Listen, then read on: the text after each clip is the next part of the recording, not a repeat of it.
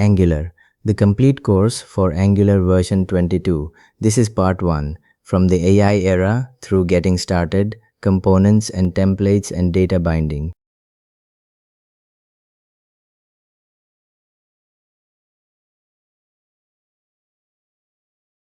Alright guys, welcome to the course before we write a single line of Angular, before we even open an editor. I want to have an honest talk with you, because I know exactly what's sitting in the back of your mind right now. And if I don't address it first, it's going to quietly follow you through every lecture in this course. Let's just put it on the table. You are about to spend months of your life learning Angular months, and somewhere in your head, there's this voice going, is this even worth it? It's 2026, AI writes code now. Everyone on Twitter keeps saying software is dead, the developers are cooked, learn a trade, and here I am about to invest half a year into a framework. What if I finish this whole course, I build my projects, I finally feel ready, and the job is just gone? What if I'm studying for a role that won't exist by the time I'm good at it? Can you guys relate to this? I think a lot of you can, because honestly, it's the number one message I get before HTML, before TypeScript, before anything. It's this fear. And guys, I'm not going to do the thing where I just wave it away and say, don't worry, you'll be fine. Follow your dreams, because that would be insulting. That voice in your head is not stupid, it's actually paying attention. Something real is happening in this industry. The ground genuinely is moving, and if a course pretends nothing is changing, that's a course that is lying to you. I'm not going to lie to you. Instead, I'm going to sit in this fear with you for a bit, look at it properly, and then show you what the actual evidence says. And let you decide with your eyes open. Let's name the fear precisely, because vague fear is the worst kind. It just sits there and grows. When you say AI is going to take the job, that fear actually has two different shapes hiding inside it, and they are not the same thing. The first shape is, the job itself is disappearing, there will be no Angular developers left to hire. The whole profession evaporates, that's the scary Twitter version. The second shape is quieter. It's okay, maybe the job survives, but the door I was planning to walk through, the junior door, the entry-level door, that specific door, is getting narrower and harder to open. And here is the thing guys, one of those is basically not true, and the other one is genuinely true. And most of the panic online is because people mash the two together into one big blob of doom. So over the next few parts, we're going to separate them cleanly, and once you can see them separately, something changes. The fear stops being this giant shapeless cloud and becomes two specific things, and specific things you can actually do something about. One of them you can basically cross off.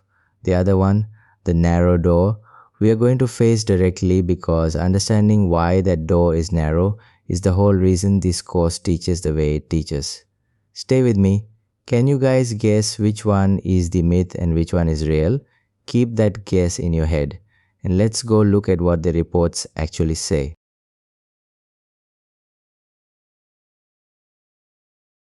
Alright, so let's take the scary version first. The everyone is cooked, software is dead version. Is it true guys? When you actually go and read what the 2026 reports are saying, not the Twitter takes, the actual reporting, the picture is very different from the panic. Multiple 2026 reports were talking outlets and research like CNN, the World Economic Forum, the Stack Overflow blog, the Pragmatic Engineer. They all land in roughly the same place, and that place is AI has not replaced developers. Total US software developer employment is reportedly sitting near a record high, somewhere around 2.2 million developers in 2025. And that's up something like 8.5% year over year, up not down, record high, not collapse. Now I want to be careful with how I say this, because this is a moving, actively debated question. So I'm not going to hand you this as some permanent, settled law of the universe. It's more honest to say, as of right now, the weight of the reporting concludes the job did not vanish. What these reports describe is not developers disappearing, it's the work shifting. Instead of a developer sitting there hand typing every line from scratch all day, More and more of the day is spent reviewing what the AI produced, directing it, and validating whether the output is actually correct and safe to ship.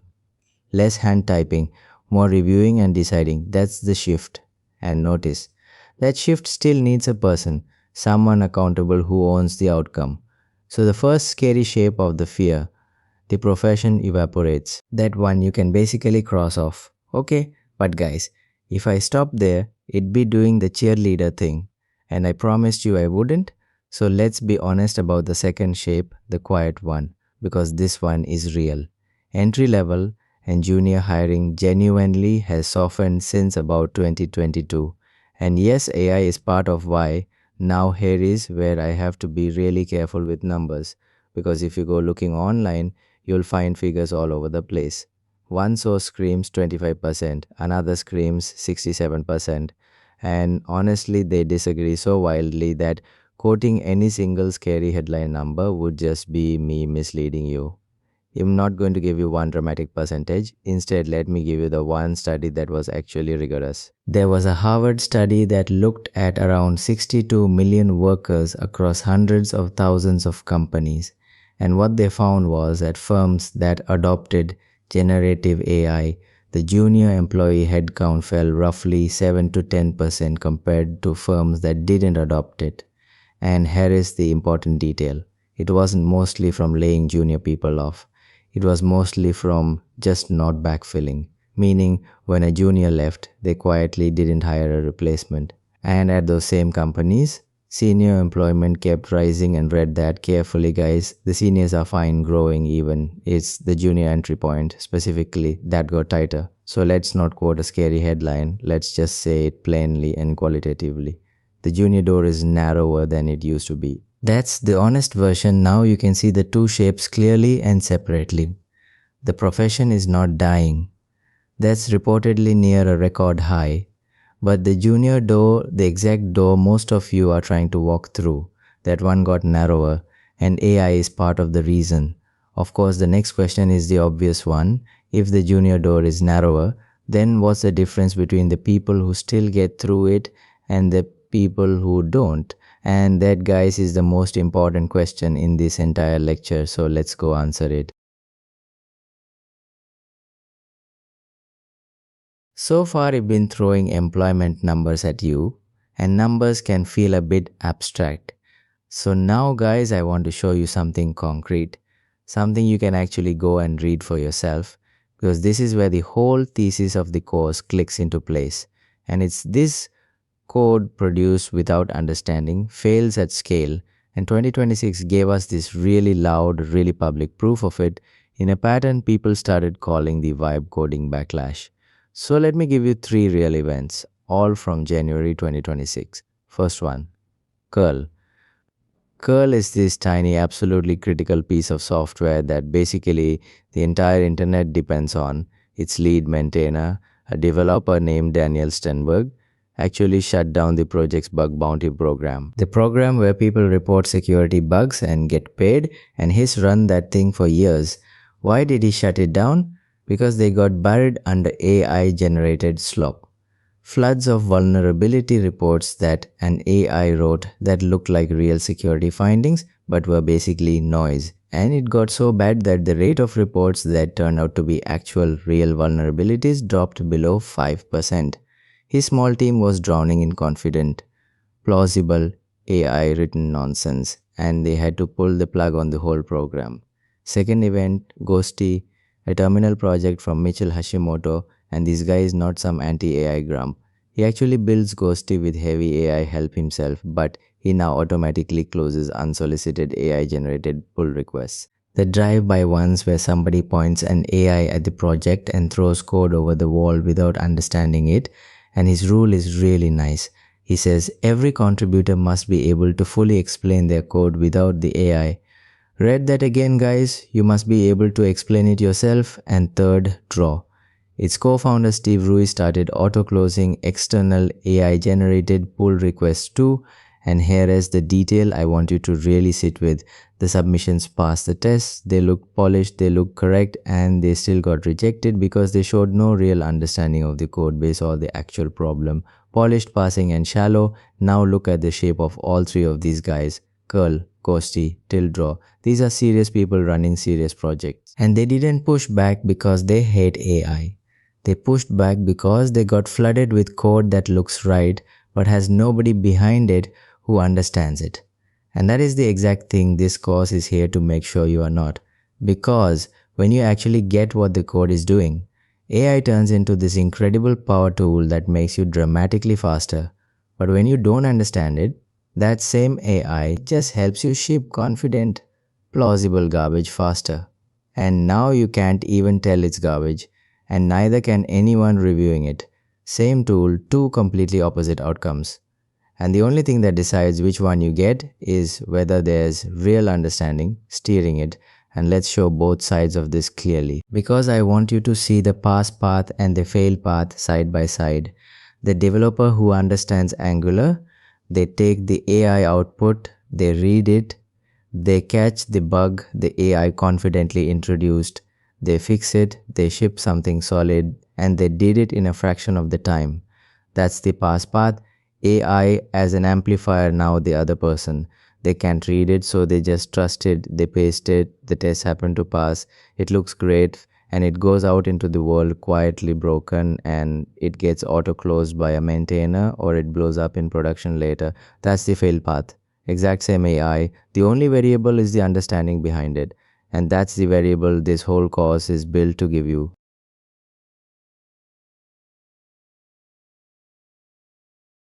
Let's bring in one more piece of evidence, guys, because this one really seals it, and it's about trust.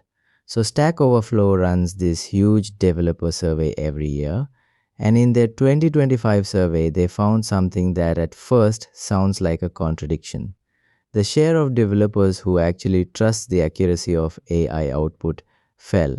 It went from 40% in 2024 down to 29% in 2025.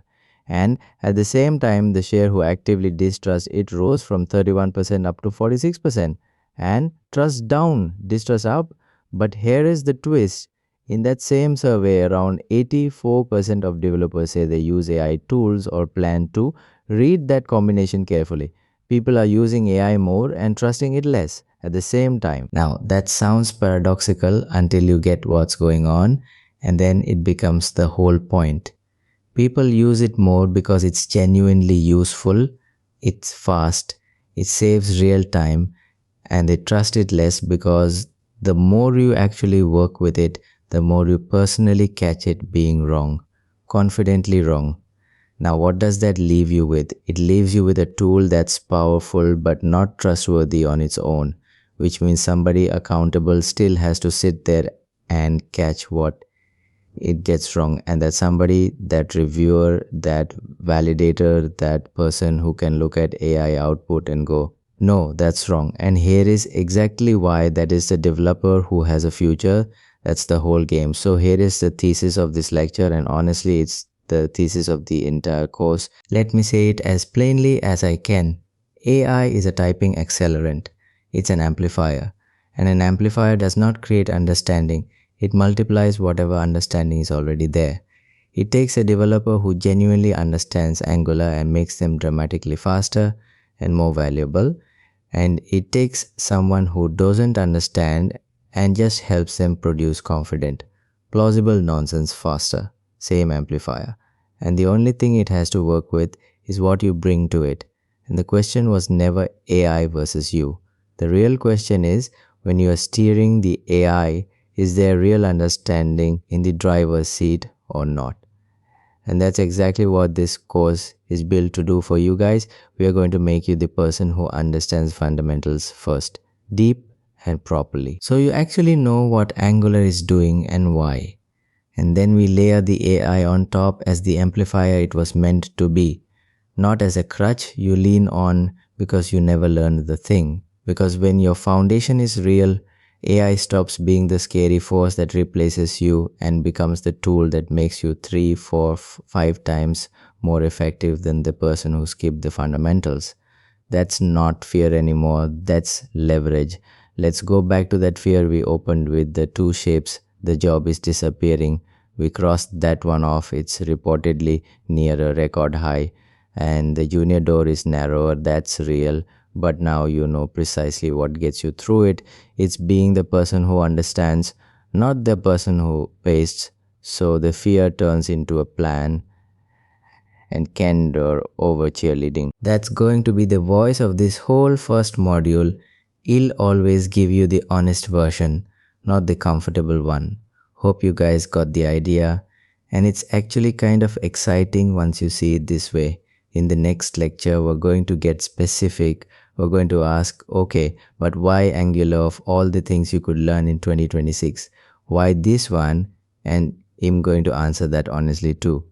The good and the awkward parts. No cheerleading. I'll see you guys in the next lecture.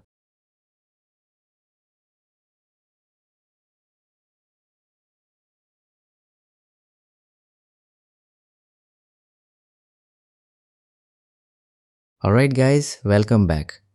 And in the last lecture, I promised you something.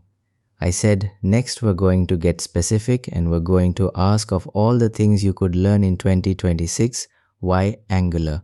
Why this one? And I said ID, answer it, honestly. The good parts and the awkward parts, no cheerleading. Let's actually do that now, no dodging. But before I make Angular's case, I want to name the exact doubt that's probably sitting in your chest right now because it's a different fear from last time. Last time the fear was, is software even a career anymore? We handled that. We crossed the scary version of, now you made a decision, you're in, you're learning Angular. Good, but then you open your laptop, you start looking around online and a new quieter doubt creeps in. And it sounds like this. Everywhere I look, it's React, React, React, React. Every YouTube tutorial is React. Every job post on LinkedIn says React. Every influencer I follow builds their little side project in React. Every roadmap, every Twitter thread, every hot take React. And here I am learning Angular. So the voice goes, wait, did I pick the losing horse? Did I just spend my first big decision backing the thing everybody else already moved away from? Am I learning the framework nobody talks about anymore? Can you guys relate to that? Because I think a lot of you can, and I want to be really clear here. That's not a dumb feeling. It's actually a smart feeling. You're reading the room, you're noticing something real. I'm not going to wave it away and tell you Angular is secretly the most popular thing on earth. Because that's a lie, and you'd catch me in it in about 5 minutes of Googling, and instead, like last time, I'm going to sit in the doubt with you for a minute. Be totally honest about what's true and then show you the part the influencers don't put in their thumbnails. Here's the honest starting point. Guys, that thing you're noticing, its correct React really is bigger. In raw usage, in mindshare, in the sheer volume of tutorials and job posts and content, React is out in front. That's just true, and I'm not going to pretend otherwise. So if we were only counting popularity, only counting who's loudest, online React wins that count. And it isn't close. You did notice something real. That part is not in your head. And honestly guys, it's worse than just the raw numbers. So let me keep being straight with you. Because if I only tell you the flattering half, you shouldn't trust the rest. There's this well-known developer survey called State of JS. It runs every year, and one of the things it measures is basically, would you use this framework again? It's a satisfaction score. It's developers voting with their feelings. And on that measure, Angular has trailed for years, well behind React, well behind Vue, well behind Svelte. We're talking figures that land somewhere in the roughly high 40s to mid 50s% range for Angular, while the others are sitting up in the 70s and 80s, and that's a real gap. That's developers saying, given the choice ID, reach for something else, and I'm telling you that on purpose guys, right up front, because that honesty is the whole reason you'll believe me when I flip this around. Hope you guys got the idea, because now we get to the part they left out.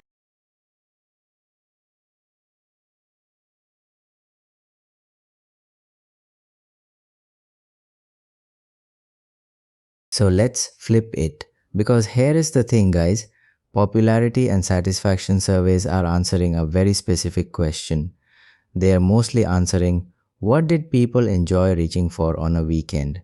What felt fun?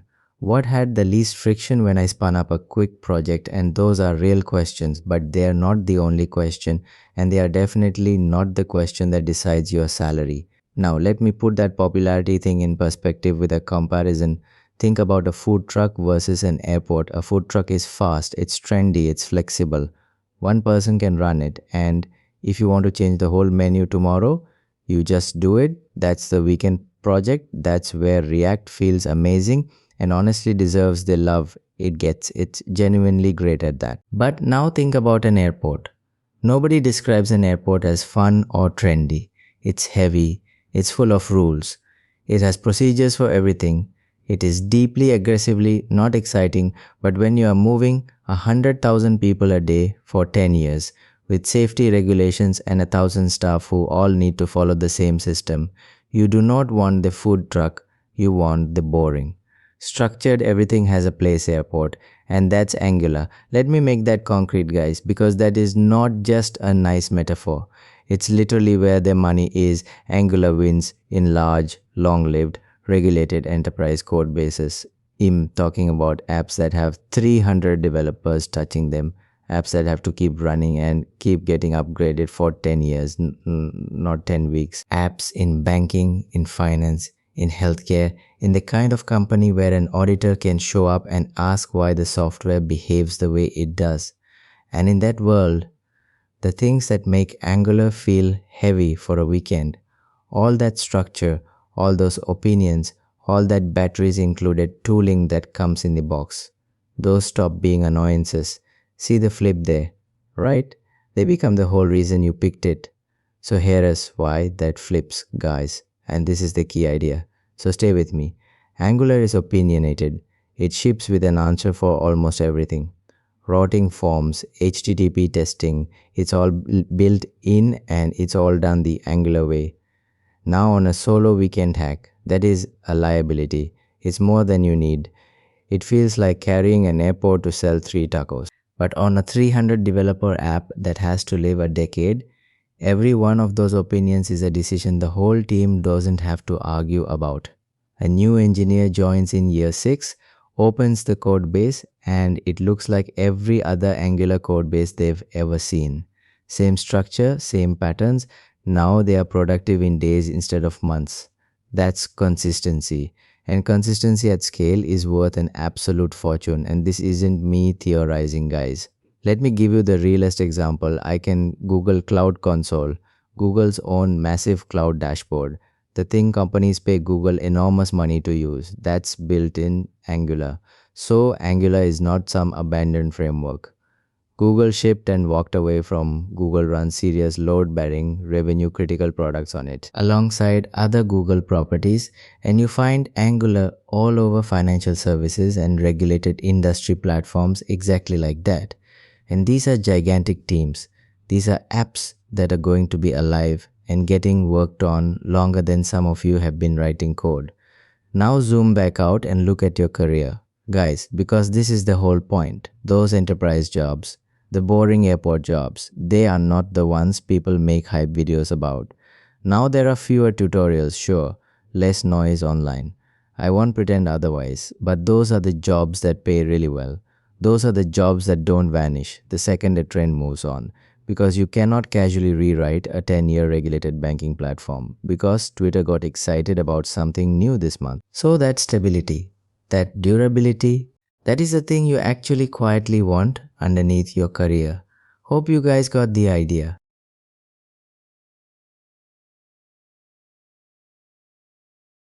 Now I can hear the next objection forming, guys.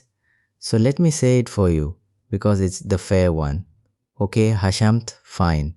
Angular is stable and enterprisey, but isn't stable just a polite word for old? Isn't this the crusty legacy framework the cool kids left behind years ago? The thing that only survives because banks are too scared to migrate? So that's the real worry hiding under all this, and I want to kill it right now because it is genuinely out of date. here is the honest current picture, guys.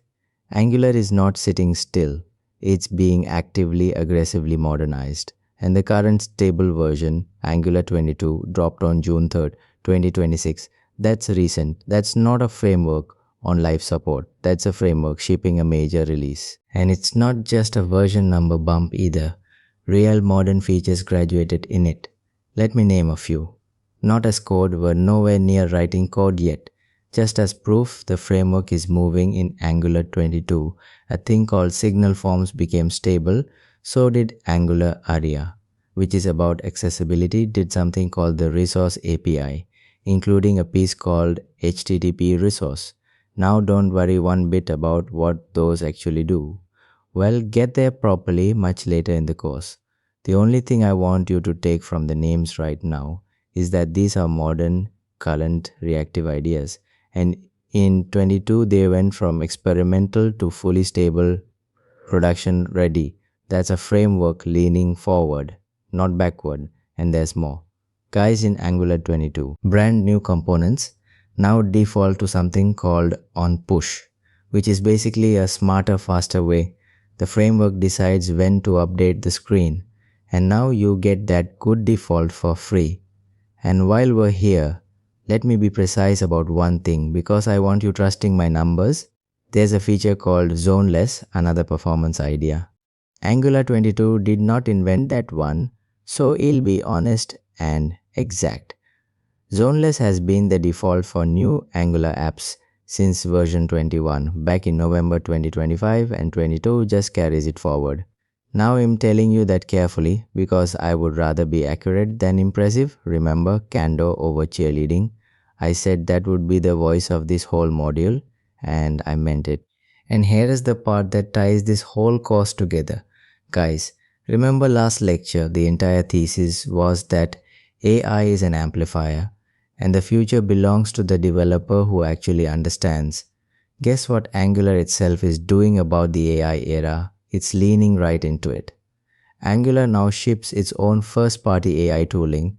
There's an official Angular claims API server, and you point your AI tools at it by running npx at angular/claims_API. So let me decode that command for you the way I always will. The npx part just runs the tool. The at angular/claim part is the Angular claimer itself. That's the command line tool you'll basically be living in once we start actually building. And MCP is just the standard way tools talk to AI agents. So that little server lets your AI coding assistant genuinely understand your Angular project properly instead of guessing. On top of that, there's an official set of Angular agent skills that AI agents can install. Now read what that means, guys. The framework you supposedly picked because it's old and safe is literally building official tools so AI can work with it better. That's not legacy behavior. That's a framework that looked at 2026, looked at the AI wave, and walked straight toward it. Hope you guys got the idea.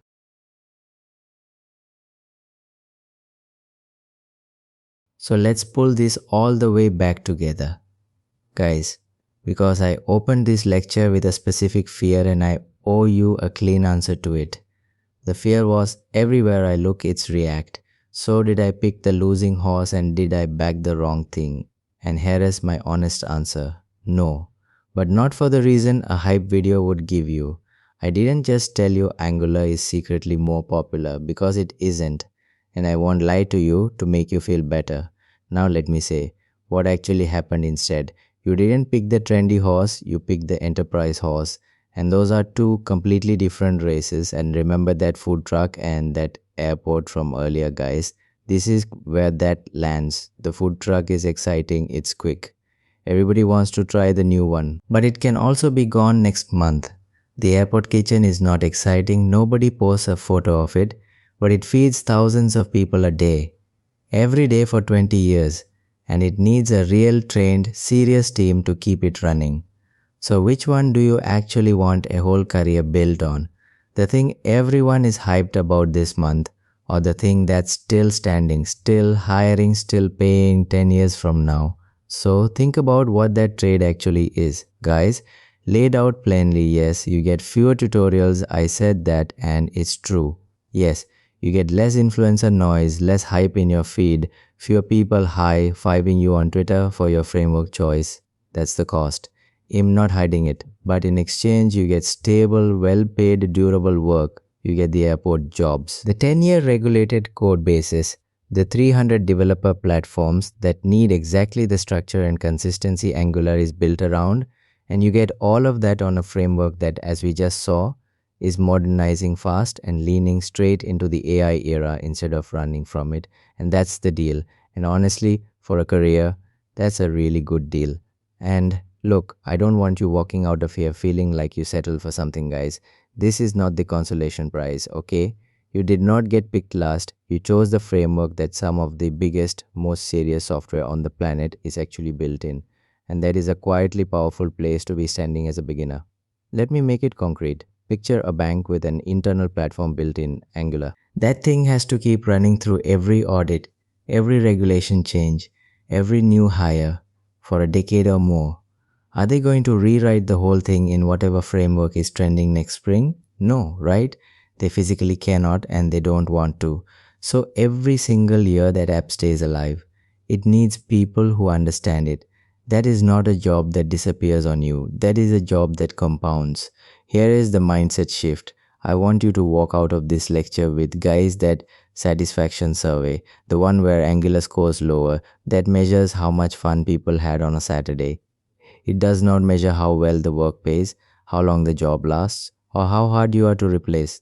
So those are different things, and you're not here to win a popularity contest online, right? You're here to build a career that actually holds up on that specific measure. Quietly, boringly, durably. Angular is a genuinely strong bet. We spent this whole first stretch on the honest state of things. Guys, the AI fear last time, the React fear this time, and both times the answer landed in the same place. It comes back to being the person who actually understands what they're doing. So that keeps coming up, and that's not an accident. And in the next lecture, we're going to go deeper into that exact idea, so it'll make the case for why fundamentals, actually understanding how this stuff works underneath, matter more in the AI era, not less. Now it feels backwards, right? You would think AI writing the code means understanding matters less. It'll show you why the opposite is true, and why that is the real reason this course teaches the way it does. Candor over cheerleading. As always, I'll see you guys in the next lecture.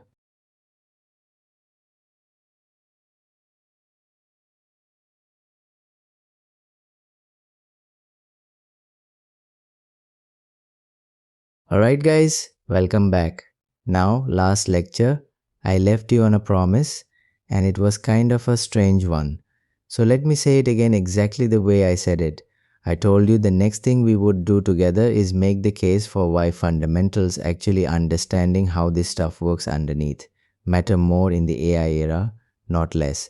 And I even admitted that feels backwards, right? You would think that AI writing the code for you means understanding the code matters less, not more. So this is the lecture where I pay that off. And honestly guys, out of this whole first stretch of the course, this is the one I care about most.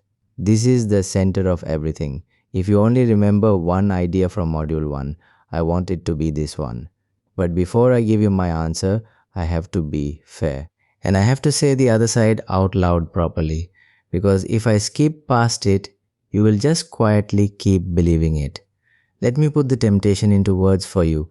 The exact thought that every single beginner in 2026 has, probably the same thought some of you are having right now while watching this. The thought goes like this: Hashamt. It's 2026, the AI can write the code.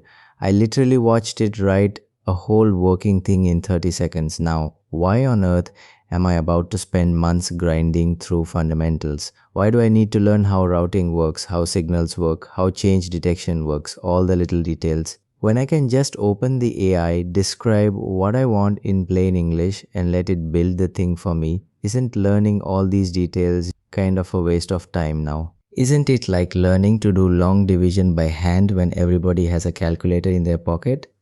So guys, I want to be really honest with you here, because I respect you too much to pretend that is a dumb question. It is not a dumb question.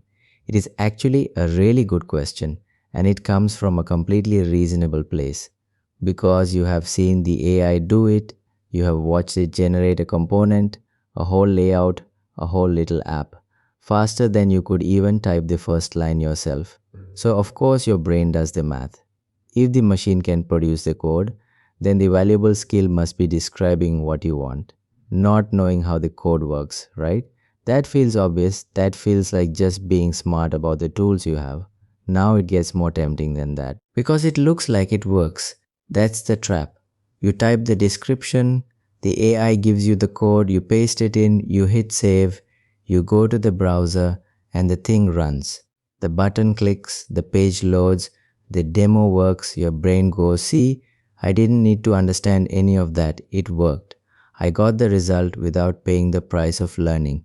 So that feeling, that little hit of it just worked, is the single most seductive feeling in all of programming right now. And it is quietly convincing thousands of beginners that fundamentals are optional, that they're old-fashioned, that people like me telling you to learn the basics are just being nostalgic, like your granddad telling you to learn to drive a manual car. And I'm not going to wave that away, guys. I'm going to take it completely seriously because it deserves to be taken seriously. And then I'm going to show you using real numbers, not my opinion, not vibes, actual measured data from 2025 and 2026, why the exact opposite is true. Why in this specific moment, with these specific tools, understanding the code is worth more than it has ever been in the history of this job. Stay with me. Because once this clicks, the whole way this course is built is going to make complete sense to you.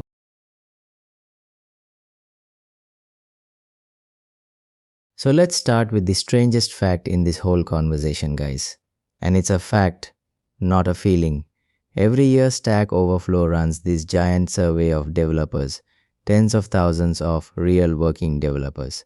And it's about the most trusted data we have on what the industry actually thinks.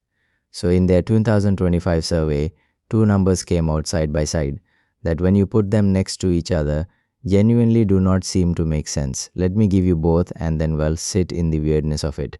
First number, the share of developers who say they use or plan to use AI tools in their work is around 84%, 84. That's basically everyone. And it's up from about 76% the year before. So it's still climbing. The whole industry has moved on to these tools fast. Almost nobody is holding out. That part probably matches what you expected, right? Everyone is using AI now. Fine. Now here is the second number, and this is the one that should make you sit up. The share of those same developers who actually trust the accuracy of what the AI produces, that did not go up with the usage. It went down. It fell from 40% in 2024 to 29% in 2025. And at the same time, the share who say they actively distrust the output rose from 31% up to 46%. Trust down. Distrust up in the exact same year that usage went up. Now some of you might remember, I actually seeded this number back in lecture 1. The trust that fell from 40 down to 29, I brought it up quickly there. This is the lecture where it gets its full treatment because this is where it really matters. So let me ask you the obvious question, guys. How does that happen? How do more and more people reach for a tool every single day while trusting it less and less? Normally, when a tool gets popular, it's because people trust it. You don't keep using something you think is lying to you. So what's going on here? And here is the answer. And it's actually pretty simple once you say it plainly. People use it more because it is genuinely fast. It saves real time. It gets you from nothing to something in seconds.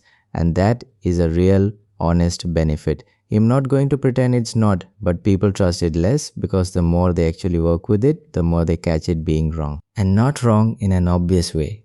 That's the thing. It's wrong in a confident way. The AI does not stop and say, I'm not sure about this bit. It hands you code that looks completely right, that is cleanly formatted, that reads like a senior developer wrote it, and buried inside it is something that is subtly, quietly broken. Now think about what that actually means for you as the person sitting there, guys. that confidently wrong code. Who catches it? Who is the person that reads the output and goes, wait, no, that condition is backwards, or that only works for the happy path and quietly breaks the moment the input is empty? It's the person who understands the code. It can only be the person who understands the code, because if you don't understand it, the confident looking wrong answer and the confident looking right answer look exactly the same to you. They are identical, you have no way to tell them apart. The industry using AI more and trusting it less is not a contradiction at all. It's a whole profession slowly realizing out loud in the data that this tool is powerful, but it is not trustworthy on its own, and that somebody who understands still has to stand behind every line of it. Hope you guys are starting to feel where this is going. Alright, so now let's talk about what it actually costs when nobody who understands is standing behind that code. Guys, because it's not just a vague, oh, it might be a bit worse. We've got measured numbers on this too, and I want to give them to you carefully because I promised you candor over cheerleading, and that cuts both ways. I'm not going to exaggerate to scare you either. There's a 2026 benchmark report from a company called Opsera, and this one is big. It looks across more than 250,000 developers, so it's a serious sample. So one of the things they found is that AI generated code introduces somewhere around 15 to 18% more security vulnerabilities than human written code. So he'll state that one plainly because it's a solid figure. More security holes. And think about what a security hole actually is, guys. It's the kind of bug you don't see in the demo. It never shows up when you click the button. It's the door someone walks through 6 months later, and on top of that, several other studies across 2025 and 2026 report meaningfully higher defect rates in AI code compared to human code. More plain old bugs. One large analysis of pull requests found the AI author changes had something like 70% more issues on average. Now I'm going to be careful and honest with the wording there, guys. Different studies report different numbers, so I'm not going to hand you one precise settled percentage for bugs and pretend it's gospel. The honest, safe way to say it is, multiple studies report meaningfully more problems in AI code. That's enough. That's plenty. Actually, so here is one more from that same report that I love because it quietly tells the whole story. AI generated pull requests, the chunks of code people submit to be merged in. They wait far longer to get reviewed by a human, a lot longer. And why? Because AI made it so cheap and fast to produce the code that people are now flooding projects with it faster than any human can actually read it and check it. The bottleneck moved. The writing got instant, and now the whole system is jammed up waiting on the one thing that did not get faster. A human who understands looking at it and going, yeah, this is actually okay. Let's put all of that together into one clean idea, guys. Because this is the heart of the whole lecture. This is the thing I really want to hand you. AI is not a replacement for skill. That's the wrong mental model entirely. AI is a multiplier of whatever skill is already there. It's an amplifier. I said this back in lecture 1, and here is where it fully lands. And let me make it real with two people. Take someone who genuinely, deeply understands Angular. You give them the AI. What happens? They describe exactly what they want. Precisely because they know the right words, they know what they're asking for, the AI gives them the output. They read it instantly, they catch the one line that's wrong. They fix it, they ship it, and they do all of that faster than they ever could before for that person. The AI is incredible. It genuinely made them something like 10 times more productive. Now take the identical tool, the exact same AI, and hand it to someone who does not understand Angular. What happens to them? They can't describe precisely what they want because they don't have the words yet.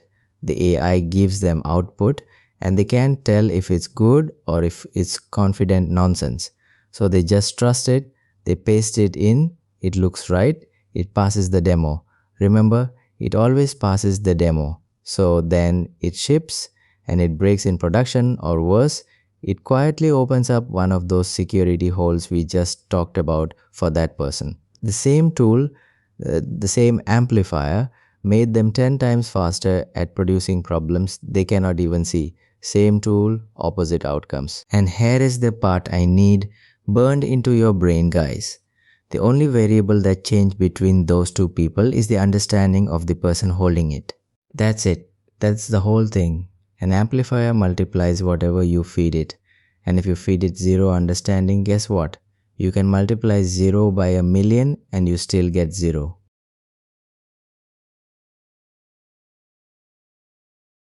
So this brings us to a distinction, guys, that the whole industry has basically been arguing about all through 2026, and I want to give it to you cleanly because it's going to quietly guide everything we do together in this course. And the framing, the way people are talking about it, ties back to a term the developer Simon Willison helped put a name on. So I'm giving general credit there. I'm not overclaiming it. So it comes down to two very different ways of working with AI. On one side, you have what people started calling vibe coding, and on the other side, you have what people are now calling vibe engineering. And the gap between those two is basically this entire lecture in two phrases. So what is vibe coding? Vibe coding is when you accept the AI output that you do not understand and you just hope you describe the thing. The code comes out, it looks right, and you go with it on vibes. You don't read it properly because you couldn't fully judge it even if you did. You are essentially trusting the machine to be the one who understands and crossing your fingers and look, it's fast and it feels amazing right up until the moment it doesn't. Right up until the thing breaks and you're standing there with a code base you cannot fix because you never understood it in the first place. That's vibe coding. That's the trap from the start of this lecture. Wearing a fancier name. Now vibe engineering. That's the other thing entirely. Vibe engineering is when you direct the AI from a position of real understanding. You still use the AI. Absolutely, you use it constantly. You go fast, but you are the one in the driver's seat. You know what to ask for, you read every line it gives back, you catch what it got wrong because you can, and you own the result fully. The way a real engineer owns their work, it's the same speed, the same tool, but now there's a human who understands sitting on top of it, steering it, checking it, being accountable for it. So if you go back through this whole first stretch of the course, guys, the AI fear in lecture 1, the React fear in lecture 2, and now this, notice that the answer keeps landing in the exact same place every single time. It comes down to being the person who actually understands what they're doing. That is not an accident. That is the spine of this entire course. Now, finally, you can see why this course is built the way it is, guys.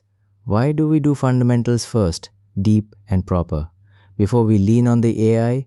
Not because I'm old-fashioned, not out of nostalgia, not because I think AI is bad. I don't. I think it's an incredible tool and you're going to use it heavily. We do fundamentals first because the fundamentals are the multiplier. The understanding is the thing that decides whether this whole AI era pays off for you or buries you. If you build the understanding first, the AI becomes the best tool you've ever held. It makes you 10 times the developer. If you skip the understanding and go straight to the AI, it just makes you 10 times faster at shipping problems with your name on them. Same era, same tools, completely opposite career. And the only thing that decides which one you get is whether you did the work to understand. That's it. That's the whole bet this course is making on you. So that's the thesis, guys. That's the center of the whole module.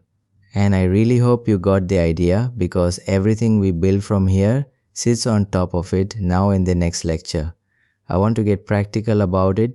It's all well and good me saying understand first, then use AI. But what does that actually look like as a course? How do you actually learn both at once without one wrecking the other? I'll walk you through the dual skill approach, how we're going to build your fundamentals and your AI skills together on purpose in the right order, candor over cheerleading, as always. I'll see you guys in the next lecture.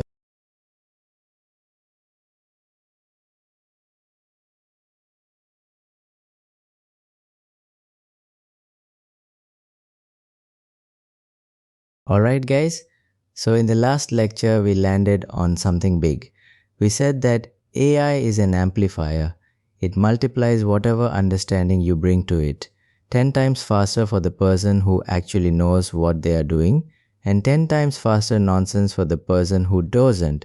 And we said if your understanding is 0, then anything multiplied by 0 is still 0. You guys remember that, right?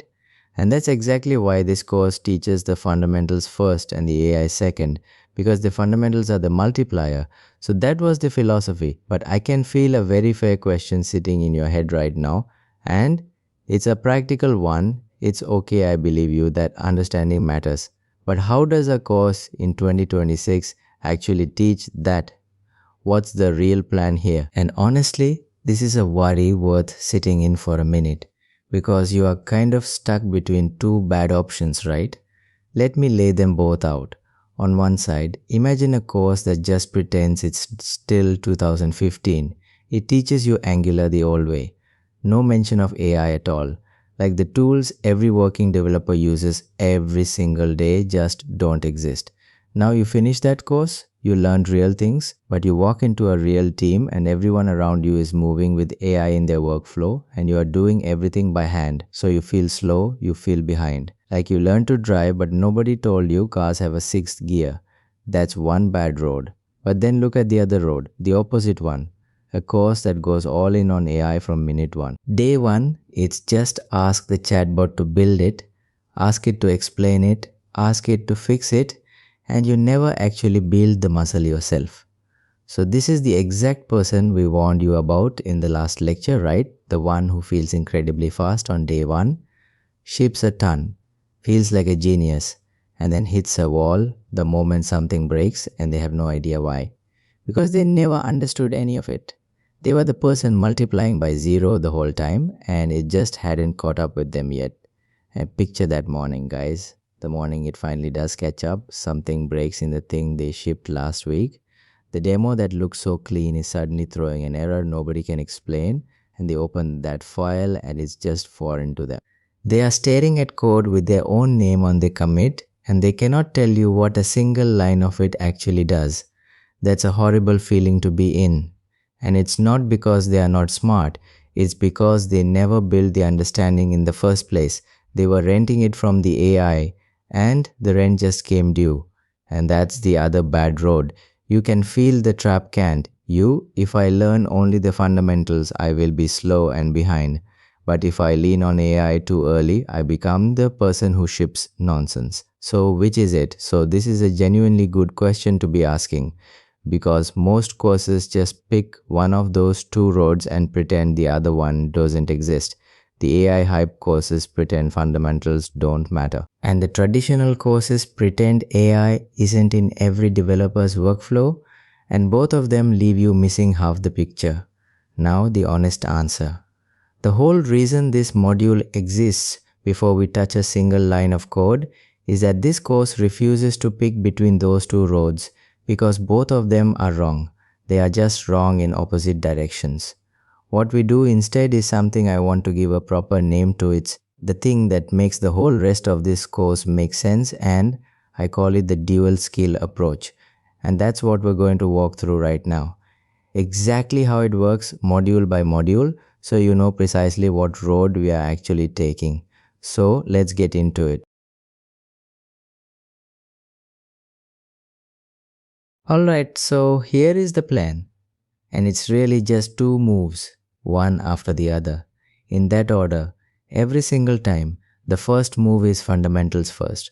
Always in every module of this course. Whatever concept we are learning, we learn it the real way first.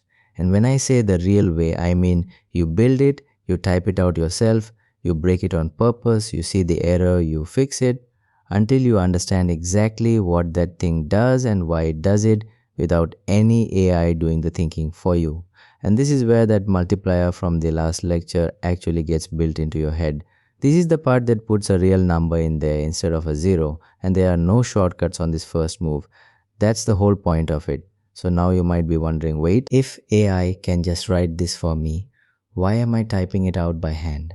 Isn't that a waste of time? Great question. And the answer is the entire reason this course is shaped the way it is. So let me be really clear about it. When you type it yourself and you break it and you fix it, the understanding goes into you, it becomes yours. It's in your head permanently. When AI types it for you before you understand it, the understanding stays in the AI, you just watched it happen.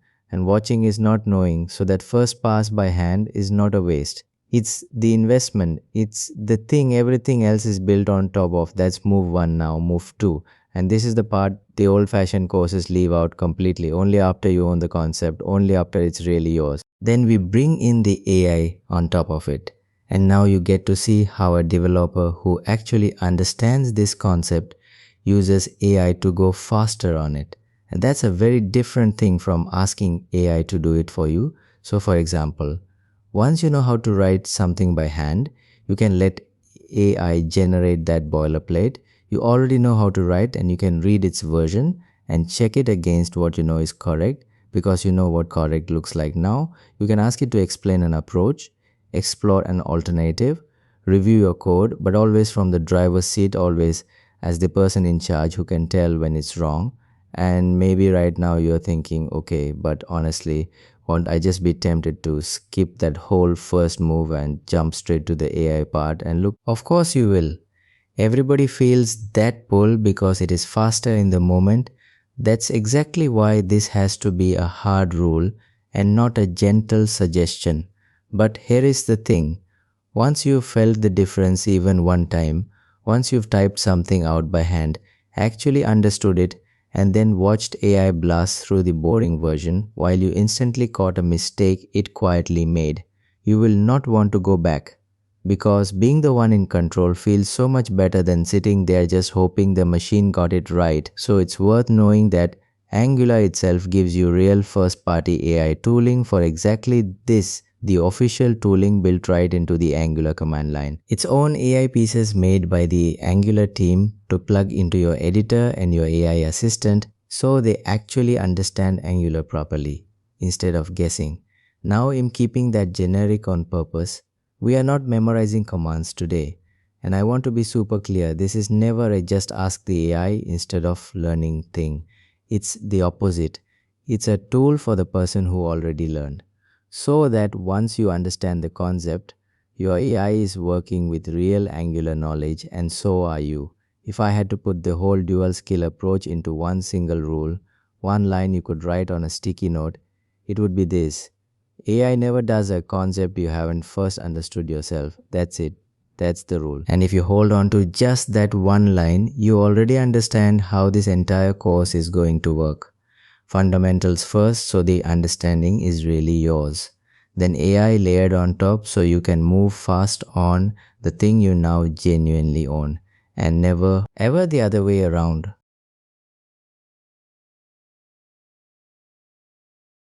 Now, you might be asking, okay, but why does the order matter so much? Why can't I just do a bit of both at the same time? And this is where it all ties right back to that amplifier from the last lecture. Think about it.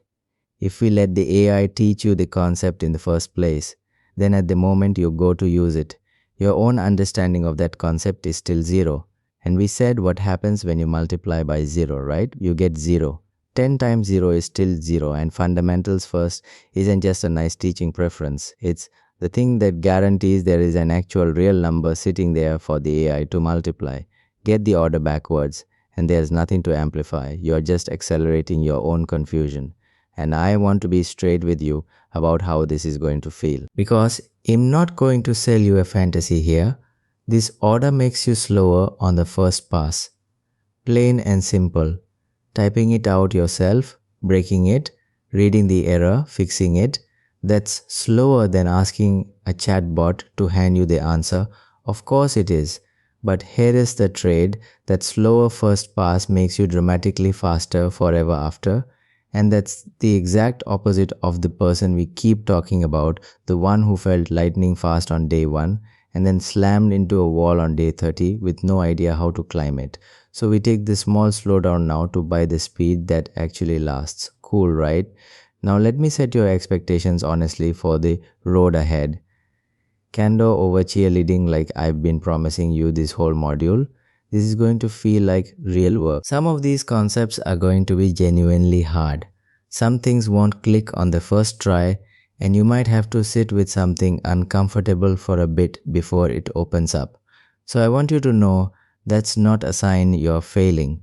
That's the sign it's working. That's literally the understanding getting built. That's the multiplier growing. The stuff that feels a little hard now is the exact stuff that AI can't give you and can't take away from you later. And if you hit one of those hard concepts and some part of you wants to quit, I want you to remember something. Every single developer who is good at this today sat exactly where you are sitting and felt exactly what you're feeling. Stuck, a little frustrated, quietly. Sure, they were the only one not getting it, they weren't. And neither are you. They just stayed in the chair one more day and the thing opened up for them. It always does. So when it gets uncomfortable, please don't read that as a stop sign. Read it as the exact moment the real learning is actually happening. But here is what you actually get at the end of this road, and this is the promise I'm making you. By the time we are done, you will read AI-generated Angular code as fluently as you read your own. You will look at what it produced and instantly know if it's right or if it's quietly wrong. And instead of trusting it blindly and hoping you will direct it, you will be the one in the driver's seat telling it what good looks like. You become the 10 times developer from the last lecture, the one the amplifier actually works for, not the one it quietly betrays. That's the dual skill approach. That's the actual plan. Fundamentals first so the understanding is truly yours, then AI layered on top so you can fly with it, and that rule holding the whole thing together. AI never does a concept you haven't first understood yourself. Hope you guys got the idea. So now that you know the how of this course, the natural next question is the what. What are we actually going to cover? Which concepts in what order? From here all the way to the end. In the next lecture, we're going to walk the full roadmap module by module so you can see the whole journey laid out in front of you before we start climbing it. Let's meet there.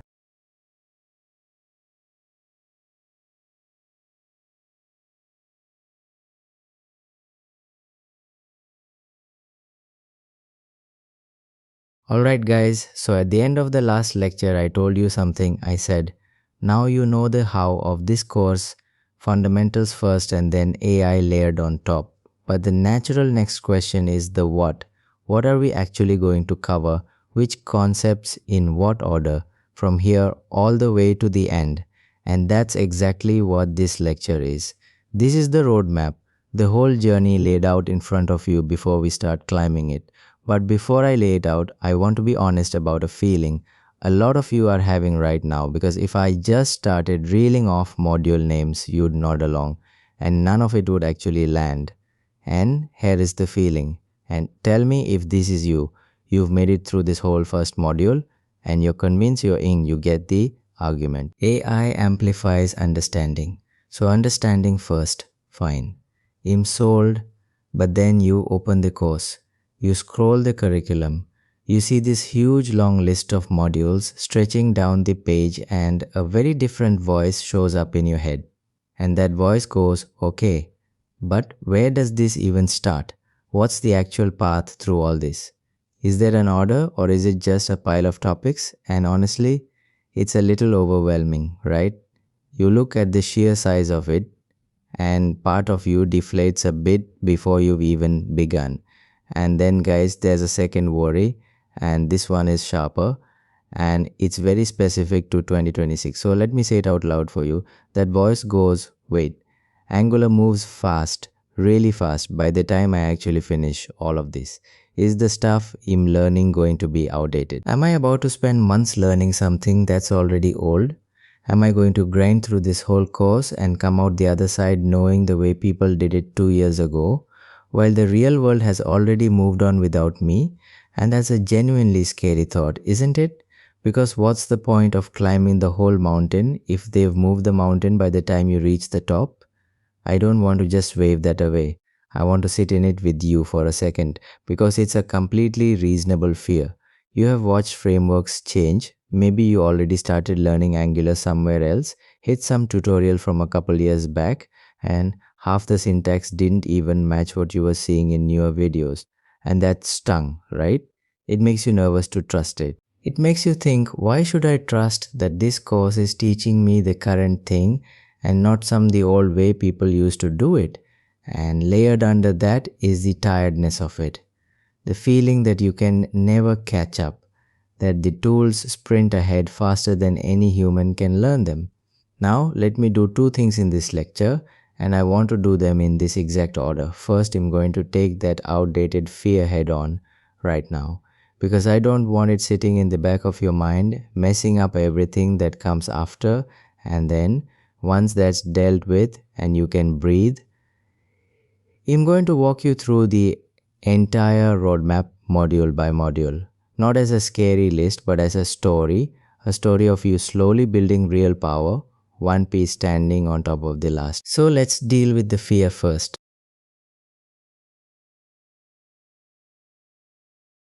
Alright, so is this course going to be outdated by the time you finish it?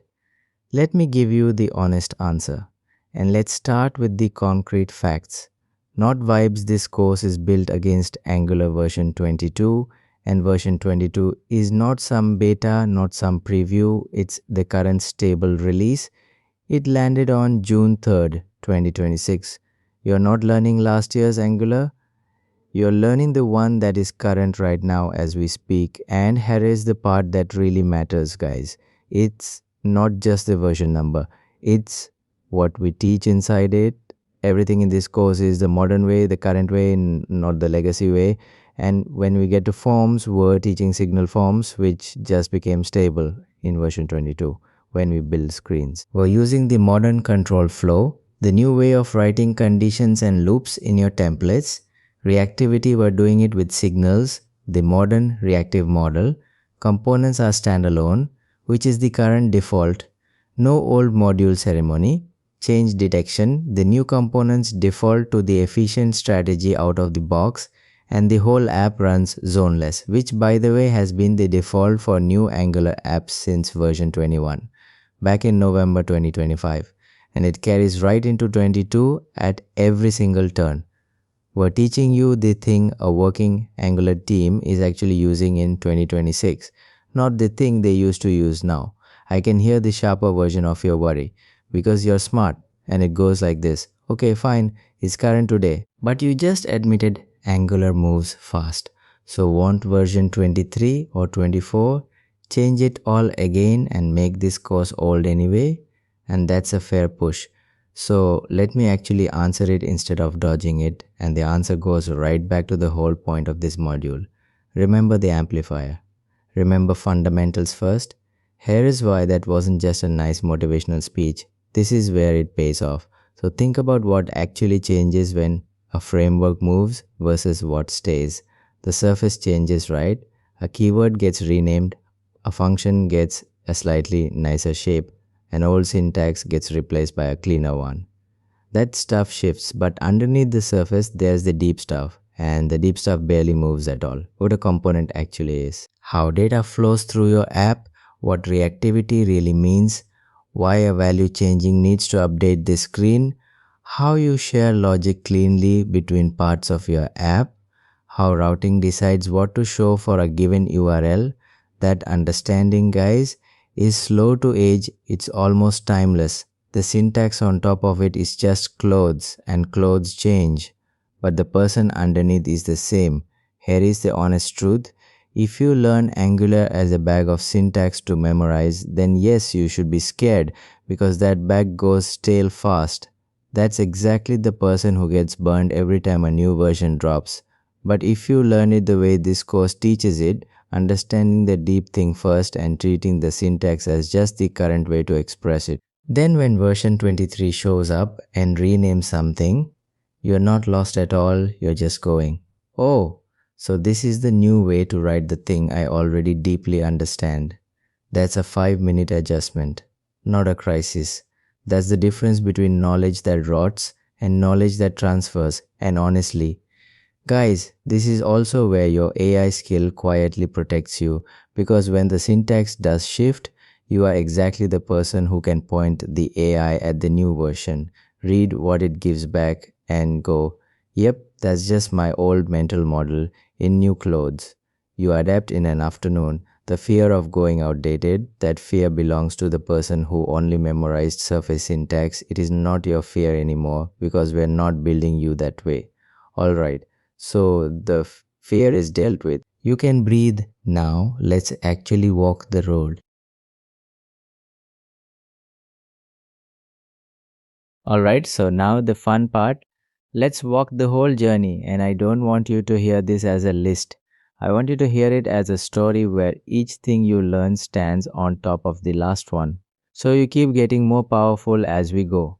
And here is how the road runs. So, first, before any Angular at all, we start with TypeScript. Now you might be wondering, wait, why not just dive straight into Angular? Great question. Angular itself is written in TypeScript. It's the language everything else sits on. So, if we skipped it, you'd be reading Angular code and constantly tripping over the language underneath it. Now we lay that foundation first. Types, interfaces, the shape of your data, so that everything after it reads clearly. That's the ground floor. And do you see how each one is going to build on the last here, guys? Then once you have the language, we move into the actual building blocks of Angular, so components, templates, and the modern control flow. The way you write conditions and loops right in your markup. Basically how you put a user interface on the screen at all. This is where Angular stops being an idea and starts being real pixels you can see in the browser. Then once you can build screens, the next question is, how does data change and flow through them? And that's signals. Angular's modern reactivity. How a value changing in one place automatically updates what the user sees. This is the heartbeat of a modern Angular app. After that, we go into RxJS, and it'll be straight with you. This is the harder, chewier part. It's about handling streams and things that happen over time, async stuff, and it's powerful, but it asks more of you. So we're going to take it slow and earn it. Then we get into services and dependency injection, which is how you share logic cleanly across your whole app instead of copy pasting the same thing everywhere. So your code stops being a mess and starts being organized.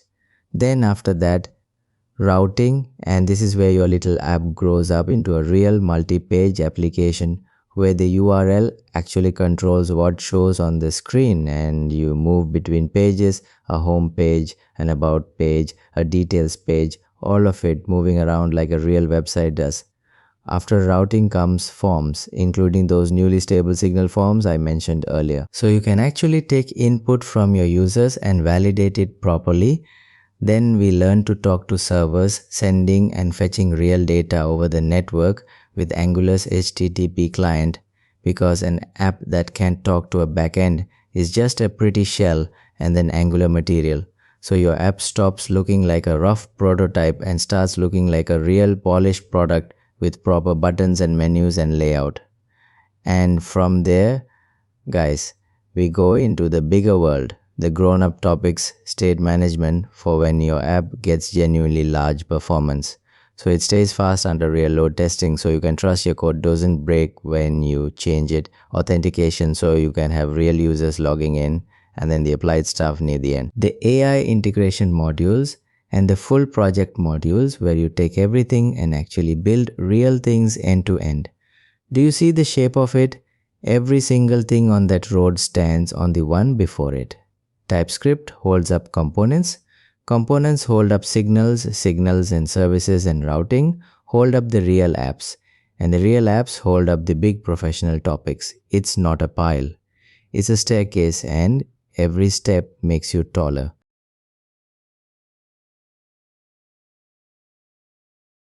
Alright, so now here is the thread I want you to notice running through that whole roadmap, because it's the thing that makes this course different, and it goes right back to the dual skill approach from the last lecture. At every single stage I just described, TypeScript, components, signals, all of it. We do it the same way. You learn it by hand first, you build it and break it and understand it yourself, and then only then we layer AI on top of that specific thing. You're not just learning Angular, you're learning to direct AI across every single piece of Angular, one topic at a time, the whole way up the staircase. So let me paint you the picture of who you actually are at the end of this road, because this is the promise, this is the payoff of the whole first module landing right here. By the time we're done, you open up some AI generated Angular code, a big chunk of it, and you read it as fluently as if you'd written it yourself. No squinting, no hoping. You spot what's wrong in it instantly. That little bug, it quietly slipped in. You catch it because you know what correct looks like. And instead of pasting it in and praying it works, you sit in the driver's seat and you direct the tool. You tell it what good looks like. You steer it. Remember the amplifier from lecture 3, the one that multiplies whatever understanding is already there. You become the person the amplifier actually works for, not the person it quietly lets down, and that's the whole reason we spend this entire first module not touching a single line of code, because everything that comes next. All those modules I just walked you through, they all sit on top of the mindset we built in here. Candor over cheerleading, fundamentals as the multiplier, you in the driver's seat, AI never doing a concept you haven't first understood yourself. That's the spine. And now you can feel where it carries you. This is the end of module 1, guys. The end of the whole conceptual intro. And honestly, if you've stuck with me through all 5 of these lectures, through the fears and the honesty and the whole argument, I just want to say I'm genuinely glad you're here, because that patience, that willingness to understand the why before rushing to the how, that is exactly the trait that is going to make you dangerous as a developer in this AI era. That's the whole thing right there.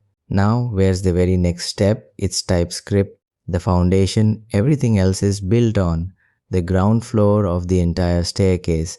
No more talking about the journey. In the next module, we actually start walking it. This is where the real building begins. Take a breath. You've got the map now, and let's go meet at module 2. Hope you guys got the idea, and I'll see you there.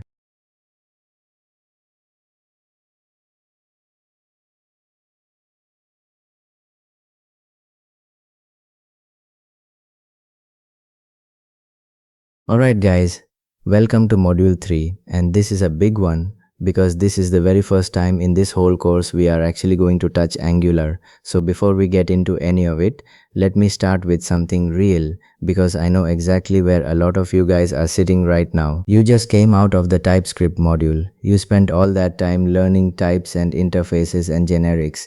And before that, in module 1, we talked about this whole AI era thing, why Angular still matters, why your fundamentals are the multiplier, all of that. So you are motivated, you are ready to go. But then you open YouTube, you open Twitter, you open Reddit, and everybody is throwing these words around. React, Angular, Vue, Svelte, Next, this framework, that library, and honestly guys, it is a lot, right? And can you guys guess what the worst part of it is? It's that half the time you don't even know what these words actually mean. Like, is Angular a language? Is it a library? Is it some big complicated thing that only senior developers are allowed to touch? You hear Angular and React in the same sentence 100 times, so your brain just assumes they are the same kind of thing. But if someone stopped you right now and asked, hey, what actually is Angular? You probably couldn't explain it, right? And that's not your fault at all, guys. Let me give you a real scenario here. Tell me if this sounds like you. Say you decide you want to get into front-end.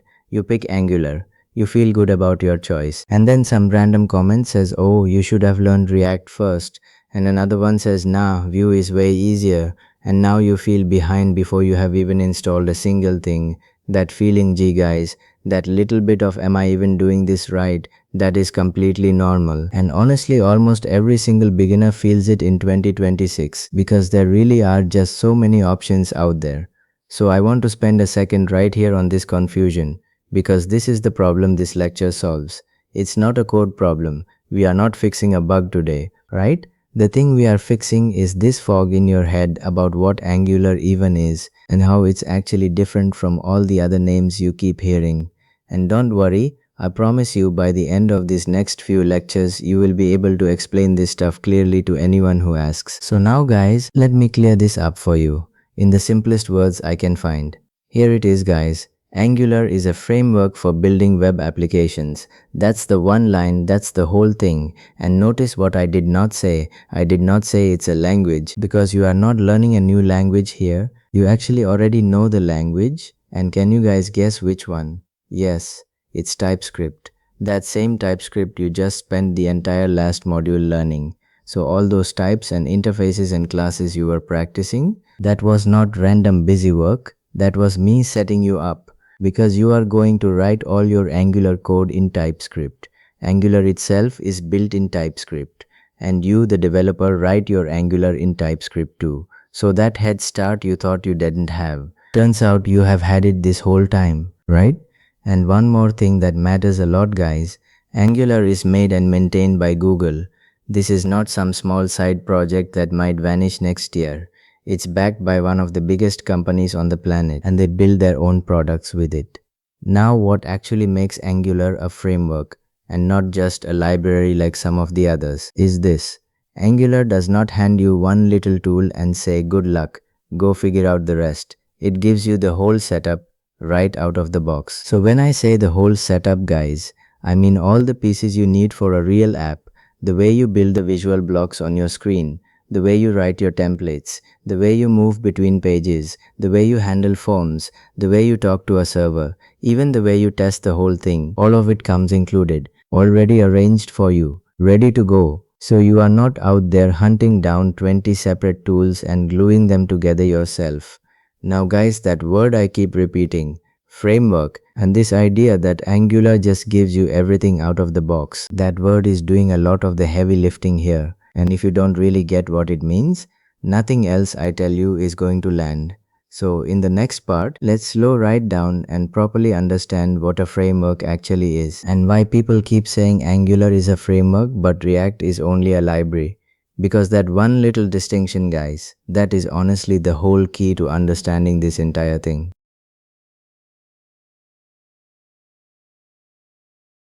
Alright guys, so at the end of the last part, I left you hanging on this one word, framework. And I told you Angular is a framework but React is only a library and that this single difference is basically the whole key. Now let's actually unpack that properly. And I promise you this is going to click because I am going to explain it using something you already know from real life. No code today guys, none at all. Just a simple picture in your head. So picture this guys, you are moving into a brand new apartment. Now there are two totally different ways this can go. The first way, you walk in and everything is already there for you. The sofa is placed, the bed is made, the kitchen has the fridge, the stove, the plates, the pans, the whole thing. And it's all been arranged in a certain way that somebody already figured out works nicely. You just walk in with your bag and you start living your life. That's a fully furnished apartment guys, right? Now the second way, you walk in and it's completely empty, 4 walls and a floor, that's it. So now you have to go buy the sofa, pick out the bed, choose the fridge, hunt down the stove, decide where every single thin G goes, piece by piece, item by item, all of it your call. That's the empty apartment you furnish yourself. So Angular guys, Angular is that fully furnished apartment. It hands you the whole thing already set up. The structure is there, the tools are there, and everything is arranged the way the Angular team already decided works well for building apps. And that is exactly what a framework is. It gives you the complete setup, and it even runs the show. Meaning Angular is the one calling your code. You sort of fit your own pieces neatly into Angular structure. Now React. React is more like that empty apartment, or really, it's like it hands you one excellent item and sends you off to get the rest. React is a library guys, and a library is just one tool that does one job really well. React on its own basically handles the visual blocks on your screen, and that's mostly where it stops. So you want to move between pages in a React app? You go find a separate tool for that. You want to manage your data across the whole app? That's another separate tool. Talk to a server, you pick something for that too. You the developer are the one assembling that furnished apartment yourself, one piece at a time. So guys, if you want the shortest possible way to remember all this, here it is. Angular hands you the whole furnished kitchen, the fridge, the stove, the pots, the pans, all of it ready to use. React hands you one really good knife and then you go buy the rest of the kitchen yourself. That's the difference right there, guys, right? One is the complete arranged setup, the other is one excellent tool plus a big shopping trip. Now guys, I can already hear the question forming in your head. Wait, so is being a framework a good thing or a bad thing? Is Angular better because it just gives me everything? Or is it actually worse because it's so big? And honestly guys, that is the perfect question to be asking. And the honest answer is, it's neither better nor worse. It's a trade-off. So think back to the furnished apartment for a second. The good side, you move in instantly, everything matches. You don't blow a whole week shopping for furniture. And hey, if your friend moves into the same building, their place is set up the exact same way, so you both already know where everything is. The flip side, you don't get to handpick every little item. You kind of live the way the apartment was already arranged for you, and the empty apartment, the library way. It's the exact opposite trade-off, guys. Total freedom. You get to build your dream setup exactly the way you want it, but it takes way longer. You have to make 100 little decisions, and if you choose badly, well, that's on you now. So neither one of these is wrong, guys. They are just two different philosophies, and which one fits really depends on what you are building and who you are building it with. Now keep that word trade in your head, because it is going to come straight back in the next part when we put Angular, React and Vue right next to each other and I give you the honest comparison. No fanboy nonsense, just where each one actually shines.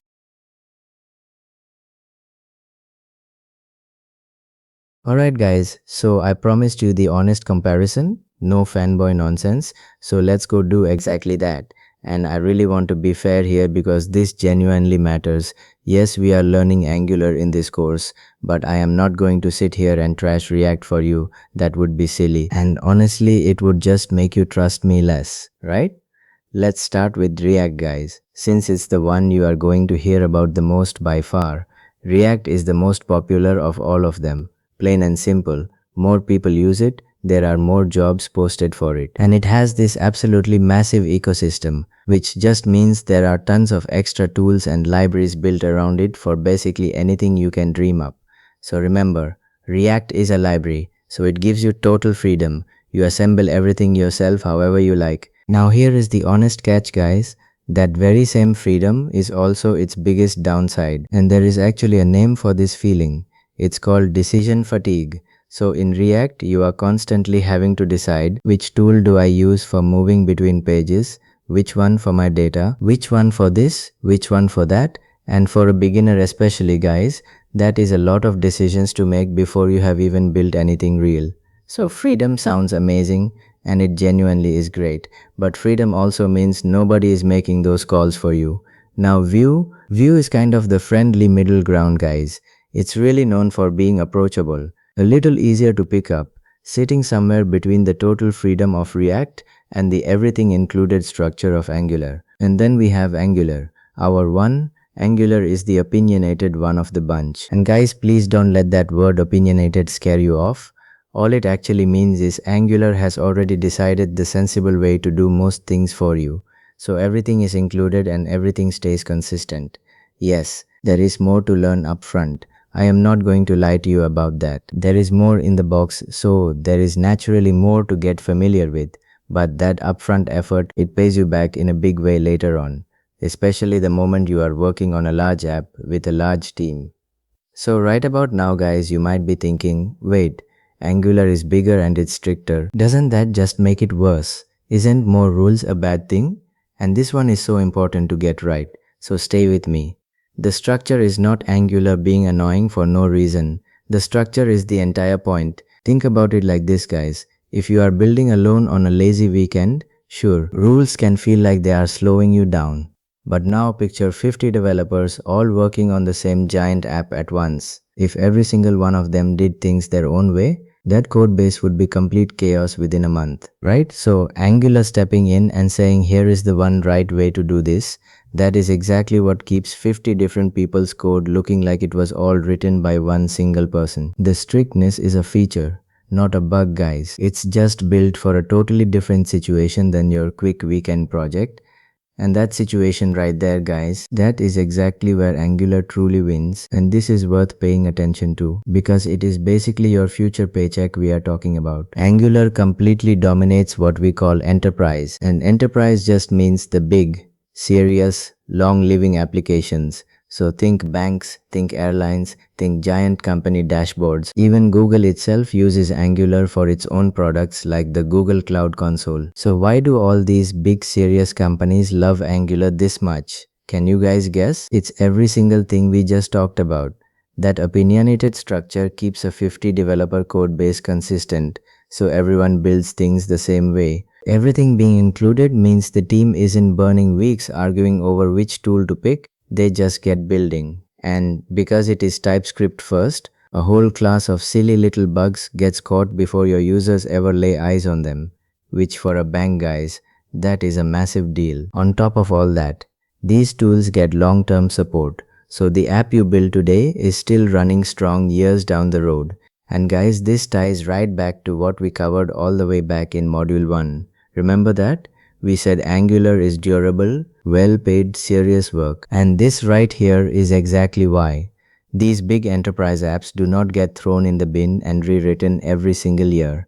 They live for a really long time. They need people who genuinely understand them. And that, guys, is stable, well-paying work for you down the line. This is not some trendy thing that quietly disappears next summer.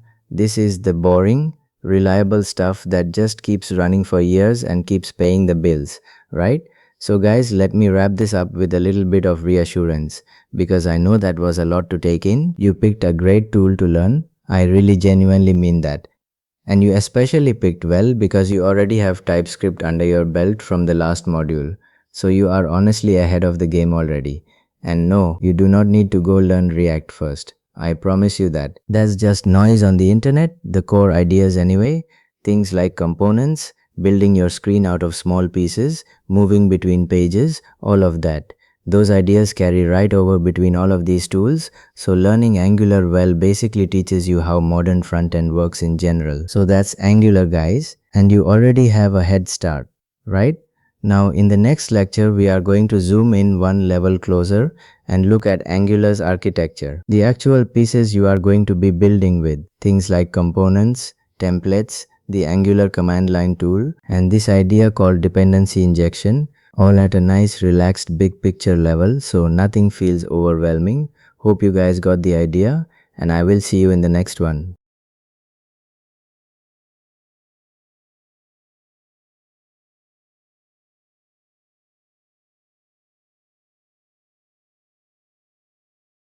Alright guys, welcome back. So last lecture we spent the whole time on one big question, what even is Angular?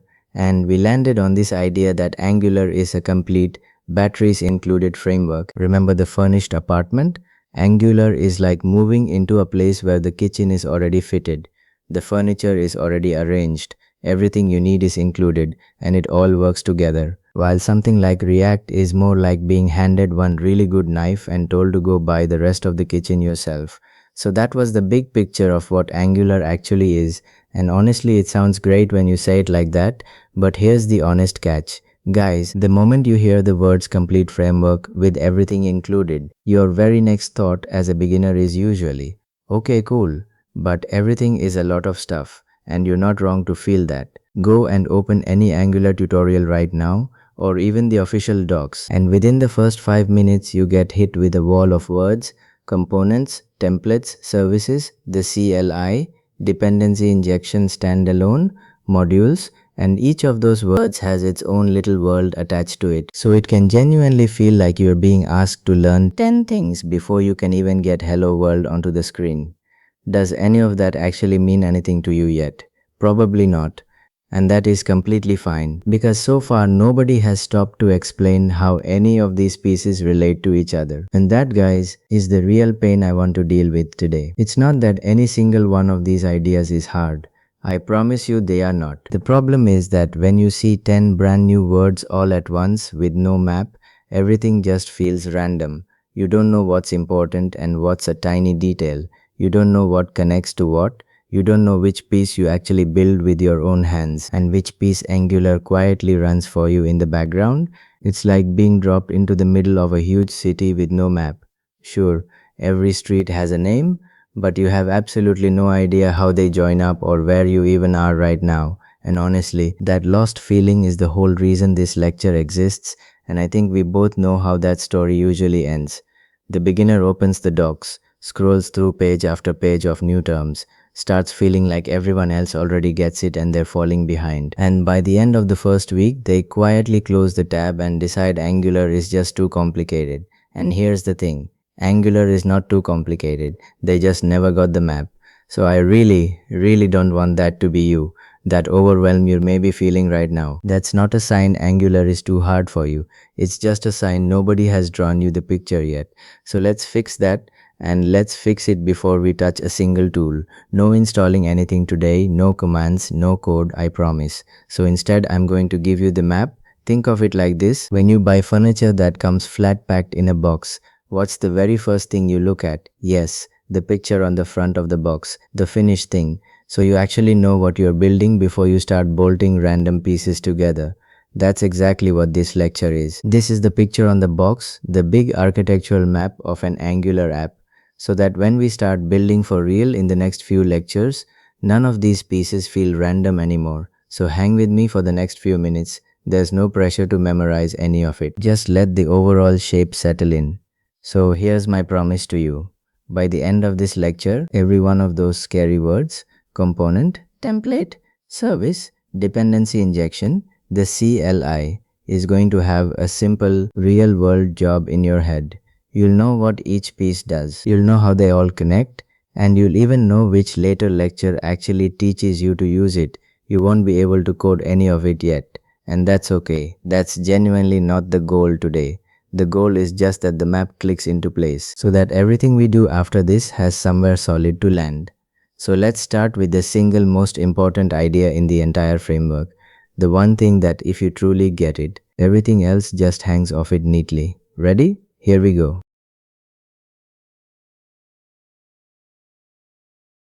Alright, so here is the single biggest idea, and I want you to really sit with this one. An Angular app is a tree of components. That's it. That's the heart of the whole thing. If you remember nothing else from today, remember that everything you build in Angular, every button, every page, every menu, is made out of these things called components, and they stack together like a tree. So what on earth is a component? Let's keep it dead simple. A component is just one piece of the screen.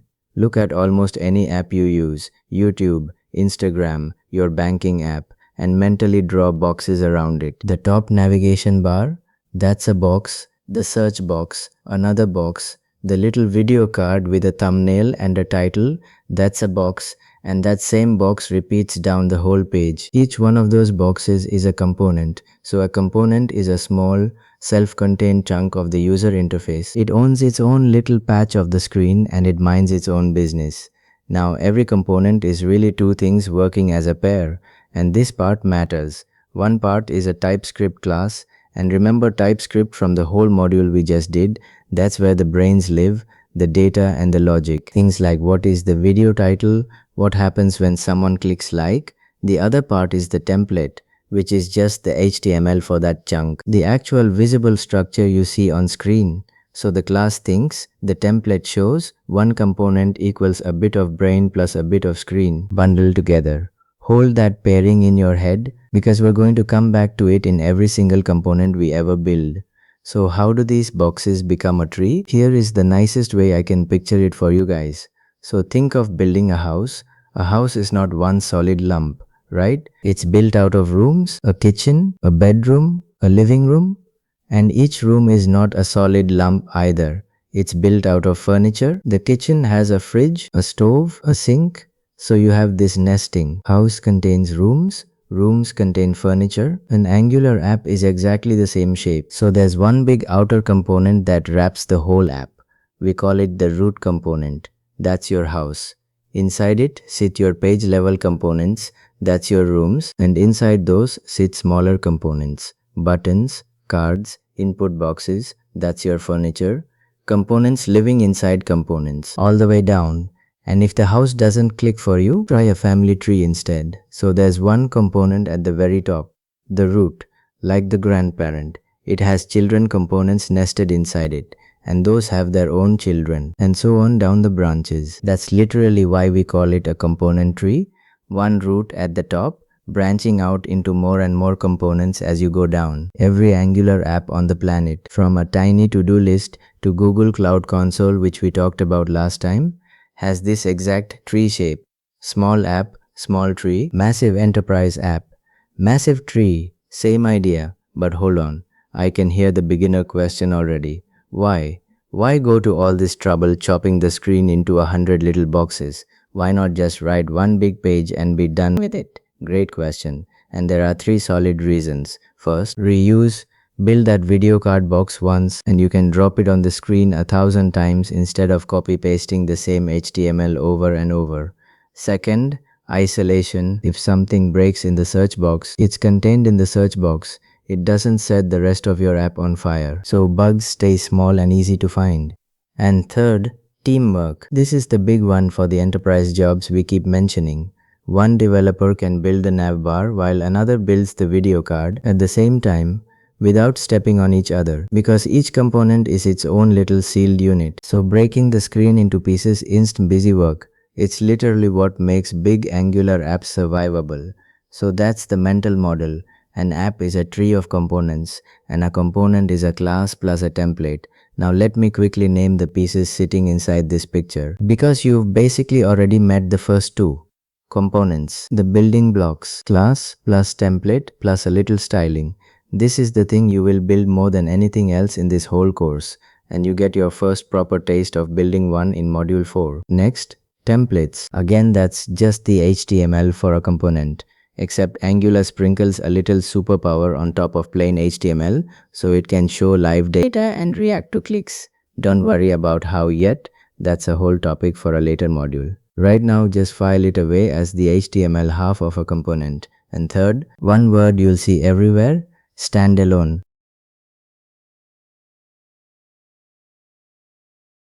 So, standalone, this is going to be one of the easiest wins of your Angular journey, I promise, because it's actually about something you get to skip. Here's the story. For years, older Angular had this extra heavy wrapper called an ngModel, and every component had to be registered inside one of these modules before you could use it anywhere. It was a whole layer of bookkeeping, and honestly it confused the life out of beginners. Now in modern Angular, that's gone by default. Components are standalone, which just means a component stands on its own 2 feet.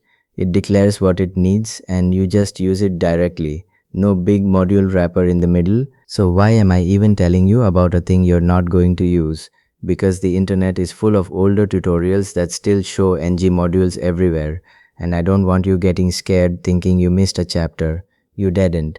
So standalone is the modern default. It's simpler, and you get to skip an entire layer of old boilerplate. One less thing to learn, and that's a good thing. Alright, next piece, and this is a big one. Services and dependency injection. So far we've said a component is a chunk of screen with a bit of logic. But here's a question. What about logic or data that lots of components need to share? Like say the current logged in user or the items in a shopping cart. You don't want every single component fetching and storing that itself. That's messy and things get out of sync fast. So we put that shared stuff in a separate place called a service. A service is just a class whose job is to hold shared logic or shared data. So your components can stay lean and focused on the screen while the service does the heavy lifting behind the scenes. But now there's a second half to this, and it's the piece with the scariest name, dependency injection. Sounds like a mouthful, right? But the idea is genuinely simple. How does a component actually get hold of the service it needs? In a lot of other tools, you'd have to go build it and wire it up yourself. In Angular, a component just asks for what it needs and Angular hands it over, ready to go. That's dependency injection. It's Angular's built-in delivery system. Picture a receptionist at an office. You don't go rummaging through the filing cabinets yourself. You just walk up and say you need the sales file, and the receptionist fetches it and puts it in your hand. Or think of a good assistant who brings you the right tool the moment you ask, so you can stay focused on your actual work. That's all dependency injection is. You ask, Angular delivers, we are only naming it today. The proper hands-on lesson comes in a later module. So if it still feels a little fuzzy, that's completely fine. Just remember the receptionist. So that's the app itself. Now the last piece isn't part of the app at all. It's the tool you use to build the app, and it's called the Angular CLI. CLI stands for Command Line Interface, which just means you type short commands and it does big jobs for you. So think of it as your personal build assistant. It creates a brand new project for you from scratch, so you don't set up 100 files by hand. It runs your app in the browser while you work, refreshing as you make changes, and when you're ready to ship, it packages everything up, ready for production. And the best news, you don't have to wait for that one. You meet the CLI hands-on in the very next couple of lectures. We install it next lecture and use it to create our first real app right after. So let's put the whole map together in one clean pass, because this is the part I really want to stick. The CLI scaffolds your project. It lays down all the files, so you start from a working app. That app is a tree of components. One root at the top branching down into pages and buttons and cards. And that's what actually draws the screen. Shared data and shared logic live in services, and those get handed to whatever components need them through dependency injection. Angular's little delivery system, and the whole tree boots up and renders in your browser as a real running app. That's it guys, that's Angular top to bottom on one page. The CLI builds it, components make the screen, services share the data, dependency injection delivers it, the browser runs it. Now take a breath, because I know that was a lot of new words. Here's what I really want you to hear. You are not building any of this today, and you don't need to memorize a single term. This was the map, nothing more. Every one of these pieces, components, templates, services, dependency injection, the CLI, gets its own proper lecture where we go slow and actually use it. In fact, just a couple of lectures from now, in lecture 23, we're going to scaffold a real Angular app, and you'll get to see these exact pieces sitting there in front of you. A real root component, real files, the whole thing running in the browser. This map is what makes that moment click instead of overwhelm. So what's next before all that? Well, before we can create anything, we need to set up our workshop. You can build without tools on the bench. So in the next lecture, lecture 22, we get everything installed on your machine, Node, which Angular's tools run on, the Angular CLI, which is that build assistant we just talked about, and VS Code, the editor we'll be living in. Once the tools are on the machine, we are ready to create our very first Angular app. So that's the plan. Get the workshop set up next, then start building. For now, keep this map in your head. An app is a tree of components. Services share the data. Dependency injection delivers it. And the CLI builds and runs the whole thing. Hope you guys got the idea, and I will see you in the next one.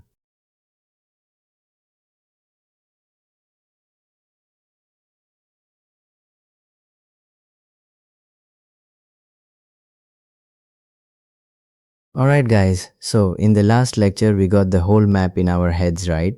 We know now that an Angular app is a tree of components. We know a component is a TypeScript class plus a template. We talked about standalone being the modern default. We talked about services and dependency injection where the shared logic lives. And we met the Angular CLI, that little command line assistant that scaffolds our projects, serves them and builds them. So we ended that lecture with a promise. Before we can actually create any of this, we first have to set up our workshop. That's exactly what we're doing today. Now here's the honest truth I want to start with.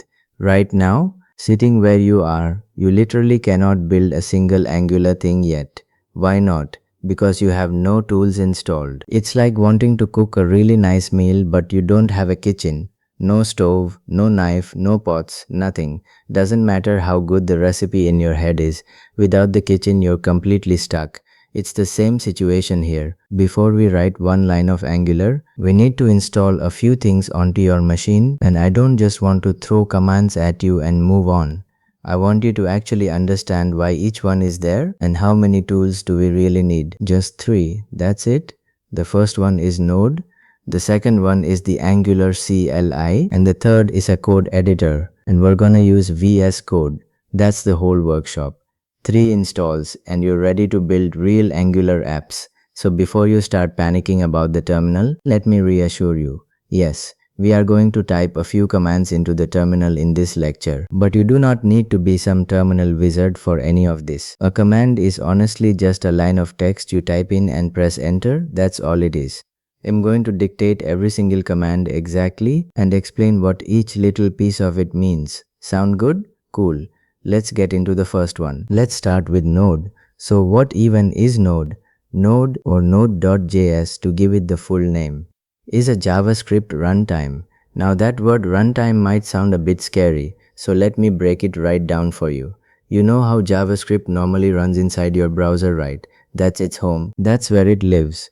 Well, a runtime is basically an engine that lets JavaScript run somewhere else, outside the browser, directly on your computer. That's all Node really is. It's the thing that lets JavaScript code run on your machine instead of only in a web page. Now here's the exact question a lot of beginners ask at this point. If my Angular app runs in the browser, why do I even need Node sitting on my computer? Really good question. And I want you to be super clear on this one. Your finished Angular app, the thing your users actually open and click around in. Yes, that runs in the browser, that's correct. But the tools that build that app, the Angular CLI, the build tools, all of that machinery, all of it runs on Node. So Node is not there to run your app. Node is there to run the tooling that creates and bundles your app. Think of Node as the workbench that every one of your Angular tools sits on top of. And there's a nice bonus too. Node comes bundled with something called NPM, the Node Package Manager. NPM is how we download code packages that other people have already written, so we don't have to reinvent everything ourselves. The easiest way to picture NPM is like an app store, but for JavaScript code, you ask it for a package and it goes off and fetches it for you. So how do we actually get Node? Nice and simple. Open your browser and go to nodejs.org.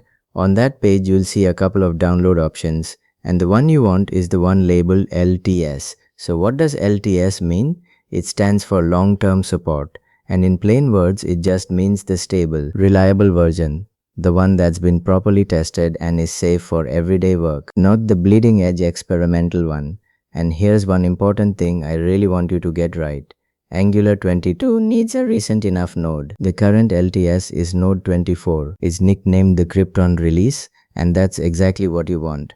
Now Node 22 also still works perfectly fine if you already have it. So either way, just make sure it's at least Node 22.22.3 or Node 24.15 or newer. Why am I being this specific? Because the Angular CLI will flat out refuse to run on an older node. It won't even try. It just prints an error telling you the minimum version it needs. So save yourself the headache and grab a recent one. Perfect. So once Node finishes installing, let's make sure it actually worked. Open up your terminal and we're going to type our very first command together. Type node-v, so that's node, then a space, then -v and hit enter. That -v is just short for version. So we're literally asking Node, hey, what version are you? And it should print back something like v24 point something or a v22 if that's the one you have. If you see that, Node is installed, that's it, done. So let's quickly check that npm came along for the ride too. Type npm-v, again -v for version. Press enter and you should see something like 10 point something come back. And there it is, npm is there as well. So with just those two little commands, we've confirmed both Node and npm are sitting on your machine. So far so good, right? Let's move on to the Angular CLI.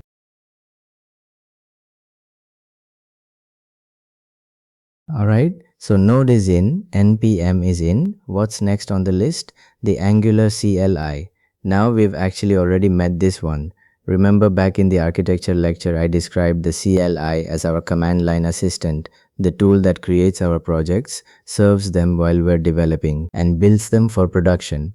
Well, now we're going to actually install it so we can start putting it to work. So what is it really? Under the hood, the Angular CLI is a command line tool and it hands us one short little command, ng, and with that single command we can generate a whole Angular project, add components to it, run a dev server, all of it. It's basically an assistant that does all the boring setup and wiring for us so we don't have to do it by hand.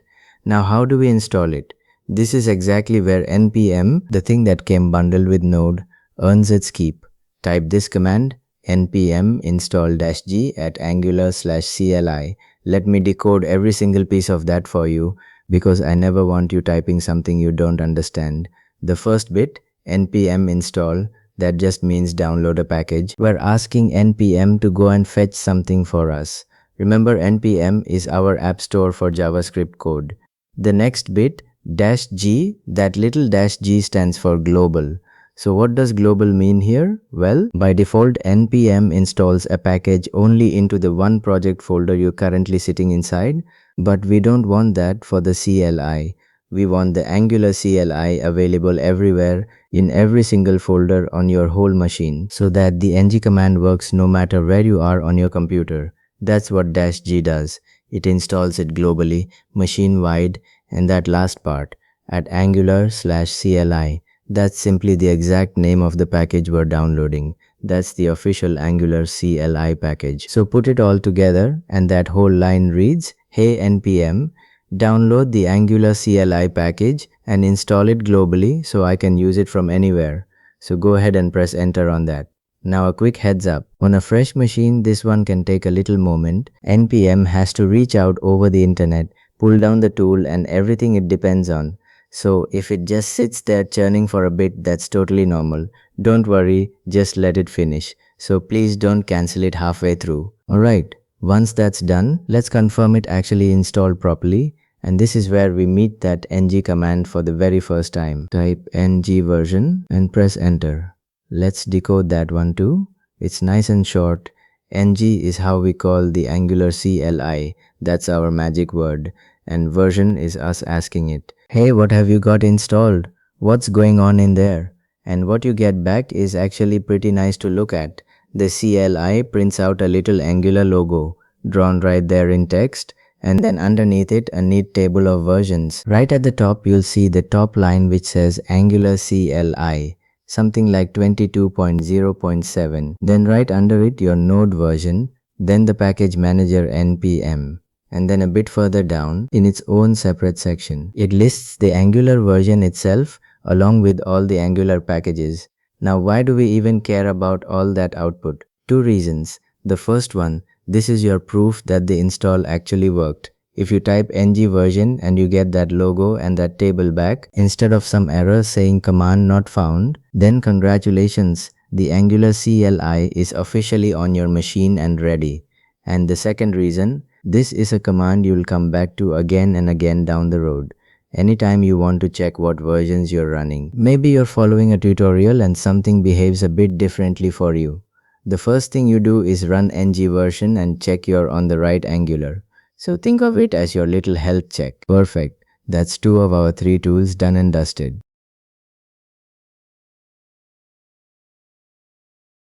Alright guys, Node is in, the Angular CLI is in. We've got just one thing left on our list, a proper place to actually write our code.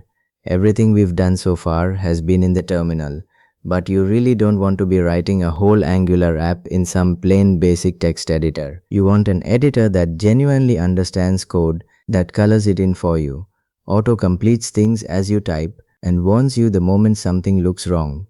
So the editor we're going to use is VS Code or Visual Studio Code to give it its full name. It's a completely free code editor from Microsoft and it's by far the most popular editor among Angular developers. So you'll feel right at home in it and you'll find tons of help online because pretty much everyone else is using it too.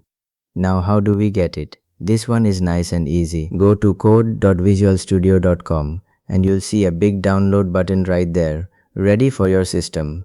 Whether you're on Windows or on a Mac, download it, install it just like any normal app, and then open it up. No terminal commands needed for this one at all. It's just a regular application install. Click and go. Now VS Code on its own is already great, but out of the box it's a general purpose editor. It doesn't actually know anything special about Angular yet. It's just treating your files like plain HTML and plain text. So there's one extension I want you to install right now. Just the one, and it's the important one. Inside VS Code, over on the left hand side there's an extensions panel.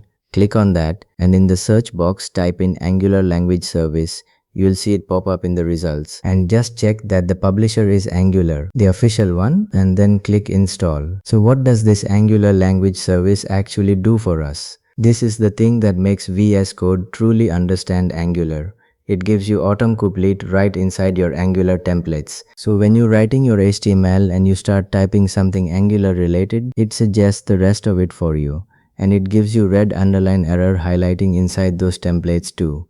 So if you make a mistake, like you reference something that doesn't even exist, the editor underlines it in red straight away before you even run the app. So basically it upgrades your editor from only understanding plain HTML to properly understanding Angular HTML. And here's a really nice little detail. This is literally the exact extension that the Angular project itself recommends. When we scaffold our very first app next lecture, the project is actually going to suggest you install this exact one. So we're just getting a step ahead of the game here.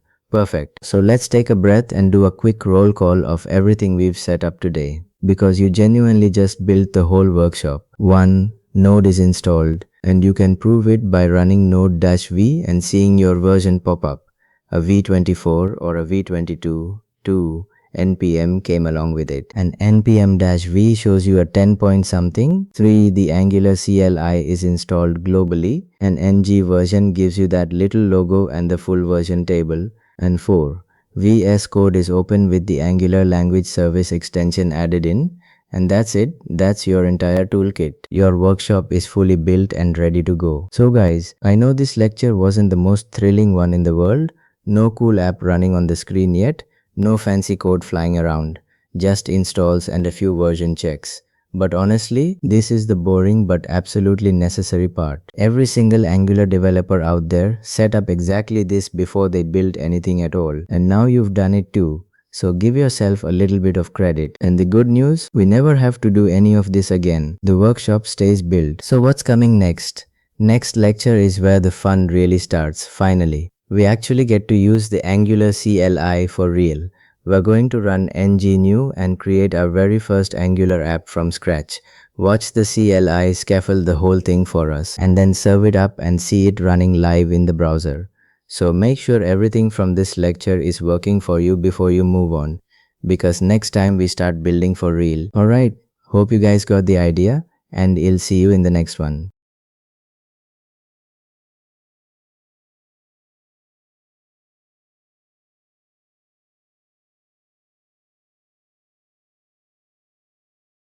Alright guys, welcome back. So before we even touch the keyboard today, let's take a quick look at where we left off. Because last lecture we did a whole lot of setup. We've got Node installed, we ran node-v and saw a version like v22 print out. We've got npm sitting right next to it. We ran npm-v and got a 10 point something.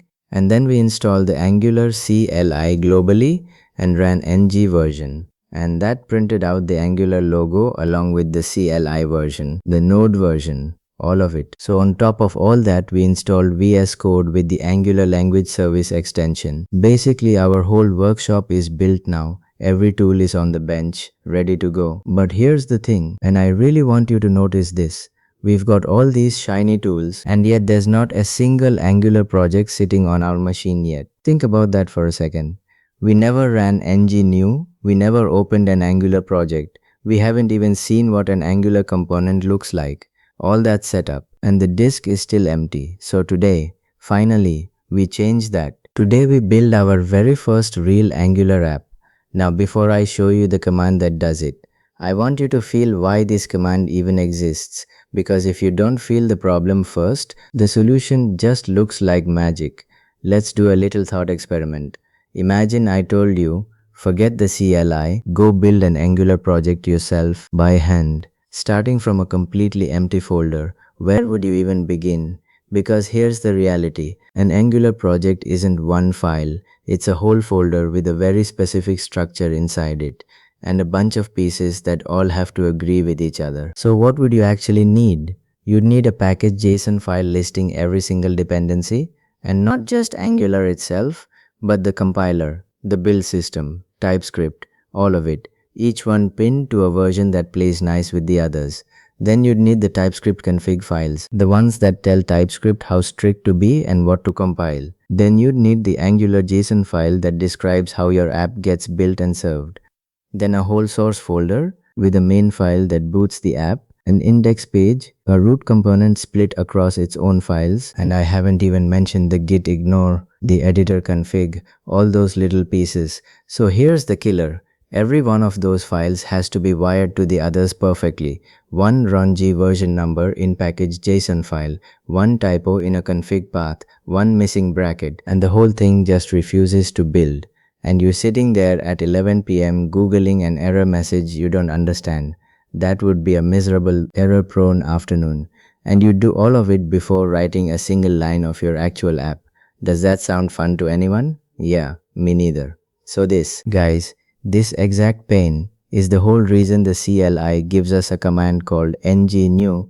Instead of us hand building that pile of config, we run one command and the CLI scaffolds the entire project for us. Every file, every folder, every dependency wired up correctly, all in one shot. So scaffold is a nice word for it. It's like the frame of a built-in G going up in one go. So you can walk in and start decorating instead of pouring concrete yourself. That's what ngnew does. It pours all the boring foundation so we can get straight to the fun part. There's one more reason this matters, and it's not just about saving typing. It's about consistency. Every Angular project created with ngnew comes out the same shape. So when you open someone else's Angular app or you come back to your own a year later, you already know where everything lives. That's a huge deal on a real team. Alright, enough talking about it. Let's actually run it and watch it happen. Let's open up the terminal.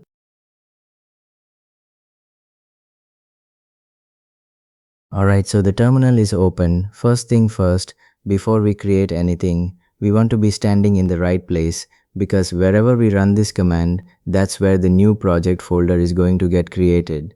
You don't want it landing on your desktop by accident or somewhere random. I like to keep all my projects together in one folder. So let me move into that folder first. And we do that with cd. So what is cd? cd just stands for change directory, and directory is simply another word for folder. So cd is how we walk from one folder into another inside the terminal. I type cd, then a space, then the name of the folder where I keep my projects, and press enter. And now the terminal is sitting inside my projects folder. Perfect. So the main event, I'm going to type the command, but I'm not pressing enter yet. I want to read it with you piece by piece first. The command is ngnew my first app. Let's break it down. ng, that's the Angular CLI. It's the exact same ng we used when we ran ng version last lecture. It's our little command line assistant. New, that's the instruction we're giving it. New means create me a brand new project from scratch. And my first app, that's just the name we picked for our app. You can name it almost anything you like. I went with my first app because, well, that's exactly what it is. So altogether, ngnew my first app just means, hey Angular, create me a fresh new project and call it my first app. Simple, right? Now I press enter. Okay. Notice it doesn't just run off and build everything silently. First, the CLI asks us a few setup questions. It wants us to make some choices about how the project should be configured. Let's walk through each one, because I don't want you just mashing enter without knowing what you agreed to. The very first question it asks is, which stylute system would you like to use? So it gives us a little list we can move through with the arrow keys. The options are CSS, Sass with the SESS syntax, Sass indented, less, and Tailwind CSS. Now what is this even asking? It's just asking how we want to write our styles, our colors and spacing and layout, and all of those options are just different flavors of writing CSS for learning. We want the plain standard one, so we pick CSS. It's the one everybody knows. It's what all the others are built on top of, and we can always add the fancier ones later.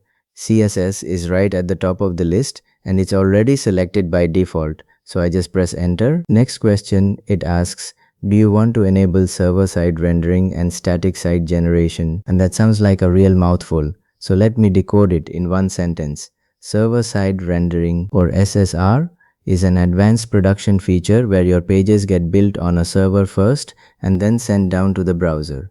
It's great for big public sites that care a lot about speed and search engines. But its extra complexity we absolutely do not need while we're learning the basics. Our answer here is a clean no. I make sure the selection is on no and press enter. There's one more, and this one is newer. It asks which AI tools we wanted to set up config files for. Angular can now generate little helper files for AI coding tools. But again, we're here to learn the fundamentals with our own two hands first. So we're going to choose none for now. You can always add these back later, once you actually understand what the AI is helping you with. And honestly, that's the whole philosophy of this course. Understand it yourself first. I pick none and press enter. So that's it. Those are the only questions it asks us. Now you might be sitting there thinking, wait, isn't Angular supposed to ask me about routing? Older tutorials you've seen probably had a routing question in there. So you'd be right. It used to ask. But here's the thing. Newer Angular just sets routing up for us automatically now. It's included by default, so it doesn't even bother asking. Same story with a thing called zoneless. That's just the default too, so no question for it either. Less questions for us, which I am totally fine with. We answered our 3 little questions and now the CLI goes off to work. Let's see what it actually does.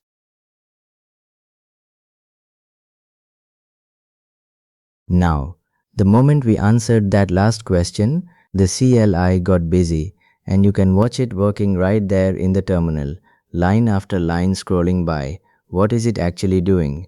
Two things really. First, it creates a brand new folder called My First App and it generates the entire project structure inside it. All those config files and source files we were dread building by hand. The CLI just writes every single one of them for us correctly in about a second. Then it does a second thing, and this is the part that takes a little longer. It runs an install step. So remember npm from last lecture, the Node package manager. The CLI calls npm and tells it to download every package this project depends on. Angular itself, the compiler, the build tools, all of it, and it drops them all into a folder called Node Modules. Now Node Modules is basically the box of ingredients for your app.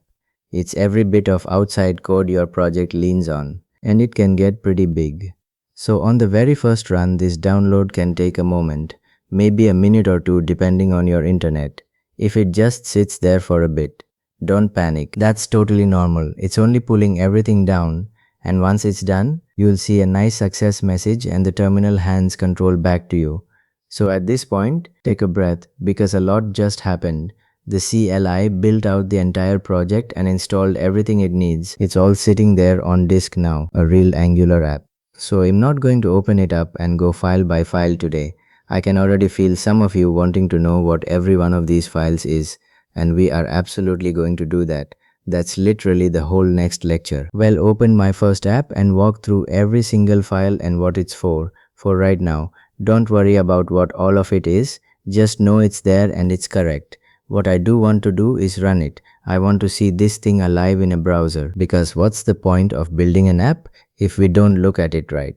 First, we need to step into the project folder because right now our terminal is still sitting outside it in our projects folder. So we use cd again, change directory, remember, and this time I type cd my first app and press enter.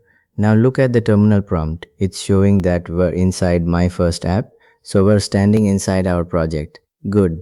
Now the command that brings it all to life. I'm going to type ngserve and let's decode it before I hit enter. Ng. Again, that's our Angular CLI serve. That's the instruction. And serve really means two things rolled together. Compile my app, turn all this code into something a browser can actually run, and then start a little local web server so I can view it. Press enter. So again, it takes a second the first time. It does a build, and then you get a few lines I want you to actually read. First it says, application bundle generation complete. That means it finished compiling. That's a good sign. Then it says, watch mode enabled, watching for file changes. Keep that line in your head, we'll come back to it. And then the important one, it prints a line that says local, and next to it an address, http localhost 4200.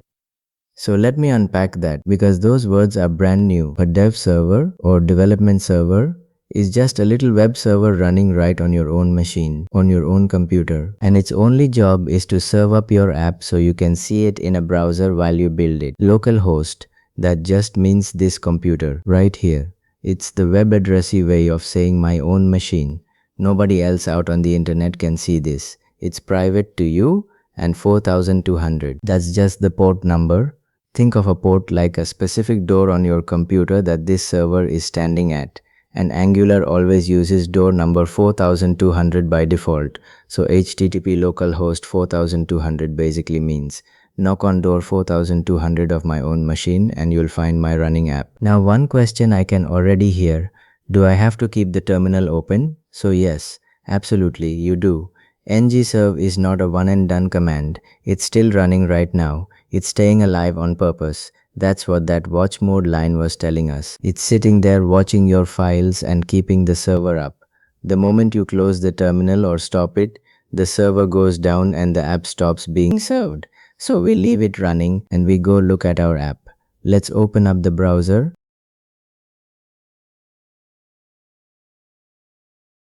Okay, the server is running, the terminal is happily sitting there in watch mode.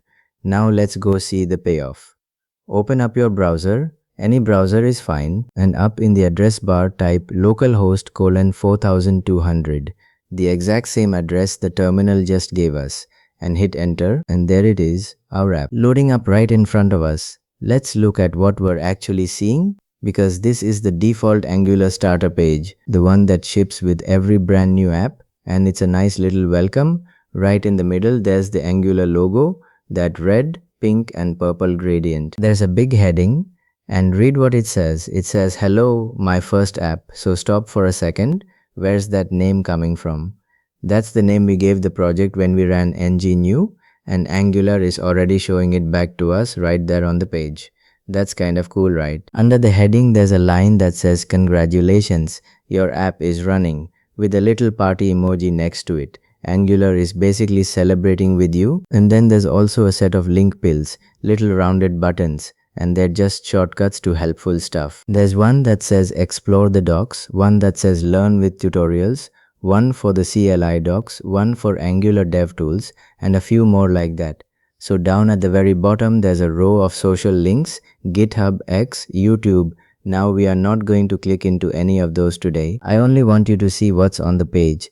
This is Angular's way of saying welcome. Here's where to go next. But here's what I really want you to take in. That page in front of you, that's not a picture. It's not a mock-up I handed you. That's a real, live, running Angular application. And you built it. You ran 3 commands, you answered 3 little questions, and you created and served a genuine Angular app from absolute nothing. That is genuinely a big deal, especially if this is your first ever framework project. So take a second and let that land. Remember the start of this lecture when we imagined building all of this by hand and how miserable that sounded. So instead, look where we are. We've got a working app running in the browser. Pretty great, right? Now one last thing I want to plant in your head before we wrap, and it goes right back to that watch mode line from the terminal. That dev server is still running and it's watching all of your project files. So what does that actually mean? It means that when we start editing our app in the coming lectures, the moment we save a file, the browser is going to update on its own, automatically. No refresh needed. You change something, you save, you glance over at the browser, and it's already updated. That's called live reload, and it's going to make building feel really smooth. We can show it off just yet because we haven't touched any code, but keep it in the back of your mind, it's coming. Let's quickly recap what we pulled off. We felt the pain of building an Angular project by hand, all that config wiring that would ruin an afternoon. Then we ran ngnew my first app and answered 3 questions: CSS for our styles, no to server-side rendering, and none for the AI tools. The CLI scaffolded the whole project and installed everything into Node modules. After that, we cd into the folder and ran ngserve, and it spun up a dev server at localhost 4200. So finally we opened the browser and saw our very first Angular app alive, saying hello, my first app. Now here's what's coming next. We've got this app on disk, but right now it's still a bit of a mystery box. There's a whole pile of files in there we scaffolded and haven't even looked at. So in the next lecture, we're going to open my first app up in VS Code and we're going to go through the project structure file by file, every folder, every file, what it is and why it's there. So this stops being a mystery and starts being something you actually understand. I will see you in the next one. Hope you guys got the idea.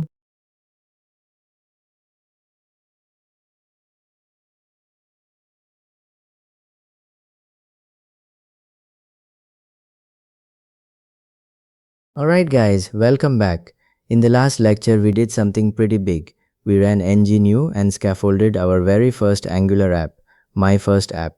We picked CSS for the style heat, we said no to server-side rendering, and we said none to the AI tools. And then it went off and installed everything for us. After that we did cd my first app and ran ngserve. We opened up localhost colon 4200 and we actually saw it. That starter page with the Angular logo, the hello my first app heading, the congratulations your app is running message, and all those little link pills. So right now, our dev server is still running, still watching for changes. The app is alive. But here's the thing, we haven't actually looked inside it yet. We have no idea what's in there. So let's do exactly what I teased at the end of the last lecture. Let's open this whole project up in VS Code and really look at it. Open VS Code, go to File, Open Folder, and pick the My First App folder, the one ngNew just created for us. So the moment it opens, look over at that Explorer panel on the left, the file tree, and this, guys, this is where a lot of beginners have a mini heart attack. Because what do you actually see here?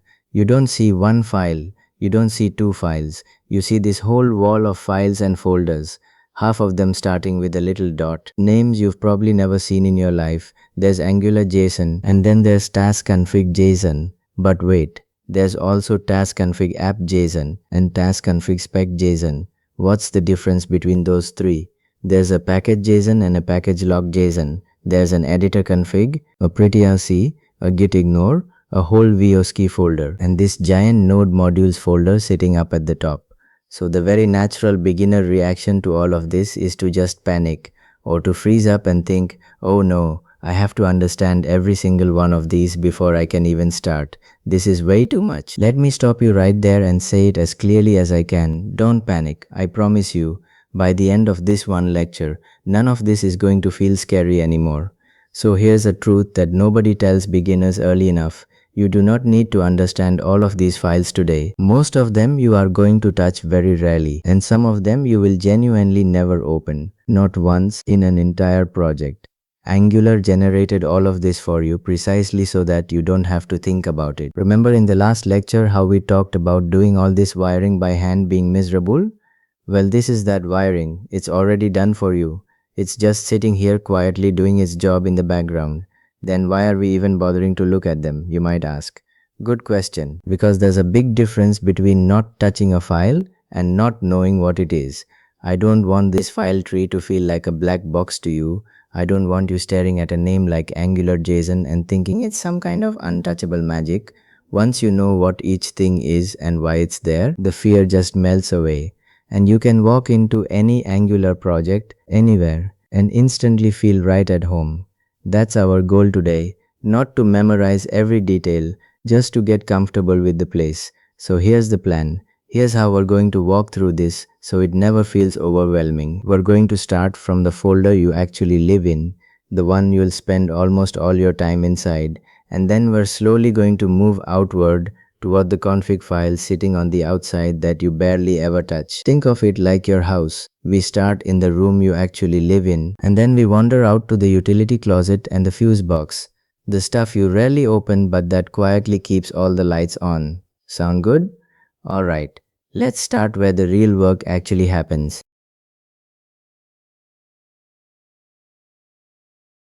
Alright, let's go find the folder you live in that file tree. Look for the folder called src. So this one. Guys, this is the important one. This is home base. src is just short for source, as in your source code. And this is where your actual application lives. The code that you write. The code that becomes your app. Everything sitting outside of this folder is basically setup and configuration, all the stuff that supports SRC, and realistically, when you're building an Angular app, you're going to spend something like 99% of your time right here inside SRC. So if there's one folder to get truly comfortable with, it's this one. Now go ahead and open up SRC, click it to expand it. So inside, the first thing you notice is another folder called app. Let's open that one too. This app folder is the heart of your application. This is where your root component lives. Remember back when we talked about Angular's architecture? How an Angular app is really a tree of components, and there's one root component that holds all the rest? Well, these files right here, inside the app folder. These are the files for that one root component. So inside app, I want you to notice something. There are 3 files that all start with the same name, app. There's app.ts, there's app.html, and there's app.css. And that is absolutely not a coincidence. This is a pattern. So let me explain why these 3 belong together. Because the moment this clicks, you basically understand every component in Angular. Let's take the first one, the app.ts file. This is the root component itself, the actual component. If you open it up, you'll find a TypeScript class in there. And that class is called app with a capital A. So sitting right on top of the class, there's a decorator, the component decorator, which is the thing that tells Angular, hey, this class right here is a component. Inside the class, there's a title, and then up in that decorator on top, it points over to the HTML file and the CSS file that belong to this component. So I'm not going to sit here and pull this code apart line by line, because we haven't learned how components actually work yet. That's coming up in just a couple of lectures when we build our very own component from scratch. For right now, the only thing to take away is this. The app.ts file is the brain of the component. It's the TypeScript. It's the logic. Next up, the app.html file. This one is the template. It's the actual HTML for this component. It's whatever gets shown on the screen. And here's a nice little aha moment for you. Remember that whole welcome page we saw in the browser? The Angular logo, the hello heading, the congratulations message, all those link pills, every bit of that entire page is living inside this one app HTML file right now. That's the markup that's being rendered out to you. So if the TS file is the brain, the HTML file is the face of the component, the part you can actually see on screen, and the third one, the app CSS file. This one holds the styles, the CSS, but only for this one component. So if you open it up right now, guess what you'll find in there? Absolutely nothing. It's completely empty. And that's totally fine, that's on purpose. Angular just hands you an empty CSS file, sitting there ready and waiting for whenever you decide to style this component. So don't think you broke something or missed a step. Empty is exactly the right starting state here. Now step back for a second and look at what we just described. 3 files, app.ts, app.html, app.css, a class, a template, and some styles, all of them sharing the same name. And this trio, these 3 files together, that is a component. That's it. A component in Angular is a TypeScript class for the logic, an HTML template for the view, and a CSS file for the styles. And this is honestly the single most important pattern in the entire framework, because every single component you ever build for the rest of your Angular life is going to follow this exact same shape: logic, template, styles. So when we come back in a couple of lectures and generate our very own component, and you watch it create its own TS, HTML, and CSS files, you're going to go, oh, I already know this, it's the same trio. Perfect. That's the app folder, the core of your app. Let's go take a look at what's sitting around it.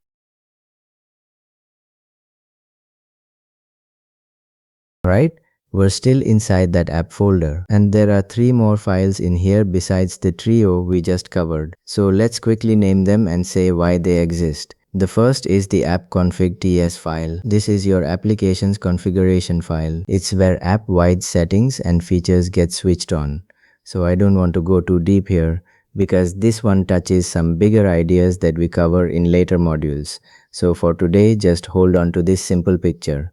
This is the central place where you turn on the big features of your app. For example, a bit later when we want to add routing, moving between different pages, This is the exact file where that gets switched on for now. App-config.ts is where your app-wide setup lives, and that's plenty to know. Right next to it, there's the app routes.ts file. This one is all about navigation. It's where your app's routes live, meaning which URL shows which page. So if you open it right now, it's basically empty. There's nothing in it yet. And that's because our app only has a single page so far. Routing is actually a whole big topic that earns its own entire module later in the course. So today we're just putting a name to it. This is the file where your pages and their URLs will eventually be listed out. And the third one is the app.spec.ts file. Now anytime you spot a file with .spec in its name, that is a test file. So this app.spec.ts is the automatic test file for our root component. Angular generated it for us so that testing is set up and ready from day one. Angular uses a test runner called vytest to run these. But honestly, testing is its own separate topic quite a bit later on. So all you need to recognize for now is the naming. .spec means test, and this file is just here so you're ready when that day eventually comes. You can very happily ignore it for the moment. Alright, that's everything living inside the app folder. So let's pop up one level, back out into SRC, because there are a few files sitting directly inside SRC right next to the app folder. And these ones matter. The first is the main TS file, this one. Guys, this is the true entry point of your entire application. It's the ignition key. Think about starting a car. You turn the key and the whole engine roars to life. Main CS is that key. It's the very first file that runs when your app starts up. And its one job is to bootstrap your app. Bootstrap is just a fancy word for start it up, kick it into gear. Specifically, it grabs that root app component we just looked at and it launches it into the page. The browser loads, main CS fires, it says start up the app component, and off we go. We are not going to dig into exactly how it does that today, just know this little file is the ignition. Next is the index.html file. This is the one, and I really mean the one, real HTML page that the browser actually loads. Your whole Angular app, all of its components, everything you build, it all ends up getting displayed inside this single page. So if you peek inside its body, you'll find one strange little custom tag. It reads app root. Now that tag is not normal HTML. You will not find app root in any HTML textbook. That's Angular's own tag, and Angular takes your entire application and pours it right into that one spot. I like to think of index.html as the stage, an almost empty stage with a single marked spot on it. An app root is that marked spot. And Angular walks your whole app out and stands it right there. Main CS raises the curtain. Index.html is the stage. Nice and simple. Then there's the styles CSS file sitting right there in SRC. So we already saw a CSS file back inside the app folder, the app CSS, and remember that one was empty and it was only for that one single component. This styles CSS is a different animal. This one is for global styles, styles that apply across your whole entire app, every page, every component. The rule of thumb is really simple. App CSS styles just that one component. Styles CSS styles everything. So if you wanted to set one font for the whole app or a background color that shows up on every single page, this global styles CSS is where that would go. And the last thing to look at here, outside of SRC now, is a folder called public. This folder is for static files, things that just get served exactly as they are. No processing, no changes made to them. The example sitting in there right now is favicon.ico, and you actually already know this one even if you don't realize it. The favicon is that tiny little icon that shows up in your browser tab, right next to the page title. Anything you drop into public, like images or that little icon, gets served up exactly as is. Cool. That's all of SRC plus the public folder done. And honestly, this is the part you genuinely care about. So let's quickly deal with all that scary looking stuff sitting on the outside.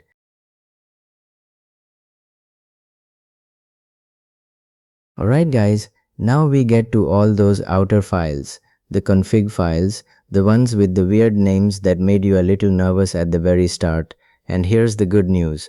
We're going to move through these quickly, one clean line each, because you really will rarely open most of them. I just want you to know what they are so they finally stop being scary. Ready? First up, the Angular JSON file. This is the configuration file for the Angular CLI. It's where Angular keeps the settings for how to build and serve this specific project. When you run ngserve or ngbuild, Angular quietly peeks in here to figure out how to do it. Next is the package JSON file. This one lists your project's dependencies, all the packages your app relies on, and it also holds your npm scripts, those handy little shortcuts like start, build, and test. Right beside it, there's the package lock.json file, and this one records the exact locked version of every single package that's been installed, right down to the tiny details. The one golden rule with this file: you never hand edit it. You just let npm manage it for you. After that, we have the 3 tsconfig files, and yeah, seeing 3 of them can look like a lot at first.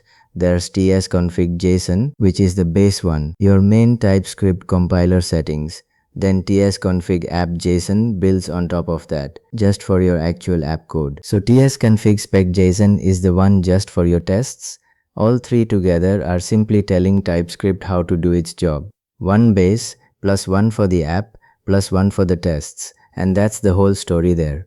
So a few little dot files. There's the editor config file, which just keeps your formatting consistent no matter which code editor you or your teammates happen to use. There's the git ignore file, which tells Git what to ignore, what it should not save into version control, and the classic example of that is the giant node modules folder. And there's the prettier rasik file, which is the config for prettier, a tool that automatically formats your code so it always looks neat and tidy. And the nice part is Angular ships this already set up for you now. Then there's that webski folder with a few files inside it like extensions.json, launch.json, and tasks.json. And these are just settings for VS Code itself. The friendly one in there actually recommends you install the Angular language service extension. Remember, that's the exact one we installed back when we were setting up our tools. There's also a readme.md file, which is just the project's readme, its little intro document. So finally, that big scary node modules folder. This one is the warehouse. It's where every single package your app installed actually lives, and it is massive. We are talking thousands of files in there. But here's the thing, you never open it, you never touch it, and you never save it into Git. You just let it sit there and quietly do its job. Now guys, before we wrap this up, I want to do one more thing, because it's actually really reassuring. I want to point out what's not here. Because if you go and watch some older Angular tutorials, you're going to see files that we simply do not have. And I don't want that to trip you up. For starters, there's no app module ts file in here. And that's because modern Angular is standalone. That old ngModel wrapper is gone by default. So that's one whole confusing thing you get to just skip right over. There's also no polyfills file and no zone.js floating around, because modern Angular is zoneless by default now, so please don't go hunting for it. And there's no separate environments folder and no karma config file either. More things the old tutorials will show you that you simply don't have to deal with anymore. So if you were ever worried that your project looked a bit different from some tutorial you watched, well, that's exactly why. Yours is just the modern, cleaner version. Alright, let's bring this whole thing home. The big takeaway from this entire tour is genuinely simple.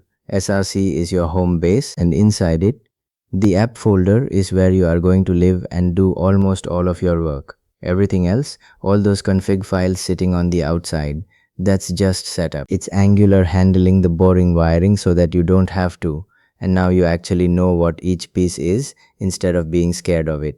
Not so bad after all, right? So we have looked all around this project now. We know what's inside it, but so far we have really only used 2 commands, ngnew and ngserve, and the Angular CLI can do so much more than just those 2. In the very next lecture, we're going to properly get to know the Angular CLI, the real commands you reach for every single day, generating things, serving, building, and testing, so that you can actually work inside this structure like a pro. Hope you guys got the idea, and I'll see you in the next one.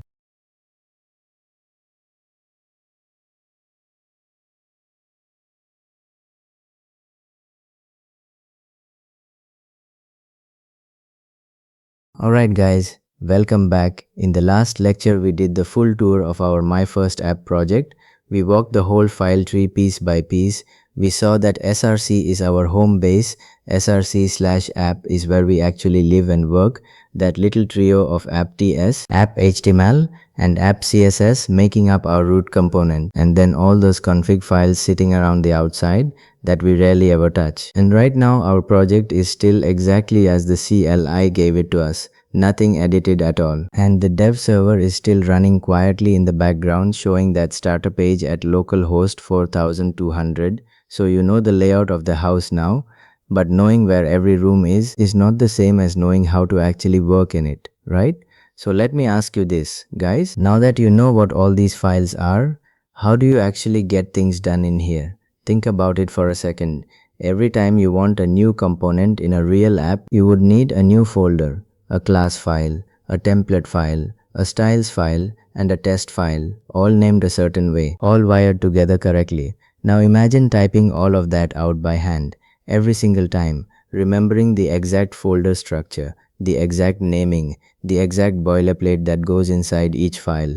That is slow, it's boring, and here is the real killer. One tiny typo, one wrong file name, or one missing import, and the whole thing breaks. And now you are sitting there debugging a file you didn't even want to write by hand in the first place. And it's honestly not just components either. What about running the app? What about compiling it so it's ready to go on a real server? What about running your tests to check nothing broke? Are you going to do all of that manually as well? Of course not. That would be a nightmare. So this is exactly the kind of repetitive, error-prone work that a computer should be doing for you. Not you sitting there doing it by hand and hoping you got every detail right. So this is where the Angular CLI really earns its place. Guys, we have already met it a couple of times. We used ngNew to scaffold this whole project, and we used ngserve to run it.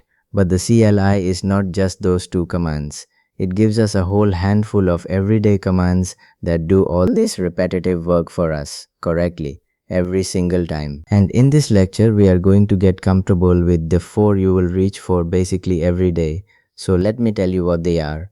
The first one is generate. This is the command that creates new files for you, so you never type that boilerplate by hand. The second is serve, which we already know. It runs your app live while you develop. The third is build, which packages your app up so it's ready to actually ship out to the world. And the fourth is test, which runs your automatic tests to make sure nothing is broken. Generate, serve, build, test. Those 4 are honestly around 90% of what you will type into that terminal day to day. Now before we look at the 3 new ones, let's do a quick recap of ngserve, because we already met that one back when we first ran the app. Remember, we wrote ngserve in the terminal, and the serve part just tells the CLI to spin up a live development server. So it compiled our app and started that server up for us. It printed out that message, application bundle generation complete, then watch mode enabled, watching for file changes, and it gave us that address, localhost 4200, which we opened in the browser. So the important thing about ngserve is that it stays running the whole time you are working. It just sits there and watches your files. And the moment you save a change, it rebuilds and refreshes the browser for you automatically. It's your live workspace. You start it once at the beginning of your session and just leave it running. And that's exactly what we have going right now in the background. Perfect. So we have got serve covered already. Now let's get into the star of the show. The command you will use more than any other one, and that's ngGenerate. Let's see what it actually does.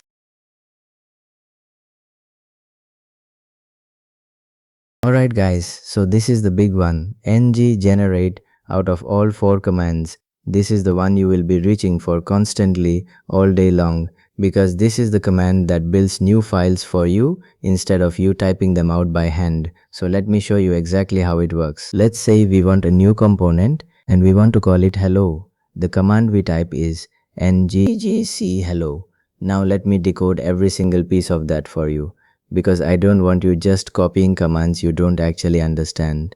The ng, that's the Angular CLI, same as always, that's how every Angular command starts. The G, that stands for generate, it's telling the CLI we want to generate something G new. The C, that stands for component, so we are telling it the thing we want to generate is a component. And hello, That's just the name we are giving our new component. NGGC hello, read it out in your head, generate, component, hello. Now here is a little thing worth knowing. Guys, that G and that C are just shortcuts. The full form of this command is actually ng generate component hello. Angular just lets you shorten generate down to G and component down to C. So you type less, so nggc hello and ng generate component hello are exactly the same command. One is just the lazy way, and trust me, you will use the lazy way every single time. That's the whole point of it. So let's run it. I type nggc hello and hit enter. Now watch the terminal. Guys, instantly the CLI prints out a few lines, each one starting with the word create. And what it's telling us there is every file it just made for us. It created a brand new folder called hello inside our src/app. And inside that folder, it dropped 4 files. Let's go through them. The first one is hello.ts, that's our component class, the TypeScript file. The second is hello.html, that's the template for this component. The third is hello.css, that's the styles file. And the fourth is hello.spec.ts, that's the test file for this component. 4 files, 1 folder, all made in a fraction of a second from one little command. Now let me point out something really important about that first file. Hello.ts, if you open it up, the class inside is called hello, capital H, just hello. It's not hello component. There's no component word stuck on the end of it. This is the modern Angular naming. Guys, in older tutorials you would have seen names like hello component living in a file called hello component.ts.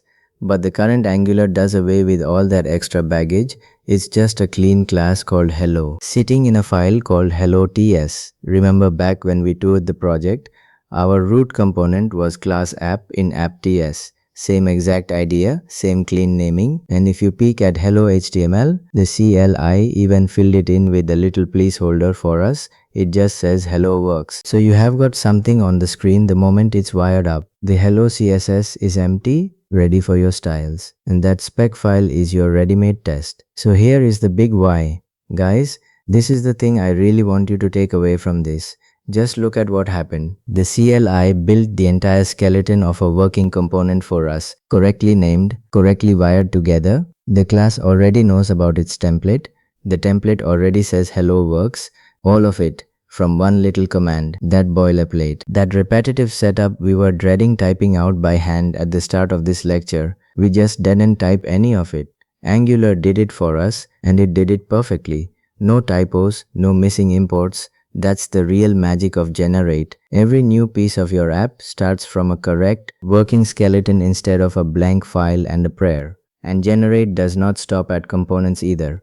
That NGG can scaffold all sorts of things for you. You can generate services which are for shared data and logic. You can generate pipes. You can generate guards, and plenty more. Now don't worry about what all of those actually are yet. We meet each one properly in its own module later on. I'm just planting the flag here so you know generate is a whole toolbox, not just a one-trick command. Whatever piece of Angular you need next, there's usually an ng generate for it. Now, one important bit of housekeeping before we move on. This hello component. Guys, I only generated it to show you what generate actually does. We are not going to build anything with it in this lecture. Our first real component we write together in the next couple of lectures. And we write it right inside the root app. So to keep our project nice and clean, exactly the way it was. I'm just going to delete this hello component. I right click on that hello folder in the Explorer and hit delete. And just like that it's gone. And our my first app is back to the pristine tree we toured last time. No leftovers, no clutter, perfect. So that's generate, the command you will reach for more than any other. Next up, let's look at what happens when your app is finished and you are actually ready to ship it out to the world. And that's ng build.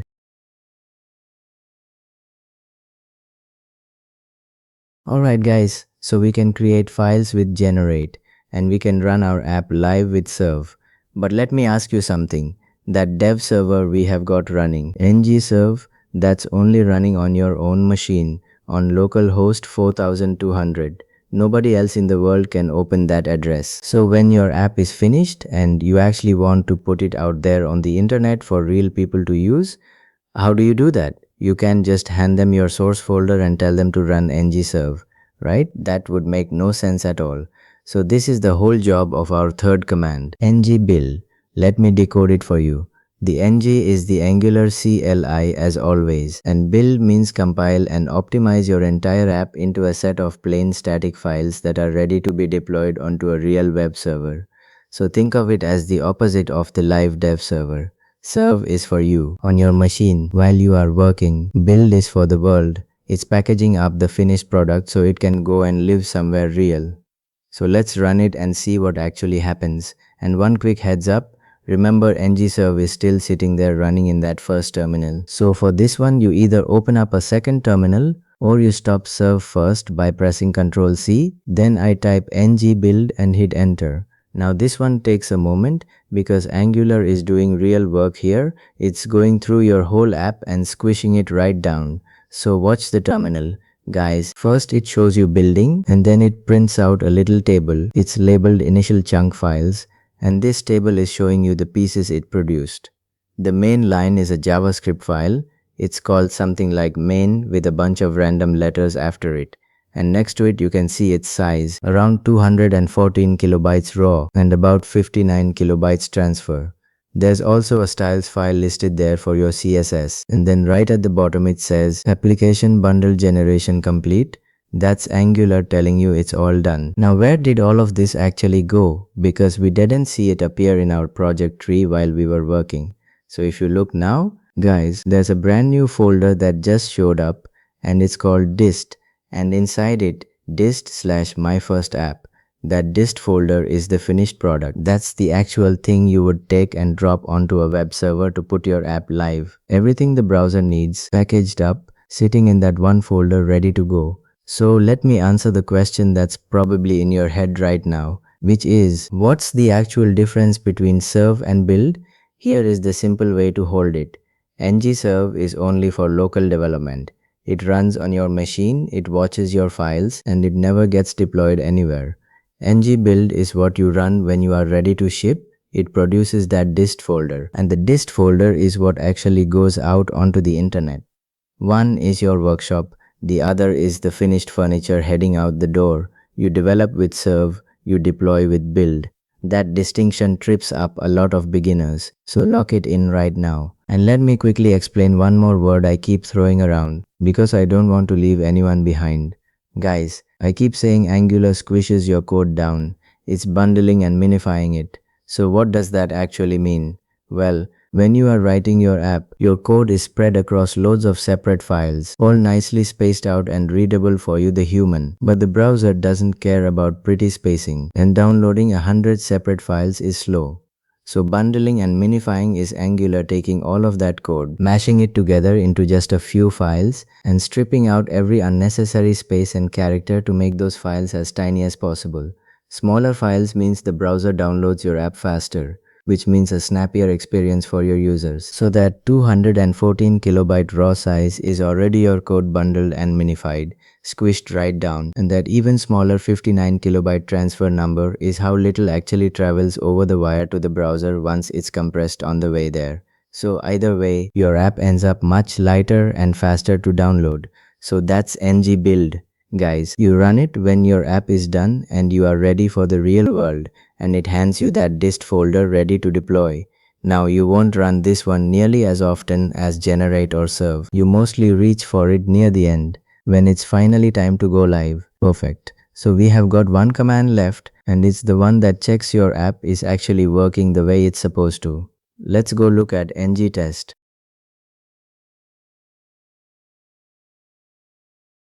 Alright guys, so we are on our last command now, and this one is ngTest. Let me decode it. Ng is the Angular CLI, and test runs the automatic unit tests for your app. Remember those spec.ts files we kept seeing all over the place during the project tour? Every component the CLI generates comes with one. Our app has app.spec.ts, and when we generated hello a minute ago, it came with hello.spec.ts too. Those are test files. And ngTest is the command that runs them all. So what is a test actually doing? For those of you who are totally new to this whole idea, a test is just a little piece of code whose only job is to check that another piece of your code works correctly. So instead of you manually clicking around the app every time to make sure nothing broke, a test does that checking for you automatically. You run one command and it tells you, yep, everything still works, or hey, this thing over here is broken. It's like having a little helper that double checks your work in a couple of seconds. Now let me be accurate about one thing here, because this is a place where a lot of older tutorials are out of date. So when you run ngTest, modern Angular runs your tests using a tool called ytest. Now you might have heard of Karma or Jasmine if you have poked around older Angular content, but the current Angular has moved on from those. It uses ytest now, it's faster and more modern. So I type ngTest and hit enter. Angular spins up ytest. It finds all your spec files and runs them and reports back on whether they passed. And that's all you really need to know for now. Guys, we are not going to write any tests today. Testing is a big topic and it gets its very own module later on in the course. Right now I just want you to know that this command exists and that this is how you would check your app automatically, so don't stress about it. That's a road for another day. Alright, so now we have met all four of them. Let's tie a nice bow on this and do a quick recap of when you actually reach for each one. Because knowing the command is one thing, but knowing when to use it is what really matters. So here is the simple mental picture. You use ngserve while you are developing. That's your live workspace. You start it up and watch your changes appear in the browser as you go. You use ngGenerate or ngg whenever you need a new file, a component, a service, whatever it is. So you never write that boilerplate by hand. You use ngBuild when your app is finished and you are ready to deploy it to a real server. That's the one that gives you the dist folder. And you use ngTest when you want to check that nothing in your app is broken. Serve to develop, generate to create, build to deploy, test to check. And here is the reassuring part. Guys, those four commands right there are honestly around 90% of your daily Angular CLI usage. There are more commands under the hood, sure, but these are the ones your hands will learn on their own without even thinking. So get comfortable with these four and you can walk into any Angular project and work in it confidently. That's a promise. So take a second and just appreciate what has actually happened over these last few lectures. We installed our tools, we scaffolded a real app with ngnew, we toured every single file in it, and now we know the everyday commands to actually work inside it. You have gone from having nothing installed to being genuinely comfortable driving the Angular CLI. That's real progress, guys. Now here is the thing that's probably been quietly nagging at the back of your mind. This whole time, we have been running these commands, and Angular has been doing something kind of magical in the background. It's been taking our code and somehow starting our app up and painting it onto the screen at localhost 4200. But how? How does Angular actually go from a bunch of files to a living, running app in the browser? What wakes it up in the first place? And how does it know when to update the screen? So in the next lecture, that's exactly what we are going to peek at. We are going to lift the hood and see how Angular actually boots your app up and renders it, what's called bootstrapping, and how it keeps that screen in sync with your data. It's where all this quiet magic finally gets explained. So that's our tour of the everyday CLI commands. Generate, serve, build and test. The four you will lean on every single day. Delete that hello folder if you haven't already. Keep your project nice and clean. And I will see you in the next one where we find out how Angular actually comes to life. Hope you guys got the idea.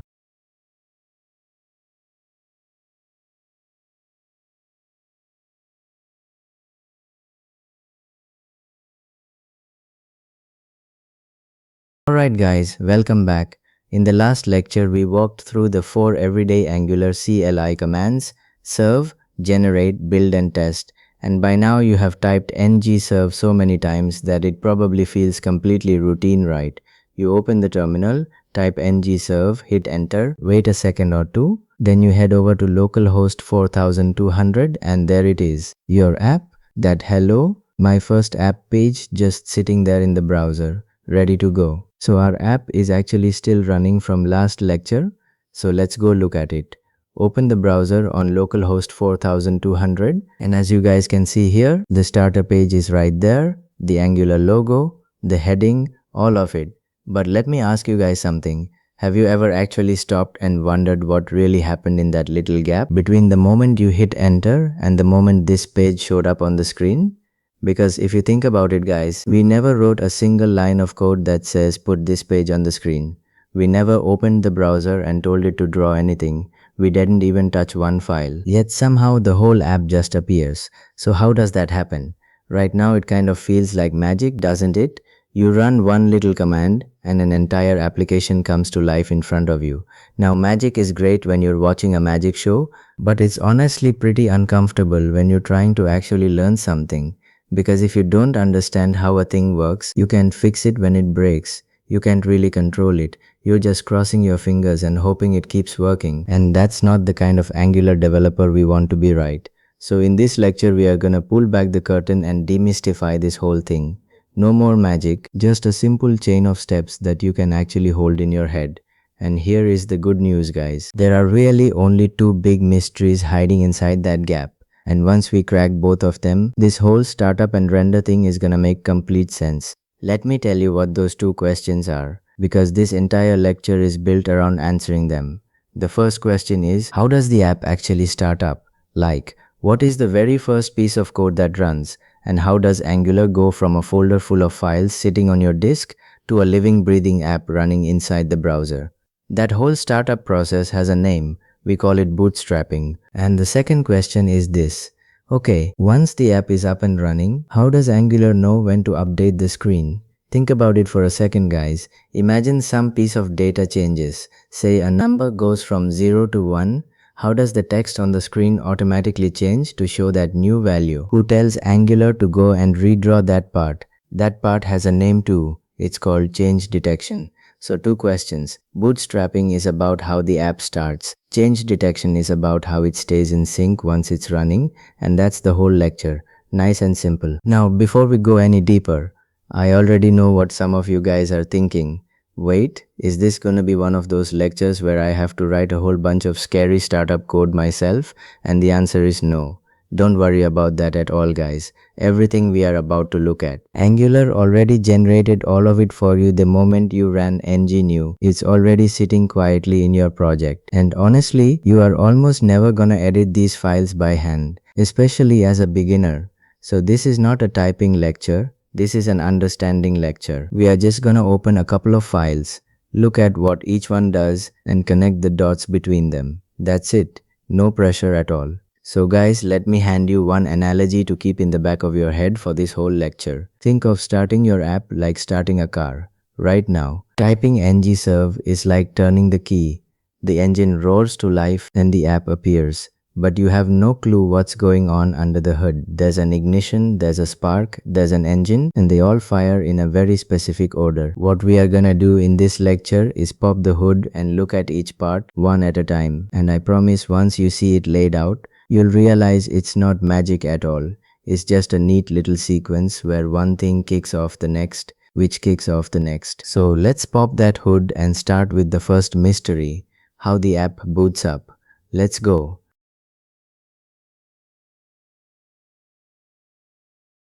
Alright guys, let's tackle the first mystery. How does the app actually start up?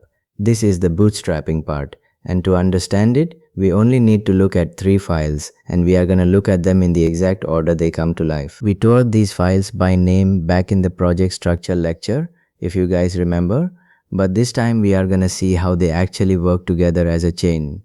Let's start right at the very beginning. Now the very first thing the browser loads is the index.html file. This lives inside your src folder. And here is the thing I really want you guys to notice. This is the one and only real HTML page in your entire Angular app. Just this single page. That's it. If you open it up and look inside the body, you might expect to see all your headings and your logo and your content, right? But you don't. Instead, there's just one strange little custom tag called app_root. And right now that tag is completely empty. So where is all your content? This is the part that trips up every beginner. So let me explain what this empty tag really is. Think of that app_root tag like a stage in a theater. Guys, before the show starts, the stage is empty, but there's a piece of tape on the floor marking exactly where the main actor is gonna stand. App root is that marked spot. It's a placeholder, an empty seat that basically says Angular. When you're ready, put the app right here. So on its own. The index HTML file does nothing exciting. It just loads and reserves a spot. Now the real question is, who fills that spot? So that's where the next file comes in. Next comes the main.ts file, also sitting in your src folder. And this one is really important because this is the ignition of your whole app. It's the very first bit of your own code that actually runs. Remember our car analogy? If index.html is the empty car waiting, then main.ts is you turning the key, and if you open it up, it's surprisingly short. It's basically one key line. That line calls a function called bootstrap application, and it hands that function two things. The first thing is your root component, which is app. That's the main app component we keep talking about. And the second thing is your app config, which comes from the app config file. I don't want you guys reading this symbol by symbol. I just want you to hold the idea in your head. Bootstrap application basically means, hey Angular, start up my app and use app as the root component, the top of the whole tree. So what does that function actually do when it runs? This is the moment the magic happens, guys. So pay attention. Angular takes your app component, it builds it, it renders it, meaning it figures out all the actual HTML that component should produce. And then it takes that finished HTML and drops it right into that empty app root tag we saw a second ago. Remember the empty stage with the tape on the floor? This is the exact moment the actor walks out and stands on the mark. That empty app root fills up with your heading, your logo, the hello, my first app text, the whole starter page. All of it lands inside that tag. So that's the answer to the whole first mystery. The page didn't appear by magic. Angular rendered your app component and injected it straight into the placeholder. So let's say the whole chain out loud one time, because if you can remember this little sequence, you understand bootstrapping. The browser loads index.html, which has that empty app root placeholder. Then main.tapps runs and calls bootstrap application with your app component and your config. And bootstrap application renders app and drops it into app root. Index.html loads, main.ts fires, app renders into the placeholder. Done. That's the startup chain. 4 steps, no magic. Hope that clears it up. Now there's one more file in this story, and that's the app.config.ts file. Remember, Bootstrap application took two things, the app component and the config. So what is that config? Think of it as your app settings file. It's where app-wide features get switched on for the whole application. If you open it, there's a providers array inside. And right now it holds just two things. One is called Provide Browser Global Error Listeners, which wires up global error handling so Angular can catch errors across your app. And the other is called Provide Router, which is the thing that switches on routing. Now don't worry one bit about the deep details of how these work. We are gonna cover routing properly in its own module much later. I just want you to get the big picture here. So the way I want you guys to think about the app config file is really simple. It's your app's control panel, the one place where the big app-wide features get turned on. Right now it's pretty bare because our app is brand new. But later in the course, when we start adding serious features to the app, this is the file where a lot of them get switched on. So that's bootstrapping in a nutshell, guys. Index.html gives you the empty stage, main.cs turns the key and calls bootstrap application, and the app config supplies the settings. Now you might have noticed I said absolutely nothing about how Angular keeps the screen updated after all this, and that's because that is a totally separate mystery, and it's the one we are gonna crack next.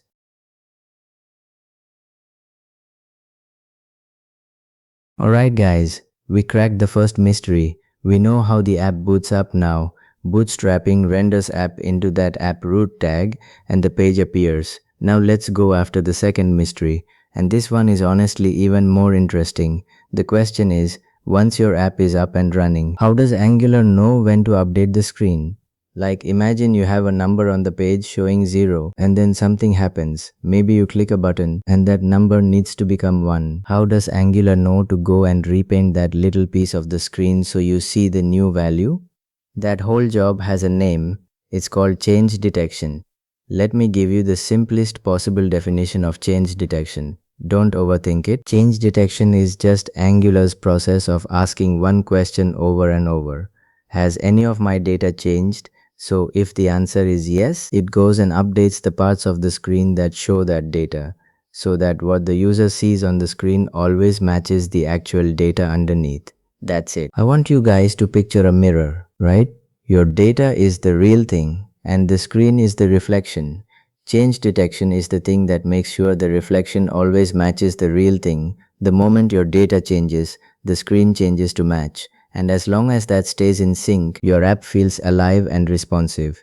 Now here is where it gets interesting, because the way Angular does this actually changed in a pretty big way recently, and I think it's worth showing you guys both the old way and the new way, so you really understand what's going on, and so you don't get confused if you stumble onto an older tutorial online.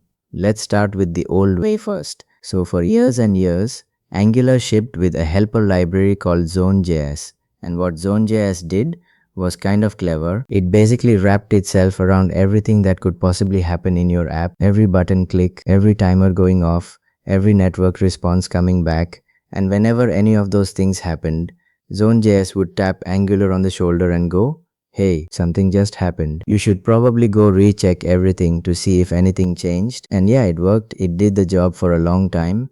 But you guys can probably already feel the problem, right?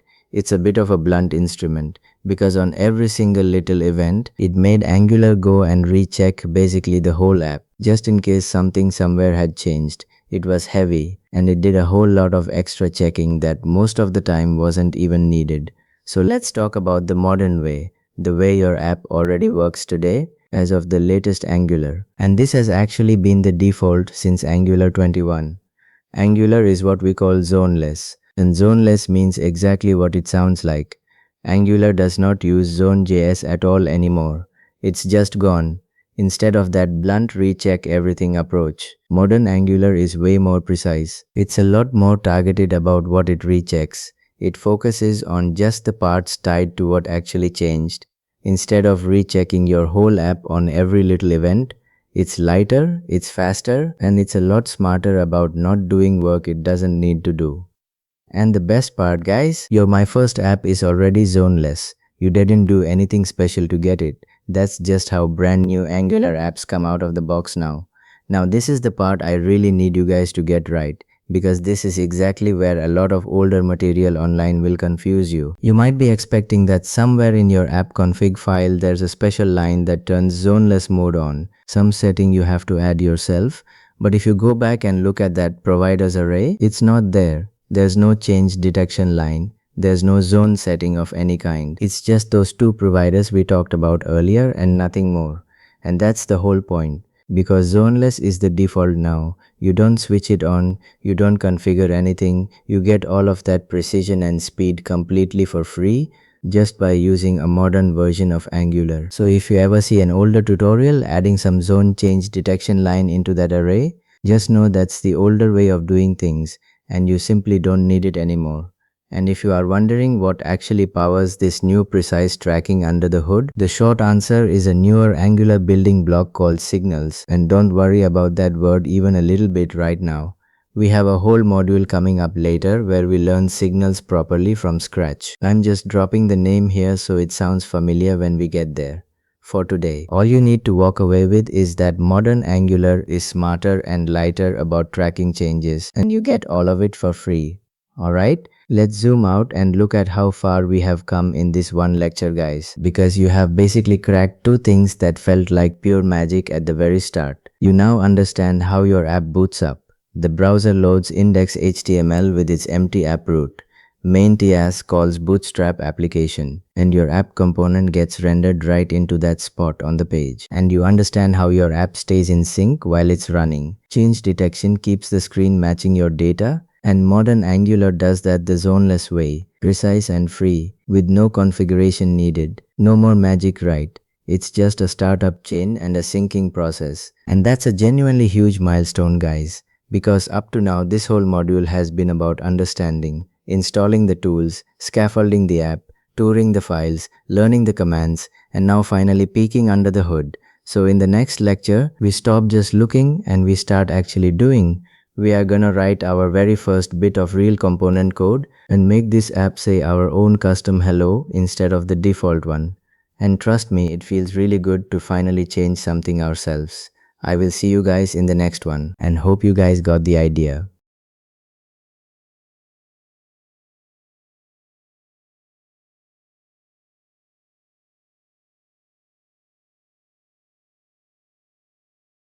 Alright guys, welcome back. In the last lecture, we went through all the theory of how Angular boots up and how it keeps the screen in sync with our data.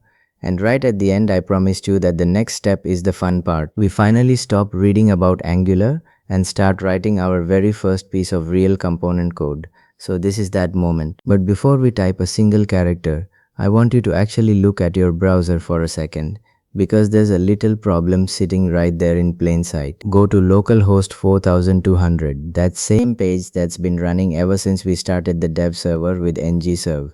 So what are you looking at? You are looking at this nice Angular welcome page, that big hello my first app heading, the congratulations message, and a whole bunch of link pills going off to the docs and the tutorials. Now here is the thin G guys. None of that is ours. That is Angular starter page. It's content the Angular team dropped in there just to prove your app is alive and running. It's literally someone else's words sitting inside our app. And that's not really what we came here for, right? We didn't build an app just to display Angular's welcome screen. We built it so it can show whatever we want it to say. So how do we actually change what's on that screen? Let's quickly bring back what we learned when we toured the project structure. Our root component, the app component, is made up of 3 files that live together in the src app folder.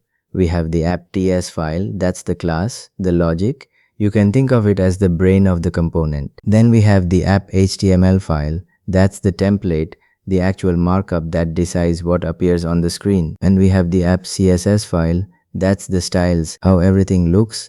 Keep that trio in your head, a class plus a template plus some styles. That is one component. So if our goal is to change what the user sees on the screen, which of those 3 files do you think we need to touch? Yes, of course, the template, the app.html file. The template is the part that controls what shows up. So if we want a different heading on that page, that's exactly where we go to work. The class and the styles can wait. Right now it's all about the HTML. So let's open it up. Go to the src app folder and click on the app.html file and just look at what's in there. It's a big wall of placeholder markup guys, and honestly it can look a little scary the first time. There's a style block at the top, there's a main container, there's the Angular logo drawn out as an SVG, there's that hello heading, there's the whole group of link pills, the social links, and right down at the very bottom there's a little router outlet tag. Don't worry about understanding every line of it because we are not going to keep any of it. Here's the plan for the next few minutes. We are going to wipe this entire starter template out, every last bit of it, and write our own simple heading in its place. And the best part, because the dev server is still running with live reload, the moment we save, the browser is going to update on its own right in front of you. So let's go make this app finally say something that's actually ours.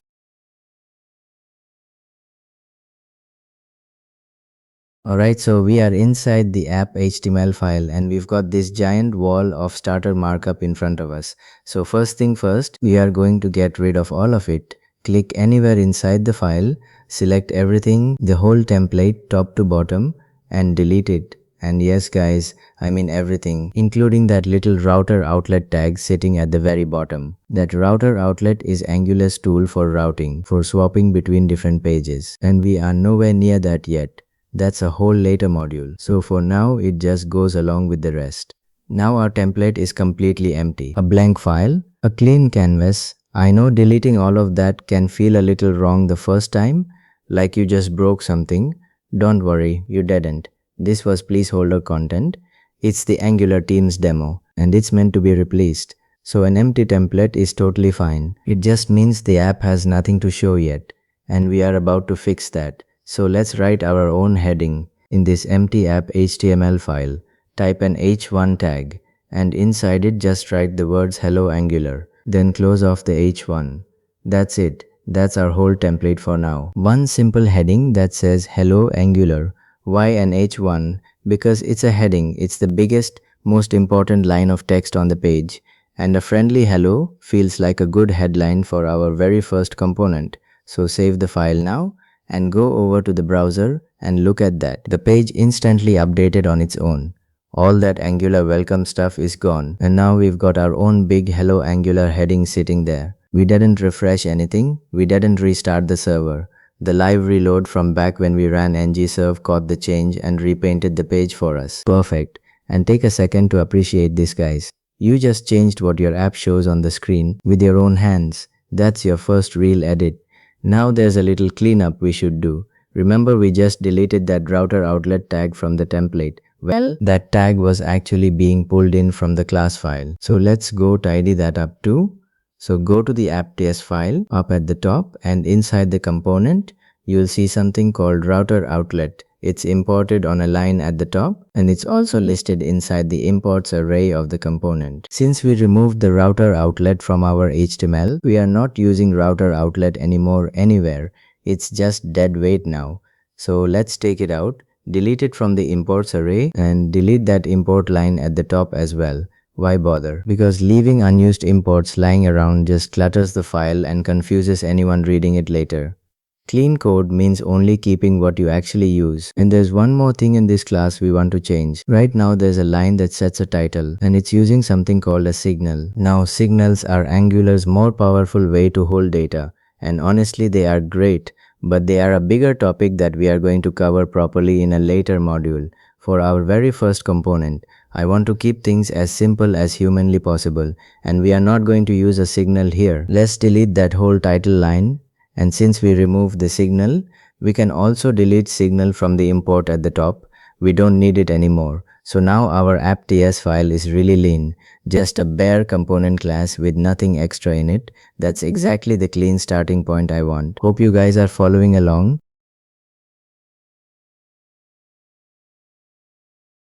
Alright guys, so we've got our app saying hello Angular, and you might be thinking, great, we are done, what's next? But hold on, because right now that word Angular is hard-coded. It's typed directly into the HTML as plain text. And here's the thing, the whole point of a component, the real reason we split it into a class and a template is so the template can display data that comes from the class.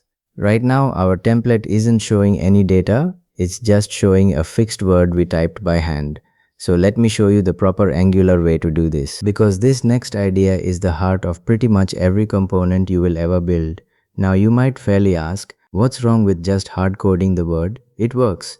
The page says hello Angular, and sure, for one fixed word it works fine, but real apps show data that changes. A user's name, a product price, a score that goes up. You can't hard code those, they have to come from somewhere in your code, from the class. So let's learn the pattern with our simple hello, and it will carry straight over to every real case later on. First, let's give our class a piece of data to hand over. So go to the app.ts file, and inside the app class, we are going to add a property. Type the word name, then equals, then the word Angular in quotes, because it's a piece of text, a string. This right here is a plain, simple piece of data now living inside our component class. It's just a normal property holding the string Angular. Nothing fancy, no signal, just a regular value sitting in the class, ready to be used. Now back in the app HTML file, right now the heading has the word Angular typed straight into it. We are going to swap that hard-coded word out and pull the value in from the class instead. So how do we do that? This is where we meet string interpolation for the very first time. Delete the word Angular from the heading, and in its place, type double curly braces, and inside those braces, write the word name. Now our heading reads hello, then double curly braces with name sitting inside them. So let's talk about what those double curly braces actually do, because this is the important part. The double curly braces are Angular's way of saying, go and grab this value from the class and drop it right here into the template.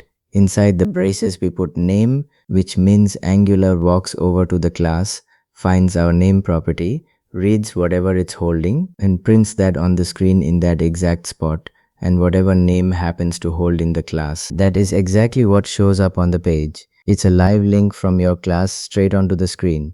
So save it and go check the browser. The page still says Hello Angular. Looks completely identical to before, but it is not the same thing at all.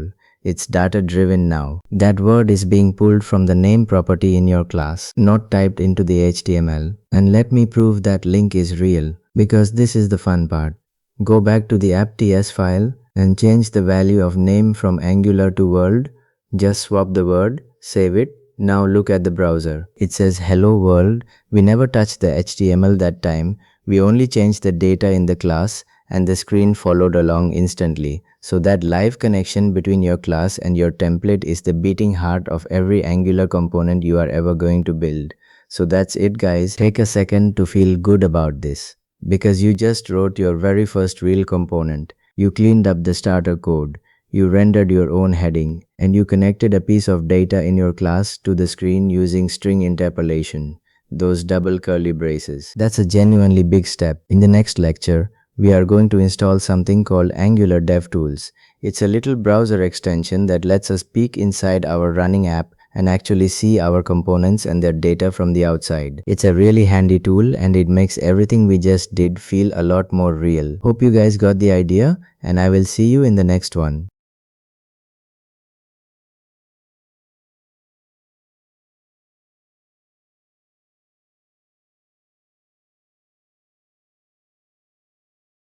Alright guys, welcome back, and this is the final lecture of module 3. So let's finish it strong. In the last lecture we wrote our very first component right. We opened up the root app component, we cleaned it out, we added a plain property called name and set it to the value world. And in the template we used string interpolation with those double curly braces to drop that value onto the screen. So right now if you go to localhost 4200, the browser is showing hello world. Now here is the thing I want to do in this lecture. We built this component, but wouldn't it be nice to actually look inside it while it's running, like getting X-ray vision into our own app? Can you guys imagine that? Well, that's exactly what Angular gives us, so let's get into it. But before we install anything, let me show you why we even need this. Because problem first as always. Right now our app is tiny. We have literally one component, just the app, and the whole template is one little line. So it's easy to hold the entire app in your head, right? No problem at all. But guys, real Angular applications are not like this. A real app has dozens, sometimes hundreds of components, all nested inside each other, a component inside a component inside a component, like those rooms and furniture we talked about way back in lecture 21. Now imagine something looks wrong on the screen. Maybe a value is showing up empty or a number is off, and you go staring at your code files trying to figure out why. But the files only show you what you wrote. They don't show you what's actually alive in the browser right now. This is the pain. Staring at static code is just not the same as seeing your app as it's actually running. Now you might be thinking, wait, doesn't the browser already have DevTools? Can't I just press F12? Yes, of course. Every browser has built-in DevTools. You press F12 or you right-click and choose Inspect, and you get the Elements tab, the console, the Network tab, all of that good stuff. So let's actually open it on our app real quick. Press F12, go to the Elements tab, and what do you see? You see plain HTML. You see the app root element, and inside it an H1 with the text Hello World. But guys, that's the whole problem. The regular DevTools only understand HTML and CSS. They have absolutely no idea what an Angular component is. They can tell you there's a class called app sitting behind that. They can show you the name property. They don't even know Angular exists. So the normal DevTools are great, but they're completely blind to Angular. And this is exactly where the Angular team stepped in and built us a dedicated tool. So the tool is called Angular DevTools, and it's a free official browser extension made by the Angular team themselves. So it's the real deal, not some random third-party thing. Let's install it. Open your browser and go to the Chrome Web Store. This one works for Chrome and also for Edge, since Edge runs on the same engine. And if you're a Firefox person, don't worry, there's a Firefox add-on version too. Now in the Chrome Web Store, just search for Angular DevTools and you'll see it come up. Make sure it's the official one published by Angular, and then click the Add to Chrome button or Add to Edge if you're on the Edge browser. And here's a fun little callback for you guys. Remember way back in lecture 23 when we first ran the app and saw that welcome page with all those little link pills? One of those pills was literally Angular DevTools. Angular was pointing us at this tool from day one. We just weren't ready for it yet, but now we are. Alright, so the extension is installed. Now how do we actually use it? First thing first, make sure your app is running. So we still have ngserve going and localhost 4200 is open showing our hello world. Now open the browser DevTools again, foot valve or right click and inspect. And this time look at that row of tabs across the top. Elements, console, sources, and so on. But now there's a new one sitting there that wasn't there before. And it's simply called Angular. So the extension added its very own tab right into the browser's DevTools. Pretty neat, right? Go ahead and click on that Angular tab. And now guys, look at this. You land on the first tab, the one labeled Components. And the very first thing it shows you there is the component tree. So what is this component tree? It's a live map of every single component in your running app, laid out as a tree. Right now, our app is tiny, so the tree is small. You'll see your app component sitting right at the top. And that's basically it, because that's all we have so far. But here is the part I really love. Remember in lecture 21, we drew this exact thing on a diagram. We said an Angular app is a tree of components with one root holding everything else. Well, this is that same tree, except now it's not a drawing on a slide. It's real, it's live, and you can actually click on it. So let's click on that app component and watch what happens. The moment you click app, off to the side, Angular DevTools opens up a panel showing you that component's properties, the actual data living inside it right now. And there it is guys, the name property, holding the value world, the exact thing we typed in the last lecture. So just let that sink in for a second. You are literally looking inside your live running component at its real data in real time. This is the X-ray vision I promised you at the start, and it gets even better. You can click on that value right there in the panel and change it. Try changing world to something else and watch the browser screen update instantly. So this is incredible for debugging. When a value looks wrong, you can inspect it and even poke at it live without ever touching your code files. Perfect. So we found our name property and we can see straight inside our component. Hope you guys got the idea. Now let's take a quick look at the other main tool Angular DevTools gives us.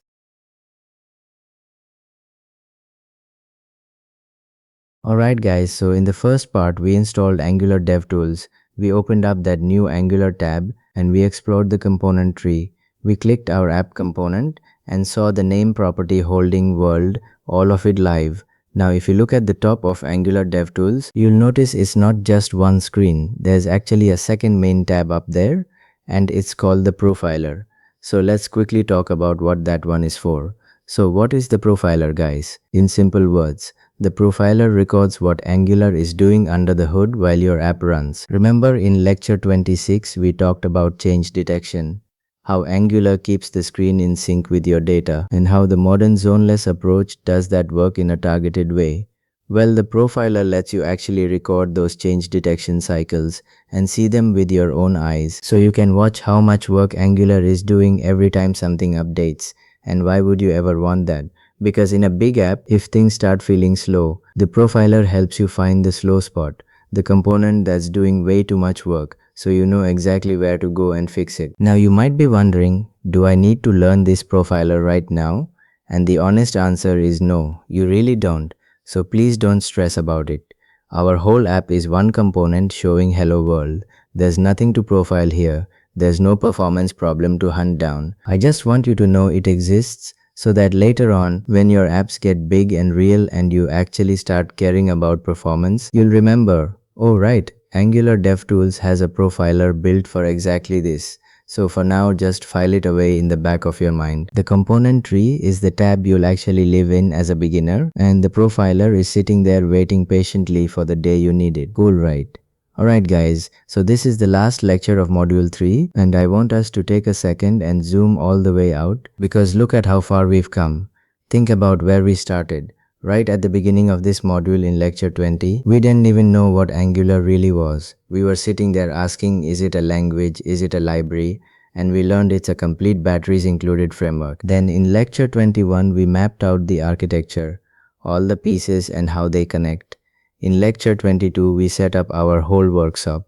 We installed Node, the CLI, and VS Code.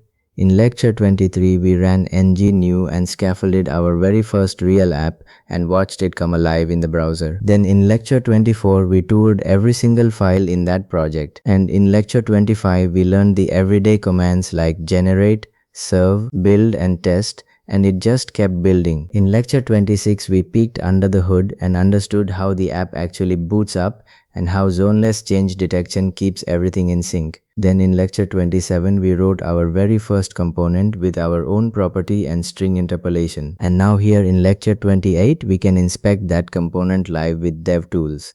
So guys, just look at that list for a moment. You went from not even knowing what Angular is to having a real, running, and genuinely understood Angular app sitting on your machine. And you can peek inside it whenever you want. That's not a small thing at all.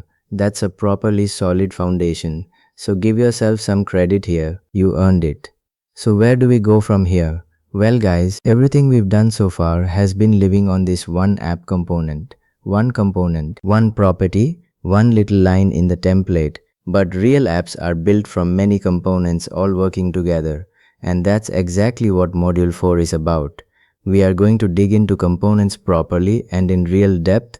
We'll build more than one component. We'll learn how to pass data between them, and we'll really start putting actual user interface on the screen. So all this foundation we laid down in Module 3 is about to pay off in a big way. Congratulations on finishing your very first hands-on Angular module.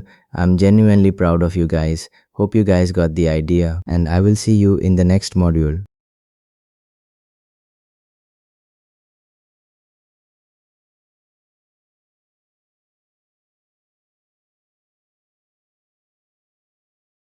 Alright guys, welcome to Module 4, and this entire module is all about components.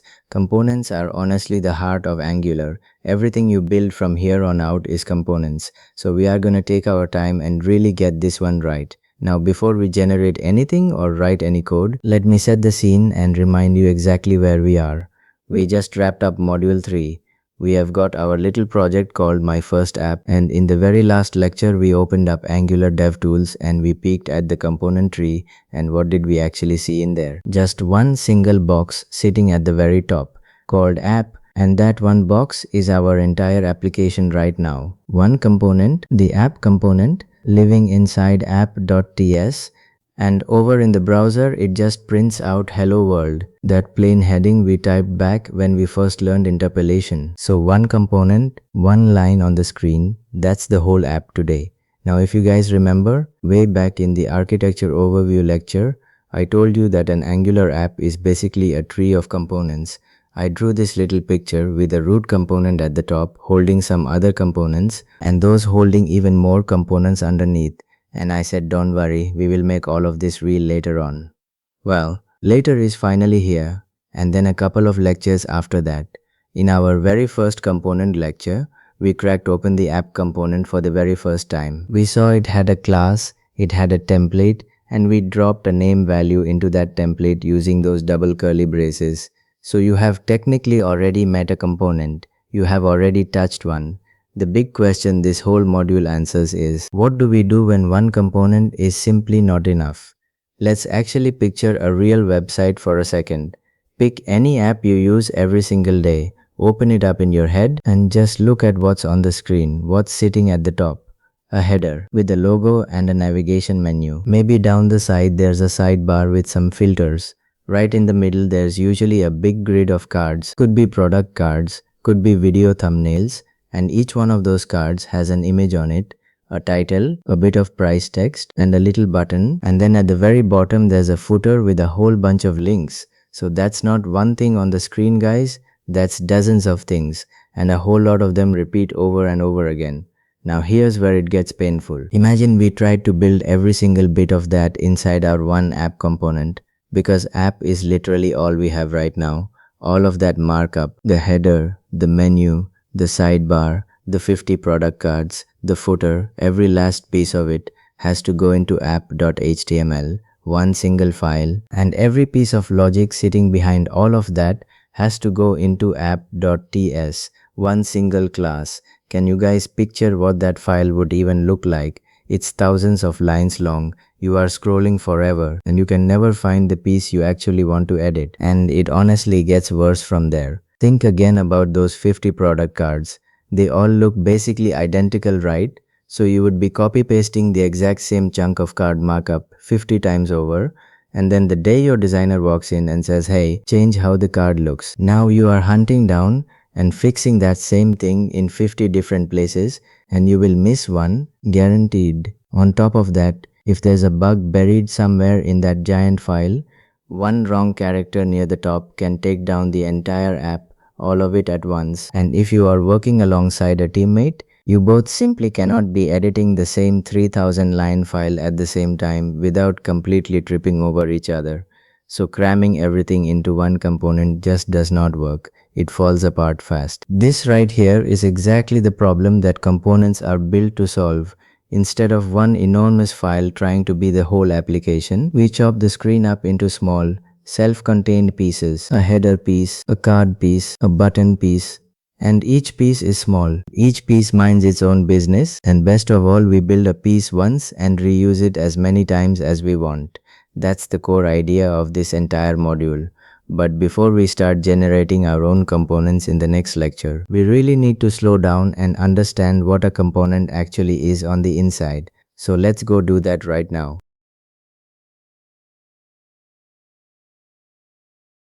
Alright, so what is a component? Really, let's pull it apart properly. If you guys remember our project structure tour back in module 3, we looked at the app component and I pointed out that it shows up as a little group of files that all belong together. There's app.ts, there's app.html, and there's app.css. 3 files, but one component. So a component is not just a single thing, it's a bundle of 3 things working side by side. And the moment you see those 3 roles clearly, components stop feeling like magic. Let me give you the 3 pieces one by one. The first piece is the TypeScript class, and that's living in app.ts. This is the brain of the component. It holds all the data and all the logic. Remember that name value we put in the class? That little bit of data lives right here in the brain. The second piece is the HTML template. That's app.html, and this is the face. It's what actually shows up on the screen for the user to see. And the third piece is the CSS, that's app.css, and this one is optional. This is the clothes. It decides how the component looks, the colors, the spacing, the fonts, all of that. So brain, face, and clothes.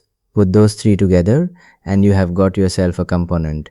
Now a really good beginner question pops up right here. If these are 3 totally separate files, how on earth does Angular know they all belong to the same component? Great question, and this is where a special piece comes in, the decorator. Remember when we first opened up app.ts, sitting right on top of the class there was this thing that started with the @ symbol, @ component, and inside it there was a template URL pointing over at the HTML file and a style URL pointing over at the CSS file. So that @ component decorator is the glue. It's basically a label stuck on top of the class that says to Angular, hey, this class here is not just some ordinary class, it's a component. And by the way, here is its template, and here are its styles. So the decorator is the thing that ties the brain, the face, and the clothes together into one single unit. And there's one more setting inside that decorator that is honestly my favorite part of the whole thing, the selector. For our app component, the selector is app root. Now what does a selector actually buy you? It gives your component its very own HTML tag. Think about it for a second. The browser already comes with a bunch of built-in tags, right? There's a heading tag, a paragraph tag, a button tag, those all ship with HTML. Well, a selector lets you go and invent your own tag, a brand new one that never existed before. AppRoot is the custom tag for our app component, and you guys have actually already seen this in action. Remember the bootstrapping lecture? We opened up index.html and there was this one lonely empty tag sitting in the middle of it, AppRoot, and I told you Angular fills that spot with our app. Well, now you know the reason. AppRoot is the app component selector, so when Angular boots up, it goes looking for that AppRoot tag. finds it, and drops the entire app component right into that spot. So a component literally becomes a custom HTML element, and that is a massive deal because it means the day we build a header component and give it the selector app header, we can just write app header inside some other template and Angular will render the whole entire header right there. One tiny tag standing in for a whole chunk of UI, and that link between the class and the template. That is the beating heart of every single component. Go back to our double curly braces for a moment. The name value sits inside the class and the template reaches in and displays it on the page. That's the class and the template having a little conversation. The class holds the data and the template shows it off. And every component you will ever build runs on that exact same relationship. So here's the mental model I want you to lock in. A component is like a single Lego brick. A small self-contained piece that carries everything it needs sealed up inside it. Its own logic, its own markup, its own styling, all in one brick. And just like Lego, the real fun starts when you begin clicking these bricks together, which is exactly what component architecture is all about, and that's where we are headed next.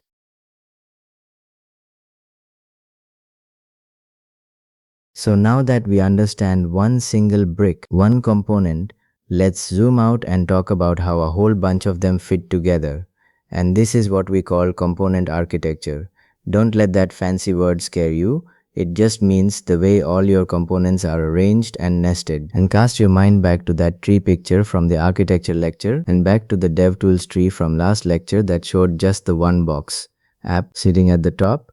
So right now our tree has exactly one node in it. That's all, app and nothing underneath it but a real app. A real app has a whole big tree. Let me make that tree real using our website example from earlier. At the very top sits app. That's the root. App is like the trunk of the tree and everything else hangs off it. Now inside app, we place a header component and a footer component and a main content area in the middle. Then inside that main content area, we place a product list component, and then inside that product list, we place a whole pile of product card components, one card for every product we want to show. So app holds a few children, and each of those children holds its own children, and it just keeps nesting down and down. That's the tree. The root holds a few big pieces, and every big piece is itself built out of smaller pieces. The mental model here is nested boxes. Picture your whole app as one big box. That big box is app. Now open it up, and inside there are a few medium-sized boxes. The header, the content, the footer. Now open up that content box, and inside it there are even smaller boxes, the product cards. So it's boxes inside boxes inside boxes, going all the way down. Or if you like, come back to the Lego idea. App is the big finished Lego model, and that model is put together out of medium assemblies, and those medium assemblies are put together out of tiny individual bricks. So that architecture diagram I drew for you all the way back in the overview lecture, this is literally that diagram, just made real and concrete. Now let's get into the why. Why do we go to all this trouble of breaking everything up into little pieces? And there are 4 really big payoffs here. The first one is reuse. Remember those 50 product cards that were such a nightmare to copy paste? Well, with components you build one single product card component just once, and then you drop it into the page 50 times. And here's the genuinely nice part. When the design needs to change, you go and change that one product card component in one single place. And all 50 of them update instantly because they are all just copies of the same brick. No more editing 50 spots by hand. Cool, right? The second payoff is that your bugs get isolated. If something looks broken in the header, well, the bug is living inside the header component, which is one small focused file. So you know exactly where to go and look. It's not buried somewhere inside a 3000 line monster anymore. And the third payoff is teamwork. One developer can grab the header component while another developer grabs the shopping cart component. And because those are separate files, separate bricks, the two of them can work at the very same time without ever stepping on each other's toes. So components let an entire team spread out and move fast in parallel. And the fourth payoff, you can test each piece all on its own. Remember back in the commands lecture when we ran ngTest and I mentioned those spec files running on ytest? Well, because every component is a small isolated brick. You can test that one brick completely by itself without having to fire up the entire application around it. And that makes your tests way simpler and a lot more trustworthy. So there you have your 4 reasons: reuse, isolated bugs, splitting the work across a team, and testing in isolation. And that's why every serious Angular app out there is made of many small components instead of one giant one. Alright, let's bring it all home. Notice that we did not write a single line of code today. Our browser is still just sitting there saying hello world, exactly where module 3 left it. And that was completely on purpose. Because this lecture was all about getting the mental model right inside your head, what a component actually is. That brain plus face plus clothes bundle, tied together by the @component decorator with its very own custom tag, how components nest inside each other to form a tree, and why we bother doing any of it in the first place. Now that the idea is solid, in the very next lecture we stop talking and we start building. We are going to create our very own second component using the CLI. Remember ngGC from the commands lecture, where the G stands for generate and the C stands for component. We will run it. Watch Angular scaffold that whole trio of files for us automatically, and then drop our brand new component right into the app and see it show up. Hope you guys got the idea, and I will see you in the next one.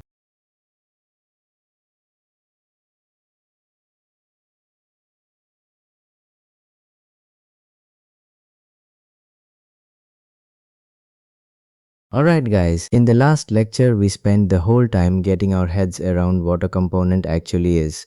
And remember the picture we painted? A component is really just a bundle of 3 things. A TypeScript class that holds the logic and the data, that's the brain. An HTML template, that's the face, what actually shows on the screen. And an optional CSS file, that's the clothes, how it looks. And all 3 of them are tied together by that component decorator sitting on top of the class, the one marked with the @symbol. And we also said the selector is what turns a component into your very own custom HTML tag. That's exactly why our app root spot inside index.html gets filled by our app component the moment the app boots. Right now, our project, my first app, still has just that one single root app component showing hello world in the browser and nothing else. So now the obvious next step guys, we actually make one of our own, our very first proper second component. But before we let the CLI do it for us, I really want you guys to feel why we even need the CLI here. So let's picture doing this completely by hand first. So say we want a component called greeting. What would we have to do all by ourselves? Well, first we would go into our app folder and create a brand new folder and call it greeting. Then inside that folder we create the TypeScript file greeting.ts, and inside it we write the whole class from scratch. We import component from Angular core, we add the component decorator, and inside that decorator we fill in the selector, something like app greeting, then the template URL pointing at our HTML file, then the style URL pointing at our CSS file, and after all of that we still have to export the class so the rest of the app can reach it. And we are not even done yet. So after the TypeScript file, we still have to create greeting.html by hand for the template and greeting.css by hand for the styles. So that's 3 separate files we are creating and wiring together manually, all for one single little component. And here is the real problem guys. This is so easy to get wrong. One tiny typo in the selector and your tag just won't work. Point the template URL at the wrong file name and the whole thing quietly breaks. Forget to export the class and no other component can even see it. Now imagine doing this over and over. 3 files, every path and every name typed out by hand. It's tedious and it's fragile. One slip and you are hunting a bug that never needed to exist in the first place. And remember why we even want lots of components in the first place. We went through this last lecture. We split our app into many small components so we can reuse them. So a bug stays trapped inside one tiny focused file. So a whole team can work on different pieces at the same time. And so we can test each piece on its own. So a real Angular app is not 1 or 2 components, it's dozens, sometimes hundreds of them. Now multiply that hand building pain by 100. 3 files each, every selector and every path typed by hand. And you can see how one small slip anywhere in there turns into a frustrating afternoon of bug hunting. There has to be a better way, And of course there is. This is Angular. The whole framework is built to take this kind of busy work off your plate.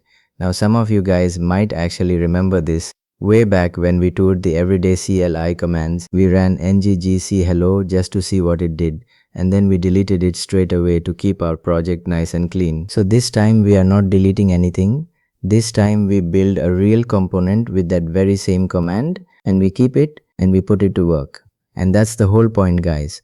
The Angular CLI has a generate command whose entire job is to scaffold all three of those files for us, correctly wired in one single shot. So we never hand build that trio and never sit there worrying about miswiring it. Let's go and do it. Alright guys, the command we are going to use is written like this, ngGC and then the name of our component. Now before we run anything, let's decode it so it's not just 3 magic letters, because I really want you guys to understand what you are typing, the ng part. That's the Angular CLI itself, the exact same tool we have been using for ngNew and ngServe. The G, that one is short for generate. It's basically us saying, hey, make something for me. And the C, that is short for component. So we are telling the tool exactly what kind of thing to generate. So ngGC is really just ngGenerate component written short. The letters are only there to save your fingers, and you can absolutely type the long form if you prefer it. Okay, let's actually run it. One quick thing to keep in mind first, our ngServe is still running in that first terminal, keeping the app alive at localhost 4200, and that terminal is busy watching for changes, so we don't want to stop it. So the easiest move here, open up a second terminal tab, make sure you are sitting inside the My First App folder, and in there we type ngGC greeting and hit enter. The moment you hit enter, the CLI does its thing instantly, and look at what it prints out. A little list of create lines. It made a greeting folder inside our app folder, and inside that folder, 4 files. Greeting.ts, that's our class. The brain, greeting.html, that's the template. The face, greeting.css, that's the styles, the clothes, and greeting.spec.ts, that's a test file. We are not touching testing yet, but the CLI sets it up for you anyway. So that whole trio we kept talking about last lecture, the class, the template, the styles, the CLI just created every bit of it, correctly wired in a fraction of a second, no typos, no miswiring, nothing for us to get wrong. Now let's actually open greeting.ts and read what got generated for us, because this is the real payoff. Right at the top, it imports component from Angular core, the same import we saw in our app component. Then it has that component decorator sitting right above the class, and inside the decorator are the exact pieces we said we would have to handwrite ourselves.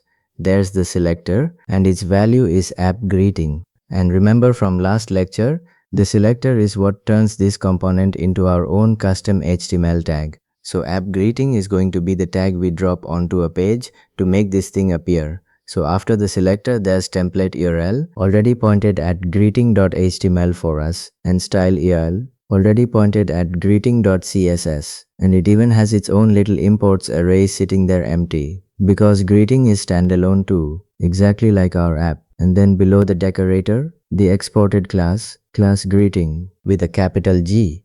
And notice that class name, guys, it's just greeting, capital G.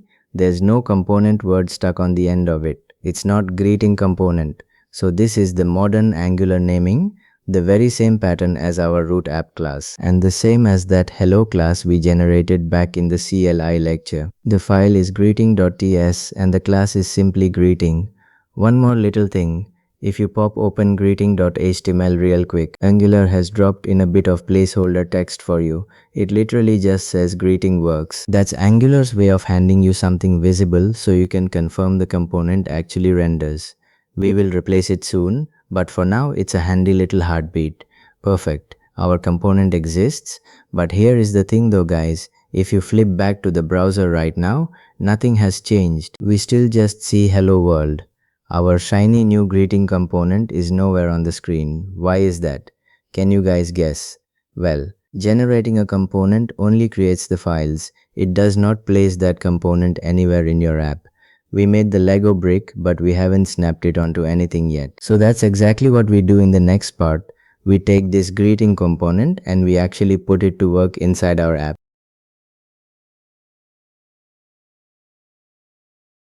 Alright guys, so we left off with a bit of a puzzle. Our greeting component fully exists now. All of its files are sitting right there, but the browser still stubbornly shows only hello world. So in this part we fix that. We finally make the greeting component actually appear on the page. And to do that, there are two little moves we have to make, and I want to walk you through the why behind each one, not just the what. Okay, so move number 1, we have to tell our app component that greeting even exists. Now you might be wondering, wait, why do I have to tell it? I just created the file, can't Angular just find it on its own? Great question. Remember, our components are standalone. That was the modern default we talked about. And standalone means every component is self-contained. It does not automatically know about every other component floating around the project. It only knows about the ones you explicitly hand to it. So app has this imports array, and right now it's completely empty, just empty square brackets, and that array is basically app's little list of, here are the other components I am allowed to use. And to let app use greeting, we simply add greeting into that imports array, and as we type it, the editor pulls in the matching import line for greeting at the top of the file for us. Okay? Move number 2. So importing it just gives app permission to use greeting. It doesn't actually show it on the screen yet. We still have to place it somewhere. And how do we place a component, guys? Yes, of course, through its selector, its custom tag. Remember, the selector was app greeting. So go into app.html and right underneath our hello world heading, we drop in the greeting tag. App greeting written as a self-closing tag. That's it. That's literally the whole thing, one tag. And because a component selector is just a custom HTML element, we use it exactly like we would use any normal built-in tag. Alright? Save everything and go to the browser. As you guys can see here, right under hello world, we now see greeting works printed on the page. That's our greeting component, rendering live as its very own piece of the screen. So take a second to appreciate what just happened here, guys. We have two components on the page now, our root app and living inside it. Our greeting child app is holding greeting exactly like that nested boxes tree we drew back in the architecture lecture, the parent holding the child. Perfect. Our very first real component composition. And let me quickly show you why that first move actually mattered. Because this one trips up a lot of beginners. Say you skipped the import. You dropped app greeting into the HTML, but you never added greeting to app's imports array. Watch what happens. Angular throws a compile error, and the language service underlines app greeting in red, telling you app greeting is not a known element. Why is that? Well, because app was never told about greeting, so as far as app knows, app greeting is just some random tag it doesn't recognize. So the fix is exactly the import we did. Add greeting to the imports array, the red underline goes away, the element is known again, and it renders. Now you know both sides, the error and the fix. So the day you ever see not a known element, you will know precisely where to look.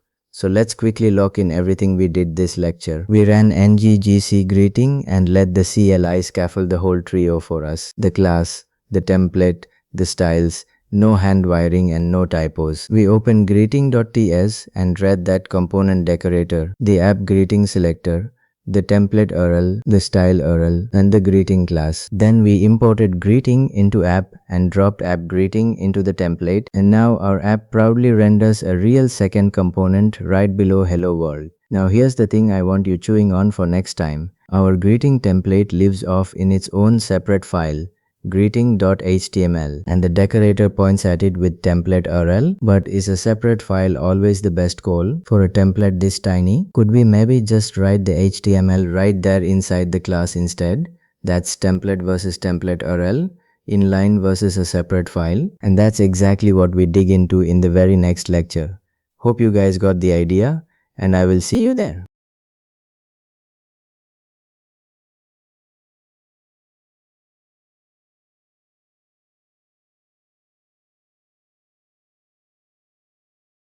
Alright guys, in the last lecture we did something pretty cool, right? We used the Angular CLI to generate a brand new child component. we ran ngGC greeting. And if you guys remember, the G is generate and the C is component. So ngGC is really ngGenerate component, and the CLI scaffolded a whole greeting folder for us with its own files, the greeting.ts class, the greeting HTML, the greeting CSS, and the spec file. And then we placed that component inside our root app using its selector tag app greeting. So right now, if we go to the browser at localhost 4200, we can see hello world coming from our root app. And right below it, we can see greeting works, which is coming from our new greeting component, nested inside. So far so good. Now that greeting works text, that's just the default placeholder the CLI dropped in for us. So let's make this greeting actually ours. But first, where does that text even live, guys? Can you tell me? Let's open greeting.ts and look at the decorator. And notice, we don't see any HTML in here at all. None. Instead, we see this line, template URL, and it's pointing to a path / greeting.html. So the markup is in the class file, it's sitting in a totally separate file right next door. Which means to change what this component shows on screen, I have to leave greeting.ts, open up greeting.html, edit it over there, and come back. Let's do exactly that. Open greeting.html, wipe out that greeting works placeholder, and in its place add an h2 tag. The text is good morning, guys. Save this and go to the browser, and as you guys can see here, now it says good morning, guys, sitting right under our hello world. Perfect. Now let's slow down and really notice what just happened, because this is the whole point of today's lecture. To change one tiny line of HTML, I had to bounce between two files. The class lives in greeting.ts, but the markup lives all the way over in greeting.html, and the two are stitched together by this template URL line. So guys, this is what we call an external template. External meaning the template lives outside the class in its own separate file, and the name template URL literally tells you what it is. It's the URL, the path to the template file. So template URL equals a path to a file. That's the external approach, and this is the default. It's exactly what the CLI hands you every single time you generate a component. Now don't get me wrong, guys, having the template in its own file is actually great a lot of the time. When your component has a real chunk of markup, like a whole form or a whole page layout, you genuinely want that HTML living in its own clean HTML file, where your editor can help you out with it properly. But think about our greeting here. It's literally one line, one h2, and for that one single line we have a whole dedicated file, and every time we want to tweak it, we are jumping back and forth between greeting.ts and greeting.html for something this tiny. A whole separate file feels like a bit of overkill, right? We are doing this little two-file dance just for one line of markup. So this makes you wonder, wait, is there a way to just write that HTML right here inside the class next to everything else, so I don't have to keep opening up a second file? And yes, of course, guys, there absolutely is. Angular gives us a second way to hand a component its template, where the markup lives right inside the decorator itself, sitting next to the selector, all in one place. We call this an inline template. So in the next part, let's convert our greeting from this external file approach over to the inline approach and see exactly how it works. And more importantly, let's see that the output stays exactly the same. Alright guys, so now we want to take that one line of HTML and pull it out of greeting.html and drop it directly inside our greeting.ts decorator. So everything for this little component lives together in one place. But before we touch any code, let's quickly think about what actually changes here. Right now the decorator has template URL pointing to a file, and we are going to swap that out for a property called template. And instead of holding a path, template is going to hold the actual markup directly. Simple idea, right? Let's do it step by step. So go to greeting.ts and inside the decorator find that template URL line, and let's delete it completely. We don't want the file reference anymore. Now in its place we add template, just template this time. Notice there's no URL on the end of it because we are no longer pointing to a path. We are giving it the HTML directly. So after template we add a colon, and now here is the important part, guys. For the value we don't use regular quotes, we use backticks. And you might be wondering, why backticks and not normal quotes? Great question. Remember back in the TypeScript module, we learned that backtick strings, the template literals, can span multiple lines, whereas regular single or double quotes have to stay on one single line, and our templates are HTML. They usually run across many lines. So backticks let our markup breathe across as many lines as we want. So inside the backticks, we write our H2. The text is good morning guys, the exact same markup we just had in the file. That's it. Now since our template is living inline in the class now, that greeting.html file over there is just sitting there doing nothing. Nothing points to it anymore. It's basically dead weight. So we can go ahead and delete greeting.html completely. We don't need it around. Now save everything and go to the browser, and as you guys can see here, it still says good morning guys, exactly the same as before, nothing changed on screen at all. And that's the whole point guys. Inline versus external is only about where the markup lives, not about what it does. Let's prove one more thing while we are here. Let's prove that everything we already know still works inside an inline template. If you guys remember, way back when we built the root app, we used interpolation, the double curly braces. We wrote hello and then name inside double curly braces to drop a class value into the template. So let's use that same interpolation right here. Up in the greeting class, let's add a plain property. The property name is greeting, and we set it equal to the text good morning inside quotes. Just a normal string property, no signals, nothing fancy. And now down in our inline template, instead of hard coding the words good morning, let's swap that out for the property. So inside the H2, we open the double curly braces, put greeting in there, then a space, then the word guys. Now save this and go to the browser. And as you guys can see here, it still shows good morning guys, exactly like before. So the interpolation works perfectly fine inside an inline template. And that's because guys, Angular honestly doesn't care where the template came from, whether it read it from a separate HTML file or from a backtick string in your decorator. By the time Angular actually renders it, it's the same template either way. So all of our template features, interpolation today and property binding and control flow that are coming later, they all behave identically in both forms. And now our greeting is fully inline, the class and its markup all living together in one greeting.ts file with no separate HTML file at all. So now you might be asking, okay, so which one should I actually use, inline or external? If the output is identical, does it even matter which I pick? And it does matter guys. There's a really simple rule of thumb for choosing between them. And there's also a neat little CLI flag that lets you scaffold a component as inline right from the very start. Let's cover both of those in the next part.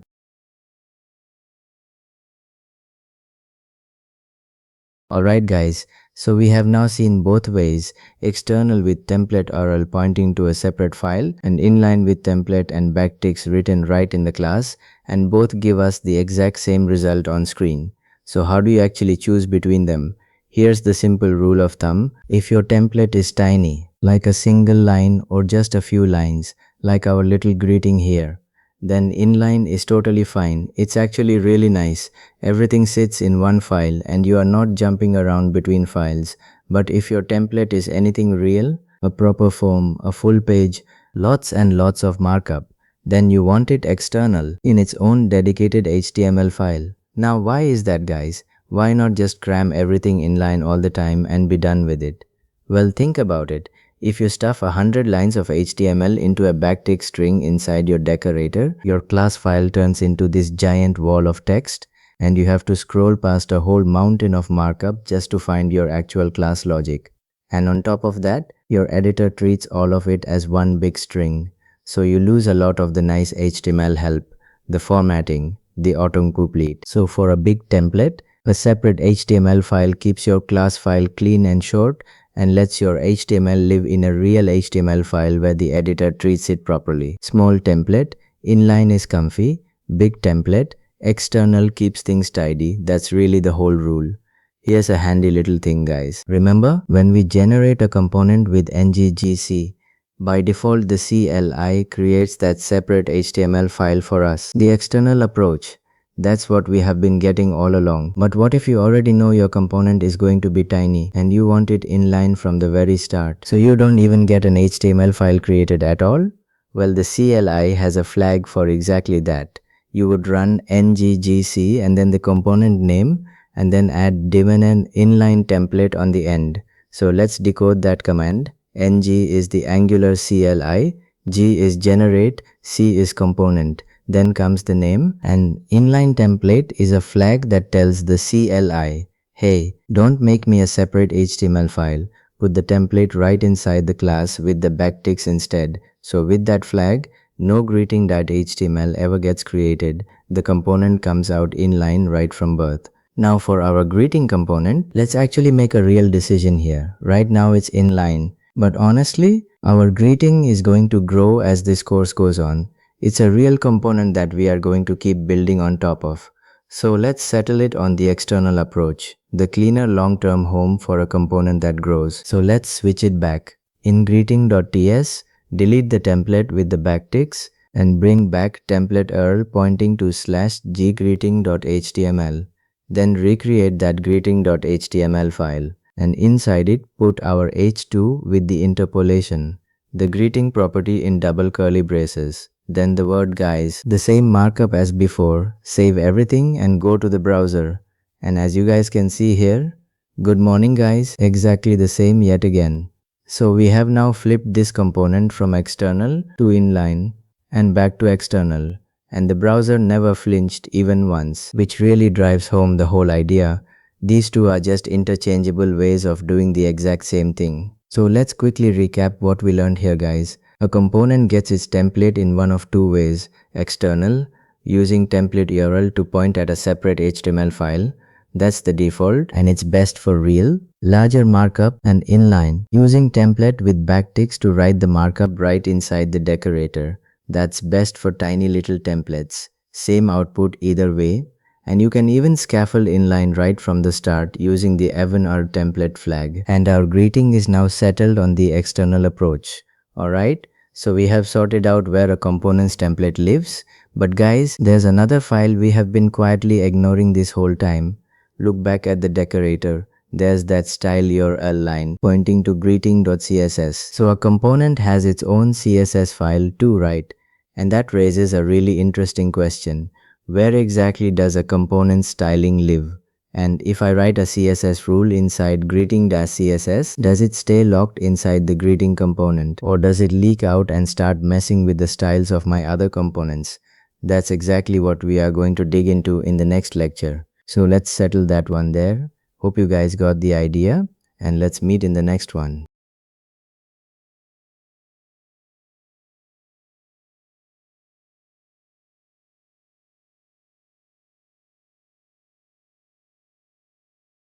Alright guys, so in the last lecture we finally sorted out the template side of our greeting component. Remember, we spent that whole lecture toggling greeting between an inline template and an external template, and after seeing both, we settled on the external one at the end. So right now, if we save everything and go to the browser, at the very top we see hello world coming from our root app, and right below it we see the line good morning guys, and that's coming from our little greeting component. So the structure is done, the words are on the screen, everything is wired up and rendering. Now the very next question is the look. How do we actually style these components? And if you guys remember, right at the end of last lecture, I pointed at that style URL line sitting in the greeting decorator, the one pointing to greeting.css, and I told you that's our next little mystery.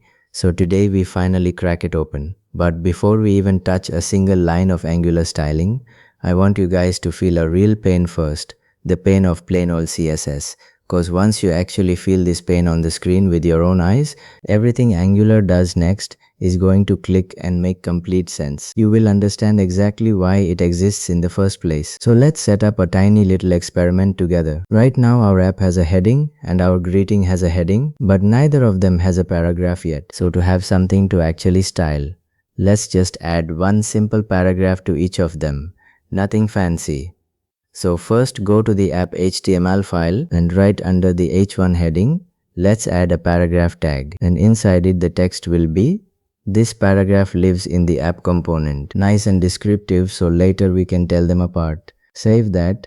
Now go over to the greeting HTML file and under the H2 that says good morning guys, let's add another paragraph tag, and inside this one the text is this paragraph lives in the greeting component. That's it. Save this and go to the browser, and now we can see our two paragraphs sitting there on the page, one coming from the app, one coming from greeting, both of them just plain black text for now. Perfect. Now here's where the fear begins, guys. Let's say I decide I want my paragraphs to be red. So I go and write a little bit of CSS. Now where does global CSS actually live in an Angular project? If you can remember all the way back when we toured the project structure, I showed you that styles.css file sitting directly in the src folder.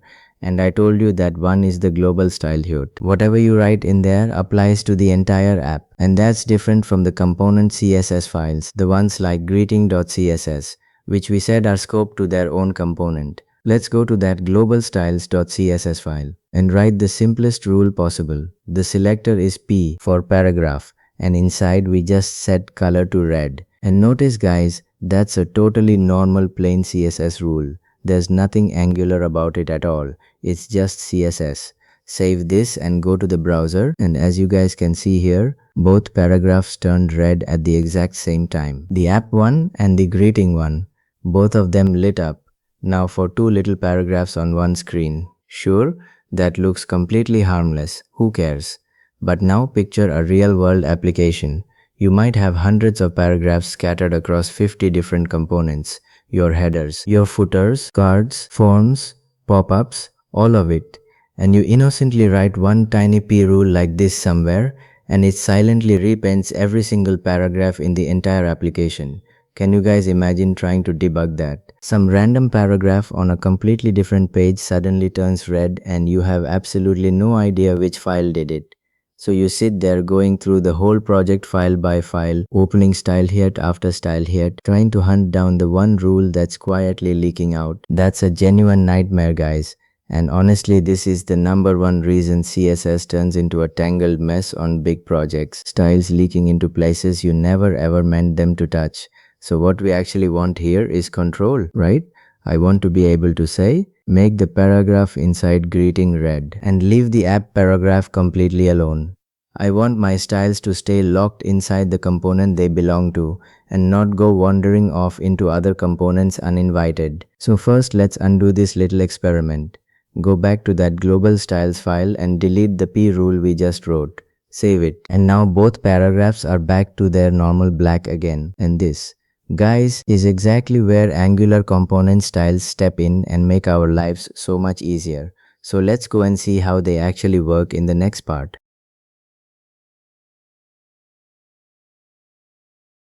Alright, so we just felt the pain. Plain global CSS leaks absolutely everywhere. One P rule and the whole app goes red. Now let's fix it the Angular way. Remember that style line in the greeting decorator, the one pointing to greeting.css? Well, every single component the CLI generates comes with its very own CSS file like this. And right now our greeting.css is completely empty. We have never once touched it. So here's the idea. Instead of writing our paragraph rule in the global styles file, we are going to write that exact same rule inside greeting.css, the component's own private style hood, and then watch very carefully what happens. So go to the greeting CSS file and let's write the exact same rule we wrote a minute ago in the global file.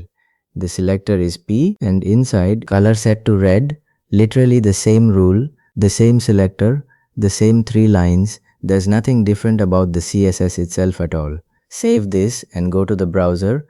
And now look at this really carefully, guys. Only one paragraph turned red this time. And it's the greeting paragraph. The one that says this paragraph lives in the greeting component. That's the one that went red, but the app paragraph sitting right above it. The one that says this paragraph lives in the app component, that one stayed perfectly black, completely untouched. Think about that. Same rule, same P selector, but this time it only reached greeting's own paragraph and left the app paragraph totally alone. This is what we call scoped styles, and in Angular this is the default behavior. You don't switch anything on. You don't add any special flag or setting. The moment you put CSS inside a component's own file, Angular automatically fences that CSS in and locks it to that component's template. Now stop for a second and really appreciate what just happened, cause this is a huge deal. In plain CSS, where you write the rule doesn't matter one bit, a P is a P is a P. It hits every paragraph on the whole page no matter what. But inside an Angular component styleout, that same rule is fenced in. It can only see and touch the HTML that belongs to this one component. So you could have a P rule in greeting and a totally different P rule in some other component. Maybe green, maybe with a border, and they will never fight each other. They never collide, they never leak across. And this is the reassuring part, guys. It means you can style plain tags like P or H2 directly. You can name your CSS classes whatever feels natural inside a component. And you never have to sit there worrying that you might be secretly breaking some other page in the app. That's a massive weight off your shoulders once your project grows big. Let's prove it one more time just to be totally sure this isn't a fluke. Let's add a second rule in the greeting CSS file, but this time let's target the H2 and set its color to something like a purple. Let's say color medium purple. Save it and go to the browser. And as you guys can see here, only the greeting H2, the good morning guys line turned purple, and the app heading up at the very top, our hello world one, stayed exactly the way it was, no change at all. So once again we are seeing both outcomes right there on the screen. Greeting happily styles its own elements and the app is left completely untouched. So greeting is now fully dressing itself up without ever reaching outside its own four walls, which is exactly what we wanted. So this is all lovely and clean, but if you guys are anything like me, you are probably sitting there right now thinking, wait, hold on, how does Angular actually pull this off? Because CSS does not naturally behave like this. A P rule is supposed to hit every P on the page. That's just how CSS works. So what on earth is Angular secretly doing behind the scenes to keep these styles trapped inside greeting? And that's a brilliant question to be asking, and the whole thing actually has a proper name. It's called View Encapsulation. So let's open up the browser DevTools and literally watch the trick happen with our own eyes in the next part.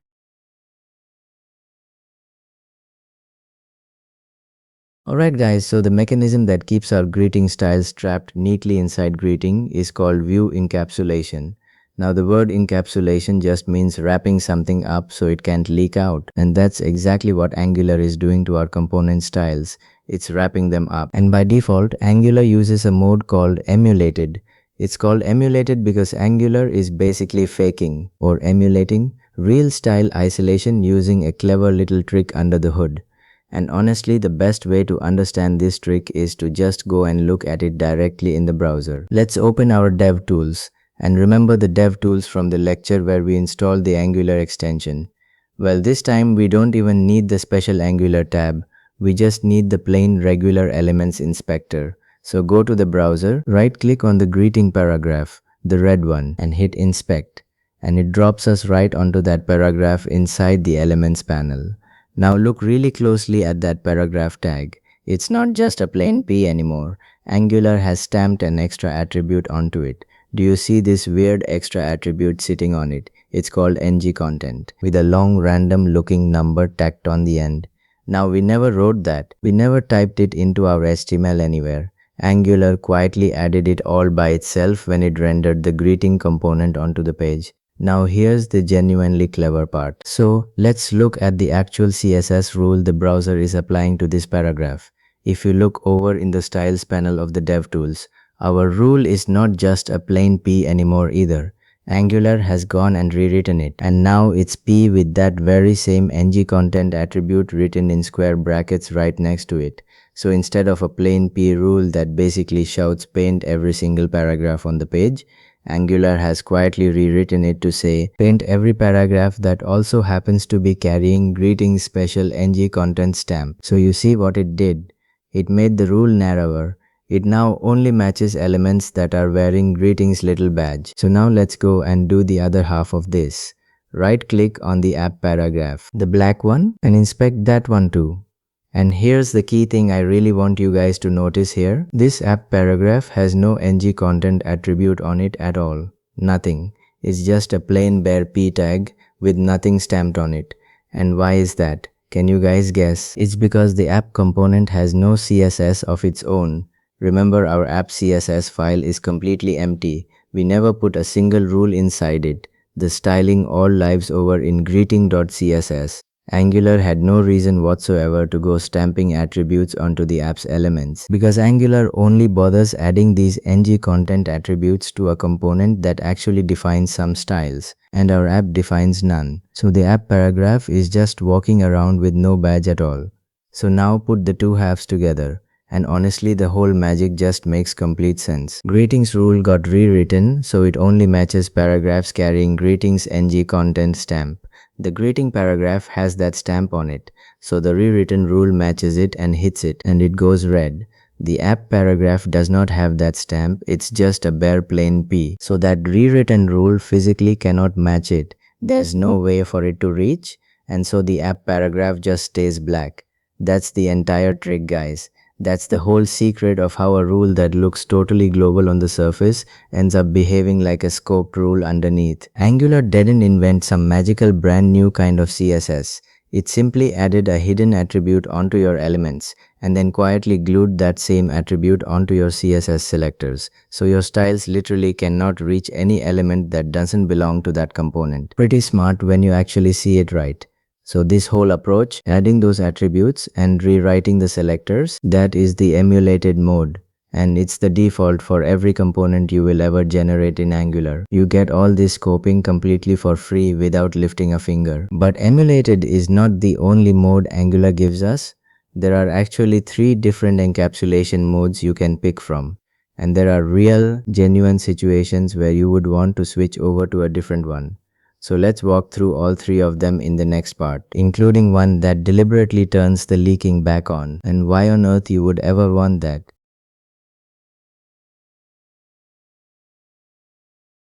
Alright guys, so let's lay out all 3 of the view encapsulation modes that Angular hands us. The first one is emulated, which is the one we just watched in DevTools. That's the default. Angular fakes isolation using those ngContent attributes, and your styles stay nicely scoped to their component. The second one is none, and none does the complete opposite. It turns encapsulation right off, so your component styles become fully global, behaving exactly like if you had written them in that styles.css file we started with. And the third one is Shadow DOM, which uses an actual real browser feature to give you true, proper, hard isolation. Let's actually go and see none in action, cause it's the one you are honestly most likely to reach for one day. So how do we change the mode?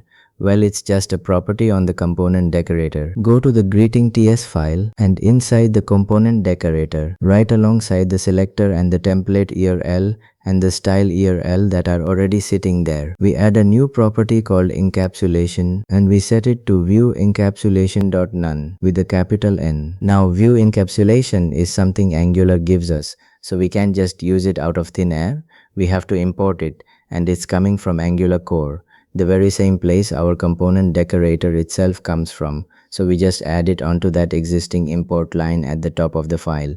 Save this. Now go to the browser and keep your eyes on our app paragraph. Remember, it was sitting there black this whole time, safe and untouched. And as you guys can see here, the very moment we saved, the app paragraph turned red too.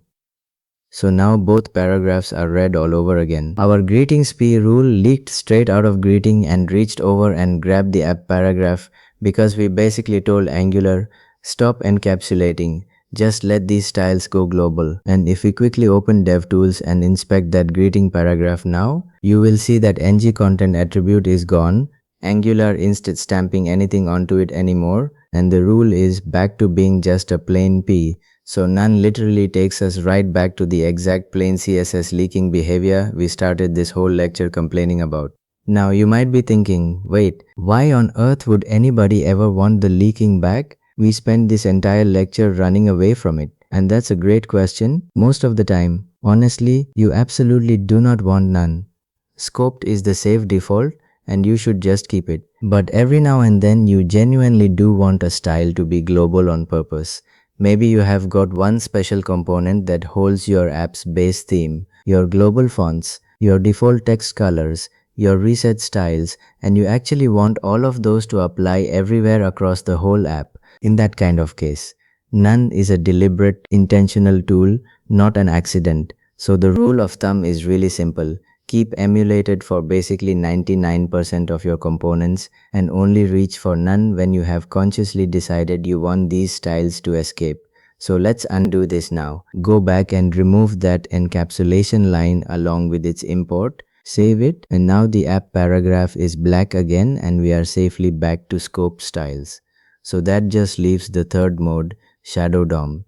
Now instead of faking isolation with those attributes like emulated does, Shadow DOM mode tells the browser to use its own real, built-in isolation feature. It literally places your component inside a sealed off shadow tree where no style can get in and no style can get out. It's the strictest option of the three. It's true isolation rather than emulated isolation. The catch though is that it's a two-way wall.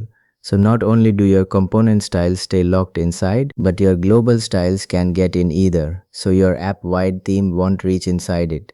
And that's the main reason most Angular apps just happily stick with the default emulated mode. And one more quick thing before we wrap up.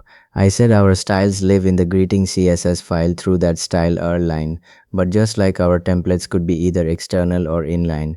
Remember that from last lecture. Well, styles can be inline too. Instead of style you can use a styles property in the decorator and write your CSS right there inside an array. It's the exact same idea as the inline template. Small styles you keep inline, bigger styles you keep in the external file. So let's quickly recap everything we learned here, guys. Angular component styles are scoped by default. The CSS you write in greeting CSS only ever touches greeting's own template and it can't leak out into the app. And the mechanism sitting behind all of that is view encapsulation, which comes in three modes. Emulated, which is the default and fakes the isolation using those ng content attributes. None, which switches scoping off and lets your styles go global. And Shadow DOM, which leans on the browser's own real isolation. And our greeting component now has its own properly scoped styles, which is exactly what we set out to do. So hope you guys got the idea about component styles and encapsulation. It's honestly one of those things that quietly saves you from a mountain of pain later on. Now there's one word I have been very quietly saying ever since we first started generating these components. And it's sitting right there in every single component we make. The word standalone. I keep casually calling our components standalone components. But what does that word actually mean? Why is it even there? And what was the Angular world like before it existed? And that's exactly what we are going to unpack together in the next lecture. So I will see you guys there.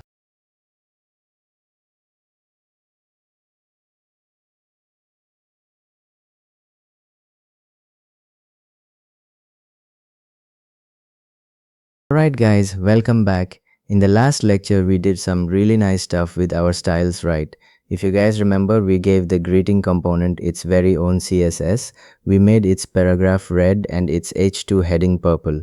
And the cool thing was, those styles stayed locked inside the greeting component. They didn't leak out and touch our app component's hello world heading, and they didn't touch that plain paragraph we added either. Everything is still sitting there at localhost 4200 looking exactly how we left it. The greeting is purple and red. The app heading and app paragraph are plain black. Perfect. Now before we move on and start doing more powerful things with these components, I want to stop for a second and talk about a word that we have been quietly ignoring this whole time. And that word is standalone. Every single component we have built so far, our app component, our greeting component, all of them, Angular calls them standalone components. And you might be thinking, wait, I never actually wrote that word anywhere. Why are we suddenly talking about it? That's a great question, and that's exactly what this whole lecture is about.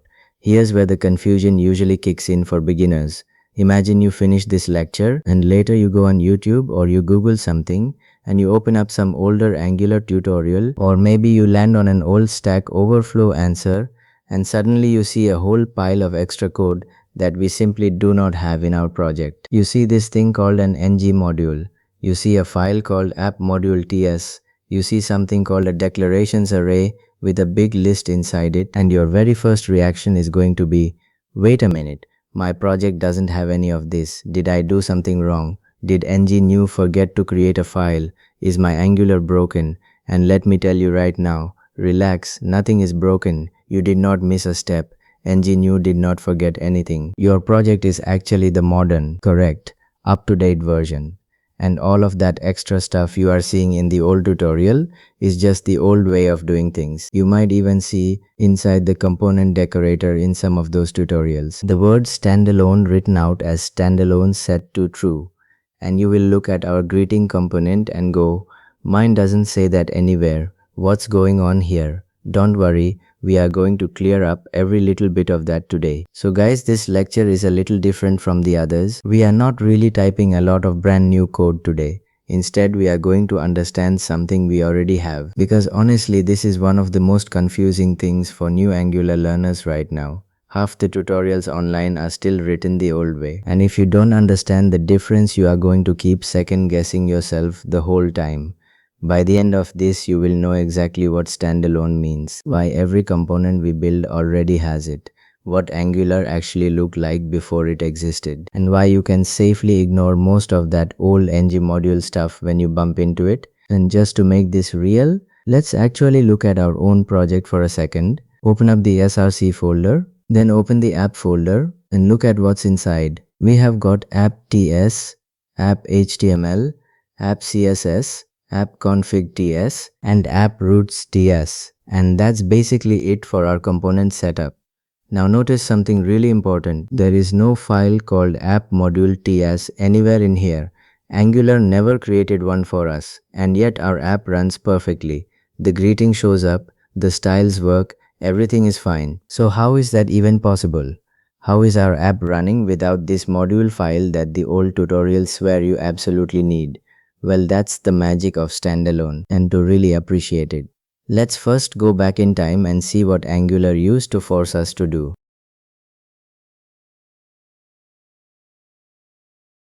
Alright, so before standalone came along, Angular had a completely different system for organizing components. And I want to walk you through this old way first, not so that you go and use it, but so that when you run into it in an old code base or an old tutorial, you can actually read it and understand what's happening instead of feeling lost. We talked about this problem first idea before, right? Understand the old painful way and then you truly appreciate the new easy way. So in the old Angular world, a component was not allowed to just exist and be used on its own. Every component had to be registered somewhere before Angular would even recognize it. Think about that for a second. In our world today, we generate a component and we can basically start using it. But back then, generating the component was only half the job. You still had to go and formally introduce it to Angular. Otherwise, Angular would act like the component didn't even exist. And the place where you registered it was this thing called an ngModule. So an ngModule was basically a wrapper, a container that grouped a bunch of related components together, and it lived in its own file, usually app.module.ts. Inside this module, you had a decorator, the ngModule decorator, and inside that decorator, a couple of really important arrays. The first one was the declarations array, and this is the big one. This was a list where you had to write down the name of every single component, every directive, and every pipe that belonged to this module. So if you built 10 components, all 10 of their names had to be listed in that declarations array. Otherwise, they simply would not work. Then there was another array in that same module, also called imports. But be careful here, this is a different imports than the one we use. This module level imports was for pulling in other whole modules, like the forms module if you wanted forms, or the router module if you wanted routing. You brought in these big chunks at the module level, and finally the module usually had a bootstrap entry telling Angular which component to start the whole app with. And if you remember from earlier when we talked about how Angular boots up, our main task today starts the app by calling bootstrap application with our app component directly. But in the old world, main task used to boot a whole module instead of a single component. So that's yet another piece of the old puzzle. Now here's where the real pain shows up. Let's say back then you wanted to add just one new component. Watch how many steps that took. First you generate the component. Fine. Then you have to open up the app module TS file. Then you have to import the component at the top of that file. Then you have to scroll down and add its name into the declarations array, and only then, after all of that, could you actually use it. And if you forgot that declaration step, which happened all the time, Angular would throw an error saying something like, "This is not a known element," and beginners would sit there staring at that error for an hour, not realizing they just forgot to add one little line to a module file sitting in a totally different part of the project. Let me give you a simple way to picture this whole thing. Think of the old ngModel like a class attendance roster, right? Imagine a classroom where no student is allowed to speak unless their name is written on the official roster that the teacher keeps up at the front desk. So even if the student is physically sitting right there in the room, if their name isn't on that one central list, as far as the teacher is concerned, they don't exist. That's exactly what the declarations array was. One central list sitting far away from the components themselves. And every component had to have its name on that list to be allowed to join in. And the moment your app got even a little bit big, that roster got huge and messy, and figuring out which component belonged to which module became a genuine headache. So guys, can you see the core problem here? The component itself never declared what it needed. Some separate module file did all the declaring on its behalf, which means to understand one single component, you had to go hunting through module files sitting somewhere else entirely. It's a lot of boilerplate, a lot of extra files, and a lot of really easy mistakes. So the Angular team looked at all of this mess and asked a simple question. What if a component could just take care of itself? What if it could declare its own needs right there inside itself, with no separate module required? And that exact idea is what became standalone components. Let's look at that now.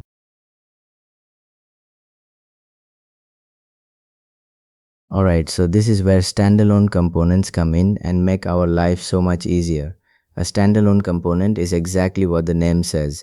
It stands on its own. It is self-contained, it does not need any ngModel wrapper to exist, and instead of some separate module file declaring its dependencies for it, the component declares its own dependencies right there inside its own component decorator, in its own imports array. And in modern Angular, this isn't some special feature you have to switch on. This is just the default. This is simply how components work now. Every component the Angular CLI generates for us is standalone right out of the box. And here's the cool part. You have already been doing this the whole time, you just didn't know it had a fancy name. So if you guys remember, a few lectures back when we first built our greeting component and we wanted to show it inside our app component, what did we actually do? Did we go create a module and add greeting to some declarations list? No, we did nothing like that. We just went into the app.ts file, and inside the app components decorator, we added greeting into the imports array. So imports had greeting sitting inside it, and then we were free to drop the app greeting tag into our template, and it just showed up. That right there, that imports array on the app component. That is standalone in action. So notice how different this feels compared to the old way. In the old world, the app component could not decide for itself that it wanted to use greeting. Some module had to declare them both from the outside. But now, the app component looks at greeting and basically says, I need you. So I am going to import you into my own imports array, myself, right here in my own file. The component that needs something is the one that brings it in, and it brings it in on itself. No roster at the front desk, no separate module file. The component is fully in charge of its own dependencies. Now let's clear up that confusion I mentioned back at the start.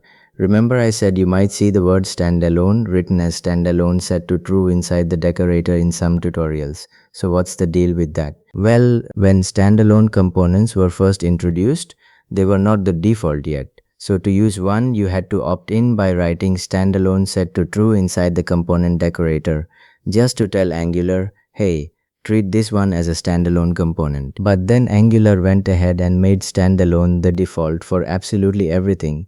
So now we don't need to write it at all. It's just assumed.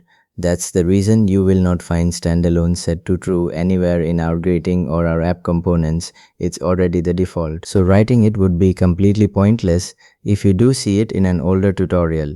All it means is that tutorial is being explicit about the exact same thing our components already do silently. So let's look at our app component decorator one more time, but this time with fresh eyes. We have got the selector app root, we have got the imports array with greeting inside it, we have got the template URL pointing to app HTML and the style URL pointing to app CSS. And now that imports array should make total sense to you. It's simply the list of everything this component's template depends on. And right now the only thing our template uses that it needs to bring in is the greeting component. So greeting is the only thing sitting in there. Later on, when we start using things like router links or Angular's built-in directives, they are all going to go into this exact same imports array on whichever component actually uses them. And just to really drive the point home, go take a quick look at our greeting components decorator. What's inside its imports array? It's empty, just empty brackets. And that's completely correct because the greeting components template only has an h2 and a paragraph with a bit of interpolation. It doesn't use any other component or directive or pipe, so it has nothing to bring in, nothing to depend on. So its imports stays empty. The app component uses greeting, so app imports greeting. The greeting component uses nothing extra, so greeting imports nothing. Each component just declares its own needs, and that's the whole idea. Perfect.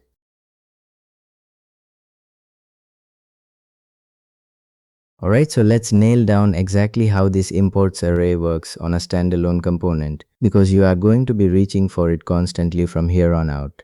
Into this imports array, you can bring in three kinds of things. You can import another component, like we imported greeting, or you can import a directive, or you can import a pipe. So basically anything your template needs that comes from outside the component itself, you list it right here in imports on the component that actually uses it.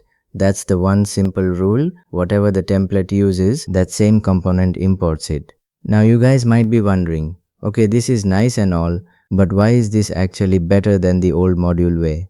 Is it just a different style, or is there a real benefit here? And that's a great question. So let me give you three solid reasons. The first one is really simple. Way less boilerplate, there's no separate module file to create, no big declarations roster to maintain, no jumping back and forth between files. The component and its dependencies just live together in one place. The second reason is clearer dependencies, and this one is a big deal. When you open up a standalone component, you can instantly see exactly what it depends on. It's right there in its own imports array, in its own file. You don't have to go hunting through some giant shared module trying to figure out where a component belongs. And the third reason, this one is going to matter a whole lot later. Standalone components make things like lazy loading and routing so much easier because each component is self-sufficient. Angular can load just that one component on demand when a user visits a certain page without having to drag along a big heavy module with it. And when we get to the routing part of this course, you are going to see how much cleaner this makes everything. So guys, here's the practical takeaway I really want you to hold on to when you are out there learning on your own, and you open some older tutorial or an old Stack Overflow answer that's packed full of ngModel and declarations and app module TS. Don't panic and don't think you are missing something or doing it all wrong. You can basically ignore all of that ngModel boilerplate. It's just the old way of doing things. Our way, the standalone way, is the modern default, and everything we build in this entire course is going to be standalone. The only time you would ever really touch ngModules is if you get hired onto some older project that was built years ago and still uses them. And even then, now you will actually be able to read it and understand what's going on. Now let's quickly recap what we learned here. Standalone means a component that stands on its own and declares its own dependencies inside its own imports array. No ngModule wrapper needed. No separate declarations list, no app module TS file at all. And in modern Angular, this is simply the default. It's just what every component already is, which is exactly why we never had to write the word standalone anywhere ourselves. The old way used ngModules to register components in one central place, and the new way lets each component take care of itself. Fewer files, clearer code, and way easier to grow. That's it. Honestly, not that scary once you actually see it right. Alright, before we finish up, let's set up where we are heading next. So take a look at our two components as they stand right now. They are actually pretty isolated little islands. Our app component has its own data, that name property set to world, and our greeting component has its own data, that greeting property set to good morning. And each component just quietly uses its own stuff. They don't really talk to each other at all. But now think about a real application for a second. Most of the time, a parent component needs to hand some data down to a child component. Like imagine our app component wanted to decide what greeting text the greeting child should display and pass that value straight down into it. Right now, we have absolutely no way to do that. Our greeting is stuck with its own hard-coded good morning. So how does a parent component actually pass data down into a child? That's a huge core Angular skill, and that's exactly what we are going to unlock in the very next lecture. I will see you there. Hope you guys got the idea.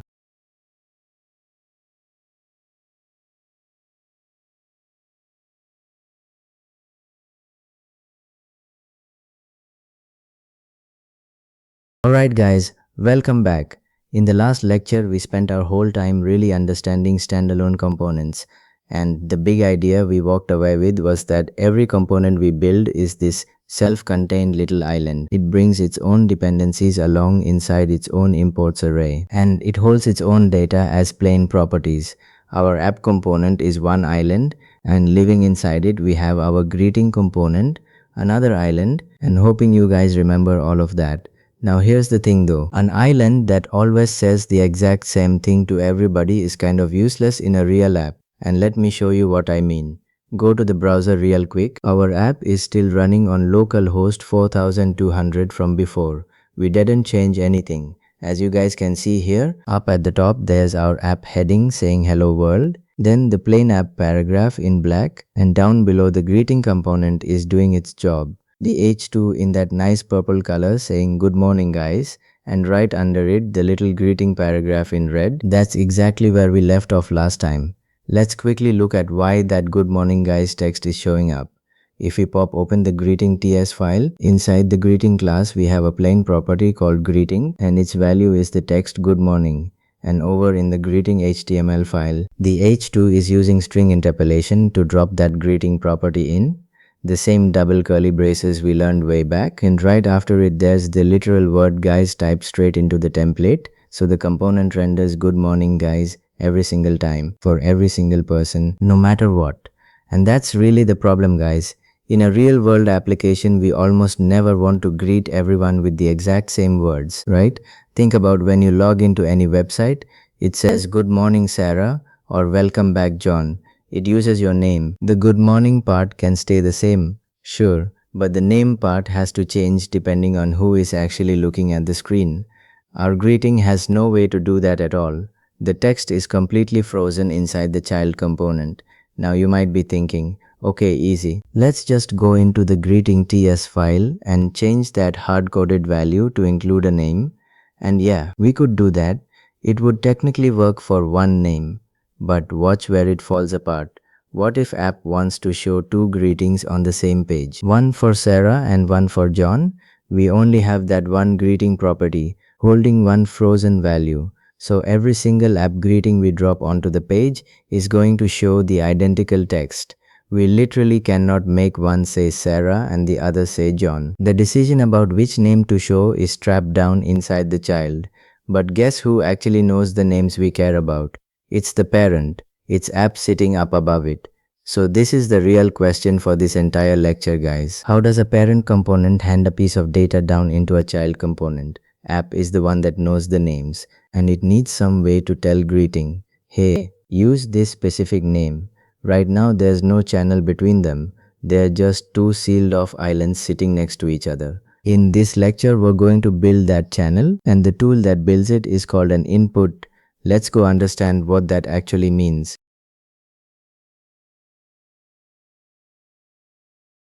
So what actually is an input guys? Let me give you the mental picture first, before we touch a single line of code, because once you see it, the code is going to make total sense. Instead of the child hard coding its own value, the child opens up a little label slot on itself, an opening that basically announces to the outside world, hey, if you're the one using me, you can hand me a name through this slot and I'll happily use whatever you give me. That exposed, fill it from outside slot is what we call an input. Think of our greeting component like a coffee machine sitting on a counter. The machine already knows how to do its actual job.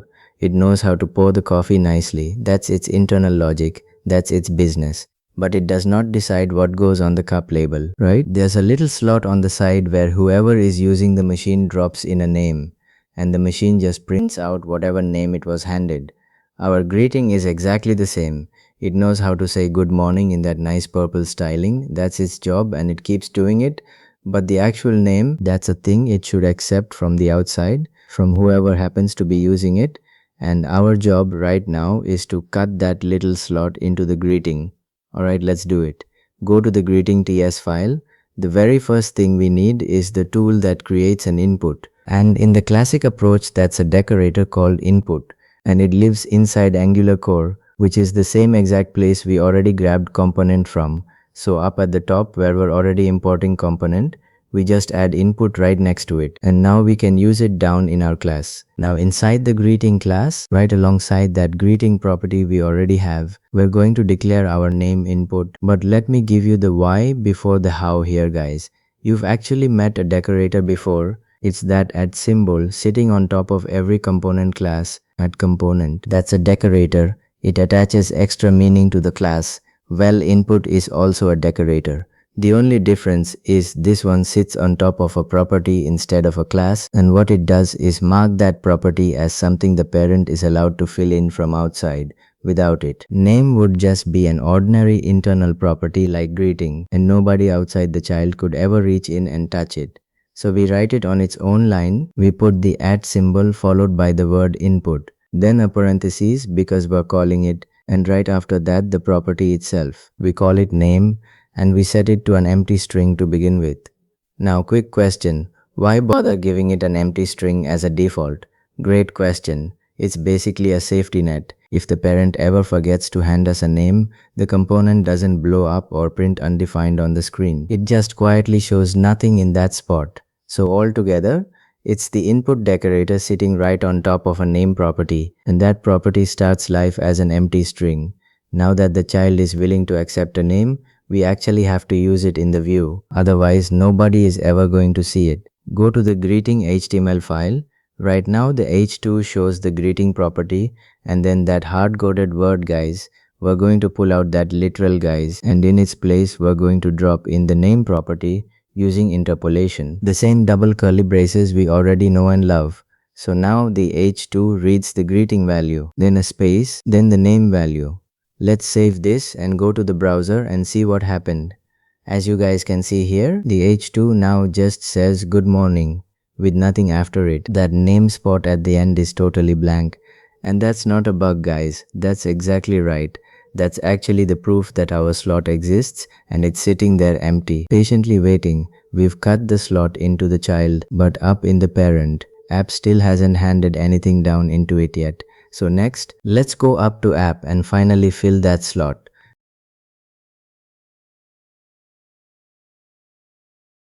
Alright, the child is ready and waiting with its little slot open. Now let's go be the parent. Go to the app HTML file. Down here we have our greeting tag, the app greeting, sitting there self-closing. And right now we're dropping it onto the page, but we're not handing it a single thing. And that's precisely why the name came out blank. We need to pass a value into that name slot we just created. The way a parent passes a value into a child's input is with something called property binding. Now I'm going to be straight with you guys. Property binding is a big topic all on its own. There's a whole family of binding in Angular and we go deep on every kind of it in the very next module. So what we're doing right here is just a first taste, just barely enough to feed our input. Don't worry about mastering all of it right now. We only need one small piece today. Here's the idea. On the app greeting tag, we target that name input and we bind a value to it. So it looks like we take that name, wrap it in square brackets and set it equal to the value we want to send down. Now let me explain those square brackets for a second because that's really the important part, guys. The square brackets are what turn a plain old attribute into a property binding. there a little signal to Angular that says, hey, don't treat the right hand side as plain text, evaluate it as code, and feed the result into the child's name input. That's the whole trick of it. Okay, so let's actually write it out. On the app greeting, we write name inside square brackets equals and then the value. And for the value, we want to send the text world. Now here's a little gotcha, and it's a super common beginner trip up, so watch closely. Because whatever is inside those brackets gets treated as code and not as plain text. If we just typed world on its own, Angular would go hunting for a variable or a property called world somewhere in our component, and it would find absolutely nothing. So to tell Angular no, I literally just mean the text world. We wrap world in single quotes, so we write name inside square brackets equals and then world wrapped in single quotes. Let's save this and go to the browser. As you guys can see here, our greeting now says good morning world. Perfect. And think about what just happened for a second. That word world started its life up in the parent, in app. It then traveled through the property binding, down through the name slot on the child, and landed inside greeting where the interpolation printed it out on the screen. Data flowed from the parent down into the child, and that's the exact channel we were missing before. Now let's prove that it's really dynamic. Go back to the app HTML file and change world to Sarah and save it. As you guys can see here, instantly it says good morning Sarah. And notice this guys, we never once touched the greeting component to make that happen. The greeting tis and greeting HTML files did not change at all. We only changed what the parent decided to hand down. The child just faithfully shows whatever it's given, like a good little coffee machine printing whatever name landed in its slot. And this is where the real payoff finally shows up, reusability. Remember the problem we opened this lecture with? Two greetings, two different names on one single page, and we said we were stuck. Watch how easy that is now. Let's drop a second app greeting right below the first one and give this one the name John. Again, just John wrapped in single quotes inside the name binding. Save this and go to the browser. As you guys can see here, we've got two greetings on the screen now. One saying good morning Sarah and the other saying good morning John.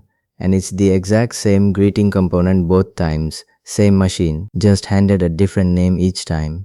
That's the power of an input guys. Cool, right?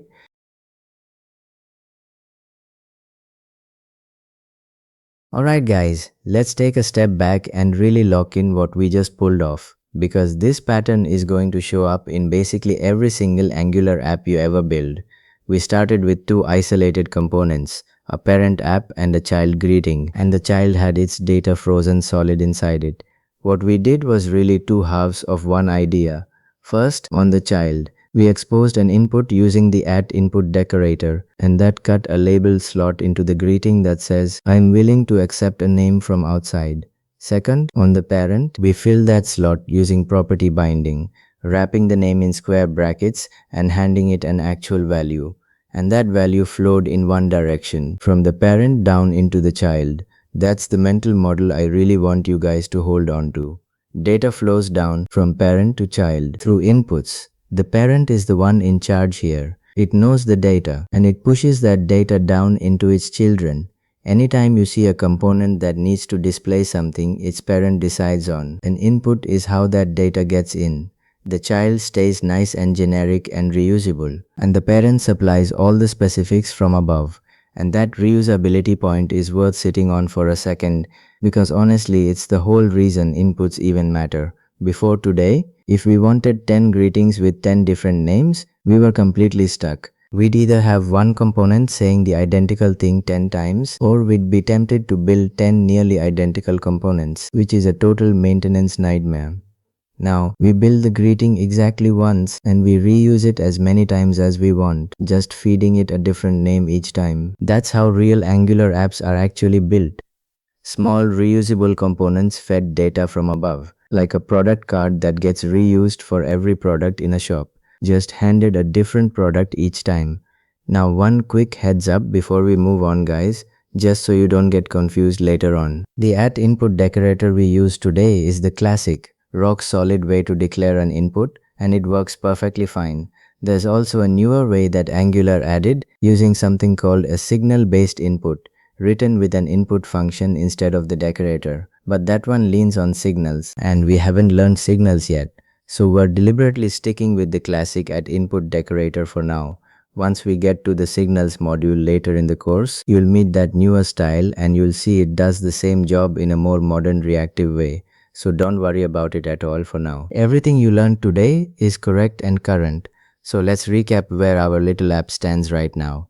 The greeting component now exposes a name input, and up in app we're passing a couple of names down into it and we're seeing two personalized greetings sitting on the screen. Our components are finally talking to each other. The parent is handing data down to the child and it feels pretty great, right? But here's something to chew on for next time, guys.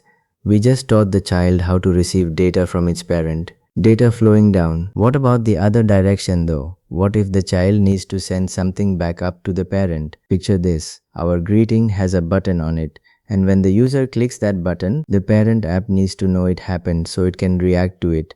Right now we've got a channel going downward, but nothing going upward. So how does a child talk back up to its parent? That's exactly what we're going to unlock in the very next lecture. Hope you guys got the idea, and see you there.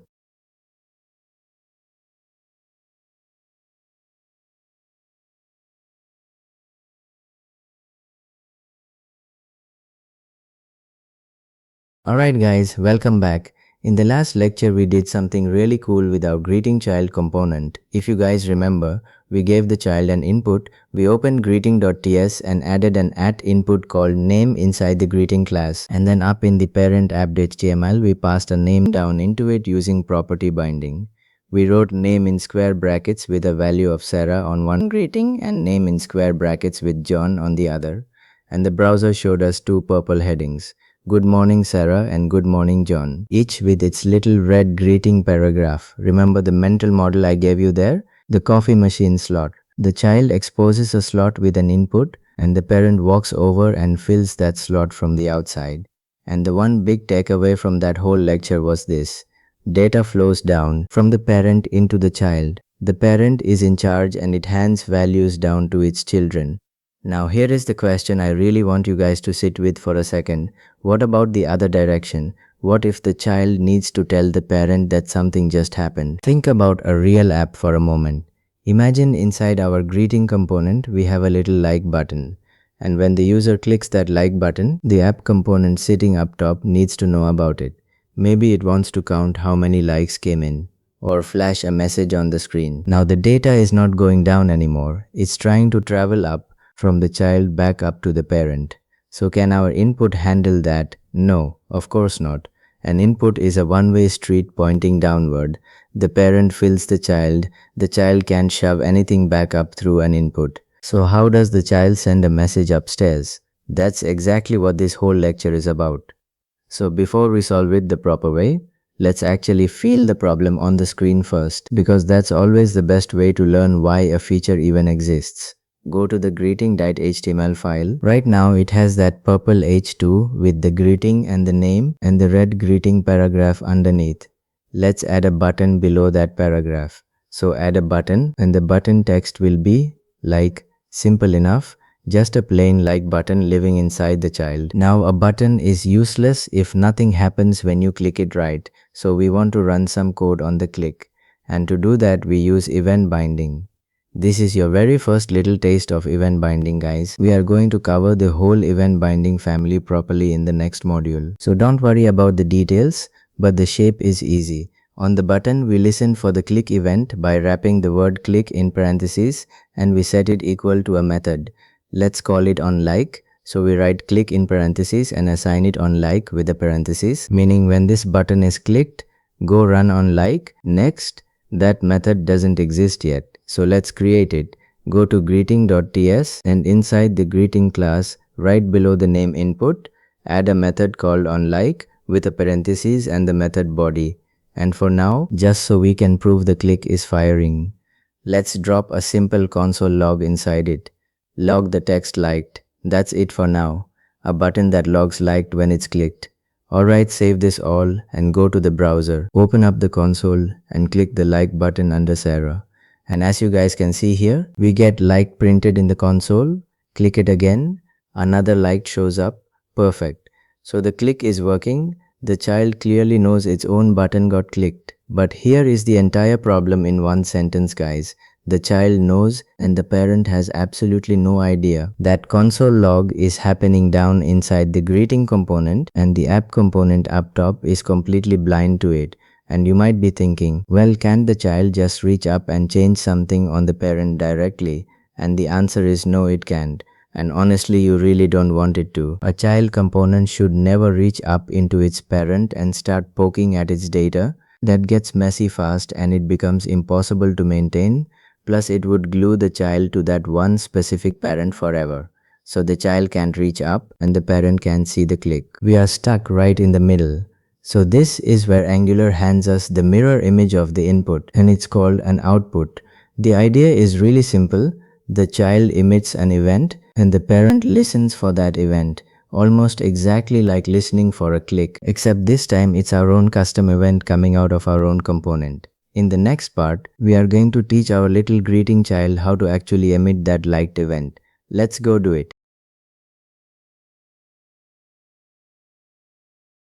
Alright guys, so now we know the child needs to send a signal upstairs to the parent and the tool for that in the classic Angular way is called an output.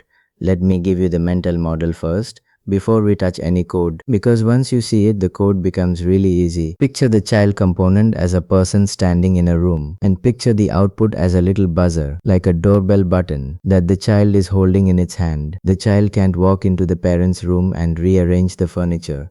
That's off limits. But the child absolutely can press its own buzzer, and whoever is standing outside listening hears that buzz and reacts to it. So an output is the child's buzzer, and emitting is the act of pressing it. The child just presses and announces. It doesn't care who is listening or what they do about it. It simply broadcasts that something happened. Now let's teach our greeting this buzzer.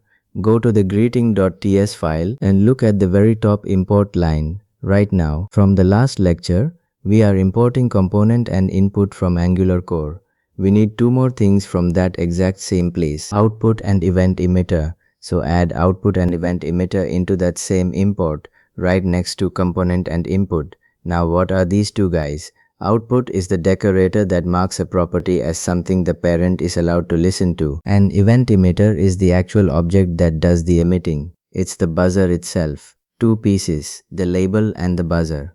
Now inside the greeting class, let's declare our output below the name input, add at output, followed by a parenthesis. This output decorator is what flags this property as an output the parent can hook onto.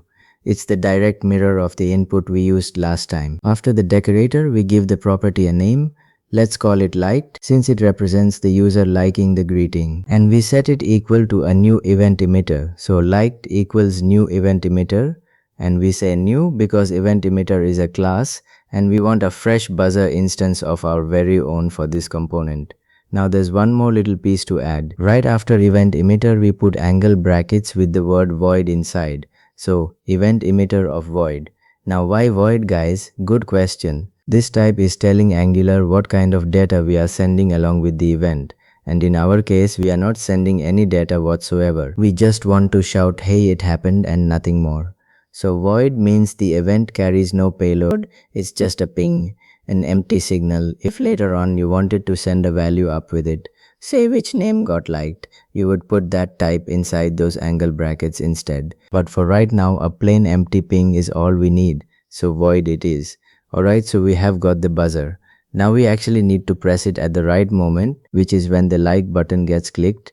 Remember in the last part, our onLike method just did a console log. That log was only there so we could feel the click working. Now let's make onLike do its real job. So inside onLike, take out that console log and instead call this .liked.emit with a parenthesis. Let's unpack that piece by piece.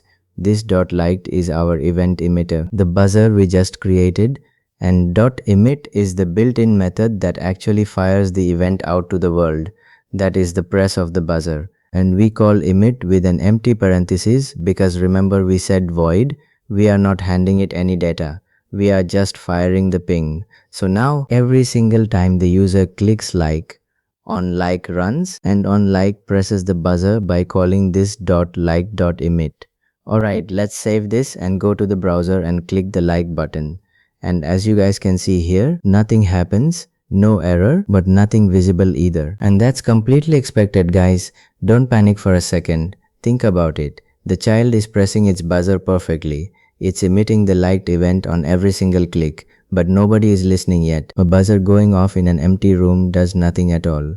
The parent, our app component, has not been told to listen for this liked event, so the event just fires out into the void and vanishes. The child half of the job is done. It emits, and now we need to go up to the parent and actually put an ear on that buzzer. So just to lock in what we did on the child side, guys, it was really just 3 little moves. We imported output and event emitter at the top. We declared our output with @output liked equals a new event emitter of void, which is our buzzer. And we call this .like.emit inside on like to press it. That's the entire child side of an output. Done. In the next part, we head up to the parent. We wire up a listener using another first taste of event binding. And we finally watch this whole thing come alive in the browser. Let's go.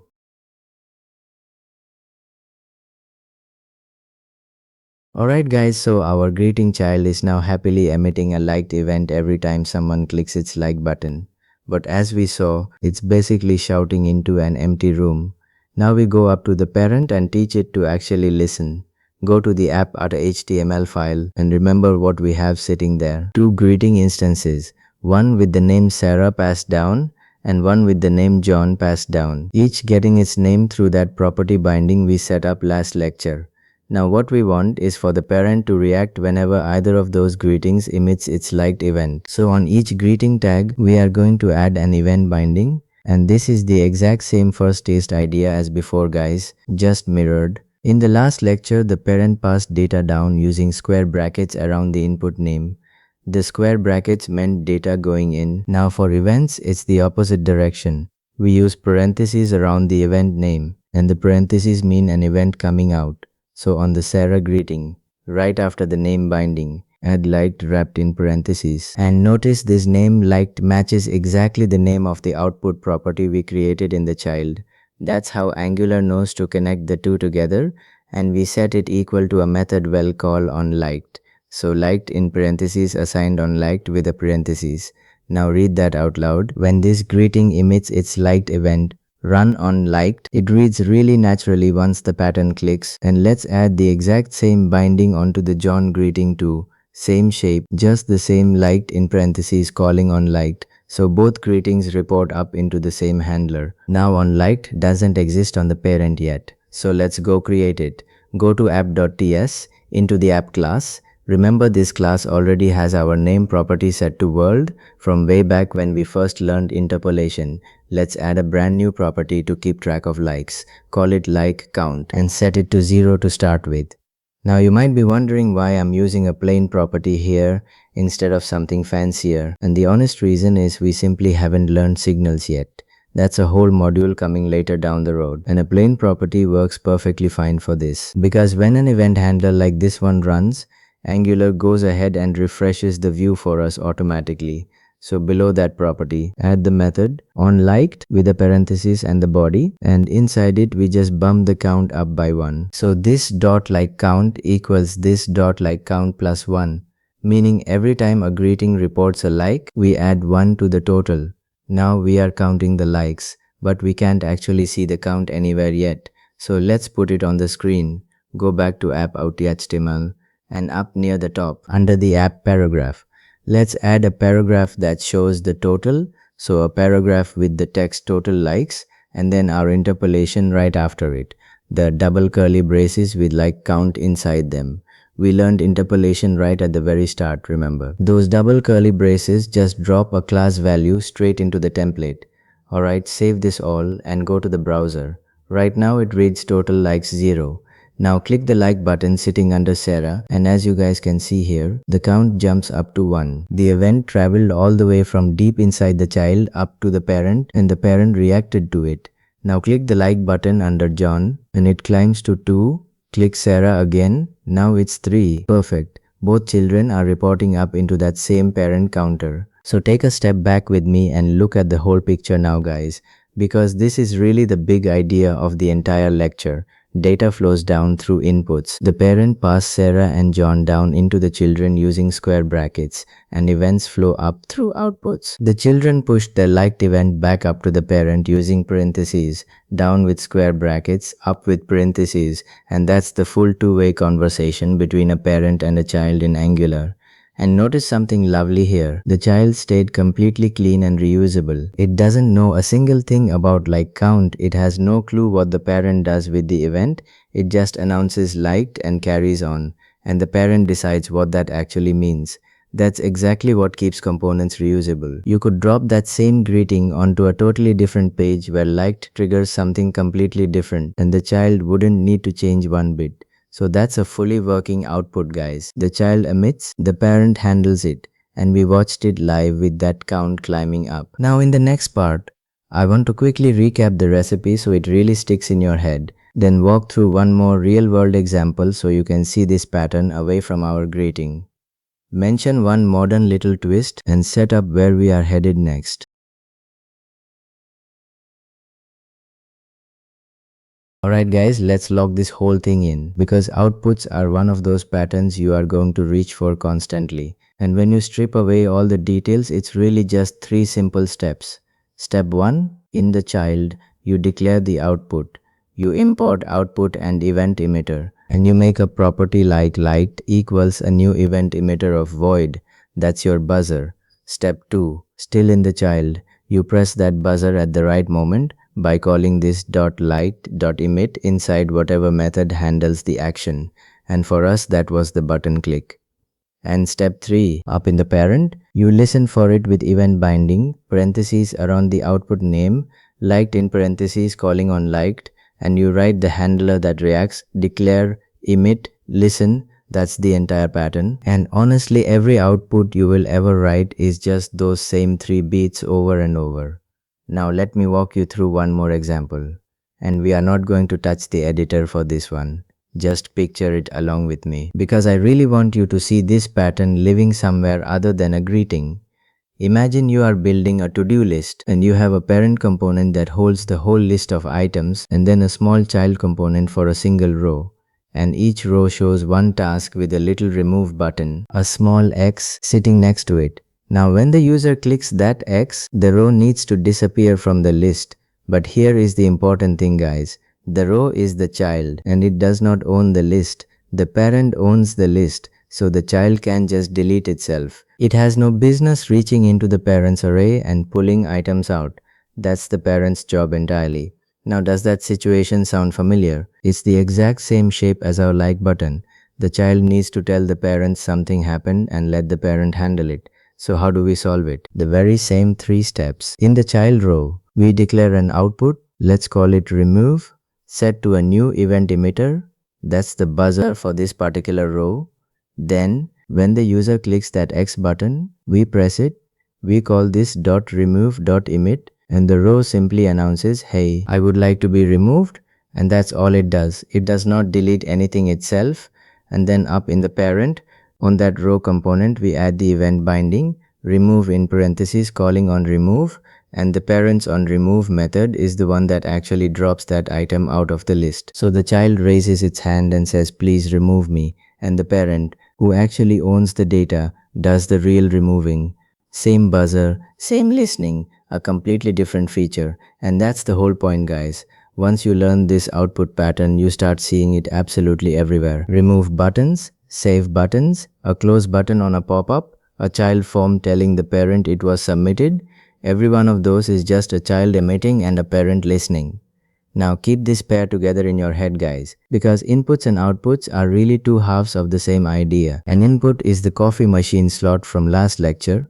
The parent pours a value down into the child. An output is the buzzer. The child pings an event back up to the parent. Inputs carry data down, outputs carry events up. Anytime 2 components need to talk to each other, just ask yourself which direction is the information flowing. If the parent is handing data to the child, that's an input. And if the child needs to report something back, that's an output.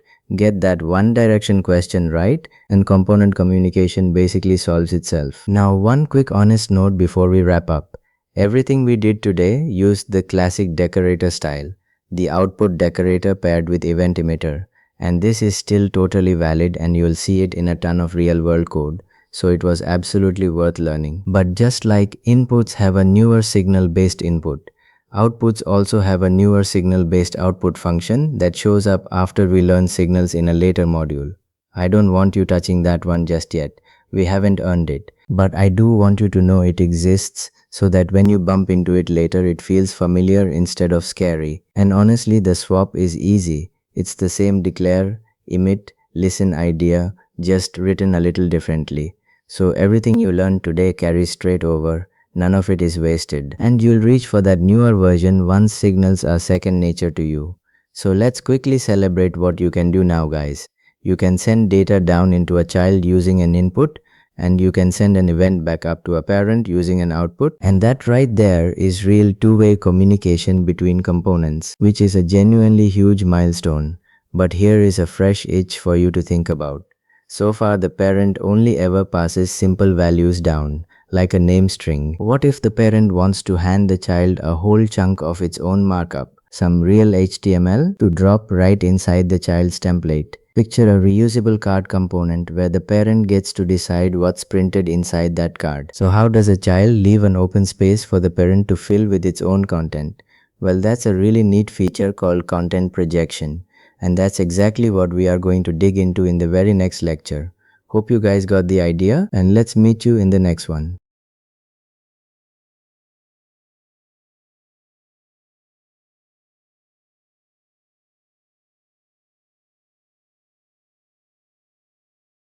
Alright guys, welcome back. So in the last lecture, we finished the full parent-child loop right.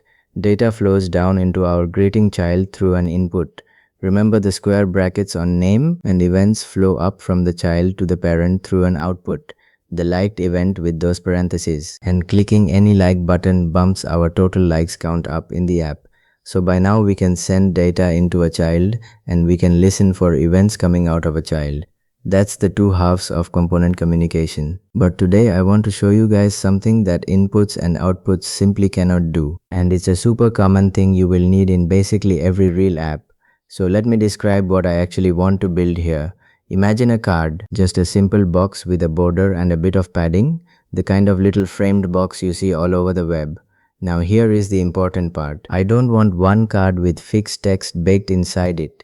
I want a reusable card shell that I can drop anywhere in my app, and every time I use it, I want to put different stuff inside the middle. So in one spot, the card holds a heading and a paragraph. In another spot, the same card holds a button. In another spot, it holds an image. The outer box, the border, the padding, that stays exactly the same every single time. Only the inner content changes. That's the dream, right? One box, infinite different contents. How do we build something like that in Angular? Can you guys guess? Now your first instinct, and honestly it's a totally reasonable instinct, is to reach for an input. We just learned inputs last lecture, right? Inputs pass data down from the parent into the child. So let's just pass the content in as an input. Easy. Let's actually try it. Go to the terminal and generate the card. The command is ngCard, and just to decode that one more time, the G is generate and the C is component. So ngCard, the CLI scaffolds our card component for us. The card folder with card.ts holding class card, card.html, and card.css. Perfect. Now open card.html, wipe out that default cardworks text, and let's put a div in there. Give it a class of card so we can style it into a box later. And inside that div drop a string interpolation with content inside, so it will print whatever content we hand it. Next go to card.ts, and up top where we import component, add input right next to it. Both of those come from Angular core. We did this exact same thing with greeting last lecture. Now inside the class add the input, and add input on a property called content with an empty string as its default, so the parent can feed content in. Then over in app.ts, we need to teach the app about this new card. So import card and add it into the imports array right next to greeting. Otherwise Angular won't recognize our app card tag. And finally in app.html, down under our greetings, let's use it. Drop an app card tag, Bind the content input and pass the text hello in quotes, just like we passed name to greeting. Save this and go to the browser, and as you guys can see here, we get the word hello showing up on the page. Cool. The input works. Our card is printing exactly what we passed into it. But now watch this, because here is where the whole thing falls apart. I don't just want a plain hello, I want that hello to be bold. I want to put real HTML in there. So let me try passing some markup through that input. It'll change the value to a hello wrapped in a bold tag. So it should come out bold on the screen, right?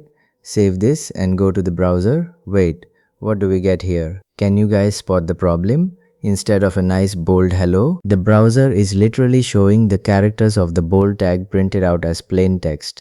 The angle brackets and everything, sitting right there on the screen. It did not turn bold at all. Why is that, guys? So this bit is really important to understand. When you use string interpolation, those double curly braces, Angular deliberately treats whatever you pass in as plain text, never as HTML. It escapes it, meaning it prints the exact characters you handed it and flat out refuses to render them as real markup. And it does that on purpose for safety reasons. So an input carries a value, a piece of data, a string, a number, and that's fantastic for a name or a count, but an input just cannot carry real markup that actually renders. Inputs are data, not markup.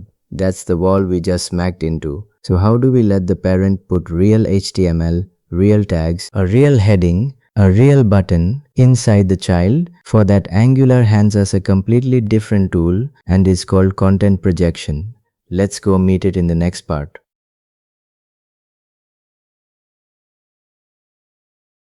Alright guys, let me introduce Content Projection properly. And honestly, this is one of my favorite little features in Angular because it's so simple once it clicks. Here is the mental model I want you to hold. Think of our card like a picture frame, an actual photo frame you stand on your desk. You buy one frame and you can slide any photo you want into it. A beach photo today, a family photo tomorrow, a dog photo next week. The frame itself never changes, only the picture inside it changes. Content projection is exactly that. The child, our card, is the frame, and it leaves an open slot, an empty opening where the parent can slide in whatever markup it likes. Whatever you nest between the child's opening and closing tags gets projected into that slot. That's the entire idea, right there. Now you might be wondering, wait, how is this actually different from the input we just tried? Great question. Let's unpack it. With an input, the parent hands the child a value, a string, and the child decides where to print it. With content projection, the parent hands the child real, live markup, actual tags, and the child just decides where to drop it in. The child doesn't care one bit what the content is. It could be a heading, a paragraph, a button, even a whole other component. The card doesn't need to know any of that. And that's exactly what makes it so powerful. One card shell, and literally infinite different contents, all without the card knowing anything about them. So let's rebuild our card the right way now. First, let's clean up that broken input approach. Go to card.ts and remove the @input content line. We don't need it anymore. And since we are not using input at all now, remove input from the import at the top too. Leave just components sitting there. Now go to card.html and inside our div, instead of that string interpolation with content, we drop the projection slot. So how do we actually create the slot, guys? We write an ng-content tag. That's ng-content, and we can self-close it. That's literally it. ng-content is the open slot. It's the opening in the frame where the projected content is going to land. Now over in app.html, we use the card a bit differently this time. Before, with the input, we self-close the tag and passed content as an attribute. This time instead, we write a real opening app card tag and a real closing app card tag. And whatever we put between those two is what gets projected. So let's put our bold hello right in the middle, open the card tag, wrap hello in a bold tag right there between them, then close the card tag. So read it out loud. It's app card open, then a bold hello inside, then app card close. That stuff sitting in the middle, that bold hello, is our projected content. So before we save, one quick heads up, our card div still has no styling on it yet. Card.css is completely empty, so please don't go hunting for a border or a box just yet. We will make it look like a proper card in just a moment. For right now, I only want you to watch one single thing. Does the bold actually render? So save this and go to the browser. And as you guys can see here, this time we get a real bold hello. Rendered properly, actually bold on the screen. It's real markup now, not the escape text we were stuck with before. Remember last part, the browser printed the angle brackets out as plain characters, but this time Angular took our bold tag and rendered it for real, so the projection worked. Whatever we nested between the card tags landed inside the card and rendered as true HTML. Just sit with what happened there for a second. It's honestly a really clean little trick. We wrote our content, a bold hello, in the parent, over in app.html. But it ended up rendering inside the child, inside the card, right where we place that ng content slot. The parent decides the content, the child decides the location, and notice the card component itself has zero knowledge of what we sent it. No input, no property, nothing at all. It just holds an open slot and trusts the parent to fill it. In the next part, let's actually make this card look like a card with a proper border and then push it way further by projecting a lot more than just a single bold word.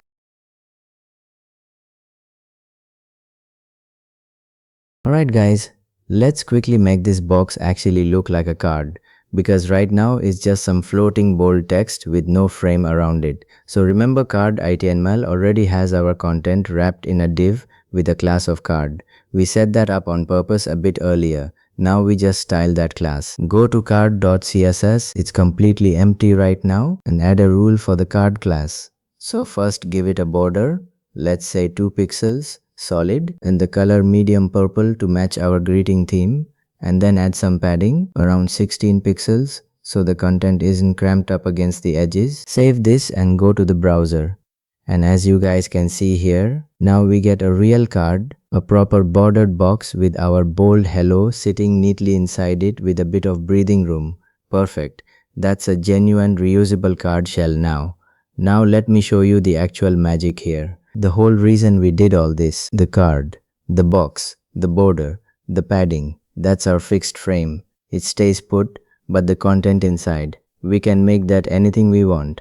Let's prove it. Go back to app.html and instead of just a bold hello, let's nest more stuff between the card tags. So let's put a small heading in there, an h3 tag with the text welcome, and right under it a paragraph with some text like this is my first projected card. So now between our card tags, we have got a heading and a paragraph together. Save this and go to the browser. And as you guys can see here, both the heading and the paragraph show up inside the same card box, all nicely framed. We did not add a single new input to the card. We did not even touch card.ts. We just nested different markup and the card happily wrapped around it.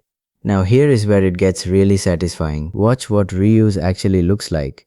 Let's drop a second card right below the first one, another set of app card tags, and this time put totally different content inside it, maybe just a paragraph that says another card with different stuff. Save this and go to the browser, and as you guys can see here, we now have two identical card boxes, same border, same padding, same everything, but each one is holding completely different content. That's one single card component, reused as many times as we want, and each time it carries its own inner content. That's exactly the payoff we were chasing right back at the start of this lecture. And it doesn't even stop at plain tags, guys. This next bit really shows the power. You can nest a whole component inside content projection. Remember our greeting component from the last couple of lectures, the one with the name input and the like button? You could literally drop an app greeting right between the card tags, bindings and all, and the card would frame it just like anything else, because the card genuinely does not care what it's projecting. It's just a frame with an open slot. So a card wrapping a heading, a card wrapping a paragraph, a card wrapping a whole greeting component. All the exact same card. Zero changes to it. Hope you guys are starting to see how flexible this makes our components. Now let's lock in the difference between the two tools, now that you have seen both of them in action. Because beginners genuinely mix these up all the time. An input is for data, for values, a name string, a count number, the kind of thing you would store in a variable. The parent hands the child a value and the child prints it out as text. Content projection with ngContent is for markup, actual HTML and even whole components. The parent hands the child real content and the child just chooses where to place it. So when you are passing a piece of data, you use an input. That's the square brackets we learned about. When you are passing actual markup that the parent should get to decide, you use ngContent and you nest it between the tags. Two different jobs, two different tools, right?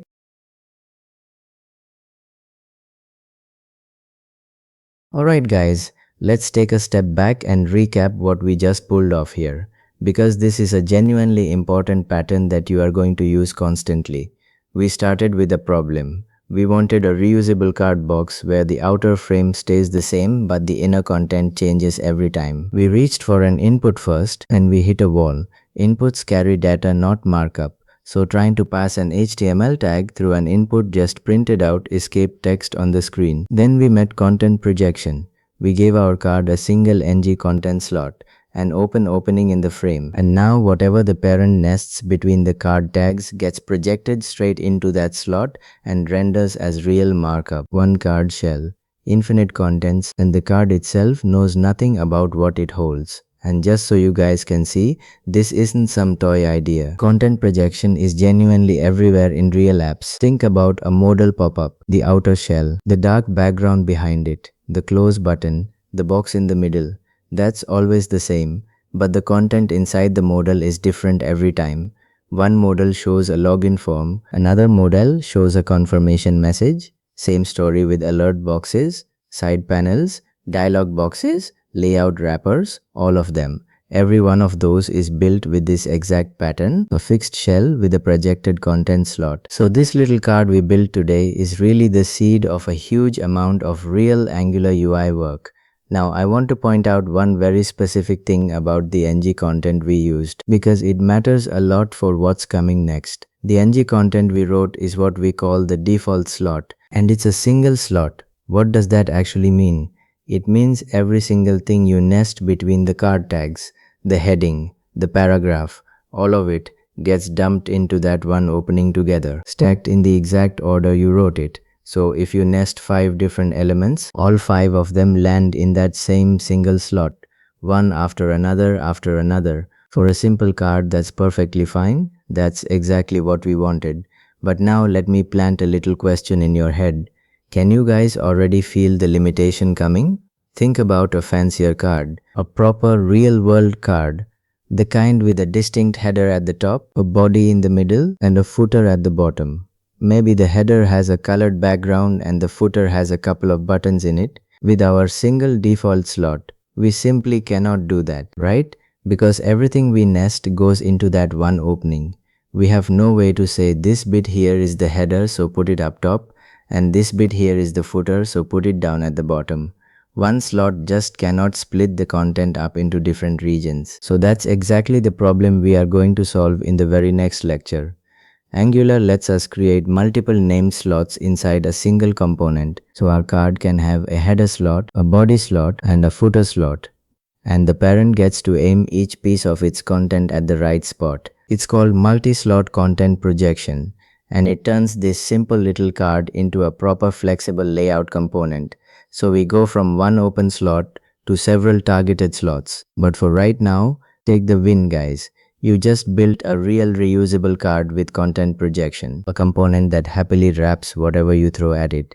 That's a pattern you will reach for again and again in real apps. Hope you guys got the idea, and let's meet in the next lecture to give our card multiple slots.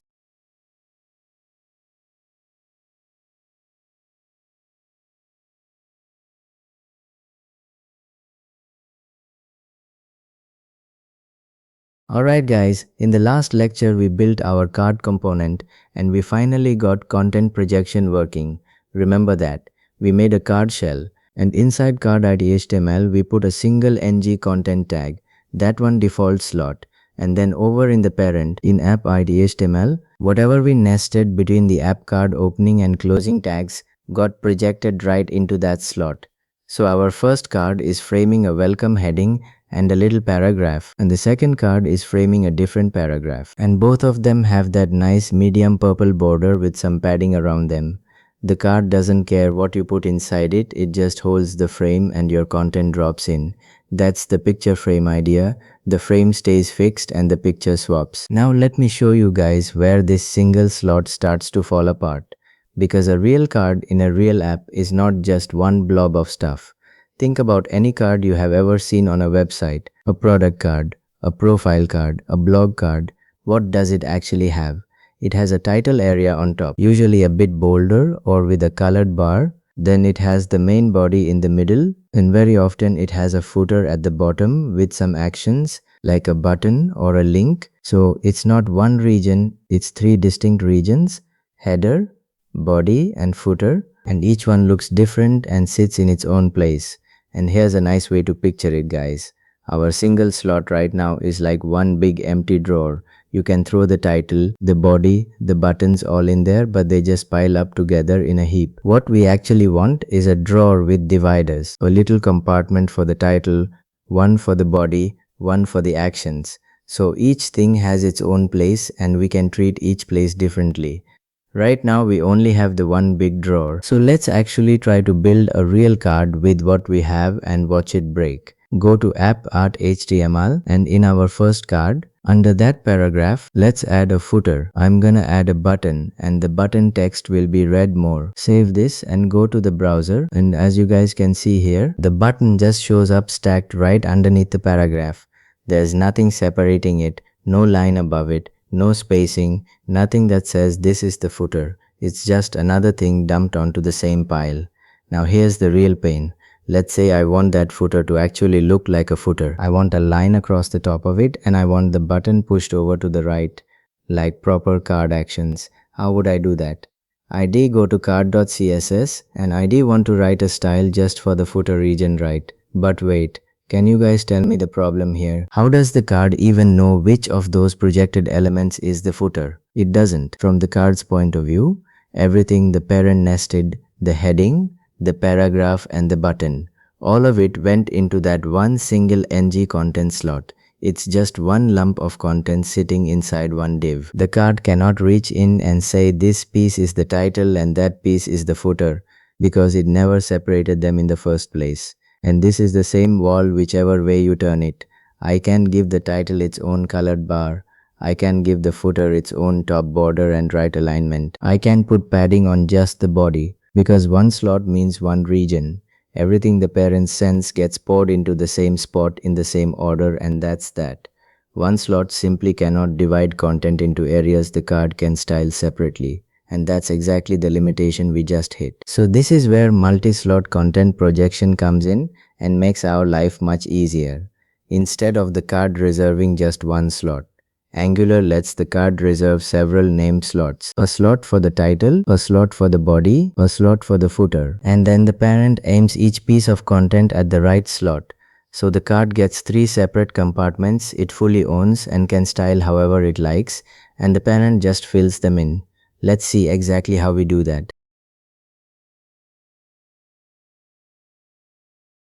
Alright, so now we know the problem. The card has one slot and we need three. So let's give it 3. Go to card.html. Right now the whole thing is just one div with the card class and inside it that single ng content tag. We are gonna replace that one slot with 3 separate regions and each region gets its own slot. First, inside the card div, let's create a header region. Add a div and give it a class card header, and inside that div we put an ng content tag. But this time, and this is the new part guys, we add a select attribute to it. So the ng content gets a select and the value is card title inside square brackets. Now what does that select actually mean? It means this slot is picky. It will not take just anything. It will only accept the projected element that matches this selector. So this header slot is basically saying, only give me the piece the parent marked as card title. Everything else stays out. Now you guys might be wondering, why did I write card title inside square brackets like that? Great question. That select value is a CSS selector. It's the same kind of selector you already use in CSS. And Angular gives you 3 ways to point at the content you want. You can target by element like select equals h3, meaning grab the h3 tag. You can target by class like select equals .card title, meaning grab whatever has that class, or you can target by attribute. And that's what the square brackets are. Select equals card title in square brackets means grab whatever element is carrying a card title attribute. We are going with the attribute way because it's the cleanest. It doesn't force the parent to use one specific tag, and it doesn't fight with your CSS classes. It's just a little label we invent to mark each piece. Let's finish the other two regions the same shape, under the header. Add another div with the class card body and inside it an ng content with select equals card body in square brackets. Then under that, a third div with the class card footer and inside it an ng content with select equals card footer in square brackets. So now our card has three named slots, one waiting for the title, one for the body, one for the footer, and each one is wrapped in its own div that the card owns and can style later. Now the card is asking for these labeled pieces, so we have to actually label them over in the parent. Go to app8html to our first card, that welcome heading. We mark it as the title. So on the h3 we just add the attribute card title, no value, just the bare word card title sitting on the tag. Then the paragraph, we mark it as the body. So add card body on the paragraph and that footer with the read more button. We wrap it in a div and put card footer on that div. Save this and go to the browser. And as you guys can see here, each piece landed exactly where it belongs. The welcome heading is up in the header region, the paragraph is in the body, and the button is down in the footer.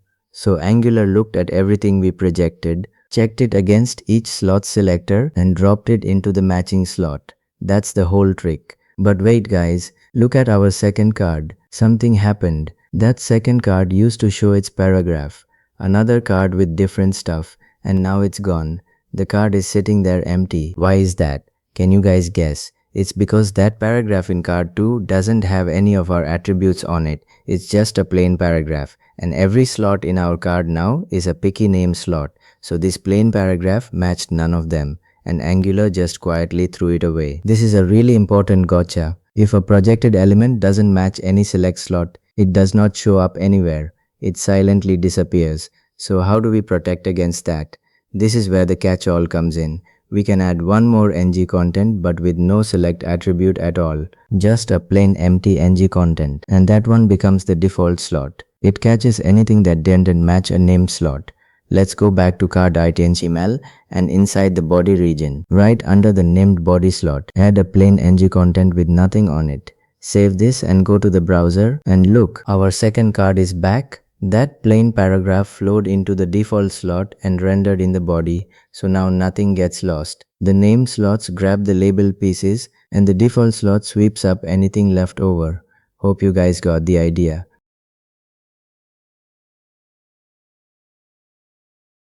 Alright guys, so the slots are wired up and everything is landing in the right region, but right now these regions don't look any different from each other. It's still kind of one plain box. So let's actually style them, because this is the whole payoff. The card owns these three regions, so the card gets to make them look like a real card. Go to card.css.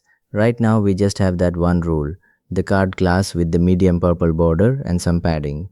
First let's take the padding off the card itself, because now each region is gonna handle its own spacing. And if we leave padding on the outer card too, it's gonna double up and look off. So remove the padding from the card rule. And while we are here, let's round the corners a little and add overflow hidden. And the reason for overflow hidden guys is that we are about to put a colored background on the header. And without it, that color would poke out past the rounded corners. So overflow hidden keeps it tucked in neatly. Now let's style the three regions one by one. First the header, add a rule for the card header class. Give it a medium purple background and white text so it reads like a proper title bar, and a bit of padding so it's not cramped. Next the body, add a rule for card body with just some padding around it. Nice and simple. And then the footer, add a rule for card footer, and here we want that separator line. So add a top border in medium purple, some padding, and set the text align to the right so the actions sit over on the right side like real card buttons do. Let's also add a little margin at the bottom of the card so our two cards don't stick together. Save this and go to the browser, and as you guys can see here, now these actually look like cards. Each one has a purple title bar on top, The body sits in the middle, and the footer has a line above it with the button pushed to the right. Now this is working as we expected.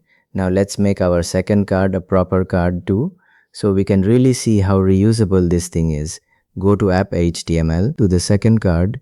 Let's give it a title, add an H3 with the text another card and mark it card title. That paragraph it already has another card with different stuff. Let's mark that one card body so it sits properly in the body region, and let's give it a footer as well. A div marked card footer with a button inside, and the button text can be read more just like the first one. Save this and go to the browser, and there it is, two cards, exact same card component, exact same three regions, but completely different content in each, and both of them look clean and structured. So step back and look at what we actually built here, guys. We have one single card component, one shell with a header, a body and a footer, and it's totally content agnostic. It does not know or care what's going in those regions. And every place in the app that needs a card just drops in its own title, its own body, its own actions, and each piece lands in the right compartment. That's a flexible, well-structured, reusable layout component. And that's the real power of multi-slot projection. And remember back when we first tried this? We thought about passing content in with an input, but an input passes data, a value, and it escapes your markup. So it can never give you real structured HTML. Projection passes actual markup. And now with select, we can even aim different pieces of that markup at different regions. So just to lock the contrast in one more time, input with square brackets sends data down, ng content with select sends marked up content down into named regions. So guys, this is how we do multi-slot content projection with the select attribute. We give the card name slots.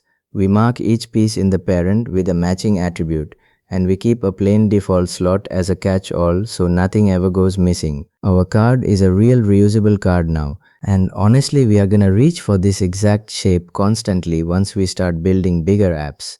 Hope you guys got the idea. Now real quick before we finish, you might notice we have just been making up these attribute names: card title, card body, card footer, and our component is called card with a capital C. Its file is card.ts, and there's actually a whole set of naming rules and best practices that keep all of this consistent so a big code base doesn't turn into a mess. So in the next lecture, let's lock in those naming and best practice conventions so our code stays clean and everybody on the team is on the same page. See you there.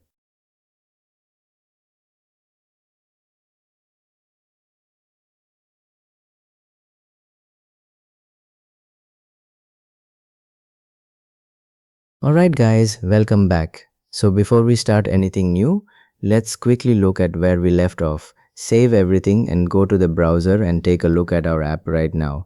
At the very top, we still have our Hello World heading. Right under it, we have got that app paragraph in black and then the total likes line. After that, we have got our two greetings, one for Sarah and one for John, and each one is purple with its own red paragraph and its own working like button that bumps up the total likes. And below all of that, we have got our two proper cards, each one with a purple title bar with white text on top, a padded body in the middle, and a footer with a top border, and a right-aligned read more button. So this is exactly what we built across the last few lectures. Now look at our project on the side. In the file tree, we have got a handful of components. Our root app, the greeting component, and the card component we just finished. Right now, this feels totally manageable. You can open any file and you know exactly what's going on. No confusion at all. But here's the thing guys, real Angular apps don't stay this small. A real-world application can have dozens, sometimes hundreds of components, and they are not built by one person. They are built by a whole team of developers, all touching the same code base every single day.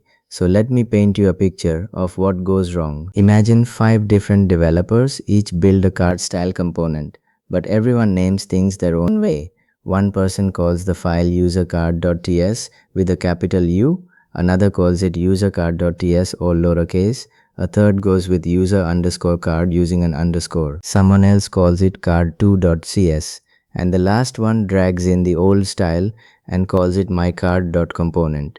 Now you open this project for the first time and you need to find the user card. Which file is it? Can you guys tell me? You genuinely cannot predict it. You have to open every single one and read it to figure out what's inside. Now multiply that confusion by 100 components and the whole code base becomes a swamp that nobody wants to touch. And it's not just the file names, guys. The mess creeps in from a few directions. The second problem is the giant component.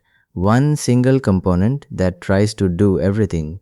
It holds the header, the sidebar, the list, the form, the buttons, all crammed into one enormous file that's 1,000 lines long. And when something breaks in there, good luck finding it. The third problem is logic living in the wrong place. People start stuffing calculations and heavy logic right inside the template instead of keeping it in the class where it belongs. So the HTML turns into this tangled mess you can't even read. We are going to tackle each of these properly in this lecture. Think about it like a giant library, guys. If every librarian shelved books their own way, one by color, one by author, one by size, and one just tossing them wherever, then finding a single book would be a nightmare. But the moment everyone follows the same shelving system, anyone can walk in and find any book in seconds, even a librarian who just started that day. That's exactly what naming and structure conventions do for a codebase. They are the shelving system. So any developer can walk into any part of the app and find their way instantly.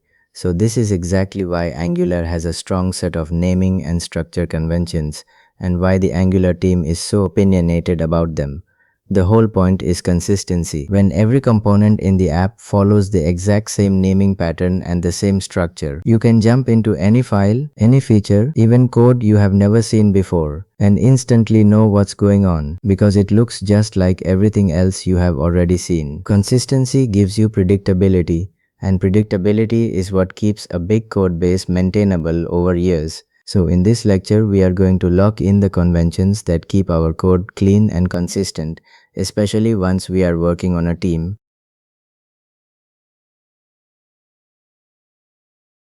Alright guys, so let's get into the actual conventions. And the first and most important one is naming.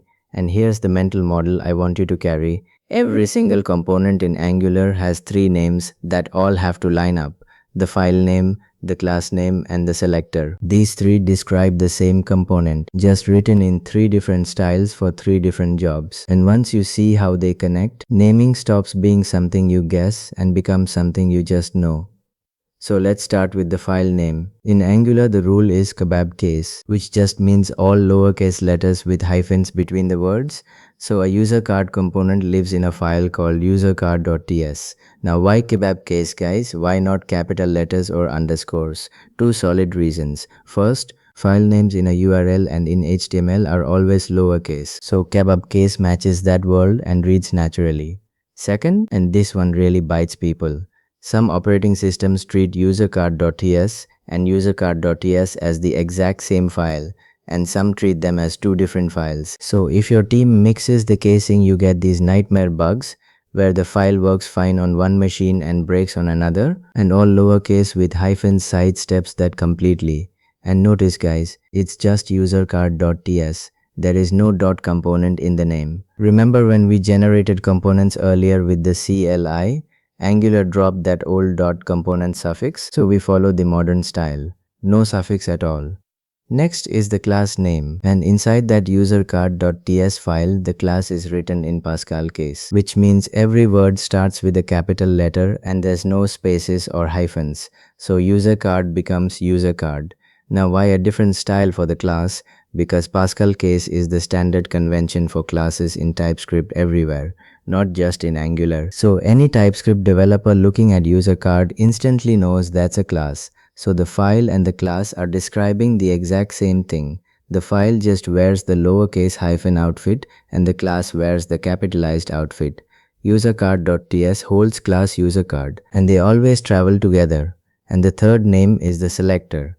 This is the tag you actually drop into a template to use the component. And the convention here is the app prefix followed by the kebab case name. So our user card gets the selector app user card. Now this app prefix is the part beginners always want to skip. So let me show you exactly why it's there. Imagine you got lazy and named your selector just card, or even worse, something like button. Now Angular is scanning your template and it hits a card tag. Is that your component? Or is it some card element from a library you installed? Or maybe a real HTML element? It genuinely can't tell them apart. And that's a real clash. Now watch the difference. The moment you prefix it and write it as app card or app user card, it's unmistakable. Anything starting with app is clearly your component and nothing else in the HTML world or in any library uses that prefix. So there is zero chance of a collision. That's the whole job of the prefix. It namespaces all of your components so they never fight with anyone else's. And here's the nice part, guys. Let's go check our own files. Open up card.ts. The file is card.ts, the class is card, and the selector is app card, and that follows the pattern perfectly. That's it.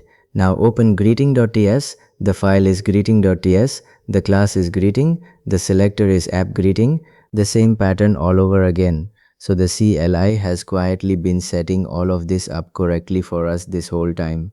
Every time we ran ngGC to generate a component. And remember, the G is generate and the C is component. Angular named the file in kebab case, the class in Pascal case, and the selector with the app prefix all lined up automatically. So you have actually been following the convention already without even thinking about it. And now you know the why behind every piece. Now let me show you the fix for a badly named component, because you will run into these in real projects. Say a teammate built a user card but named it the messy way. The file is usercard.ts with a capital C stuck in the middle. The class is called cardThing and the selector is just card with no prefix. So let's clean it up step by step. First, we rename the file to usercard.ts, all lowercase with a hyphen. Next, we rename the class from cardThing to usercard. Proper Pascal case that actually describes what it is. And last, we fix the selector from card to app user card, adding our prefix and matching the name. That's it. 3 names all lined up, and anyone opening this file now knows exactly what they are looking at.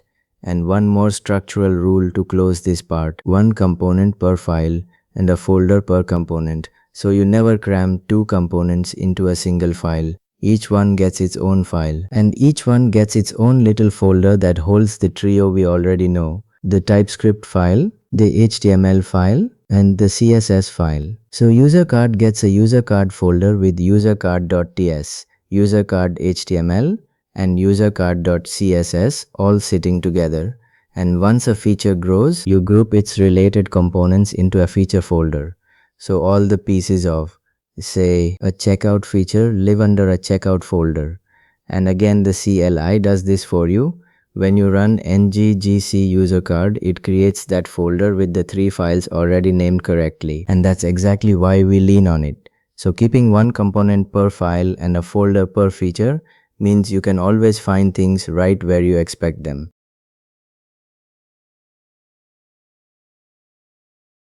Alright guys, so we sorted out naming. Now let's talk about how big a component should actually be and what it should actually do.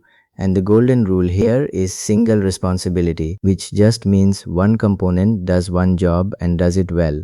Think back to our card component. Its whole job is to be a layout shell, a header, a body, and a footer. That's it. It doesn't care what's inside those slots. It just arranges them.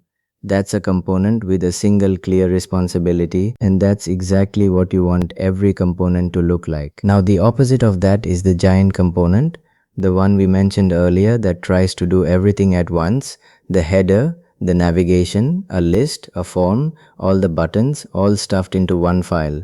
So how do you know when a component is doing too much? Can you guys guess? Here is a simple test, guys. If you find yourself scrolling and scrolling just to read 1 component, or you struggle to describe what it does in a single short sentence without using the word and 5 times, that's your signal. It's doing too much and it's time to split it. You pull the navigation out into its own component, the list into its own, the form into its own, and suddenly each piece is small, readable, and easy to reason about on its own. Next, keep your template thin. And this is a big one, guys. The template, which is your HTML file, should really only hold 2 things: the markup and the bindings. So the structure of what you see and the little hooks that connect it to your data. The actual data and the actual logic belong in the class, over in the TypeScript file. Remember how our interpolation worked? The double curly braces in the template just read a plain property of the class. The template didn't calculate anything. It just displayed a value the class had already prepared. Same idea with our greeting. When the like button was clicked, the template just called a method. And the real work happened inside the class. So if you ever catch yourself writing heavy calculations or complicated logic directly inside the HTML, stop right there. That logic belongs in the class, and the template should just read the finished result. Now the next natural question, guys, when should something actually become its own new component? And there are two clear triggers, reuse and complexity. Reuse is the obvious one. The moment you need the same piece of UI in two or more places, make it a component. And our card is the perfect example. We built it once as a shell and dropped it in twice with totally different content. No copy paste anywhere. And that's the whole payoff of reuse. The second trigger is complexity. So even if a piece is only used once, if it has grown big and self-contained, if it's got its own chunk of markup and its own behavior, pull it out into its own component just to keep the parent clean and focused. So the rule of thumb is simple. If a piece is reused in more than one place, or it's grown too complex on its own, either one of those earns it its own component. Alright guys, so let's pull all of this together into a quick do and don't checklist you can keep in your head. Do name your files in kebab case with no .component suffix. Do match the class in Pascal case, and do give the selector the app prefix. Do keep one component per file and a folder per component. Do keep each component small with a single responsibility, and do keep your templates thin with the logic sitting in the class. Now the don'ts. Don't mix naming styles across the team. Don't skip the app prefix on your selectors. Don't let one component swell up until it does everything. And don't bury calculations and heavy logic inside your templates. Follow that list and honestly your codebase stays clean and consistent no matter how big it grows or how many people are working on it.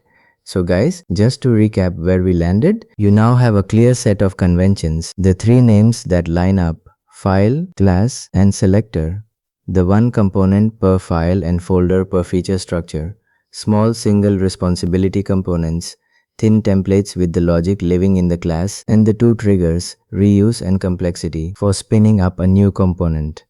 This is the stuff that separates a code base that scales cleanly from one that turns into a swamp. And it's exactly the kind of thing an experienced Angular developer does automatically. And the best part is, these are just habits. Once you do it a few times, it becomes second nature and you don't even think about it anymore. And in the next lecture, we are going to put every single thing we have learned in this whole module together and build a real reusable user profile card from scratch. And we are going to name it, structure it, and wire it up following these exact conventions. Our file will be usercard.ts, our class usercard, and our selector app usercard, exactly like we just practiced. So it's going to be the perfect way to see all of this click into place inside a real component. Alright guys, that's it for the conventions. Hope you guys got the idea, and I will see you in the next lecture.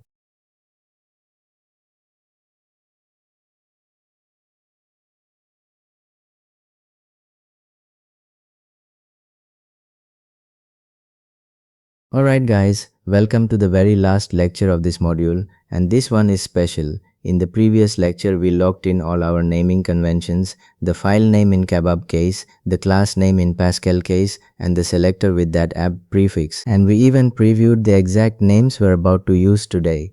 Usercard.ts, the class usercard, and the selector app usercard. And before that, across this whole module, we picked up a ton of stuff. We built our very first component with the CLI. We split the template out into its own file. We scoped our styles. We passed data in with input. We sent events back out with output. And we projected content with ngContent. So now the big question is, can we actually put all of that together into one real thing? Yes, of course we can. And that's exactly what we're doing today. We're building a proper reusable user profile card from scratch. And every single piece of it is gonna come from something we already learned in this module. This is our module 4 capstone. Now before we touch the terminal, let's think about what we actually want to build, because building blind is never a good idea. So picture a user profile card. The kind of thing you see on a team page or a social app. There's a little avatar at the top, then the person's name, under that their role, then a short bio, and a follow button you can click. Simple enough, right? But here's the important part, guys. We don't want to hardcode one single person into this thing. We want one card component that we can reuse for Sarah, for John, for anybody at all. Each one showing its own data. And that's the whole heart of a component.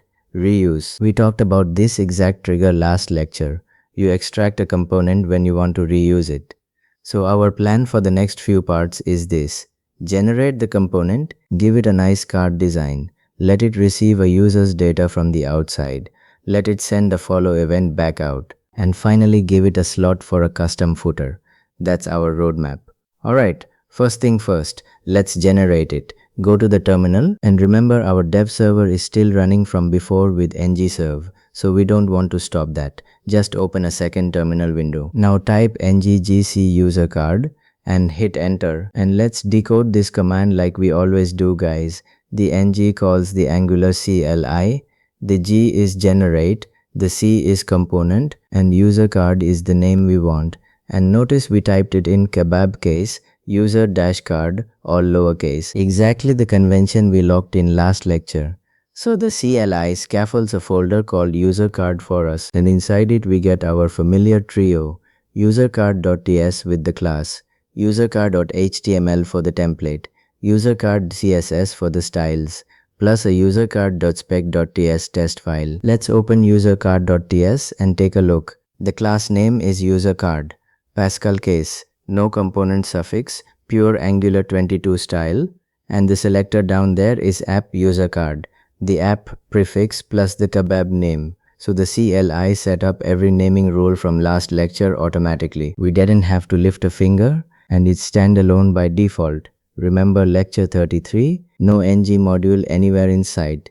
Now just generating it isn't enough.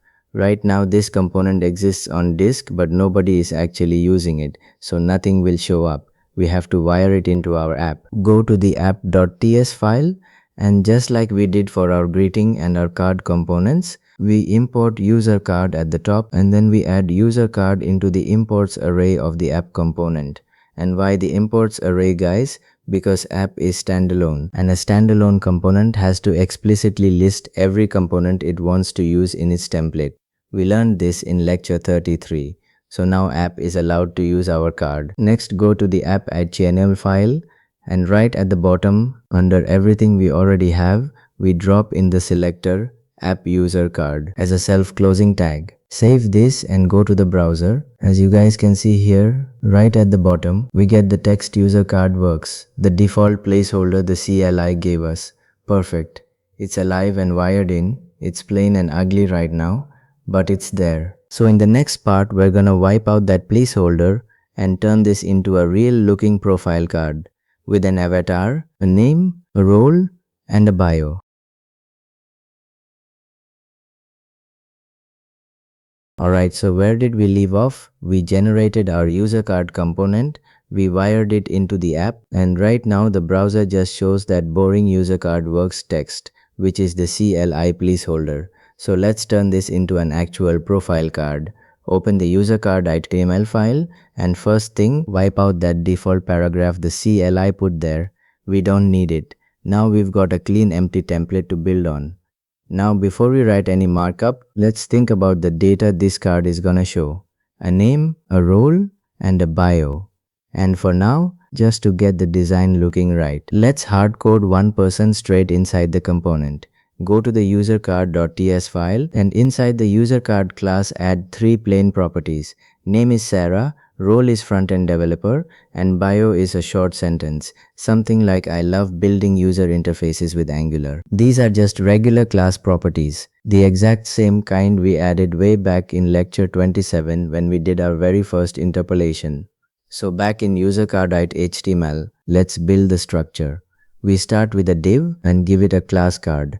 This is gonna be our card box. Inside it, first the avatar, so add another div with a class avatar.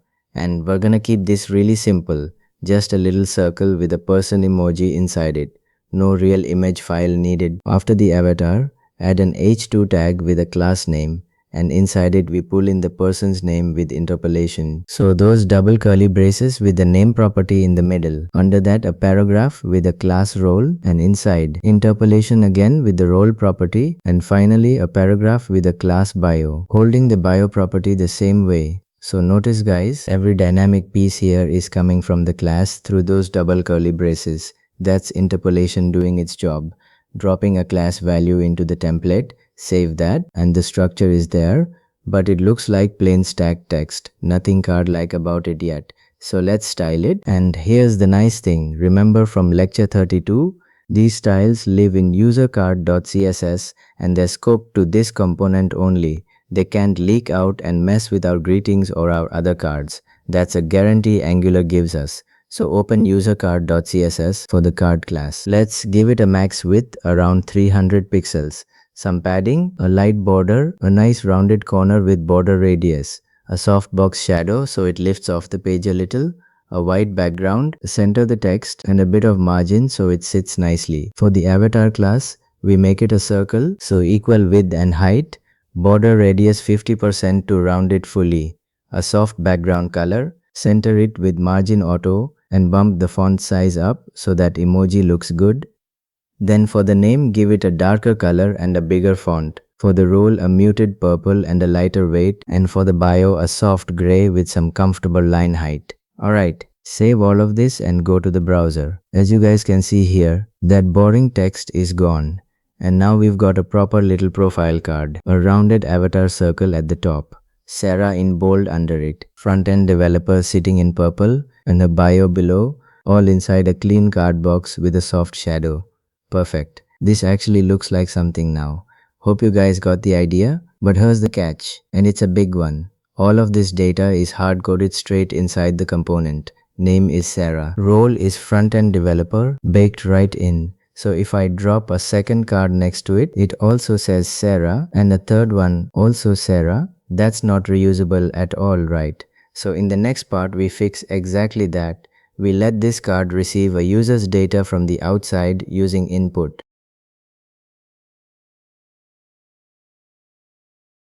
Alright, so we ended the last part on a problem. Our card looks great, but Sarah's details are hard-coded right inside it. Let me actually show you the pain live. Go to app.html and let's add a second app user card tag right next to the first one. Save this and go to the browser. As you guys can see here, we now have two cards, but they're completely identical. Both say Sarah, both say front-end developer. That's pretty useless, right? A profile card that can only ever show one single person isn't really reusable at all. So how do we make each card show a different person? This is exactly what input is built for, and we learned this back in lecture 34. The idea is, instead of the card holding its own data, the parent, which is our app component, hands the data down into each card, so the card becomes a shape, an empty shape. An app fills that shape differently for every person. The card stops owning the data, it just receives it and displays it. Now let's wire it up. Go to the usercard.ts file. First, at the top, we import input from Angular core. Now those three properties we hard-coded, name, role, and bio. We put the input decorator in front of each one. So the @ symbol followed by input, then a parenthesis, then the property, and we can clear out those hard-coded values now. So name becomes an empty string, role an empty string, bio an empty string, because the real values are gonna come from the parent from now on. So this input decorator is the important bit, guys. It marks these three properties as slots the parent is allowed to fill from outside, and without it, app simply can't reach in and set them.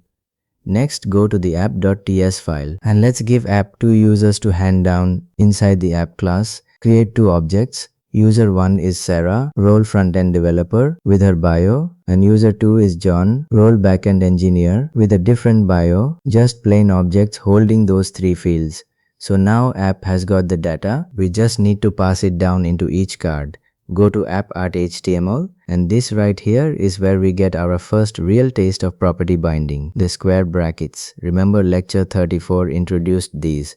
On the first card, we bind name, So we wrap name in square brackets and set it to user1.name. Then bind role in square brackets to user1.role and bind bio in square brackets to user1.bio. So those square brackets are telling Angular, don't take this literally as plain text, evaluate it as a value from the class and pass it down. Then on the second card, same three bindings, just pointing at user2 instead of user1, same shape, different data. Alright, save all of this and go to the browser. As you guys can see here, now we've got two completely different cards. The first one is Sarah the front-end developer and the second one is John the backend engineer, each with their own bio, both coming out of the exact same user card component. We wrote the component once and now we reuse it as many times as we want. Each one fed its own data. Cool, right? This is the exact payoff we planned for back in part 1. Hope you guys got the idea. But our card is still just a display board. You can look at it but you can't interact with it. So what if we want a follow button on it? One that actually tells the app when somebody clicks it. So in the next part, we add that button and make it send an event back up to the parent using output.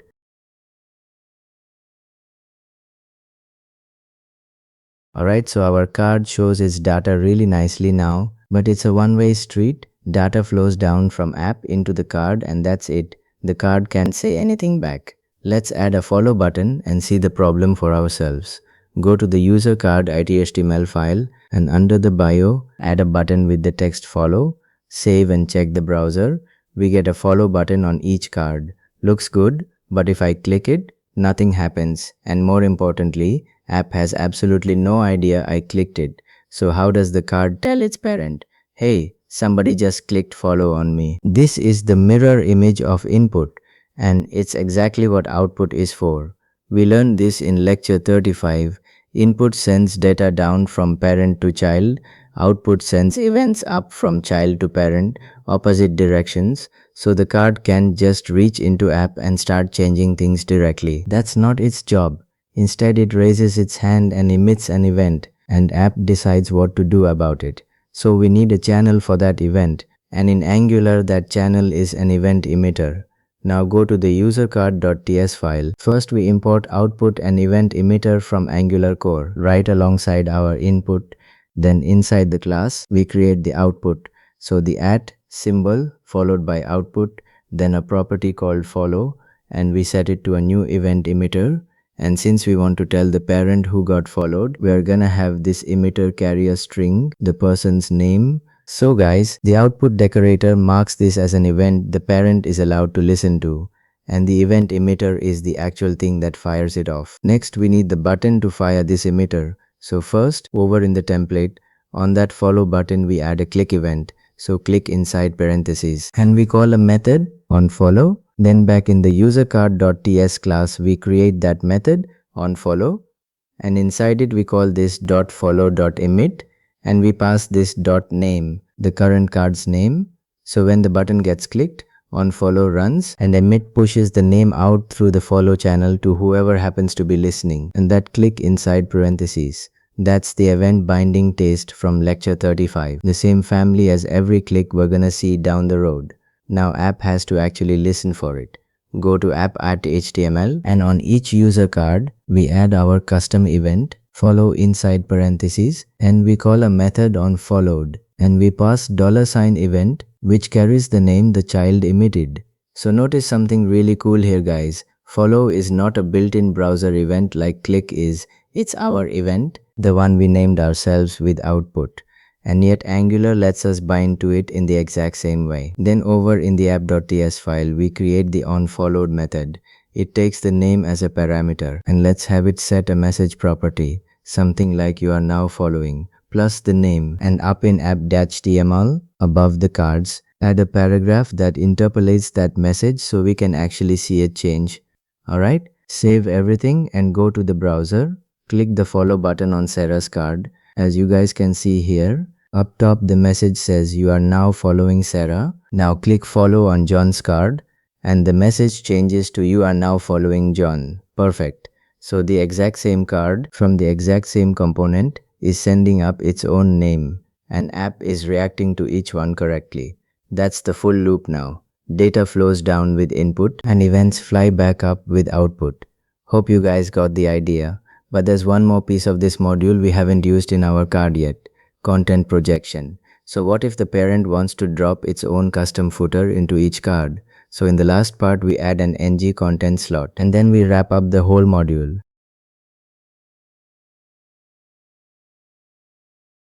Alright, last piece. So our card has an avatar, a name, a role, a bio, and a working follow button.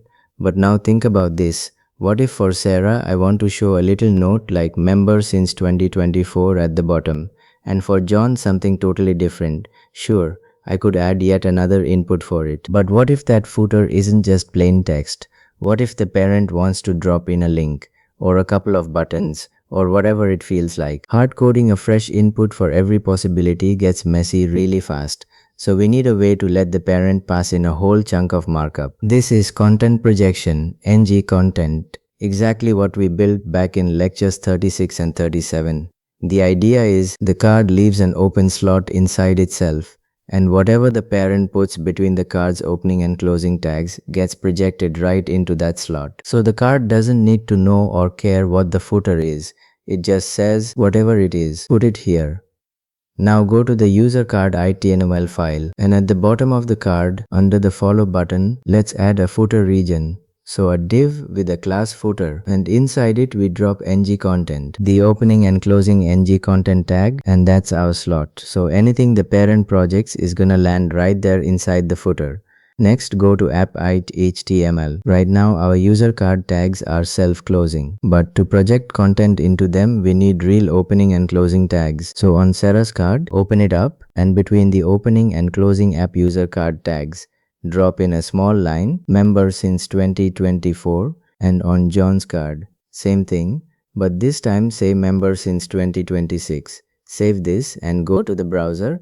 As you guys can see here, each card now has its own little footer line at the bottom. Sarah's says 2024, John's says 2026, and the card component itself never knew about either one. The parent just projected them straight in. Perfect.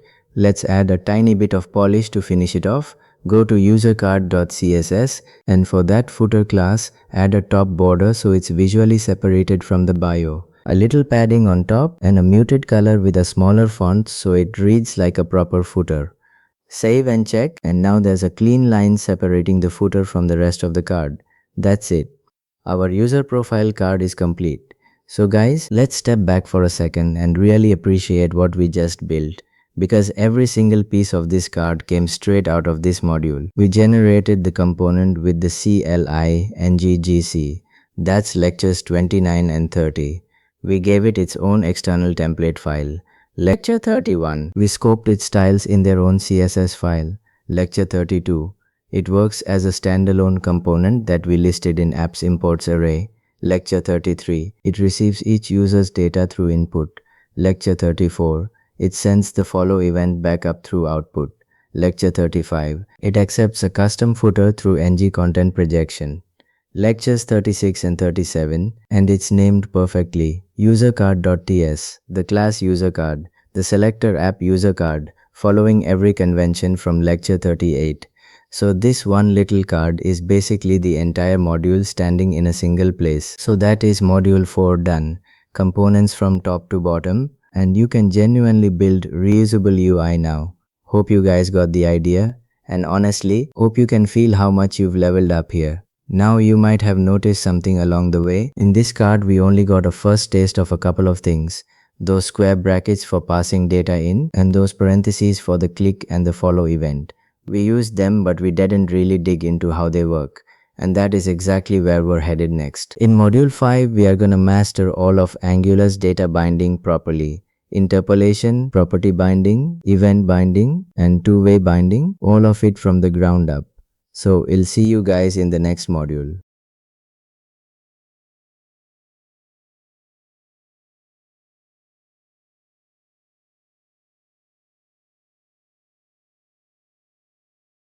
Alright guys, welcome to module 5, and this one is genuinely one of the most important modules in the whole course. Before we touch anything new, let's look at where we left off, right? Our My First App project is still up and running in the browser. We started it with ngServe back at the start of the course. And remember, the serve part is what tells the CLI to build our app and keep a dev server running while we work. Now if you open the browser, you can see everything we built through module 4 sitting there. Our hello heading at the top, our total likes line, our two greeting components for Sarah and John with their like buttons, our two card components with the title and the body and the footer projected in, and right at the bottom our two user cards showing the name, the role, the bio and a follow button each. Module 4 was all about components. We created them with the CLI. We passed data down with the input decorator. We sent data back up with the output decorator and the event emitter. And we projected content in with ngContent, right? Now guys, do you remember something I promised you back in lecture 34 and lecture 35? When we passed Sarah into our greeting component, we wrapped name in square brackets. And when we caught the liked event, we wrapped it in parentheses. And both times I told you, just follow along for now. This is only a first taste. We are going to properly learn what these square brackets and these parentheses actually are in a later module. Well guys, this is that module. This entire module 5 is about one single topic, data binding, and by the end of it there will be nothing magical left inside our template. Alright, let's do something before any theory. Open the app HTML file and just look at it honestly for a second. Can you spot the pattern here? We have curly braces around name, curly braces around the like count, curly braces around the follow message, square brackets on name and role and bio, and parentheses around liked and follow. We have been sprinkling these curly braces since way back in module 3, lecture 27, and we have been copying those square bracket and parentheses pairs since last module, right? But if I stop the video right now and ask you, what is Angular actually doing when it sees those two curly braces, and what exactly am I allowed to write inside them? Can you guys tell me? Probably not exactly, and that's completely fine because we never sat down and explained it properly. So today, we finally do. Now before we explain it, I want you guys to feel why it even exists first. Go to the app HTML file, find our total likes line, the one with the curly braces around like count, and let's delete those curly braces and just type a plain 0 in there instead. A normal hard-coded 0 like on any old HTML page. That's it. Save this and go to the browser. As you guys can see here, nothing changed at all. The page looks exactly the same. Total likes 0. So now you might be thinking, wait, if plain hard-coded HTML gives me the identical screen, what was the point of all those curly braces? Alright, now click the like button on Sarah's greeting. Click it 2 or 3 times. As you guys can see here, the number on the screen is not moving at all. It's stuck on 0 forever. And now the real question guys, is our class broken? Did we lose our like count? Let's check. Go to the app.ts file and inside our onLiked method, add a console.log. And inside the parentheses, first pass our own text in quotes. Like count is, then a comma, and after that pass this dot like count. So we can watch the real value inside our class. Save this and go to the browser. Click that like button 3 times and open the console. As you guys can see here, we got 1, then 2, then 3. Our class is counting perfectly. Cool, right? So our class knows the truth and our screen is showing a lie, right? These are two completely separate worlds, guys. Our TypeScript class over here holding the real data and our HTML sitting over there in the browser. And by default, they do not talk to each other at all, right? Now put it back, delete that hard-coded 0 and bring back our two curly braces with like count inside. Save this and go to the browser. Click the like button again, and as you guys can see here, the number climbs 1, 2, 3 right along with the console. That's it. Now this is working as we expected. And guys, that little gap we just created and then closed, the gap between the data in our class and the text on our screen, that gap is exactly what data binding is for. Make sense so far? So data binding is the bridge, and Angular gives us a few different bridges depending on which direction the data has to travel. So let's get the big picture straight, because once you see this map, the whole module makes sense, right? Data travels in 3 directions. First, from the class down to the view. Our class holds some data and we want it on the screen. And for that we have two tools: interpolation with the curly braces which puts data into text, and property binding with the square brackets which sets an actual property of an element. Second, from the view back up to the class, the user clicks something or types something and our class needs to know about it. And for that we have event binding with the parentheses. And third, both directions at once on the same element, and we call that two-way binding. That's the whole map, guys. Class to view, view to class, and both at once. Makes sense, right? And in this module, we walk that map one step at a time. Today, interpolation. Next lecture, property binding with those square brackets. After that, event binding with the parentheses. Then two-way binding. And later in the module, Angular's new built-in control flow blocks, so we can show things conditionally and repeat things in the template. So today we start with the simplest bridge of them all, the one already sitting on your screen, our two curly braces. Hope you guys got the big picture. Now let's go and really understand interpolation.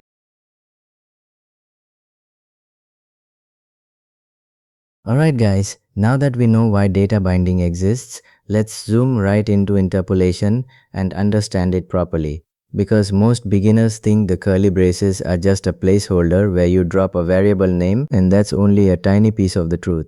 So guys, what actually happens the moment Angular sees two curly braces in your template? Three things happen, and if you remember these three steps, you will never be confused by interpolation again. Step 1. Angular takes whatever you wrote between the braces and treats it as an expression, not as a variable name, a little piece of code that produces a value. Step 2. Angular evaluates that expression against your component class, so any property or method you wrote in there gets looked up on that class. And step 3. Guys, this is the one everybody forgets. Angular converts the result into a string and drops that string into the page as text. That third step is the one that explains every strange thing you will ever see with interpolation. So keep it in your head, whatever comes out, Angular turns it into text. Now guys, can we actually run real code inside those braces? Not just drop a bare variable name in there? Yes, of course we can. Watch this. Go to the app.html file, and under our heading, let's add a new paragraph, and inside it our two curly braces, and inside them write 2 plus 2. That's it. Save this and go to the browser. As you guys can see here, we got the number 4 on the page. We did not get the characters 2 plus 2 printed out. Perfect. And guys, that's the proof. Angular did not treat our braces as a dumb placeholder. It ran it as real code and showed us the result. Pretty neat, right? Now let's use something real from our own class. If you guys remember, in the last module we created two plain objects inside the app.ts file. User1 with Sarah and her role and her bio, and user2 with John. Let's put Sarah's name straight onto the page. Change that paragraph, and inside the braces write user1.name. Save this and go to the browser, and as you guys can see here, we got Sarah on the page. So guys, interpolation can walk down a property path with dots. User1.role gives us her role and user1.bio gives us her bio. Same shape, just a different property at the end. Make sense? Now let me show you what happens when you get greedy, guys. Ready for this? This one hits every beginner at least once. Inside the braces, remove that .name part and just leave user1, the whole object. Save this and go to the browser. As you guys can see here, we got this weird thing on the page. Object sitting inside square brackets. So what's going on here, guys? Can you tell me? Yes, of course. It's step 3. Our expression evaluated perfectly fine and it produced the whole user1 object. And then Angular did what it always does. It converted that result into text, and the default text version of a plain JavaScript object is exactly that. Object. So the lesson is simple, guys. With interpolation, always reach all the way down to the actual value you want. Add the dot and the property name. Don't hand Angular a whole object and expect it to lay itself out. Alright?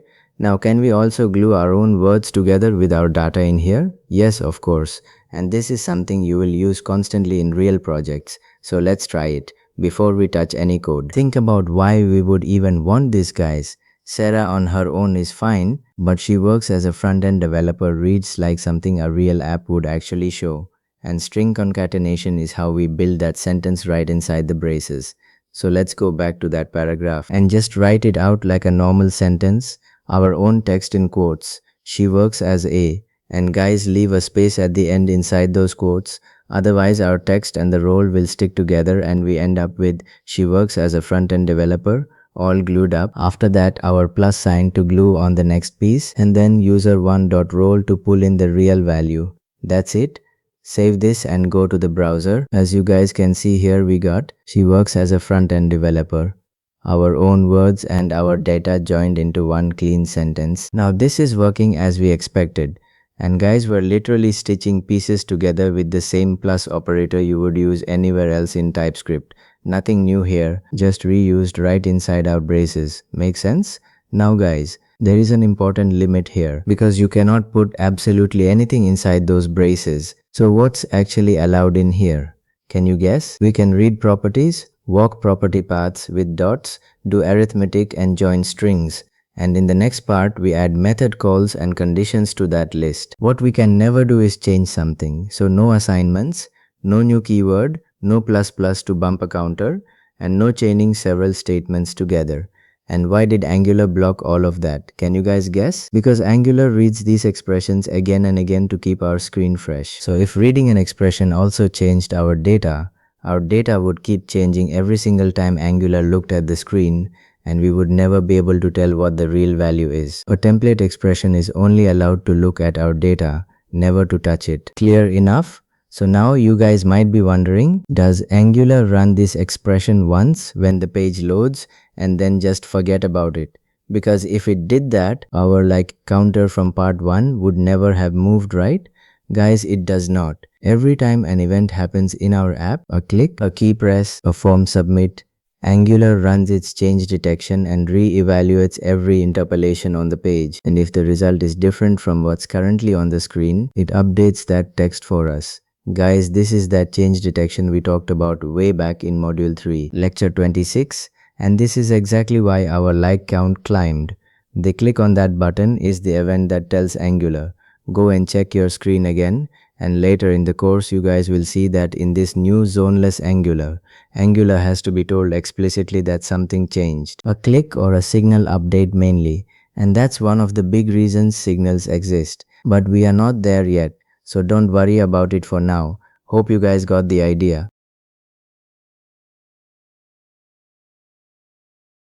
Alright guys, now let's do the last big thing we can put inside those braces, calling a method. So first, why would we even want that, right? Guys, sometimes the value we want isn't sitting ready on our class. It needs a little work first, and cramming that logic inside the braces would make our template ugly fast. So we push the work into a method and just show the result. Go to the app.ts file, and under our onLiked method, let's create a new method. The method name is getGreeting. After this, the parentheses, we are not passing anything in, so leave it empty, and then the method scope. Now guys, what do we actually need inside this method? We want to give a value back, so add the return keyword, then our own text in quotes, good morning, after this the plus sign, and then this .name, because name is a property on our own class, and inside a method, we always reach our own properties with this dot. Now go to the app.html file and add another paragraph, and inside it our two curly braces, and inside the braces just write getGreeting. That's it. Save this and go to the browser. And as you guys can see here, we are not getting our greeting at all. We got this whole function code dumped onto the page as text. So what did we actually do wrong here? Can you guys tell me? Yes, of course, we wrote the method name without calling it. So our expression produced the function itself, not the result of the function. And then step 3 did what it always does. It converted that function into text. A method name sitting alone is just a value, the function itself, not its result. So go back to the app.html file and right after getGreeting add the parentheses. And that's what tells Angular, don't hand me the function, run it and hand me back whatever comes out. Now save this and go to the browser. And can you guys guess what we get? Good morning world, all stuck together. Because inside our method we wrote good morning without a space at the end. Exactly the mistake I warned you about earlier. Go back to the app.ts file, put a space at the end inside those quotes, save this and go to the browser, and now we got good morning world. Perfect. So now guys, one more expression you will use all the time. Can we actually put a whole condition inside the curly braces? Yes, of course we can. And this is where the ternary comes in, before we type anything. Let's think about what we actually want here. We want to check if like count is greater than 0. And if that's true, we want to show people already showed some love.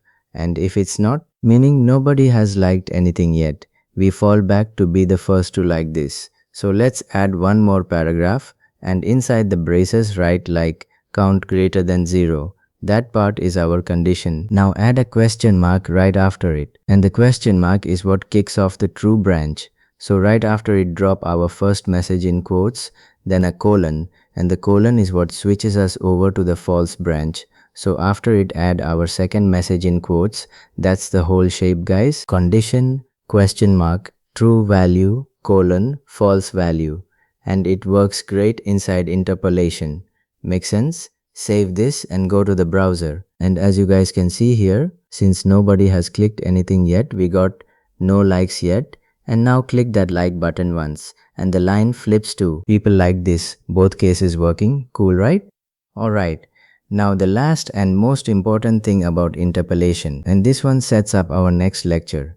Interpolation is for text content.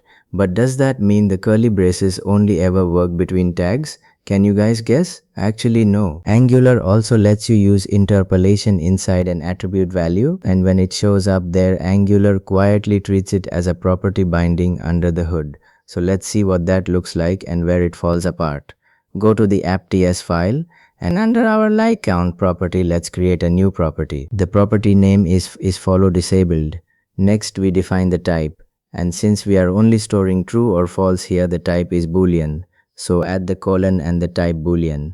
Then the equal sign and set the value to false because we want this button enabled at the start, right? Now go to the app HTML file and at the bottom add a simple button. The button text is follow all and let's set its disabled state directly from our property.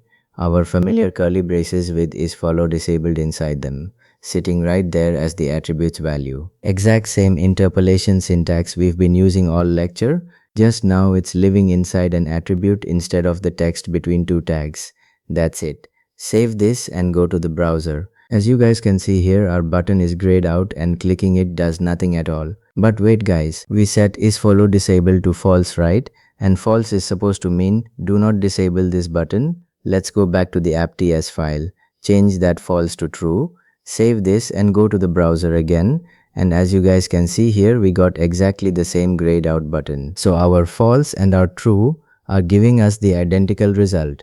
What's going on here guys? Yes, of course, it's that third step again. Interpolation always hands over text. So our boolean never arrives as a real true or false, it arrives as the word true or false, as text. And guys, any non-empty text in there counts as. Yes, disable this button, so it doesn't matter which one we write. Both are just text, and both disable it. In plain HTML, we call disabled a boolean attribute. Its presence is what counts. But here the real reason is simply that our boolean got flattened into a string on the way in. See the pattern? So guys, let's wrap this up.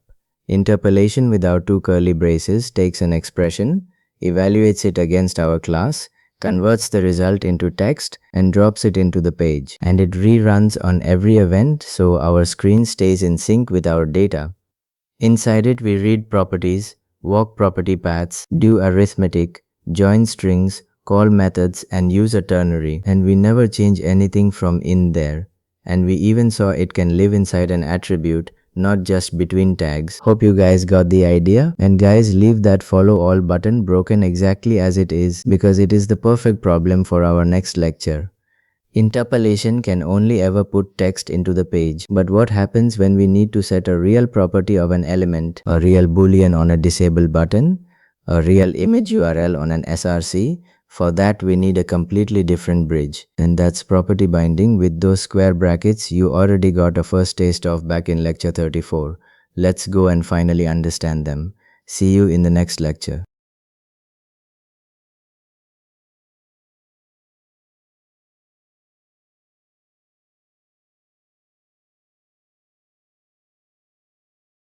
Alright guys, let's pick up exactly where we left off last lecture. We spent that whole lecture inside interpolation, walking through everything those curly braces can do. Arithmetic, string concatenation, calling a method, a ternary, and right at the end we ran into a button that flat out refused to cooperate. So open the app HTML file and scroll down to the bottom, and there it is, our follow all button sitting there grayed out exactly how we left it. And if you remember, we deliberately left it broken on purpose because it was the perfect setup for today's lecture. Go to the app.ts file for a second and find that isFollow disabled property. And yes, it's still sitting there at false, exactly where we left it at the end of last lecture. Now false should mean don't disable this button, right? So by that logic, the button should be clickable. But look at the browser. It's still sitting there grayed out. I still can't click it. Something's not adding up. But here's the thing, guys. We actually proved something uncomfortable last lecture, and it's worth reliving for 30 seconds before we fix it properly. Go back to the app.ts file and change that false to true. Save this and go to the browser. And as you guys can see here, absolutely nothing changed. The button is still gray. I still can't click it. Why is that? Can you guys tell me? Yes, of course. It's because the disabled attribute on that button isn't reading a real boolean at all. It's reading whatever interpolation hands it. And interpolation always converts its result into the word true or the word false. And in JavaScript, any non-empty string counts as truthy. So it genuinely does not matter which one we write inside our class. Both come out of those curly braces as text, and both switch that button off. Alright, let's set that value back to false before we move on. Save it, and now let's actually fix this thing properly. Now some of you guys might be thinking, wait, couldn't we just check inside the template whether the text equals the word false instead? And that's a fair thought. But think about how many places that trick would need to be repeated. Every attribute, every element, comparing text against text forever, and it still wouldn't fix the deeper issue, which is that a real DOM property wants an actual value of its own type, not a piece of text pretending to be one. So let's name the actual problem clearly, because this is the whole reason today's lecture exists. Interpolation is fantastic at putting text onto a page, but the moment we need to hand over a real value, a real boolean like this one, a real number, sometimes even a whole object, interpolation simply cannot do it. It flattens everything into a string first. No exceptions, ever. And that's a hard wall, guys, not a small inconvenience, because a huge amount of what a real application deals with is not text at all. So where does that leave us? We need a completely different way to talk to an element, a way that hands over the real value instead of a stringified copy of it. And that way already has a name. We actually met it once before, back in module 4, when we first passed a name into our greeting component, and I told you at the time not to worry about those square brackets. We would cover them properly later. Well guys, later is right now. This is property binding, and it's exactly what we need to bring this follow all button back to life. One small thing before we move on. Leave isFollow disabled sitting at false inside the app.ts file. We are going to need it at false in a second to actually watch our fix work, so don't flip it back yet. Next part, we write the real syntax and we fix this button for good.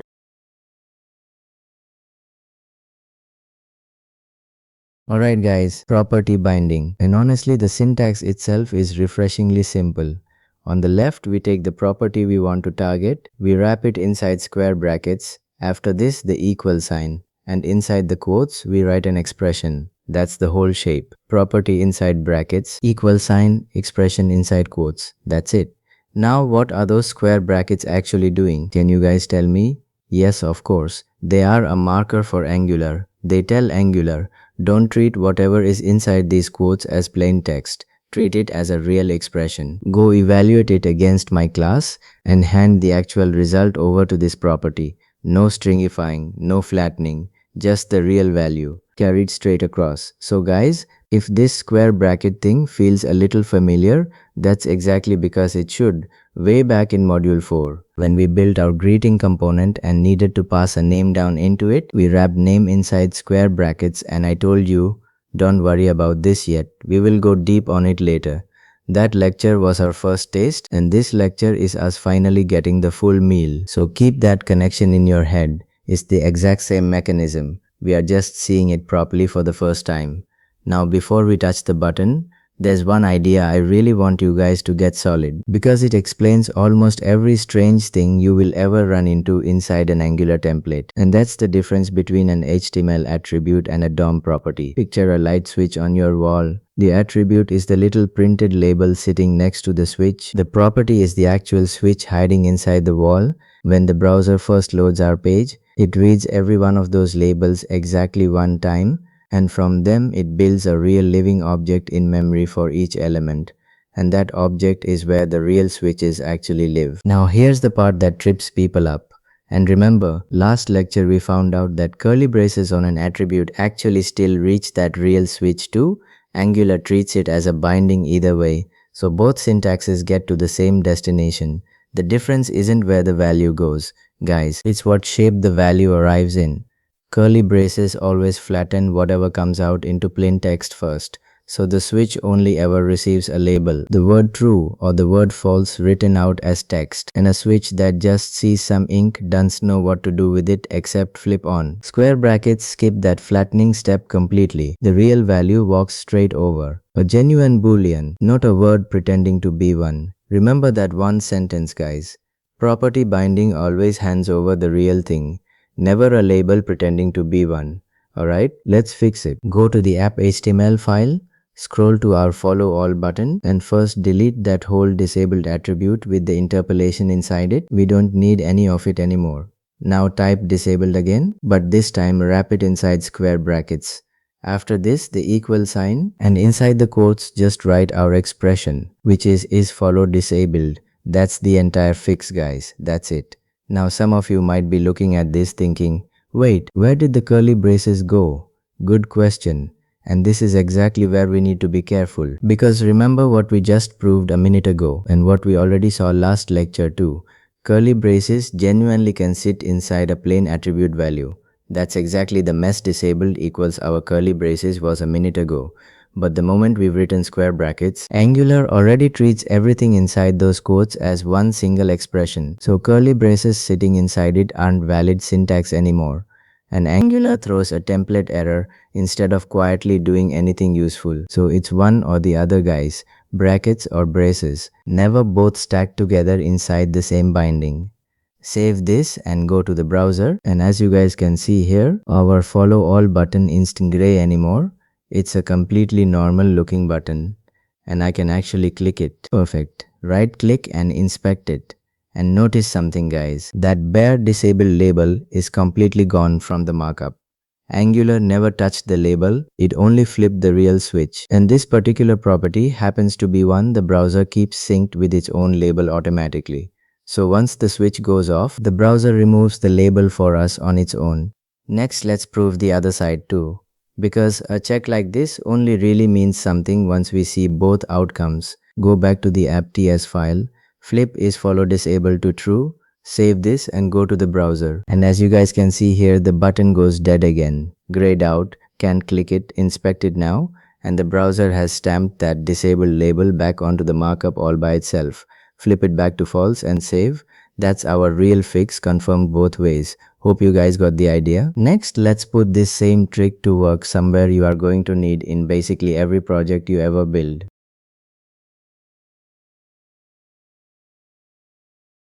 Alright guys, let's take property binding out for a real spin. Because disabled is honestly one of the least common places you will use it. Think about basically every app you have ever opened. Profile pictures, product photos, a company logo, images are everywhere. And in a real project, that image URL almost never sits typed inside an HTML file. It comes from your class, and later in this course, it will come straight from an API. So the source of an image is exactly the kind of thing that has to travel through a property, not sit hard-coded in a template. First, we need that URL living inside our class. Go to the app.ts file, and right under is follow disabled, let's create a new property.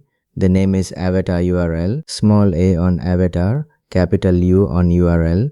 Follow that naming exactly the way I typed it. After this, the colon and the type, which is string, because at the end of the day, a URL is just text. Then the equal sign, and inside single quotes, we put our image link, I am going to use a free placeholder from Pixum Photos. So type https pixum.photos/200, and guys, please don't skip that https part at the front. I see beginners drop it all the time, and without it the browser assumes this image is sitting somewhere inside our own project folder, goes looking for a file that ends there, and all we get back is a broken image icon. Now go to the app HTML file, and just above our follow all button, let's add an img tag. So here's the moment, guys. We are not typing src with a URL sitting inside it. We wrap src inside square brackets. After this, the equal sign, and inside the quotes we pass our property name, avatar URL. That's it. Save this and go to the browser. And as you guys can see here, we got our image sitting right there on the page. Perfect. Pixum hands out a random photo every single time, so don't worry if yours looks different from mine. Now inspect that img tag, and you can see the full URL sitting inside src. And again, guys, that's the browser echoing our property back into the markup. We never once typed that URL inside the HTML file. Let's actually prove that, because I really want you guys to see that the HTML file has no idea what that URL even is. Go back to the app.ts file and change that 200 at the end to 300. So our property now holds https pixum.photos/300. Save this and go to the browser, and as you guys can see here, we got a noticeably bigger image on the page. We never touched the HTML file, right? We only changed the property sitting inside our class, and the binding just picked it up on its own, because the template never actually holds the URL. All it holds is the name of the property. Next, let's add alt text to this image, and we're going to bind it to Sarah's name. Why do we even bother with alt? Can you guys tell me?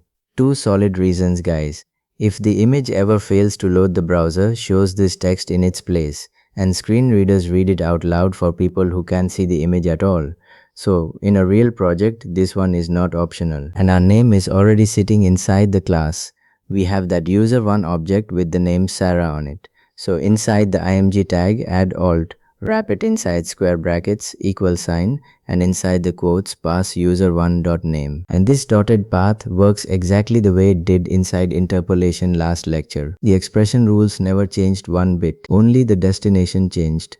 Save this and go to the browser, inspect the image, and as you guys can see here, alt reads Sarah. That's it. Let's do one more, and this time we'll tell the user why the button might be dead. Add title to our follow all button, square brackets, equal sign, and this time the expression isn't just a plain property name, it's a ternary, the exact same ternary shape we used inside interpolation before. So the condition first is follow disabled, ? Then the value for true in single quotes, you cannot follow everyone right now, colon, then the value for false in single quotes, follow every user on this page. Save this and go to the browser, hover over the button, and as you guys can see here, we get a little tooltip. Follow every user on this page, because isFollow disabled is false right now, so the ternary took its false branch. Now flip isFollow disabled to true and save. Hover again, and this time nothing pops up at all, because a disabled button just doesn't respond to hovering, but inspect it anyway. And as you guys can see here, title switched over to the true message underneath. Our binding ran perfectly fine. The button just wasn't letting the mouse anywhere near it. Flip that boolean back to false and save. So we leave our button alive with a working tooltip. One small side note before we close this part, guys. A few HTML attributes don't have a matching property Angular can bind to directly. And for those, Angular gives us a special dot form, a trad dot, then the attribute name inside the square brackets. Area label used to be the classic example of this back in older Angular versions, but Angular changed that a while back. And these days, ARIA properties like ARIA label bind directly with the exact same square brackets as everything else we've used today. No special dot form needed anymore. We aren't going deep into the leftover cases today. Just keep it in the back of your mind so you recognize it if you ever spot it inside an older tutorial somewhere.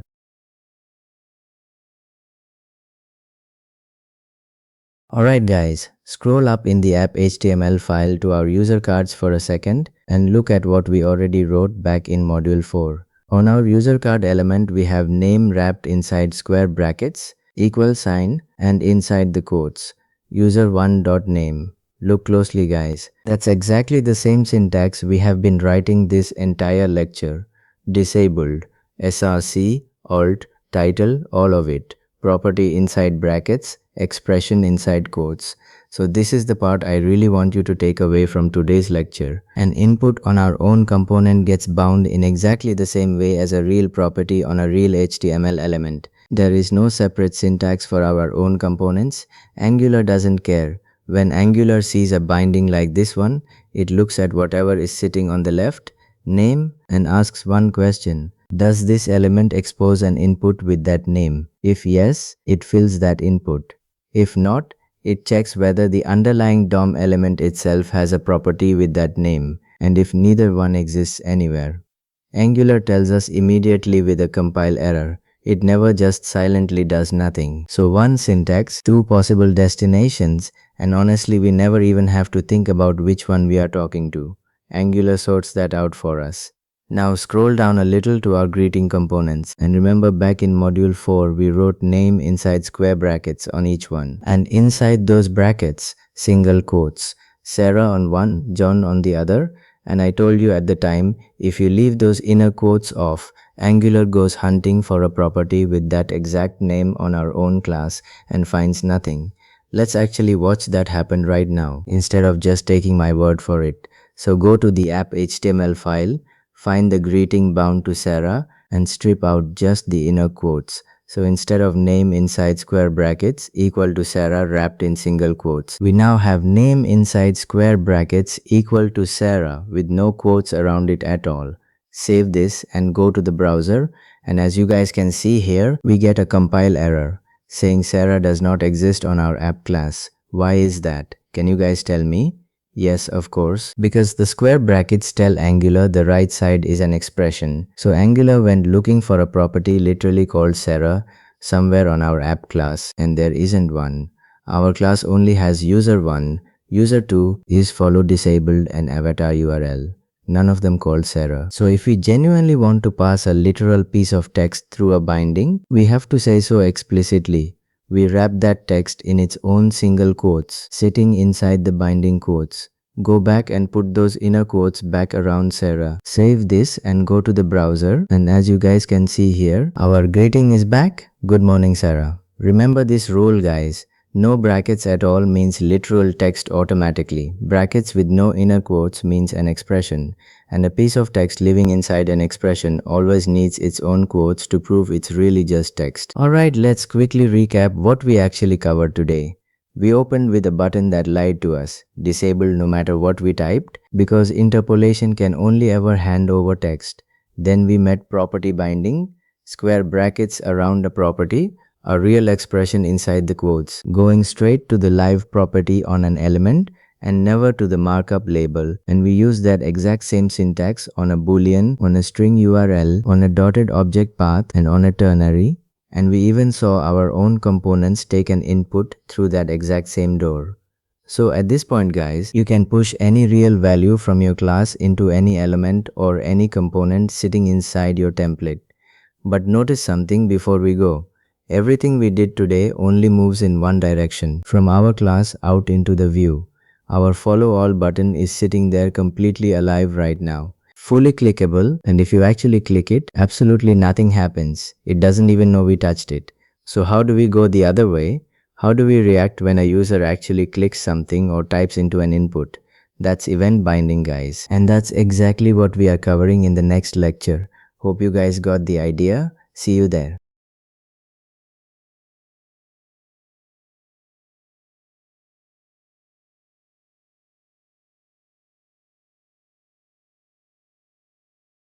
Alright guys, in the last lecture we spent the whole time pushing data from our class out into the view with square brackets. So we bound the photo with square brackets src and our avatar URL property, the alt text with square brackets alt and user1.name. We deleted that broken attribute interpolation sitting on the follow all button and replaced it with square brackets disabled, and we gave that same button a tooltip with square brackets title and a ternary inside it.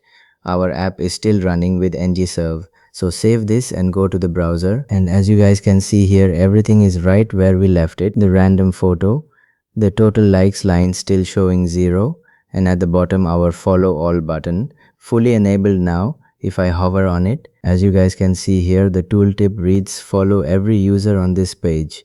Perfect. Now guys, go ahead and click that follow all button. Click it again. What happened? Nothing. Absolutely nothing happened, right? Our page just sits there like a photograph. So this is exactly the feeling I want you to have before we write one line of code today. Because everything we have done in this module so far only travels in one direction. From our class down into the view. Our data can talk to the screen, but the screen cannot talk back to us. So right now our app is a display board. It's a museum. You can look at it, you cannot touch it. And one more loose thread guys, back in module 4 lecture 35, when we built outputs, we put a parenthesis click on a button inside the greeting component, and I told you don't worry about it for now. Today is that day. But before we touch Angular, let's do what we always do first. Let's see how much work this exact same tiny thing takes in plain JavaScript, because once you feel that pain, the Angular way is going to land so much better. So step outside our Angular app for a minute, create a plain HTML file somewhere, something plain.html, and let's rebuild just this little piece of our page by hand. First add a paragraph tag, and inside it just the number 0, and give this paragraph an ID, something count text, because we are going to come looking for this element later. Under it add a button tag, the button text is follow all, and give this one an ID too, something follow button. That's it guys, that's our whole markup. Now the behavior, at the bottom of the file open a script tag and let's type this out. First we need somewhere to keep the count, so create a variable, let count equal 0. Next we have to go and find our button, cause JavaScript has no idea that button exists on its own. So document.getElementById, pass follow btn inside quotes, and store what comes back in something btn. After this, the same hunt for our paragraph, get element by id with count text inside quotes, stored in something count l. So we wire up the click btn.add event listener and add the parentheses, and this method wants two things from us. First, the name of the event we are listening for, that's text, so it goes inside quotes, and the event is click. Then after a comma, the function that should run when that click happens. Add a function right there and inside its scope. First count plus plus, then count l.text content equals count. So this line writes our number back into the page by hand. Save this, open the file in the browser and click. As you guys can see here, the number is moving 1, 2, 3 every click. So this works perfect. Now watch this carefully. Imagine it's next week. You are tidying up your markup and you rename that ID from follow btn to follow all btn. One word in one file. Completely innocent, right? Save this, go to the browser, reload and click the button, nothing. And as you guys can see here, the number is frozen at 0. Open the console and as you guys can see here, a red error is already sitting there waiting. It didn't even wait for our click. It broke the moment the page loaded. It reads, cannot read properties of null. Reading add event listener, why is that? Can you guys tell me? Yes, of course. Get element by ID went hunting for an element with the ID follow button. There is no follow button anymore, so it came back empty-handed with null. And we called add event listener on null. One innocent rename in one file silently killed behavior written in a completely different place. So count the problems with me. First, our JavaScript has to go hunting for the element. So if somebody renames that ID tomorrow, can you guys guess what happens? Your script silently breaks and nothing warns you until the console, or worse, your user finds out. Second, the wiring lives miles from the button. The markup is here and the behavior is way down there. So understanding one button means reading two places. Third, look how we update the screen. By hand, count plus plus, then write it back with text content. So that number now lives in two places, our data and the page text, and keeping them in sync is entirely our job. And fourth, the big one, nobody is watching our data. So if that count ever changes from somewhere else, the page keeps showing the old number forever until we remember to write it back ourselves. So this is where Angular comes in and makes our life so much easier. In Angular, we never hunt for elements, we never touch page text by hand, and we never keep two copies of the same number in sync ourselves. We just tell the button right there in the HTML what should happen when somebody clicks it. So remember that parenthesis click from module 4 I told you not to worry about. This is exactly the same thing. It's called event binding and we write it with a parenthesis. Hope you guys got the idea. Let's learn it properly.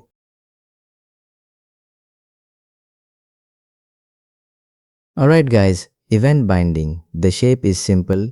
On the element you take the event name and wrap it inside a parenthesis. After this an equal sign, and inside quotes you write what should happen the moment that event fires. That's the whole syntax. So think about direction for a second. In the last lecture, square brackets meant us pushing a value from our class into the view, and this parenthesis is the exact opposite. It's us listening for something coming from the view back up into our class. Square brackets means data going down. Parenthesis means an event coming up. Think of it like a doorbell. Square brackets is you reaching in and flipping a switch inside the house yourself. That's the light switch from last lecture. And this parenthesis is you wiring up the bell so you actually hear it when somebody outside presses it. And about that name we put inside the parenthesis. We are not inventing it out of nowhere. Click is a real event name the browser already fires on its own. We are just pointing at it and saying, that one, tell me about that one. So the right side of the equal sign has also changed. And this part matters. In lecture 40 with interpolation and lecture 41 with property binding, whatever we wrote inside was called a template expression. And its only job was to produce a value. No assignments, no equal sign allowed in there at all. But inside an event binding, what we write is called a template statement. And a statement is allowed to do things. It can call a method, it can even assign a value. I know that sounds like I just contradicted myself. There's a good reason for it. Keep that question in your pocket. I'm coming back to it later in this lecture. Alright, let's put this on our own app before touching any code. Let's think about what we actually want. We want that follow all button to really do something we can see when we click it. Otherwise, how would we even know it worked? So we need two things. A piece of data that changes and a method that changes it. Go to the app.ts file and add a property. The property name is follow all count. After this, a colon and the type is number, all lowercase, and set the initial value to 0. So next, down with our other methods, let's create the one that changes it. The method name is on follow all. After this, the parenthesis, and we leave it empty because this method doesn't need any information from anybody. Then the method scope inside, just one line, this dot follow all count plus plus. So why this dot in front of it? Can you guys tell me? Yes, of course. Whose follow all count belongs to this class, and inside a method you always reach your own properties through this. That's it. Our method is small and boring, exactly how we want it. So go to the app HTML file, down to that follow all button. Right on it, let's add our event binding. A parenthesis, inside it the event name click, then the equal sign, and inside quotes the method name on follow all with its own parentheses right after. Cause we are calling it, not just pointing at it. Two warnings before you make the mistake guys. 1. Don't write this dot on follow all in there. Inside the template Angular already knows we mean the component class. No this needed. 2. Don't wrap this whole thing in square brackets by mistake. Square brackets and parentheses do two completely different jobs. Square brackets push a value in, parentheses listens for something coming out. So a parenthesis on its own is exactly what we need here. And now we have to actually see this number. So just under the button add a paragraph tag. The text is follow all clicked, then interpolation with follow all count, and after it the word times. Save this and go to the browser. Click the follow all button. As you guys can see here, follow all clicked 1 times, click again 2 times, click again 3 times, and it's instant, no delay at all. Look at what we did not write. No get element by ID, no add event listener, no touching page text by hand. We only changed one number inside our class and the screen followed us. And remember from lecture 40, this app is zoneless. Angular inst polling our data every second. So what just made it check the template? Our click did. That's the something that happens. Click fires, Angular runs our statement. The statement changes follow all count. Angular rechecks, the paragraph updates. That's the whole loop. But our click was easy. We only needed to know that it happened. We never needed to know anything about the click itself. So think about an input box. If the user types in there, knowing a keystroke happened is useless. We need to know what they typed, and that lives inside the event itself. So we need the event object. Hope you guys got the idea, and that's exactly what we're doing next.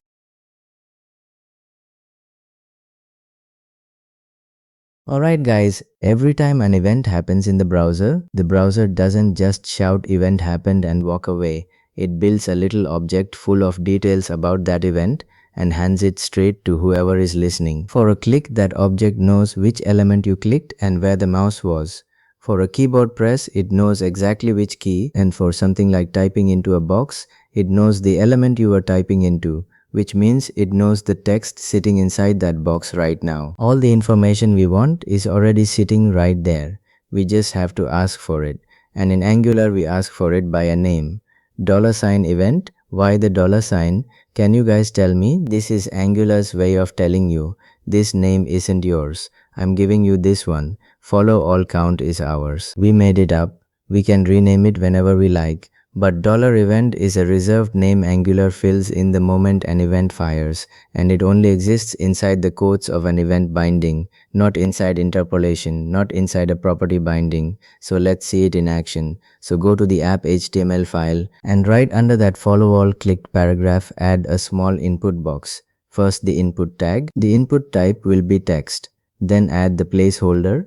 Set the placeholder value as type your name. So right now this is just a plain HTML input, nothing Angular about it yet. The event we want here is called input, a real browser event that fires every single time the value inside that box changes, one letter at a time. So a parenthesis, inside it input, then the equal sign, and now before we do this the proper way, let's do exactly what feels natural first and see what happens. So inside those quotes, let's just write the assignment straight. Typed name equals $event.target.value. Reads like plain English, right? Take the event, get its target, read the value, store it, save this, and look at the app HTML file back in the editor. As you guys can see here, we didn't get one red underline. We got two stacked right on top of each other. Let's actually read them instead of running from them, cause that's how we get better at this.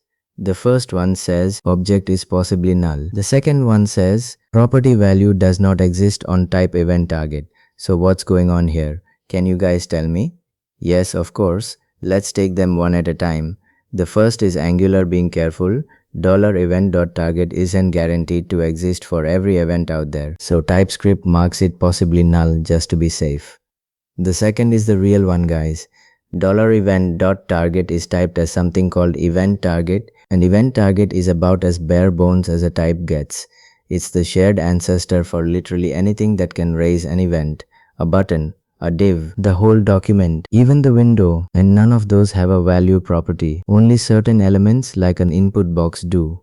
So TypeScript looks at event target and genuinely has no idea our target is an input box. So it refuses to let us read .value of it. So guys, this isn't something special about this input tag either. If we wrote this exact same line on any other element listening for any other event, we would hit these same two errors every time. Cause $event.target is always typed this same generic way. No exceptions anywhere. So some of you might be thinking, why not just tell TypeScript to stop worrying and type this thing as any? And yes, that would make the red lines vanish. Any switches type checking off completely for that value. But think about what we would be throwing away. The whole reason we are learning Angular with TypeScript is that it catches our mistakes before the browser ever sees them. So let's not trade that away for one lazy line. Let's fix this properly instead. Go to the app.ts file and up with our other properties, add one more. The property name is type name. After this a colon and the type is string. Initial value and empty string. Just two quotes with nothing between them. Down with our methods, create a new one. The method name is onType. After this the parenthesis, and this time it's not empty cause we are receiving something.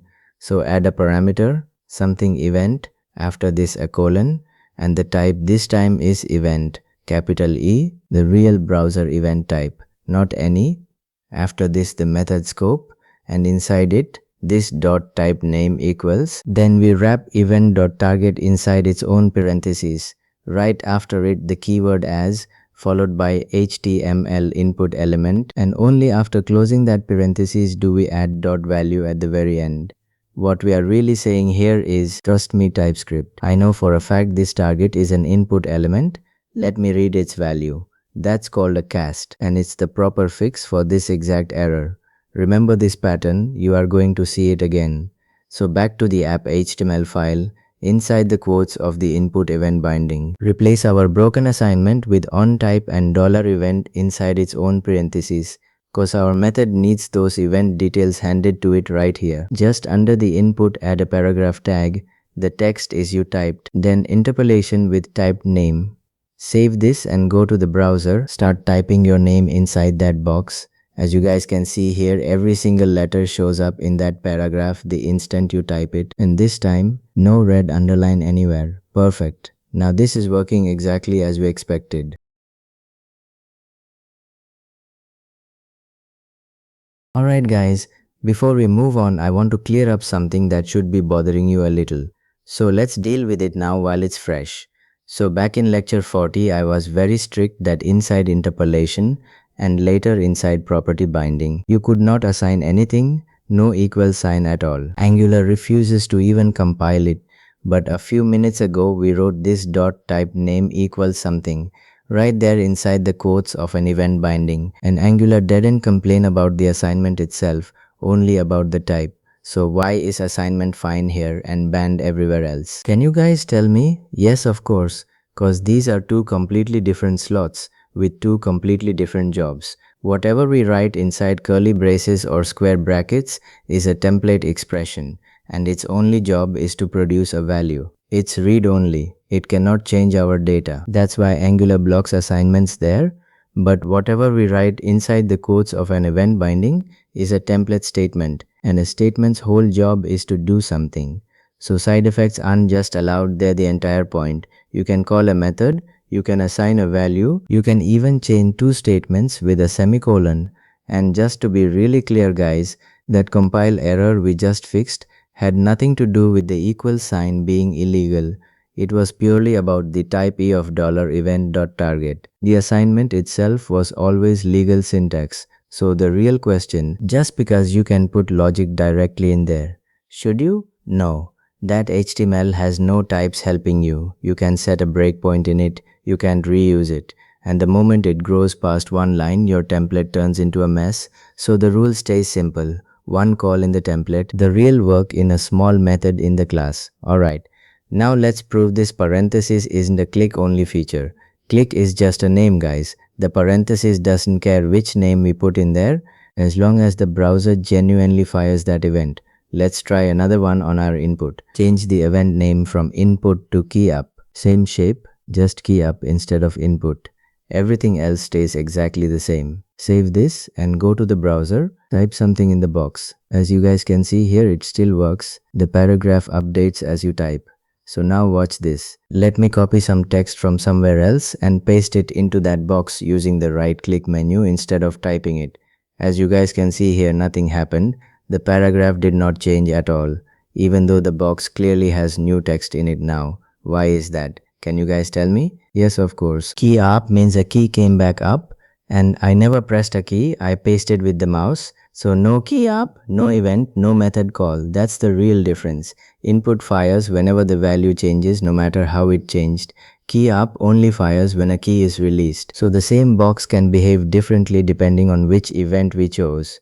So one bonus while we're here, with key up the event object also carries $event.key, which tells you the actual key that was pressed. So if you ever want to check specifically for the enter key, that's exactly where it lives. Well, use that later in the forms module. For right now though, we care about the value changing no matter how. So let's put this back to input. Save this and go to the browser. Type and paste both. And as you guys can see here, both update the paragraph correctly now. Pick input when you care about the value itself. Pick key up when you specifically care about which key was pressed. Hope you guys got the idea. And the same parenthesis shape works for every other browser event out there too. A parenthesis submit on a form tag, a parenthesis change on a select. We'll use a parenthesis submit a lot once we hit the forms module.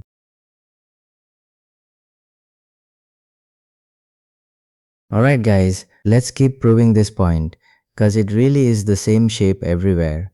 Let's take that photo we bound back in lecture 41 and make it react when the mouse moves over it.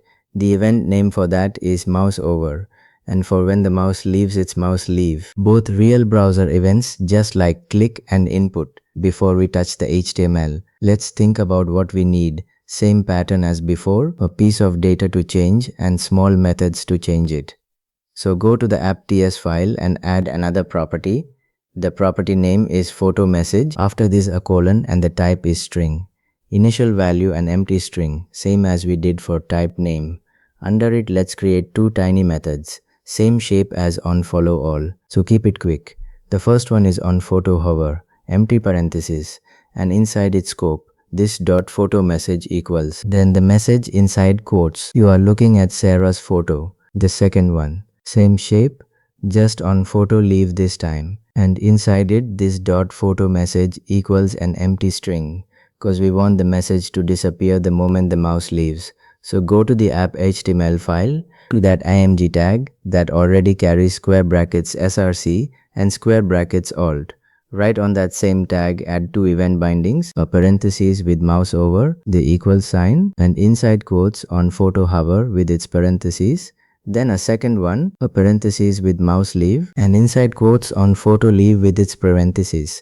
Notice something guys, 4 bindings on one element now, 2 square brackets pushing data in, 2 parentheses listening for things coming out, and they live together without any trouble at all. Right under the img add a paragraph tag and interpolate photo message. Save this and go to the browser. Move your mouse over the photo. As you guys can see here, we get the message. You are looking at Sarah's photo. Now move the mouse away, and as you guys can see here, the message is gone. Cause mouse leave fired and wiped it. Both sides working. Cool, right? So now guys, the payoff. The thing I promised you back in module 4. Open the app HTML file and look at our greeting element. It carries a parenthesis liked with onliked inside, and every user card carries a parenthesis follow with onfollowed and $event inside. Those are event bindings, the exact same syntax we just spent this whole lecture learning, and you have been staring at them for lectures without knowing what they were. But here's the important bit. Liked and follow are not browser events. The browser has never heard of an event called liked. Those are our own output events, the ones we created with the output decorator inside those child components back in module 4. So when Angular sees a parenthesis with a name inside it, it checks the same way every time. First it asks, does this component have an output with that name? If yes, it listens to that. If not, it falls back and treats it as a plain browser event. So $event follows the same idea. For a browser event, it's the browser's event object. But for an output, it's whatever the child chose to emit. So for our follow output, it's just the username string the card sent up. So since we finally understand what's happening, let's make onLiked actually do something instead of only logging. Inside onLiked, under that console log from lecture 40, add one more line, this.LikeCount++. That's it. Save this and go to the browser. Click the like button inside the greeting. As you guys can see here, total likes went from 0 to 1. And look at that ternary paragraph we wrote back in lecture 40. All this time it was showing the no likes yet branch. And as you guys can see here, it now shows the people liked this branch instead. Perfect. So guys, this is event binding. The event name inside a parenthesis, an equal sign, and a template statement inside quotes that runs the moment it fires. The mirror of the square brackets we learned last lecture. View talking up into class instead of class pushing down into view. $event hands us the details the moment we actually need them. We keep the real work tucked inside small methods. And the exact same parenthesis listens to browser events and to our own output events alike. But look at our input box one more time. When the user types, our class learns about it. Right. But if our class ever changes type name from somewhere else, that box on the screen will not update itself cause we only wired one direction, view up into class. So we have square brackets going down and a parenthesis coming up. And for something like an input box, we honestly want both at once on the same element in one shot. Can we do that with a single binding? Yes, we can. And that's exactly what we are building in the next lecture. Hope you guys got the idea. See you there.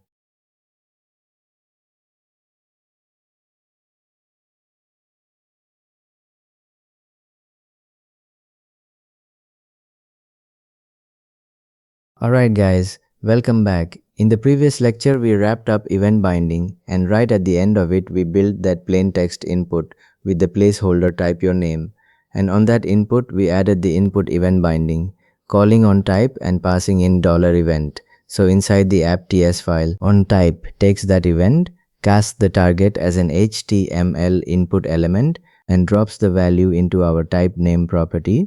Below the input we have a paragraph reading you typed, and then type name inside curly braces, save that and go to the browser and start typing. And the paragraph follows you letter by letter. It really looks like that input box and that class property are married to each other, but guys, they are not. And in this lecture I'm going to prove that to you on screen, and then we are going to fix it properly. Now before we write any code, let's think about what really happens in a real application. A form is not only filled by the user, right? Think about a reset button that clears everything after you submit, or loading a saved draft back into the fields, or pre-filling an email field from the logged in user's profile. So in every one of those cases, the value changes from the class side first, not from the keyboard. So here is the question for you guys. If we change type name from inside the class, does the box on screen follow along? Can you guys guess? Let's build the smallest possible version of that and find out for real. So go to the app.ts file, and just below the onType method, let's create a new method. The method name is onClear. After this, the parentheses and the method scope. Now inside this dot type name, and we assign an empty string. So two single quotes with nothing between them. That's it. Nothing fancy here. This method has exactly one job: wipe that property. Next, go to the app HTML file, and right after the input, add a button tag, and the button text will be clear.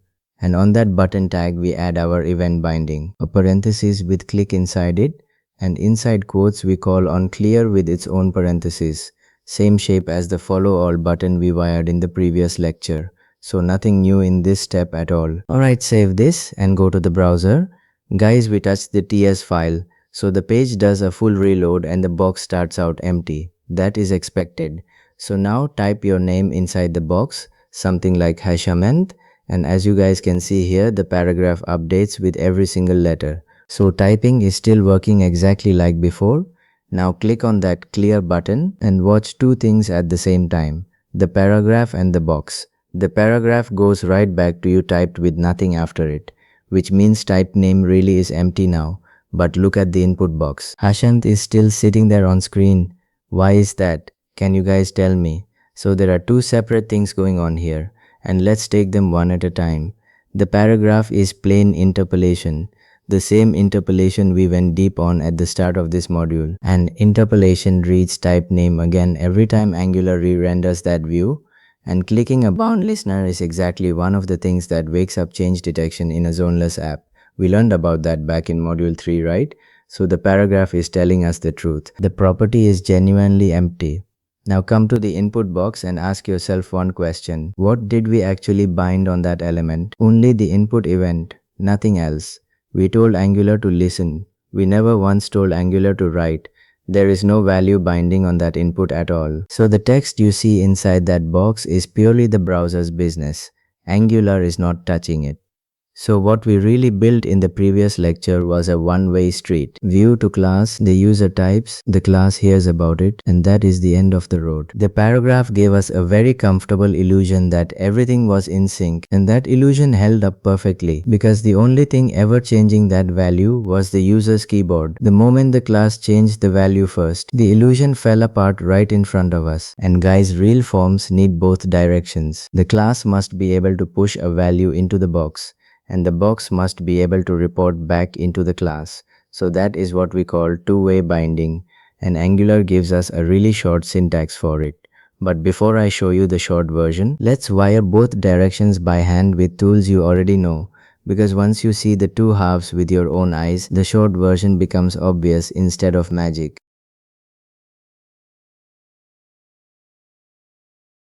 Alright, so we need the missing direction class to view. And guys, before we type anything, ask yourself which binding do we already know that pushes a value from the class into an element property. Yes, of course. Property binding, the square brackets we covered a couple of lectures back. So brackets carry a real value from the class straight onto the actual property of the element. And which property do we want to write on an input? The value property.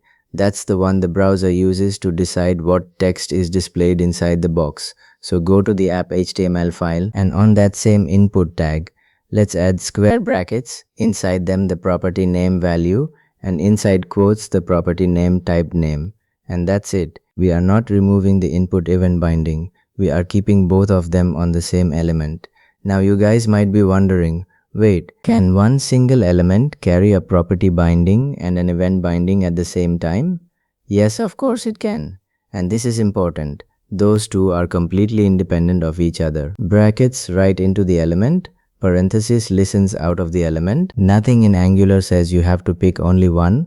We just never had a reason to use both on the same thing until today. So save this and go to the browser. This time it is only a template edit. So the page updates live without wiping anything. Now type something inside the box, something like Sarah, and as you guys can see here, the box shows Sarah and the paragraph shows Sarah, so nothing broke. Now click that clear button and look at this. The box empties out, the paragraph empties out, both of them together. That's it guys, both directions are wired now, and the box finally obeys the class. Wait, let's not stop at emptying. Because emptying is a slightly weak proof, right? An empty box could just be an accident. So let's push a real value in from the class side and watch the box fill itself. Go to the app.ts file. Below on clear create another method. The method name is onFillName. After this the parentheses and the method scope and inside it this dot type name. And we assign the text Sarah inside quotes. Now go to the app HTML file. Duplicate that clear button, change the button text to fill name, and inside the click binding change the method name to onFillName. Save this, the page reloads because we touched the TS file, and now click fill name. As you guys can see here, the box fills itself with Sarah without us typing a single letter, and the paragraph agrees with it. Cool, right? Now let's trace the whole loop slowly so this is not magic for anybody. You press a key, the browser fires its native input event, our parenthesis binding catches it, onType runs and updates type name, and because a bound listener just fired, change detection runs, and our square bracket binding pushes type name back into the box, which is the exact same text you just typed, so you see nothing strange. Now the other road, you click fill name, onFillName sets type name to Sarah. A bound listener fired again, so change detection runs. And the square bracket binding writes Sarah into the box for you. So one property, one input, two roads, and they meet in the middle. That is the entire idea of two-way binding. And guys, notice we did it with nothing new at all. Just the two bindings we already learned. This works. And honestly, if you stopped right here, you would be perfectly fine. But let's count what it actually costs us for one single field, one property binding, one event binding, and one method in the class whose only job is to dig the value out of the event and cast the target, because the compiler will not let us touch .value on a plain event. We saw that error live in the previous lecture. So that's 3 pieces of work for one text box. Now imagine a real sign-up form. Name, email, password, confirm password, phone, address, city, zip. That's 8 fields easily. And every one of them needs its own little unwrapping method doing exactly the same boring thing. So this is where Angular steps in and gives us a shortcut. And in the next part, we are going to collapse all of this into one single binding.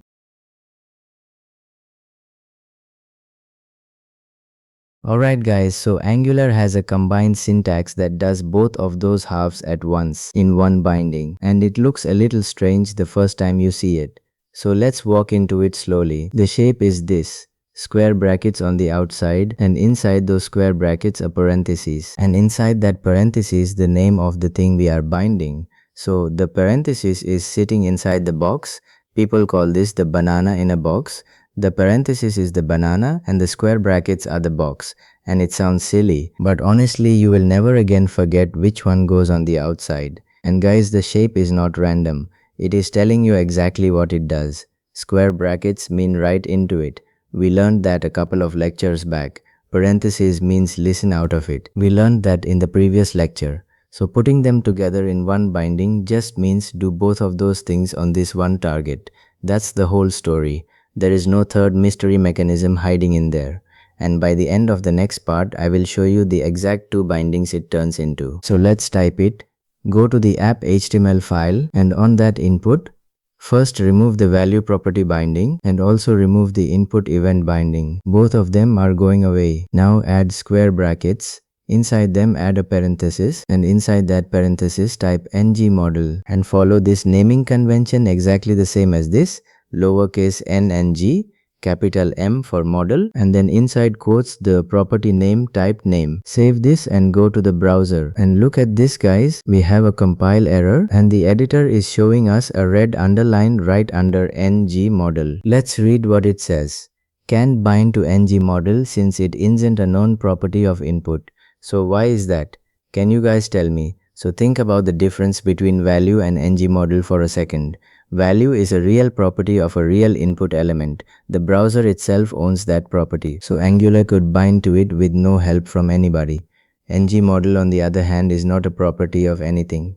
ngModel is a directive, which is a piece of Angular that attaches itself onto an element and gives that element extra behavior. And this particular directive does not ship inside Angular core. It lives in something called forms module. And guys, I want you to be really clear on one thing here, because a lot of people get this backwards. The banana in a box shape itself is plain core Angular syntax. The compiler understands square brackets with a parenthesis inside them everywhere, with zero imports. So it is not the syntax that needs forms module, it is only the ngModel directive that we happen to put inside the box that needs it. So let's bring it in. Go to the app.ts file. At the top add the import. We are importing forms module and it comes from Angular Forms. The same place component comes from Angular core, just the forms version. And next, and this is the step people always forget, add forms module into the components imports array right there beside greeting, card and user card. This is the same imports array rule we learned in the components module. A standalone component has to declare its own dependencies and a directive coming from outside is a dependency just like a child component is. So save this and go to the browser. The red underline is gone and the page reloads because we edited the TS file. Now let's test all three things one by one. Type something in the box and as you guys can see here, the paragraph is updating with every letter. So view to class is alive. Click clear and the box empties. Click fill name and the box fills itself with Sarah. So all three behaviors are working exactly the same as our hand-wired version. Except now look at the input tag in the HTML file. There is one binding on it instead of two. And we did not write a single method to unwrap an event. That's it, that's the win. And guys, one important housekeeping thing before we move on. Look at the onType method still sitting there in the app.ts file. Nothing calls it anymore. The input event binding that used to call it is gone. So that method is dead code now. I am going to deliberately leave it there for this lecture so you guys can look at both approaches side by side in the same file. But understand clearly that it is unused.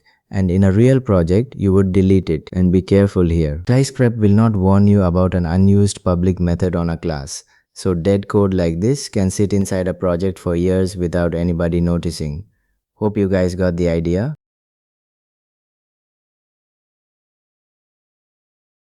Alright guys, now the question you should be asking me is ngModel doing something clever behind our backs? Because we went from 2 bindings down to 1 and it still does both jobs, so something has to be filling that gap.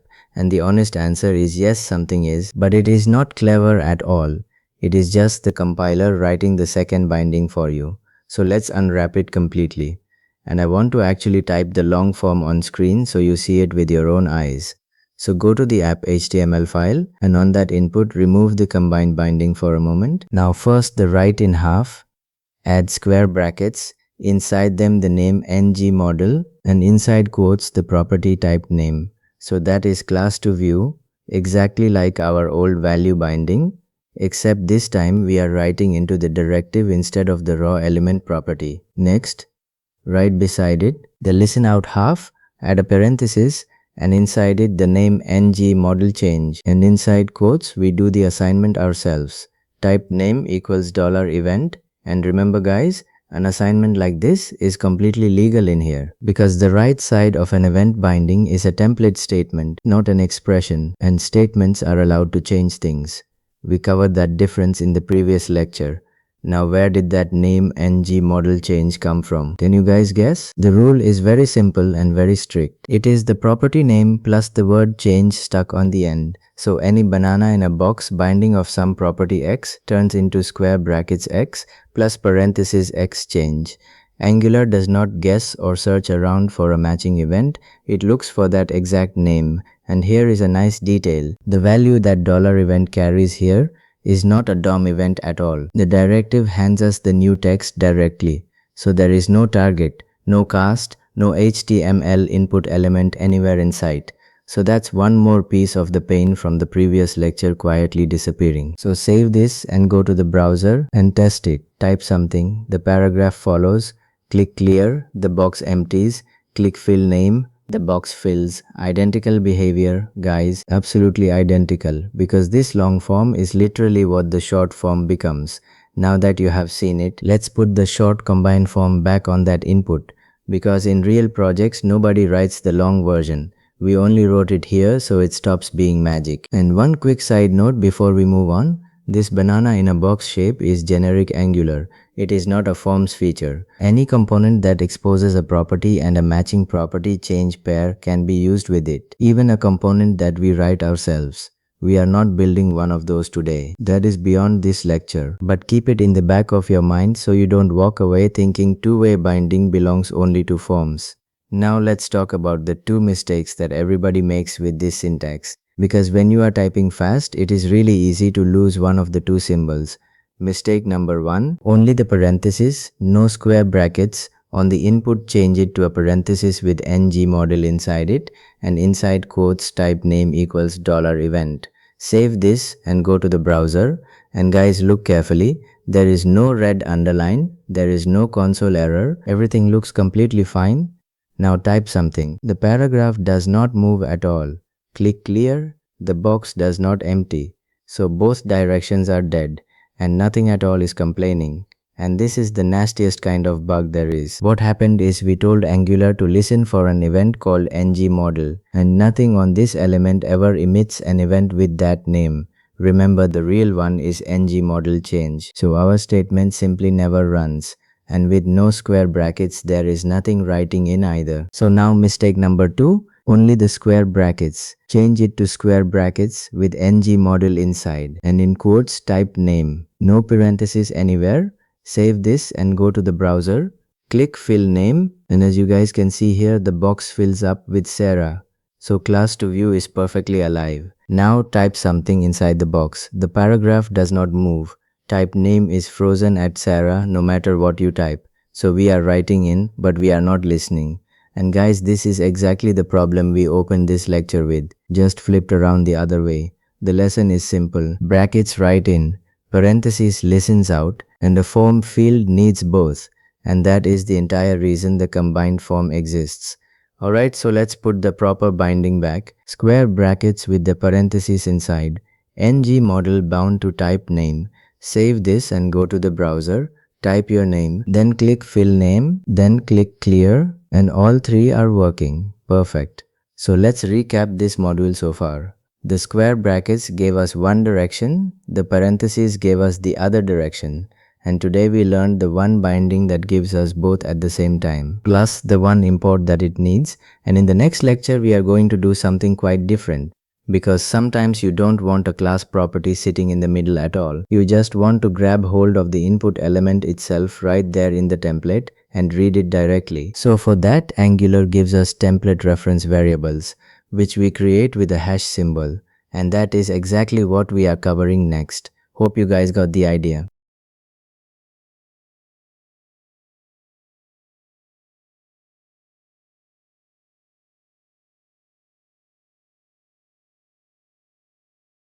Alright guys, welcome back. In the previous lecture we closed the one-way gap on our little text input.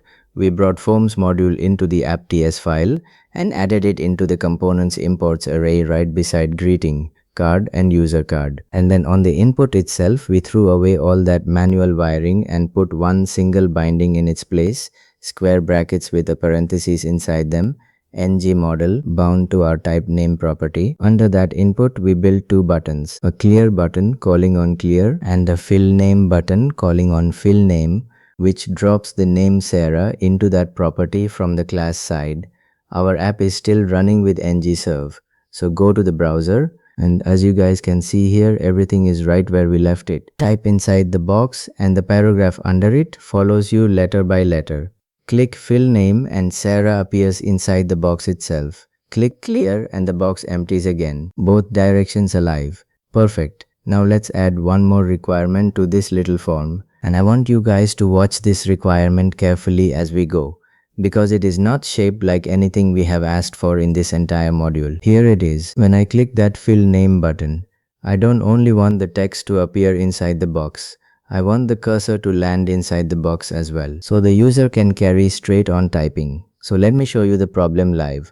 Click fill name, Sarah lands in the box, and now without touching the mouse at all, start typing. As you guys can see here, nothing goes in, the box does not move at all. The keyboard focus is still sitting on the button I just clicked, and I have to go back to the mouse. Click inside the input, and only then can I type. One extra click, every single time. And guys, this is not an invented problem. You have felt this one yourself 100 times. Think about a login page that pre-fills your email and you still have to click into the password box before you can type. Think about a search icon you tap. The search bar slides open and the keyboard does not come up until you tap the bar as well. Think about an edit button on a note. The text loads into the box but the cursor is nowhere near it. So what we want is a focus button that puts the cursor straight into that input. And honestly, it sounds like a 2-second job, right? But hold on, because before we write anything, I want us to try and solve it with the 4 tools we already own and watch every single one of them fail. That failure is the whole lesson today. So let's line them up. Interpolation takes a value out of the class and prints it as text on the page. Property binding with square brackets takes a value out of the class and writes it into a property on the element. Event binding with a parenthesis listens for something happening on the element and runs a statement back in the class, and two-way binding does the first two together in one shape. Now look at all 4 of them and tell me what they have in common. Can you guys see it? Every one of them moves data and every one of them runs through a property that lives on our class. So here is my question for you guys. Which class property would even hold the idea of the cursor is currently inside this box? There isn't one. And there cannot really be one because that is not data at all. That is an action. But let's not take my word for it. Let's try it on screen, because seeing the error is worth more than me explaining it. So go to the app HTML file and on that input add a property binding, square brackets with focus inside them, and inside the quotes just pass through. Save this and go to the browser, and as you guys can see here, we immediately get a template error. Angular is telling us it cannot bind to focus because focus is not a known property of input. Why is that? Can you guys tell me? Yes, of course, because there is no such property sitting on that element.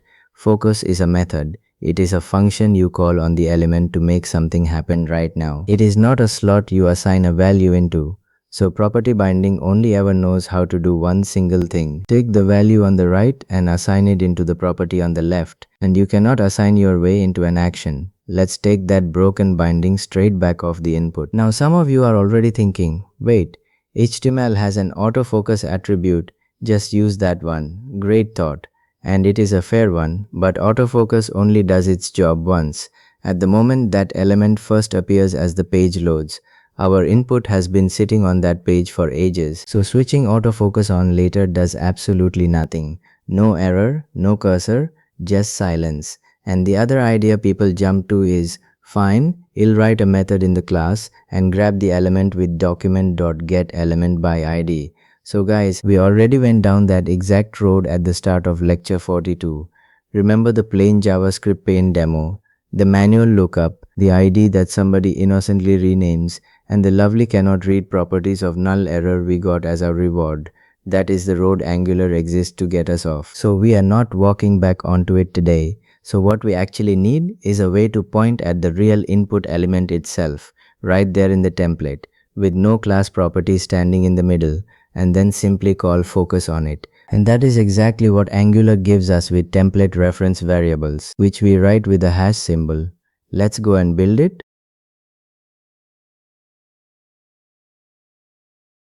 Alright, before we type anything, let's get the idea straight in our heads, because this one is genuinely a different kind of tool and I don't want it landing as just another symbol to memorize. Every binding we have written so far connects the class and the view. Data goes down, events come up, values stay in step. So what we want now is not a connection at all.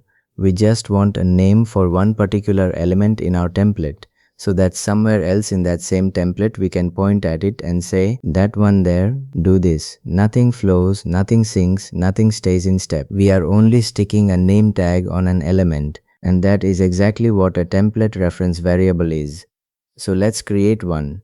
Go to the app HTML file and find our text input, the one carrying the ngModel binding. With the placeholder, type your name. Now inside that input tag, after the binding, add a hash symbol, and straight after the hash, with no space at all, write the name we want to give it, name input. That's it guys, that's the whole declaration.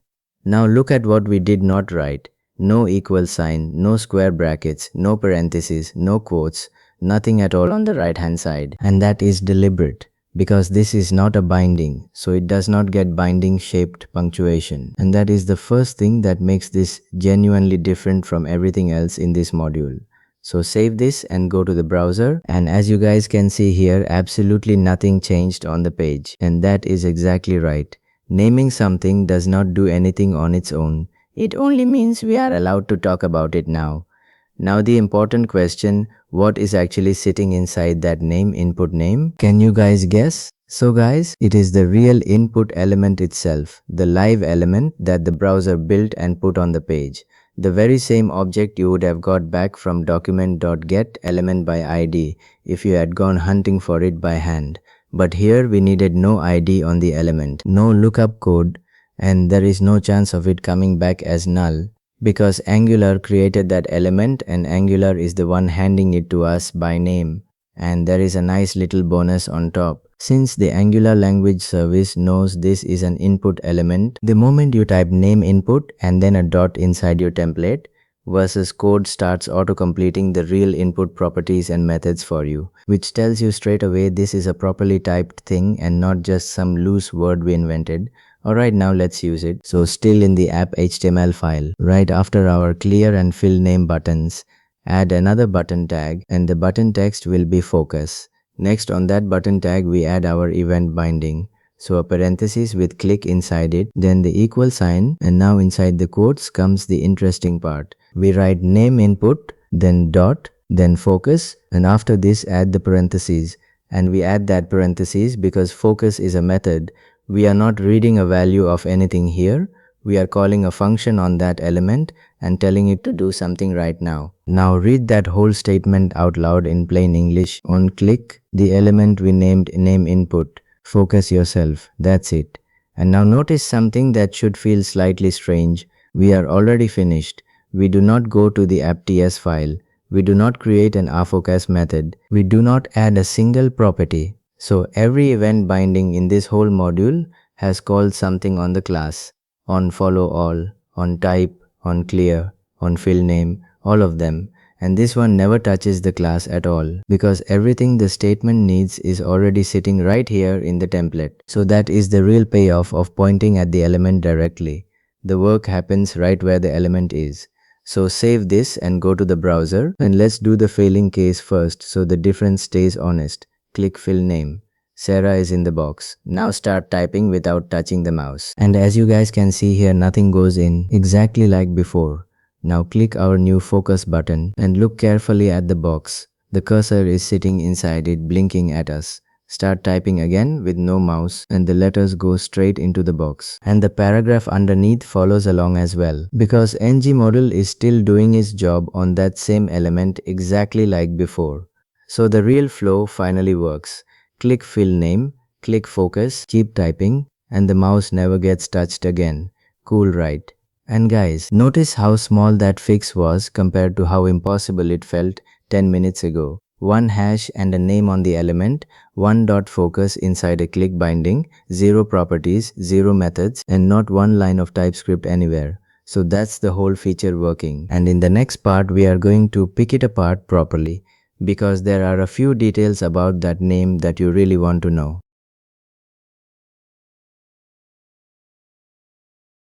Alright guys, a couple of small details about that name before we go further. First, the name is completely ours. We called it name input, but we could have called it box or name field. Angular does not care what we pick, it only has to match wherever we use it. Second, and this one surprises people, the name is available anywhere in this same template, not only after the point where we declared it.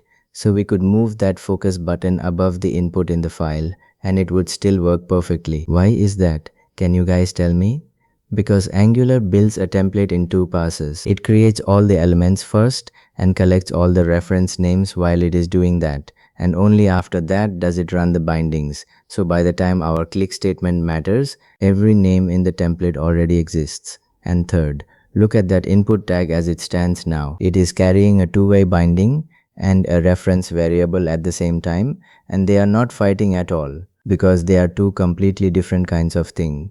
One is a binding moving data back and forth, the other is only a name pointing at the element. Now let's prove that Angular is really checking this name for us, because that part matters. So go up to the focus button and break the name on purpose. Add an extra letter, make it name input with 2t at the end. As you guys can see here, we get a red underline straight away, and Angular complains that it does not know anything called name input, and that is before we even save, before the browser, before a single click. Compare that with the get element by ID world we walked away from, where a wrong name gave us nothing at all. No complaint, just a dead button. So now take that extra letter back out, the red underline disappears. Save this and go to the browser, and the focus button works again. Both outcomes right there on screen. Wrong name means a loud complaint. Right name means a working button. Perfect. Alright, so we have called a method on our handle, and we can also read straight off it. And that is worth doing because it shows us something important.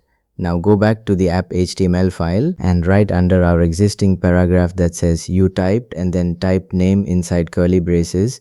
Add one more paragraph, and inside this one write the text the box says.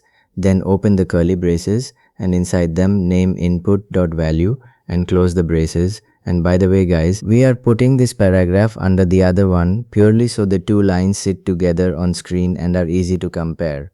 Not because of any rule about ordering. We literally just saw that a reference name works anywhere in the same template. So save this and go to the browser and start typing your name in the box. As you guys can see here, both lines move together letter for letter. The first one says you typed Hashamthan. The second one says the box says Hashamthan. Click fill name and both of them say Sarah. Click clear and both go empty. So they agree perfectly. Which means they must be the same thing, right? No guys, and this is the part I really want to land. These are two completely different doors into the same box. Type name is Angular's own copy of that data. It lives in our class. ngModel keeps it in step, and the class is free to change it whenever it likes, which is exactly what our fill name button does. Name input.value is not a copy of anything. It is us reaching out and reading the live properties straight off the real element at this very moment. So they agree right now only because ngModel is doing an honest job of keeping them in agreement. And that is a very different thing from being one and the same value. And here is one more detail worth noticing while we are standing here. The only reason that second line keeps up with your typing at all is that ngModel is already listening on that same element. And a bound listener firing is one of the things that wakes Angular up to re-render the view. We learned about that back in module 3, right? So a reference variable on its own announces nothing and syncs nothing. It is only a handle we can grab at a moment when something else has already woken Angular up. Remember that one guys, because it saves you a very confusing afternoon later on. And that gives us a nice simple rule for real projects. If you want the data, use the class property every single time. that is the value you will validate, send off to a server and save, and reach for the reference only when you genuinely need the element and not the data. And guys, that is a short, specific list. Putting the cursor in a box with focus, selecting the text inside it, scrolling an element into view, or reading the files somebody picked in a file input. So data goes through the class, element actions go through the reference. Make sense?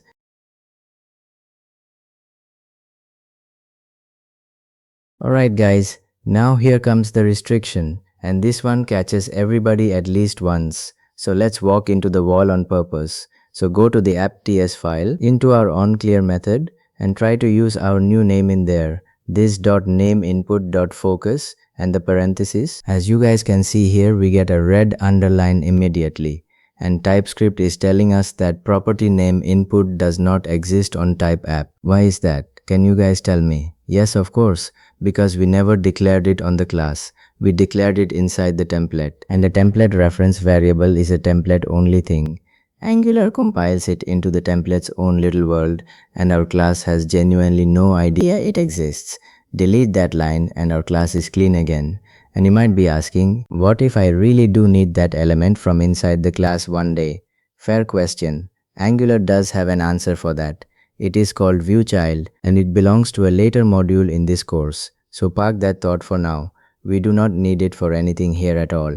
And that's the nice part. Our focus call happens completely inside the template with zero class code. Alright, now let's take this one step further. Because so far we have only stuck a hash on a plain HTML element. So what happens if we put one on our own component instead? Go to the app HTML file and scroll down to our two user cards from module 4, and on the first one, the card bound to user 1. Add a hash symbol followed by the name first card, same shape as before, no equal sign, no brackets, nothing else. Now think before we test it. What is sitting inside first card? Is it an element like last time? No guys, this time it is different. And here is the rule. If the tag is a plain HTML element, you get the element. But if Angular finds one of our own components on that tag, the reference hands us the component instance instead, the actual living object Angular built from our userCard class for that tag. And that means we can reach its public members straight from the template. So let's prove it. Right under the two cards, add a paragraph, and inside it write the text first card is, then the curly braces with firstcard.name inside them. So save this and go to the browser, and as you guys can see here, it prints Sarah on the page. Now where did that name come from? Can you guys tell me? That is the input property we put on user card back in module 4 when we built the profile card. The one app fills in with square brackets name bound to user1.name. And notice we did not read it off app at all. We went through the card instance itself. So the reference really is the component and not just a label sitting on a tag. And we can call its methods too. Exactly the way we called focus on the input. So under that paragraph, add a button. The button text will be follow first card and on it a click binding. And inside the quotes first card dot onFollow and the parentheses, and onFollow is not something new guys. That is the exact method sitting inside our userCard class, the one the card's own follow button calls. And inside it, it emits the follow output carrying that card's name. So save this and go to the browser and click our new button. And as you guys can see here, the message paragraph up at the top changes to you are now following Sarah. Exactly like clicking the card's own follow button. So we reached into the child, called its method by name, and what it emitted still flowed up into app through the follow binding that has been sitting on that card since module 4. One word of caution though, just because we can does not mean we should. Inputs and outputs are the proper front door of a component. So keep this for small honest jobs like telling a child to focus itself or reset itself. So let's recap what we did today. We hit a requirement that no binding could solve, because focus is an action performed on an element and not a piece of data, and we proved that on screen with a real cannot bind to focus error.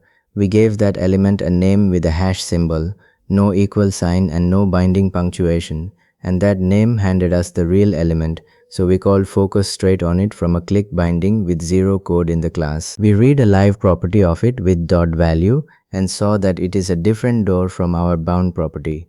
The name stays inside the template, our class cannot see it, and viewChild is the later answer for that. And the same hash on one of our own components hands us the component instance instead of an element. One more thing to park in the back of your head. You can also aim that hash at a specific directive on the element by adding an equals sign and the directive's name. And we will meet that form properly when we get to forms.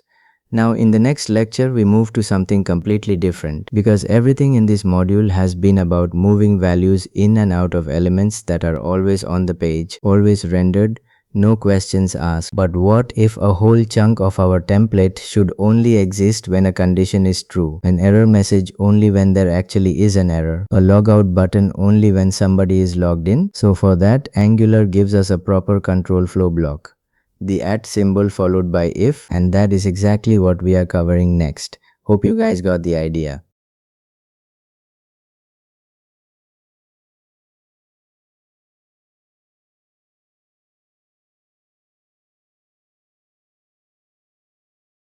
Alright guys, welcome back. In the previous lecture we learned about template reference variables and we added two of them to our app, one called name input sitting on our text input and one called first card sitting on the first user card.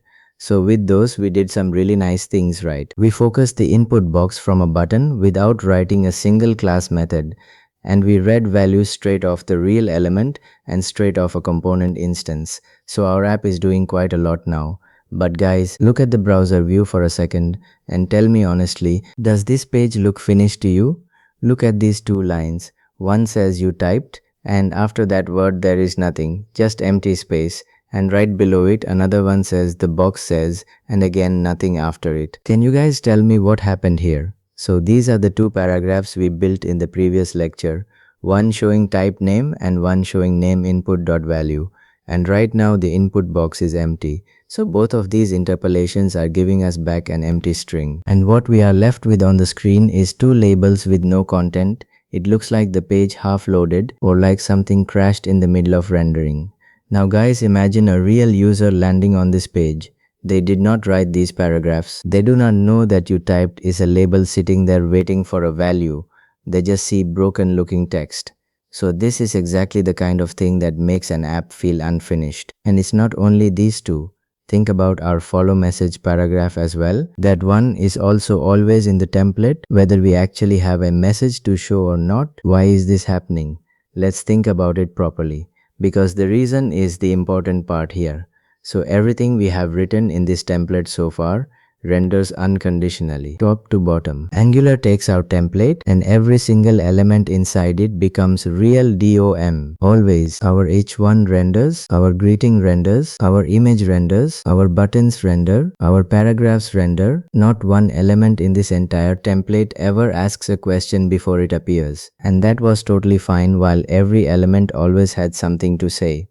But now we have elements that only make sense sometimes. And what do we actually want here? Let's be precise about it. Because being precise tells us exactly which tool we need. We do not want the paragraph to show empty text. We want the paragraph to not exist at all when there is nothing typed, and then when the user types something, we want it to come back. So we are not choosing a value here. We are choosing whether a whole chunk of our template exists or not. Keep that sentence in your head, guys. It's the whole lecture. Now, before I show you the proper way, let's try to solve this with what we already have, because feeling the limit is what makes the solution click. From lecture 40, we know the ternary, right? We even have one in this app already. That total likes line uses a ternary inside interpolation.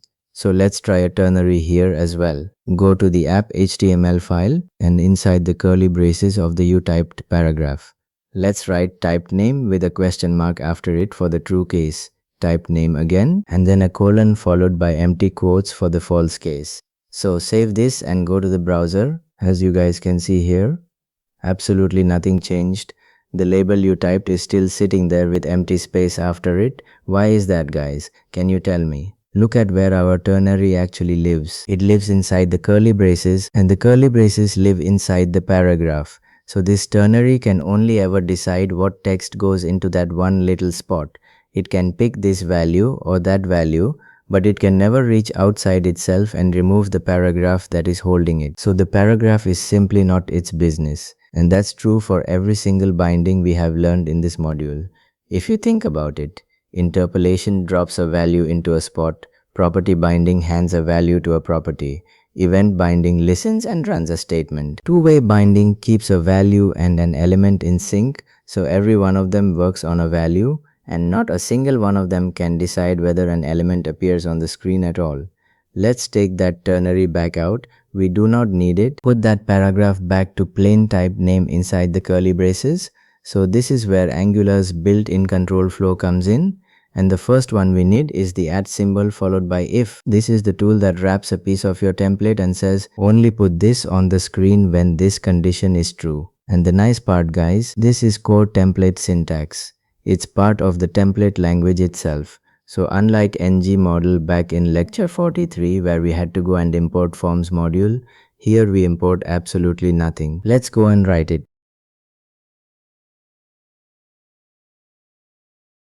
Alright, so before we write any code, let's think for a second about what we want. We have two paragraphs, the U typed one and the box says 1. And both of them only make sense when there is something in the input box, so both of them should live or die together, which means one condition, one block, both paragraphs inside it. Simple, right? Let's do it. Go to the app.html file and just above the utyped paragraph, add the @ symbol followed by if. After this a parenthesis, and inside the parenthesis we put our condition, which is just typed name. Then after the parenthesis we open the block with curly braces, and inside that block we place both of our paragraphs, the U typed one and the box says 1. And then we close the block. So that's it, that's the whole shape. The @ symbol followed by if, a condition in parentheses, and a block in curly braces. Now you guys might be wondering, wait, our condition is just typed name. That's not a comparison. Where is the true or false in that? Yes, of course. Let's unpack it. Angular takes whatever expression you put inside those parentheses and asks one simple question. Is this truthy? And in JavaScript, an empty string is falsy. Remember that from working with conditions before. So when the box is empty, type name is an empty string. That's falsy. The block does not render. The moment the user types even one letter, type name becomes a real string with content. That's truthy, and the block renders. So this is why we do not have to write type name is not equal to empty quotes. The empty string already does that job for us. Save this and go to the browser. As you guys can see here, both of those half-finished labels are gone, completely gone from the page. And everything below moved up to fill the space. And that's the important detail, guys. They are not hidden with CSS. They are not sitting there invisible. They are genuinely not in the DOM. Now let's type something in the box. I'm typing Sarah, and look at that. Both paragraphs appear instantly, one showing type name and one showing the live value from our reference variable. Next, click our clear button, the one that sets type name to an empty string from the class. And as you guys can see here, both paragraphs vanish again. Perfect. Both outcomes working. Next thing, instead of showing nothing at all, wouldn't it be nicer to show the user a little hint when the box is empty? Something like type something to see it echoed here. So this is where the @ symbol followed by else comes in. It's the other half of the if. Directly after the closing curly brace of our if block, we add the @ symbol followed by else and then its own block in curly braces, and inside it a paragraph. The text is type something to see it echoed here. So save this and go to the browser. As you guys can see here, with the box empty, we now get our friendly hint, and as soon as I type, the hint disappears and our two paragraphs take its place. Cool, right? One of the two blocks is always on screen, never both of them together. And guys, there is one rule about the else that you must know, because this one bites beginners.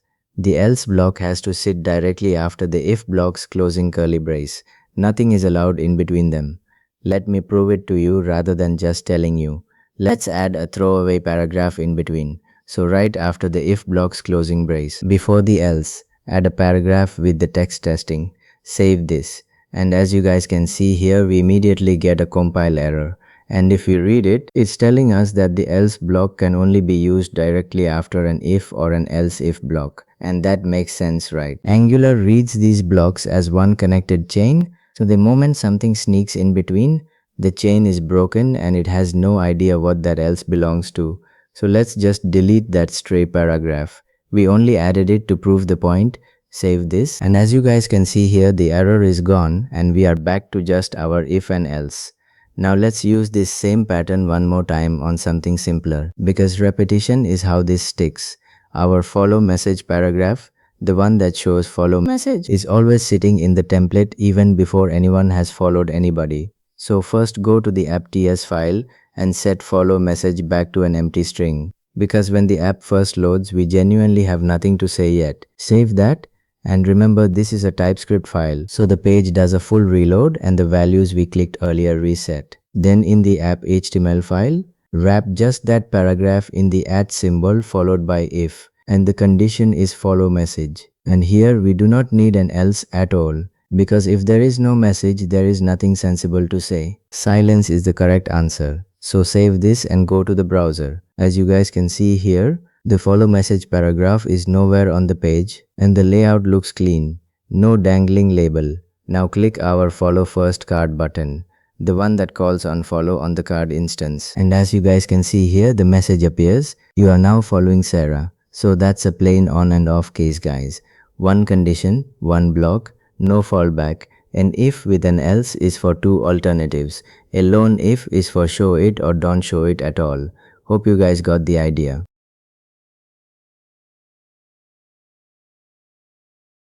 Alright guys, now let's go back to that total likes line, the one we wrote way back in lecture 40. Right now it is a ternary sitting inside interpolation. It checks if like count is greater than 0, and if that's true, it prints people like this. Otherwise it prints no likes yet, and it works. Our like count is currently 1, so on screen we can see people like this. So what's the problem here? Can you guys guess? The problem is that this line only knows how to think in two tiers, something or nothing. But in a real app, we usually want more nuance than that. Think about it. 0 likes should say something encouraging like no likes yet. Be the first. Exactly 1 like should say someone liked this, because saying people like this when literally 1 person clicked is just wrong grammar. And 2 or more should say something warmer like people are loving this. So that's 3 tiers, and our ternary only has 2 slots. Now could we force a third tier into a ternary? Technically yes, you nest a second ternary inside the false side of the first one, and I have seen people do it. But guys, the result is one long line with question marks and colons stacked inside each other. And if you come back to that line in 2 weeks, you will read it 3 times before you work out which branch does what. So that's not something we want in a template. As a solution, we use the chain version of the block we just learned, the @ symbol followed by else if. So let's write it. Go to the app HTML file and first delete that ternary line completely. We are replacing it. Now, first the @ symbol followed by if, after this a parenthesis, and the condition is we check if like count is exactly equal to 0. That's triple equals, not 1 equals sign.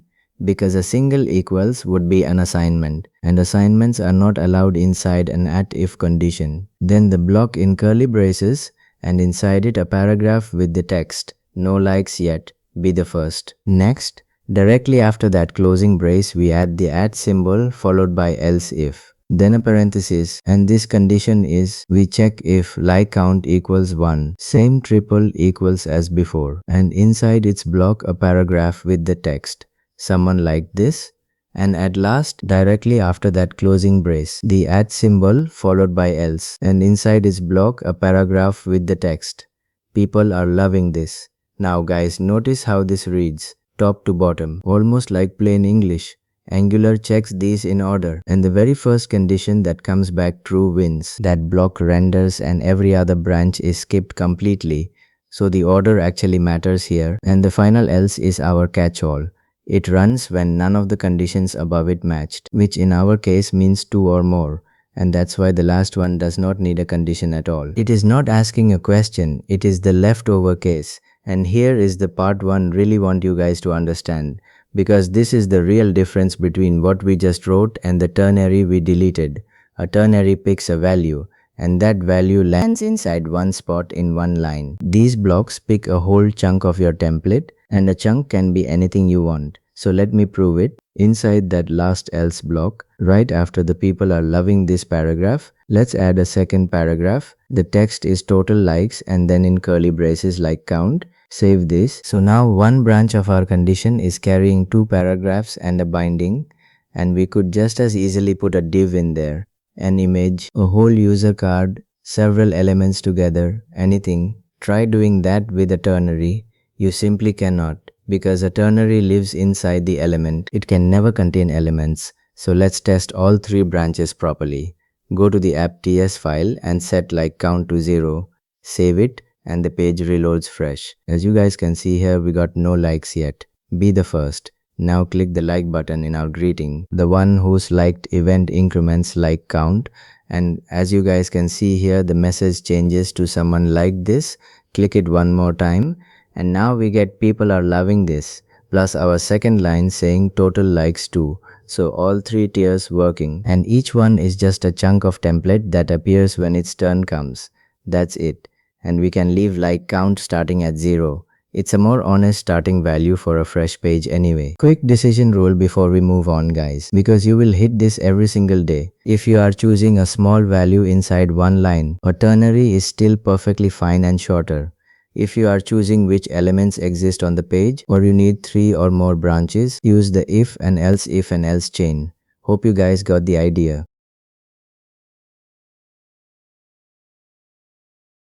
Alright guys, so far every condition we wrote asked a different kind of question.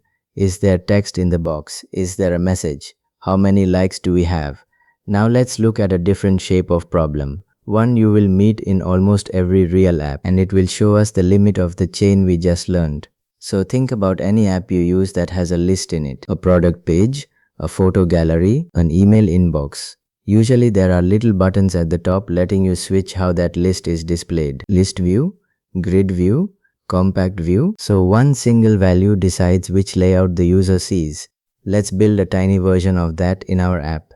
And I promise we are keeping it small, just enough to see the point. So first we need somewhere to keep the current mode. So go to the app.ts file and let's add a property. The property name is view mode, then a colon and the type is string, all lowercase, then equals, and the starting value is list inside quotes. That's our 11th property in this class. And you guys might be asking, why do we keep this in the class at all? Why not just remember it somewhere in the template?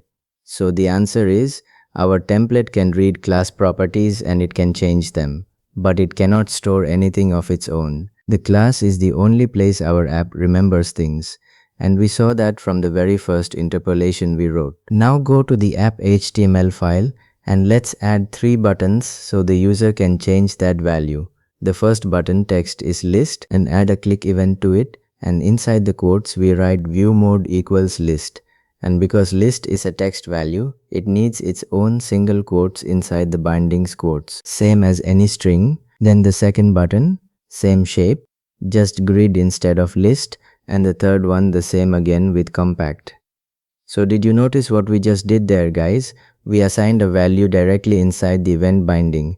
No class method involved at all. And remember from lecture 42, the right hand side of an event binding is a template statement, not an expression. And statements are allowed to change things. So that's exactly why this works here. While the same assignment inside interpolation or inside square brackets would give us a compile error. Nice little callback, right? Next, let's show something different for each mode. And for now, we will do it with the chain we just learned, below those buttons. First the @ symbol followed by if, then a parenthesis, and the condition is we check if view mode equals list, same triple equals again, and the value list goes inside quotes because it's a string. Then the block, and inside it a paragraph with the text showing your users as a list. Next, directly after that closing brace, we add the @ symbol followed by else if, and this condition is we check if view mode equals grid, same triple equals, and inside its block a paragraph. The text is showing your users as a grid, and at last the @ symbol followed by else, and inside it a paragraph. The text is showing a compact view. So save this and go to the browser. As you guys can see here, on the first load we get showing your users as a list. Because our starting value is list, click the grid button and the text switches to showing your users as a grid. Click compact and we land in the else block, showing a compact view. Click list again and we are back where we started. Perfect. It's working exactly as we expected. And notice guys, only one of those 3 paragraphs is ever in the page at a time. The other 2 are not hidden. They simply do not exist. Same as everything we did earlier in this lecture. But now guys, read those 3 conditions out loud and tell me what bothers you about them. Every single one of them asks about the same value. View mode, and the only thing changing is what we compare it against. We type view mode 3 separate times, and if the designer comes tomorrow and asks for a table mode, we copy that whole condition line again and type view mode a 4th time. So worse than the extra typing. It reads like 3 unrelated questions, when really it is one question with a few possible answers. Which layout did the user pick? Our template is not telling the truth about our intention here, and that's the kind of thing that makes a template hard to read 6 months later. So this is where the @ symbol followed by switch comes in, and it exists for exactly this situation, one value being checked against several exact options. Let's rewrite this block with it in the next part.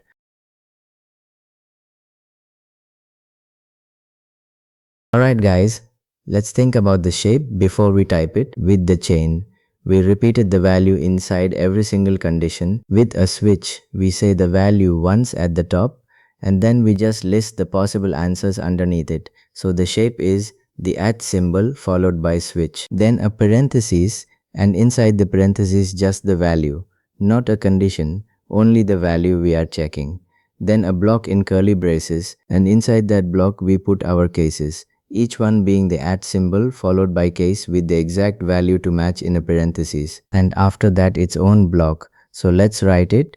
Go to the app HTML file and delete our 3-part chain, all of it. Now the @ symbol followed by switch, and inside the parenthesis just view mode. Then open the block with curly braces. Inside this, the @ symbol followed by case, and in the parentheses the value list inside quotes. Then it's block with a paragraph. The text is showing your users as a list. Next, the @ symbol followed by case with grid inside quotes, and inside its block the paragraph showing your users as a grid. And for the last one, instead of a third case, we use the @ symbol followed by default. This one takes no value at all, and inside its block the paragraph showing a compact view. Then close the outer switch block. So that's it, and look how it reads now. One value at the top and a clean list of possibilities under it. Now you guys might be wondering, in plain JavaScript a switch needs a break statement at the end of every case, otherwise it falls through into the next one. So where is our break? Great question, and the answer is you don't need one here, and you cannot even write one. Each case is its own block with its own curly braces, so there is no falling through by design. Angular renders the matching block and stops right there. So that is one of the nicer things about the block version, and the default block is our catch-all, exactly like the else was in the chain. So save this and go to the browser. As you guys can see here, on load we get showing your users as a list. Click grid and we get the grid line. Click compact, and since no case matches compact, we fall into the default block and get showing a compact view. And let's prove that default properly. Go to the app.ts file and change the starting value of view mode to table inside quotes, something no case matches at all. Save it, the page reloads, and as you guys can see here, we land straight in the default block. Now what if we had no default block and nothing matched? Then nothing renders at all. That whole area is just empty. No error, no warning, silently blank. So that's why a default block is a good habit. It's your safety net. Let's put that starting value back to list. One important thing about the switch guys, and this is the reason we did not use it for our like count tiers earlier. The switch matches each case using a strict equality check against the exact value you give it. So every case is one exact discrete value. It cannot do ranges, it cannot do greater than or less than. Our like count had a tier meaning 2 or more, and that's a range. A switch has no way to express that, which is why that one had to be an if and else if chain. So here's your decision rule. One value against several exact options. Use switch. Anything with comparisons, ranges, or completely different questions in each branch. Use the if chain. And guys, one more thing before we wrap. If you go and look at older Angular tutorials or an older code base, you will see this same job done with structural directives written as *ngIf, *ngFor, and *ngSwitch, sitting directly on an element as an attribute. So those are the legacy versions of exactly what we learned today, and they still work. But the block versions we just wrote are the modern way, and they are the default in new projects. We are deliberately not writing them in this module. We will look at them properly in the next module so you can read old code when you meet it. And remember what I said at the start. These blocks needed 0 imports, nothing added to our imports array, unlike ngModel which needed forms module. And that's because control flow is baked into the template language itself. So let's quickly recap what we built today. We wrapped our 2 echo paragraphs in one if block so they appear and disappear together. We gave them an else with a friendly hint, and we learned that the else must sit directly after the if block's closing brace. We proved that with a real compile error. We put a lone if on our follow message so it only shows after a real follow. We replaced our old ternary total likes line with a proper 3-tier if, and else chain. And we saw the real difference. A ternary picks a value. A block picks a whole chunk of template with as many elements inside as you like. And we built a small view switcher, felt the repetition of a chain checking one value over and over, then rewrote it with switch, case and default. Now guys, look at the bottom of our page one more time. We still have 2 user cards sitting there, and they are hand copied, one tag for user 1 and another tag for user 2, both written out separately by us. And what happens when we have 20 users, or when the users come from a server and we have no idea how many there will be? We cannot sit and copy that tag 20 times, right? So in the next lecture, we are going to learn the @ symbol followed by for, the repeat block, which takes a list and renders the template once for every item in it. See you there guys. Hope you guys got the idea.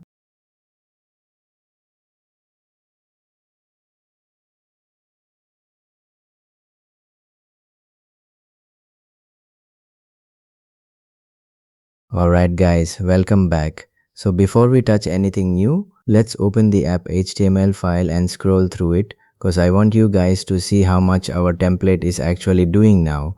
We have our name input wrapped up with the if block and its else. So when that box is empty, we get the little hint paragraph. And the moment we type something, those 2 echo paragraphs come in together. We have the lone if block on our follow message. That one only shows up after a real follow. We have our 3-tier chain on the like count. No likes yet, then someone liked this. Then the 2 paragraphs for everybody else. Then the 3 view buttons, list, grid and compact. Feeding the switch block. Perfect. Everything is exactly where lecture 45 left it. Now scroll right down to the bottom of this file and look at these 2 tags. These are our 2 user cards, the ones we built back in module 4. So let's read them properly, cause this is where today's problem lives. The first one is an app user card tag, and it carries 3 bindings. Name is bound to user1.name, role to user1.role, and bio to user1.bio. So that's 3 separate bindings all reaching into the same object. So after those 3, we have the follow event binding calling on followed with $event. This first tag also carries the hash first card reference from lecture 44. And just under the cards, we have that paragraph reading first card is Sarah, plus the follow first card button. What about the second tag? Exact same 3 bindings, just pointing at user 2 instead of user 1. 1 card for Sarah, 1 card for John, both of them typed out by hand. So this works. Over in the browser, Sarah's card is sitting there with her role, her bio and her follow button. John's card is right under it. So 2 cards on the screen and 2 tags in our file. Let's do something completely normal now. Something that happens every single day in a real project. Our app is growing. A new user signs up. Her name is Emma. How do we get Emma onto the screen, guys, with what we have right now? That's 2 steps. So first go to the app.ts file and right under user2 create a third property, something user3. After this the equal sign and give it the same 3 fields as the other 2. So the name is Emma, the role is product designer and a short bio for her. That part is easy. So for the second step, head back to the app HTML file, copy that second card tag and paste it right underneath. Now change user2 to user3 in every single binding on that new tag. So the name, then the role, then the bio. That's 3 edits for one single new user. Save this and go to the browser. And as you guys can see here, we got Emma sitting there with her own card. It works, right? Yes, of course it works. That's not the problem. So the problem is what we just did. For one single new user, we touched 2 files and we made 4 separate changes. So scale that up in your head. If this app had 20 users, we would be copy pasting that tag 20 times. And every one of those tags carries 3 bindings. So that's 60 little dotted paths sitting in our HTML all saying almost the same thing. Here is the nasty part, guys. If you miss even one of those 3 while you are editing, if you change the name and the bio but you forget the role, then that card shows Sarah's role sitting right next to Emma's name and nothing breaks, nothing goes red, Angular happily renders it. That's the kind of bug that takes hours to find cause the page looks completely fine. Nobody is going to catch it by reading the file either cause all 20 of those tags look almost identical to the one above them. So it gets worse. Think about what happens when we want to change the card itself. Say the designer comes back and tells us every card also needs the user's city on it. Right now that means adding one more binding to every single card tag, one by one, 20 times, and if you miss one, that card is quietly missing its city, and again nothing goes red, it just quietly looks wrong. Every small change to one card turns into 20 little edits. And every one of those edits is another chance to make a mistake. But the real problem is this one. In a real application, our users do not arrive as user 1, user 2 and user 3 sitting neatly in the TS file. They arrive as a list. We ask a server for our users and it hands back a list of them. And we have absolutely no idea how many are in there. Could be 3 today, could be 40 tomorrow, could be 0 when nobody has signed up yet. So how do you handwrite a tag for each user when you don't even know how many users there are? Can you guys tell me? You can't. That's the honest answer. It's impossible. What we need is a way to write that card only one time and then tell Angular, take this list and stamp that card out once for every item you find in it. So that's exactly what we are doing in this lecture. Let's undo what we just did first. So delete that third card tag from the HTML, delete user 3 from the TS file, save this and go to the browser. That's it. We are back to Sarah and John.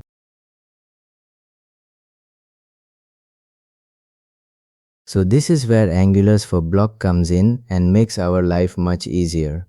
The for block is a loop that lives right inside our template. So we hand it a list, we hand it a small piece of HTML and it repeats that HTML once for every item in the list. That's the whole idea. But before we type a single character, let's think about what we actually need, because there is a data problem sitting in front of us first. Right now, Sarah and John live in 2 separate properties, user 1 and user 2, and a loop cannot do anything with that. A loop needs one single thing to walk through. It needs a list. So our first job is to move those 2 users into an array. So go to the app.ts file and create a property, something users. After this, the equal sign, and the value is a square bracket, so an array. Inside that array go our user objects, and we are not inventing anything new here. Take everything that's inside user 1 and drop it in as the first object. The name is Sarah, then the role, front-end developer, then her bio, and John goes in as the second object with his own 3 fields. That's it. One thing to notice, guys, no colon and no type after this property name, cause TypeScript reads that array and works the type out for itself. We learned about that inference back in the TypeScript module. Now go to the app HTML file and let's get rid of those 2 card tags. So select the first one, everything it holds, delete it, then the second one, delete that as well. Look what happens straight away, guys. We got 2 red underlines just below on that first card paragraph and on the follow first card button. And the message is property first card does not exist on type app. Why is that? Can you guys tell me? Yes, of course. That hash first card reference was sitting on the first card tag and we just deleted the tag. So the reference went with it. So at this point you might be thinking, fine, I'll just put the hash back on the new card inside the loop. That will not help those 2 lines, guys, because a reference declared inside a block only exists inside that block. Angular cannot see it from outside. So let's delete that paragraph and that button for now. And I promise we are bringing both back in part 5 in a much nicer way. Alright, the loop. How do we create a for block? Yes, of course. Exactly like the if block from the last lecture, we start with the at symbol immediately followed by for, and after this a parenthesis. What goes inside that parenthesis? Think about it for a second. A loop needs two things from us. It needs to know which list we are looping over, and it needs a name for the one item we are standing on right now. Cause inside the block we have to be able to talk about that single item. So inside the parentheses we write user of users. Users is our array from the TS file. User is a name we are inventing ourselves, exactly like that alias we invented in the last lecture. And the little word in the middle is of, not in, so be careful with that one. After this, the block itself in curly brackets. So inside the block we add one app user card tag, just one. The bindings are the same shape we deleted a minute ago. Only the left part of every dotted path changes. So all three bindings now read of user instead of user1, cause on every pass through the loop Angular fills that user with whichever item it's standing on. The follow event binding stays exactly as it was, on followed with $event. We don't touch that at all. And whatever we put inside this block is what gets stamped out for every item. So if your card tag holds footer content from module 4, that comes along too. So read that out loud with me, guys. For every user of users, render one user card with that user's name, role and bio. So save this and go to the browser, and our page is not updating at all. Back in the editor, we have a red underline with the message the for loop must have a track expression. What's going on here, guys? Angular is telling us our loop is missing one required piece, and that piece is called track. This is a really interesting one, cause the if block never asked us for anything extra, but this for block refuses to even compile until we hand it a track. We will unpack why in the next part. For now, let's get it working. So go back into that parenthesis, and after users add a semicolon, then the word track, and then the thing we want Angular to identify each user by. Our user objects only carry a name, a role and a bio, and every name in this little list is different from the others. So we can hand Angular the name, which means we write track user.name. One quick question before we save. Do we need to import anything for this? No, we don't. It's the same story from the last lecture. The for block is template syntax, built straight into the Angular compiler, so there is nothing to import. Compare that with ngModel back in lecture 43.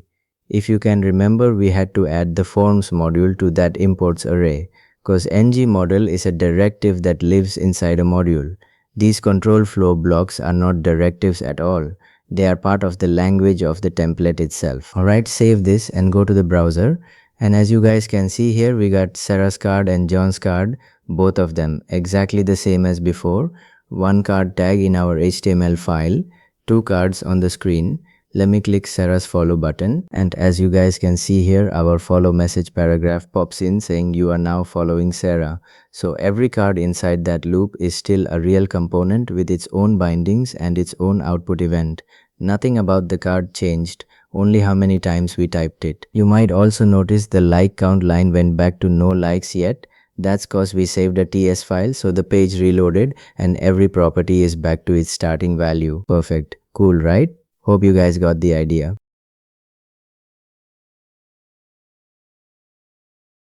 So before we dig into track, guys, let's finish the cleanup we started. Go to the app.ts file and delete user2. Nothing is reading it anymore. Our loop reads the users array now, but leave user1 exactly where it is.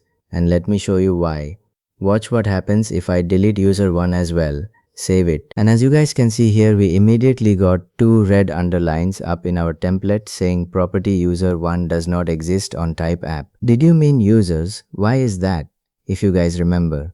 Back in lecture 41, we bound the alt text on our image to user1.name. And back in lecture 40, we wrote that concatenation paragraph reading she works as a plus user1.role. Both of those lines are still using user1. So the moment I delete it, they break. Notice how confusing that hint is, by the way. It says, did you mean users? Which is not what we want there at all.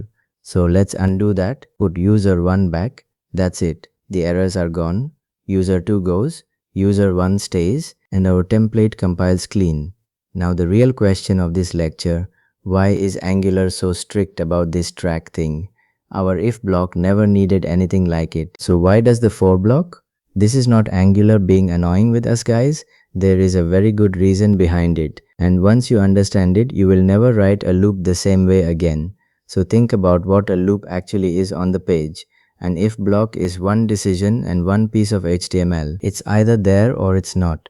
A loop is a whole list of elements and lists change. We add an item, we remove one, we sort them, we get a fresh list back from the server. So every time that array changes, Angular has to look at the new array and work out what to do with the rows it already built. Here is the question Angular cannot answer on its own. Is this second item the same item that was there before and it just moved down? Or is it a completely different item that has taken that spot?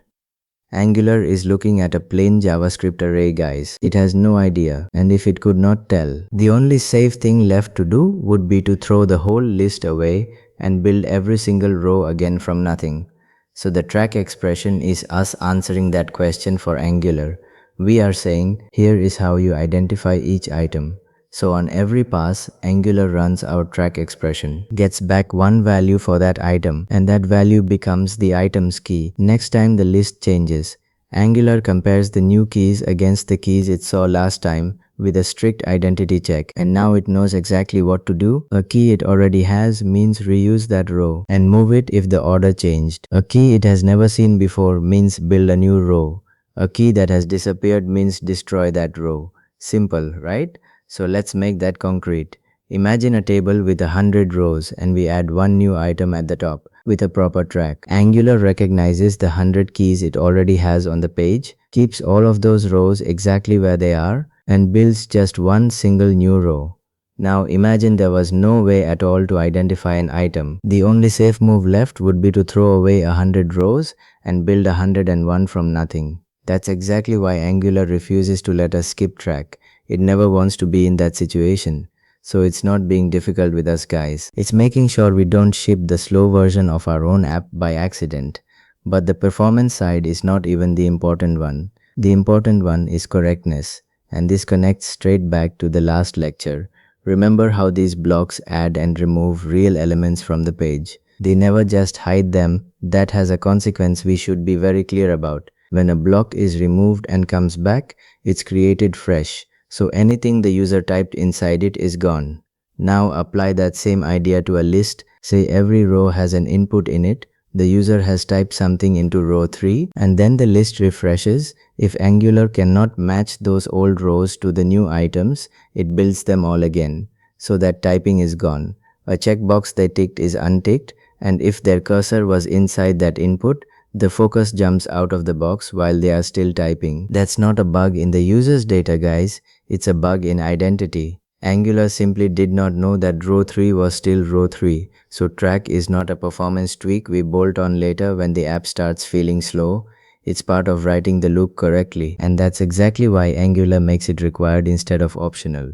One more thing worth knowing before we go and break something. So with the old star ng4, this exact same job was done by something called track by, and it was completely optional. So most people simply never wrote it, which made lists slower and buggier than they needed to be. Angular looked at that and decided in the new block syntax it is not optional anymore. You cannot even compile without it. Now let me actually show you the bug, cause reading about it is one thing and watching it happen on screen is another.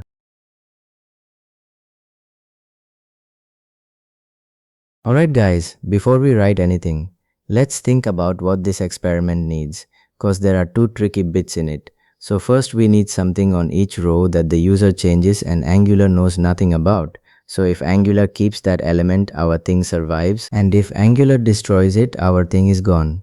Second, we need to change the list while the rows are already on the screen. So let's set both of those up. For the first bit, go to the app HTML file and inside our for block, right after the card tag, add a plain input. The type is text and the placeholder is add a note. This one gets nothing else guys. No ngModel, no value binding, no event binding, absolutely nothing, cause that is the whole point of it. Whatever we type in there lives only in that real element on the page. Angular is not copying it into any property. So this input is our little witness. It tells us whether Angular kept that row or rebuilt it. So for the second bit, go to the app.ts file and create a method, something swap users. Follow this naming convention exactly same as this. After this, the parentheses and the method scope. Inside it, we hand our own array a new value.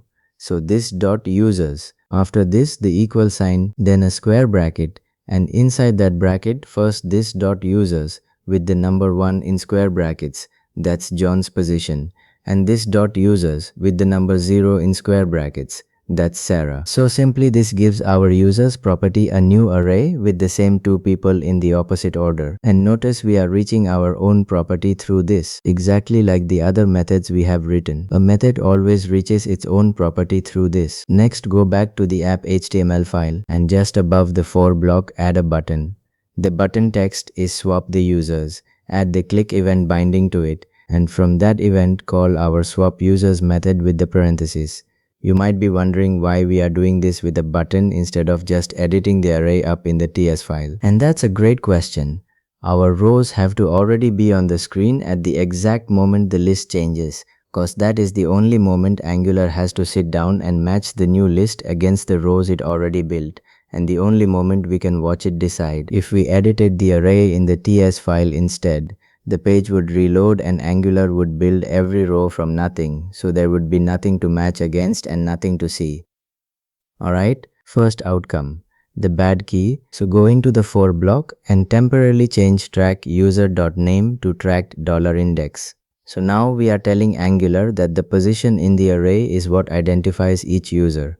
So save this and go to the browser, refresh the page so we start clean, and type Sarah is my mentor into the node box on Sarah's card, which is the top one. Now click on that swap the users button and look at this very carefully, guys. Our two cards did swap. John's name is on top now and Sarah has moved down, but our note did not move with Sarah. It's still sitting in the top box, which means our note about Sarah is now sitting under John's card. So what's going on here? We told Angular that position 0 is the identity of the first row, and after the swap there is still a position 0. So Angular says fine, I already have a row for key 0. I'll keep it and just pour the new data into it. The row never moved at all, guys. Only the data inside it changed, and our note stayed with the slot instead of staying with Sarah. Nothing crashed, nothing went red, nothing even warned us. The page just quietly attached our note to the wrong person, and that is so much harder to catch than a crash. Now the second outcome. So change that track back to track user.name, save it and refresh the page so we start clean again. Type Sarah is my mentor into Sarah's node box one more time. Then click swap the users. As you guys can see here, John's card is on top and Sarah's card has moved down, and our note has traveled down with her. It's right there under Sarah's card where it belongs, while John's note box is empty. Why is that? This time the keys are Sarah and John, and after the swap both of those keys still exist. They are just in a different order. So Angular does not refill anything. It picks up the whole row it already has for Sarah and moves it down. Input and all. Same swap, same data, completely different result. And the only thing we changed was what we track. So here's the rule, guys. And this is the part I want you to remember. A good track key is unique for each item, and it stays with that item no matter where the item moves. A position is neither of those things. It's glued to the slot, not to the person. What should you actually put after track then? So when your data has an ID, track that ID, and that's almost always the answer. Cause real data coming from a server nearly always carries an ID. And an ID stays the same even when the user's name or role changes. When your items are plain values like text or numbers and every one of them is different, you can track the item itself, keep track $index for the cases where you genuinely have nothing else. Our users have no ID field, so we track the name. And let me be honest with you, names are not unique in the real world. Two people can both be John. So in a real app, these users would carry an ID and we would track that. Just so you know, if two items ever produce the same key, Angular will not stay quiet about it. You get a warning in the console telling you your track expression produced duplicated keys. Alright, our experiment is done. So let's delete that node input from inside the loop, delete the swap the users button, and delete the swap users method as well. Our app does not need a swap feature. Hope you guys got the idea.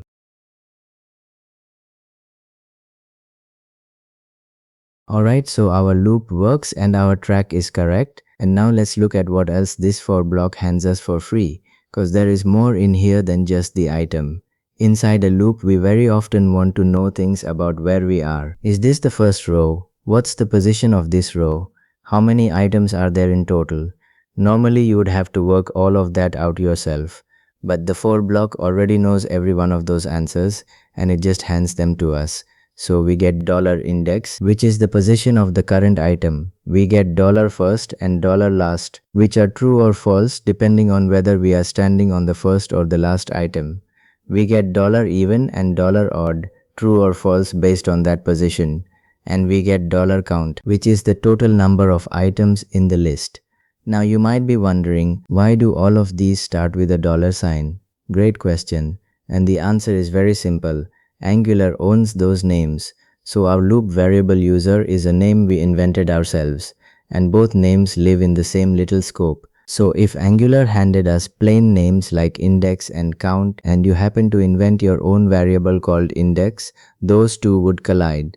That $sign keeps Angular's names and our names in separate lanes so they can never clash. So let's use two of them right now. Go to the app HTML file into our for block and just above the card tag add a paragraph and between the paragraph tags open and close the interpolation. Two curly brackets and inside pass $index. So save this and go to the browser and as you guys can see here we got 0 above Sarah's card and 1 above John's card. Notice the numbering guys, it starts at 0, not at 1, exactly like a normal JavaScript array. And that's going to surprise your users the very first time they see it. If we want a human looking number in the view, we just do the maths right there inside the interpolation. So $index plus 1. And while we are in there, let's make it a proper sentence. The word user, then the interpolation with $index plus 1, then the word of, then another interpolation with $count. That's it. Save this and go to the browser. And as you guys can see here, we got user 1 of 2 above Sarah and user 2 of 2 above John. Notice we never had to reach for the array's length anywhere in there. The loop is already counting for us. Now let's look at $first for a second, cause I owe you something from part 2. Remember that paragraph and that follow first card button we had to delete? We can bring them back properly now. So first put a reference on the card tag inside the loop. So a hash followed by a name and let's call it card this time instead of first card. Cause inside a loop, every single pass gets its own card. So first card is not an honest name in here anymore. Next, underneath the card tag and still inside the loop, add an if block and the condition is just $first on its own with no comparison at all cause it's already a true or false value. And an if block only ever wants a true or false. We learned that in the last lecture. Inside the if block goes our paragraph. The text is first card is, then the interpolation with card.name and under it our button again. The text is follow first card with the click event binding calling card.onFollow with the parenthesis. So save this and go to the browser.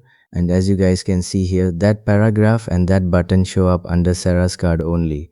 They are not there under John's card. Why is that? Yes, of course, cause $first is only true on that very first pass through the loop. On the second pass it's false, so the if block renders nothing at all. Let me click the follow first card button. And as you guys can see here, our follow message says you are now following Sarah. So that reference is still handing us the real card component instance and we can still call its public method. Exactly what we learned in lecture 44. It's just living inside a loop now. Notice how much better this reads than before. We are not naming the first card by hand anymore. We are asking the loop which one is first. So that's two of them used for real work. $last works with exactly the same shape. You drop it straight into an if condition when you want something only on the bottom row. like hiding a divider after the last item. $even and $odd get used when you want every other row to look different, which gives you those striped tables you see everywhere. And we are going to do exactly that when we get to the styling side of things in the next module. So keep all 6 of these in your head, guys. They cost you nothing and they save you from writing counters by hand. Hope you guys got the idea.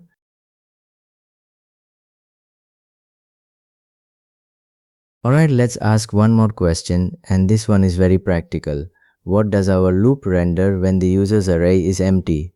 Our list comes from a server in a real app, so imagine nobody has signed up yet and it comes back with nothing in it. So the answer is that the loop renders nothing at all. And that's technically correct, but it's terrible for the person using our app, cause a whole section of the page just silently vanishes. They are staring at an empty area with no explanation at all. Did the list fail to load? Is it still loading? Are there really no users? They have no way to know. So we could solve that with what we already know, guys. We could wrap the whole loop inside an if block and put a message in the else. But be very careful with the condition there, cause we cannot just drop the array in by itself. Remember what we learned about truthiness in the last lecture? And now think about an empty array. It's still a real object sitting in memory, and a real object is always truthy. So that condition would return true forever and the else would never ever run. So we would have to check how many items are actually inside it. So the array name.length, that works perfectly fine, but the foo block already gives us a block made exactly for this job, and it's called the empty block. How do we write it? So it's the same rule as the else from the last lecture. We write it on the same line as the closing curly bracket of the foo block. So the at symbol followed by empty and then its own block in curly brackets. It takes no parentheses and no value at all, cause it already knows which loop it belongs to. It's simply the answer to. And what if the list is empty? So inside this empty block add a paragraph. The text is no users to show yet, that's it. One honest little detail about this block, guys, it has nothing to do with track or with matching rows. Angular just checks whether the collection has 0 items in it, and if it does, this block renders instead of the loop. So let's see both sides of it. Go to the app.ts file and empty the users array, just the square brackets with nothing inside them. Save this and go to the browser, and as you guys can see here, both our cards are gone, and we got that no users to show yet message in their place. Now put Sarah and John back into the array. Save it again, and as you guys can see here, the message disappears. Our 2 cards are right back with their user 1 of 2 labels, and the first card paragraph is sitting under Sarah again. Perfect. Now for the part I have been waiting for since the start of this lecture. Remember Emma. And remember what she cost us? 2 files, 4 separate changes, and 3 chances to bind the wrong field. So let's add her again the proper way. Go to the app.ts file, into the users array, add one more object right after John. The name is Emma, the role is product designer, and a short bio for her. So save this and go to the browser, and as you guys can see here, Emma is on the screen with her own card, her own role, her own bio, and her own follow button. Now look at the HTML file, guys. We did not touch it, not one single character. Our labels have quietly become user 1 of 3, user 2 of 3, and user 3 of 3, cause $count is counting the real list, not some number we typed in. One object in one file, and a brand new card appears on the page. Cool, right? So let's take one step back and look at what our template can do now compared to 2 lectures ago. It can decide whether to show something at all with the if block and its else. It can pick between several exact options with the switch block. It can take a list of any length and stamp out a card for every item in it, keeping each row glued to its own item through track. And it can tell the user politely when that list is empty. Our template is not a dumb piece of HTML anymore, guys. It's doing real logic for us. And that's exactly where the next lecture starts. We can do a lot inside a template now. Method calls, arithmetic, concatenation, conditions, loops, and the honest question is not what we can do in there, it's how much we should. At some point you look at a template and realize you have written a whole program inside your HTML, and that's not a great place for a program to live, cause it's harder to read, harder to test, and it runs more often than you think. So in the next lecture we are going to look at template expressions properly, where that line sits. what belongs in the template and what belongs back in the class, and a few simple rules that keep your templates clean. See you there guys, hope you guys got the idea.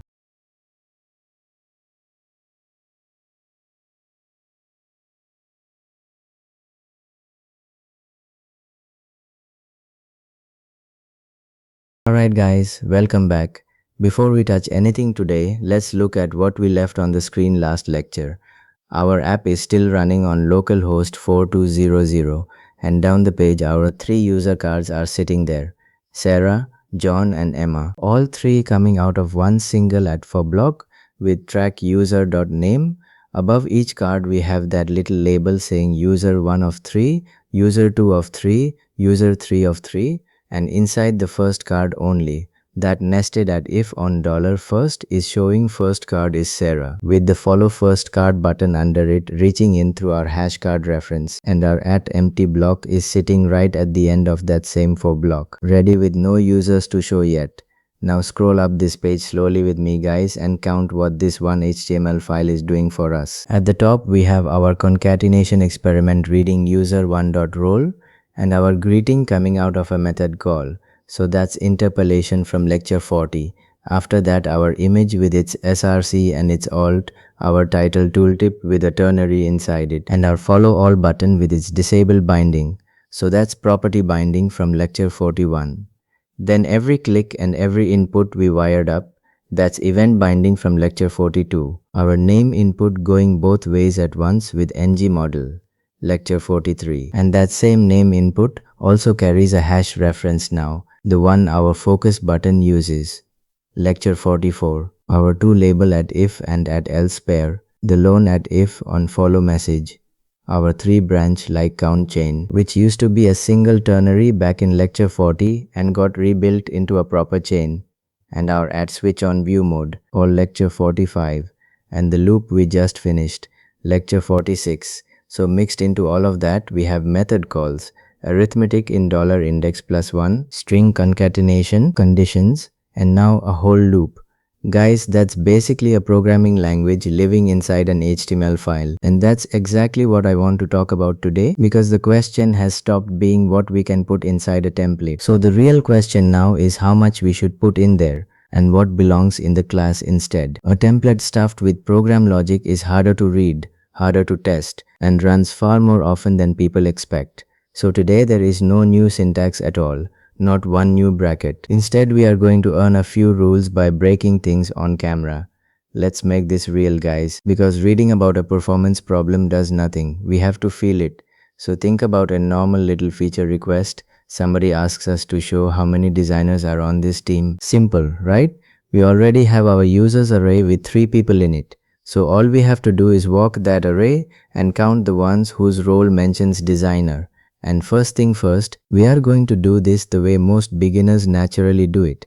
We write the method, we call it straight from the template, and then we watch what that costs us. So go to the app.ts file, down in the class create a method, the name is getDesignerCount. Follow this naming convention exactly same as this. After this the parenthesis and the method scope. Now inside this we need something to count with. So add the let keyword and a variable something count, and set it to 0. And why 0 guys? Because we have not found anybody yet. We start from nothing and add as we go. After this add the for keyword, then a parenthesis, and inside it the let keyword again and a variable something user, then the of keyword, then this dot users. So simply this runs one time for every object inside our users array, and each time around user is the one we are looking at. Now inside the loop scope add an if, and the condition is user.role.includes. After this the parentheses, and inside it, inside quotes, the word designer with a capital D. So what does includes do guys? It just asks a piece of text, do you contain this word anywhere inside you? True or false? And keep this in your mind. It is case sensitive. So that capital D genuinely matters, and it matches for us because our roles are written with capitals. Emma's role is product designer. Inside this if, count equals count plus 1. And after the loop closes, return count. That's it. A normal little counting method. Now one more thing inside this method guys, and this one is on purpose. Right at the very top above the count line, add a log. So console.log, after this the parentheses, and inside quotes something counting designers. So why are we logging here? Because I want a spy. I want to see with our own eyes how many times this method really runs, and a log is the cheapest spy there is, and keep this in your mind for later. This log is a side effect. It's this method touching the outside world. And by the end of today, you will know that's exactly what you must never leave inside a template read. Next, go to the app HTML file and right above our at for block, add a paragraph. The static text is designers on the team. And after that, open an interpolation and call get designer count. After this, the parentheses. So why the parentheses, guys? Because a method needs it to actually run. And if you guys remember, back in lecture 40, we left a method name sitting there without a parenthesis, and Angular printed the function source code into the page. So save this and go to the browser. As you guys can see here, we got designers on the team 1. Sarah is a front-end developer, so no. John is a back-end engineer, so no. Emma is a product designer, so yes, one designer. Exactly right. Nothing red. No warning in the console. And honestly, this looks like a perfectly nice line of code. So now open the browser console, guys, clear it out, and in the next part we are just going to use our app normally and watch what this innocent little line does.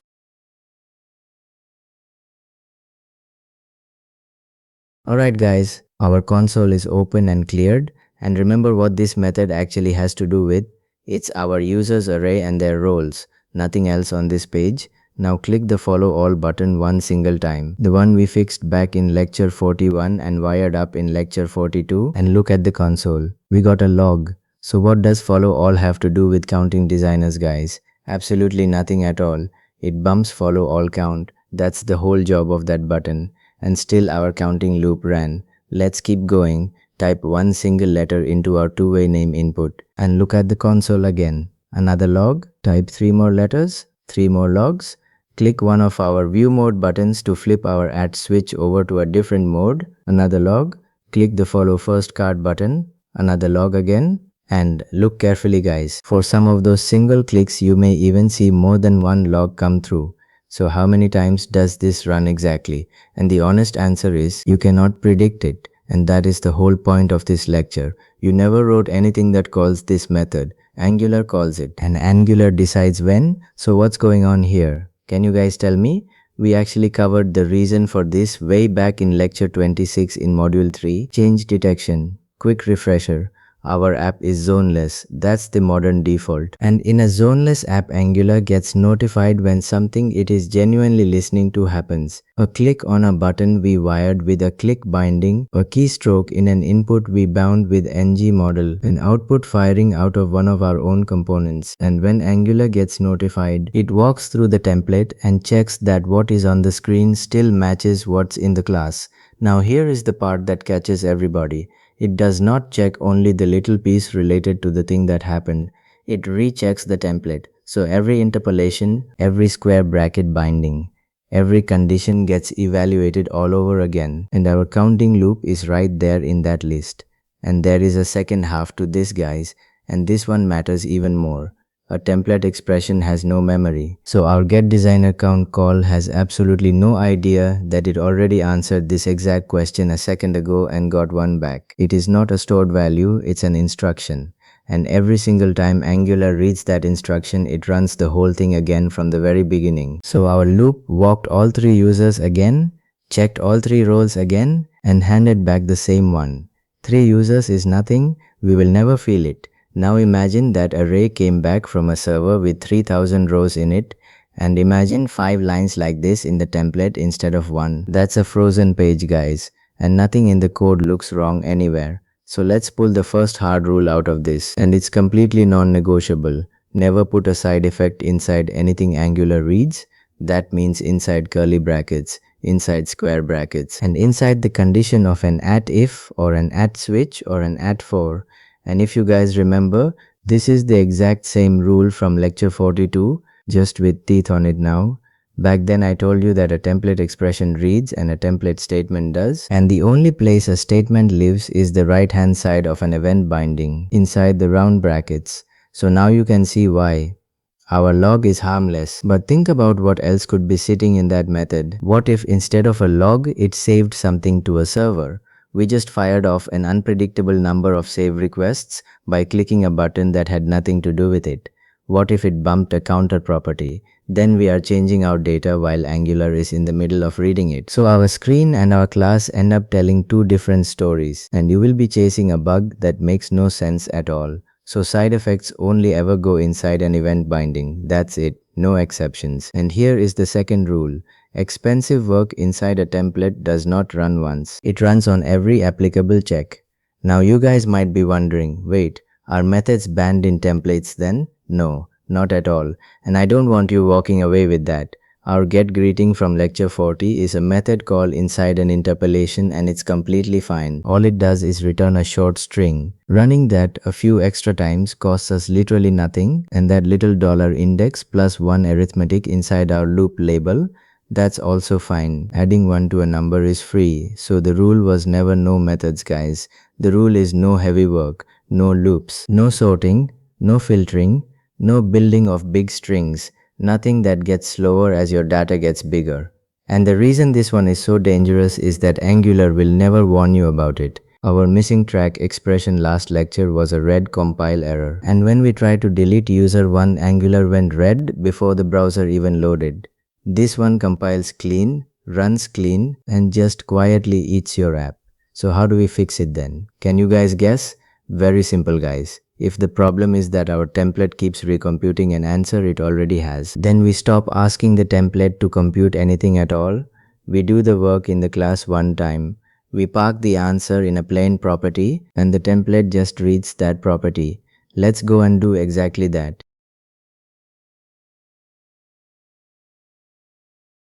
Alright guys, so let's do the refactor. Go to the app.ts file, and instead of calling that method from the template, we are going to call it once from the class and keep the answer. So create a property something designer count.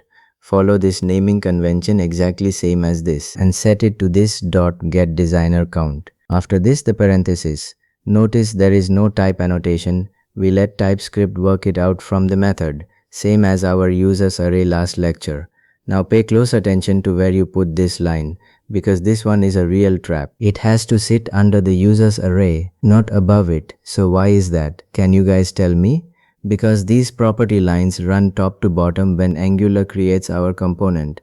So if designer count runs first, then our loop has nothing to walk over and the whole thing blows up before the page even paints. Users first, then designer count always. Next, go to the app HTML file and in our designers line, change get designer count to just designer count and take the parentheses off. So the interpolation is now the plain property and nothing else. So why did the parentheses have to go, guys? Because this is a plain property now, not a method anymore. And if you leave a parenthesis on a property, Angular tells you straight away that it is not callable.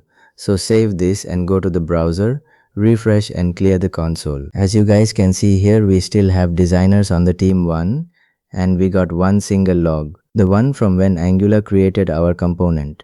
Now go and use the app. Click follow all, type in the name input, flip the view mode, click follow first card and look at the console. Completely quiet. Our loop is not running anymore, not even once, and our number is still on the screen. Perfect.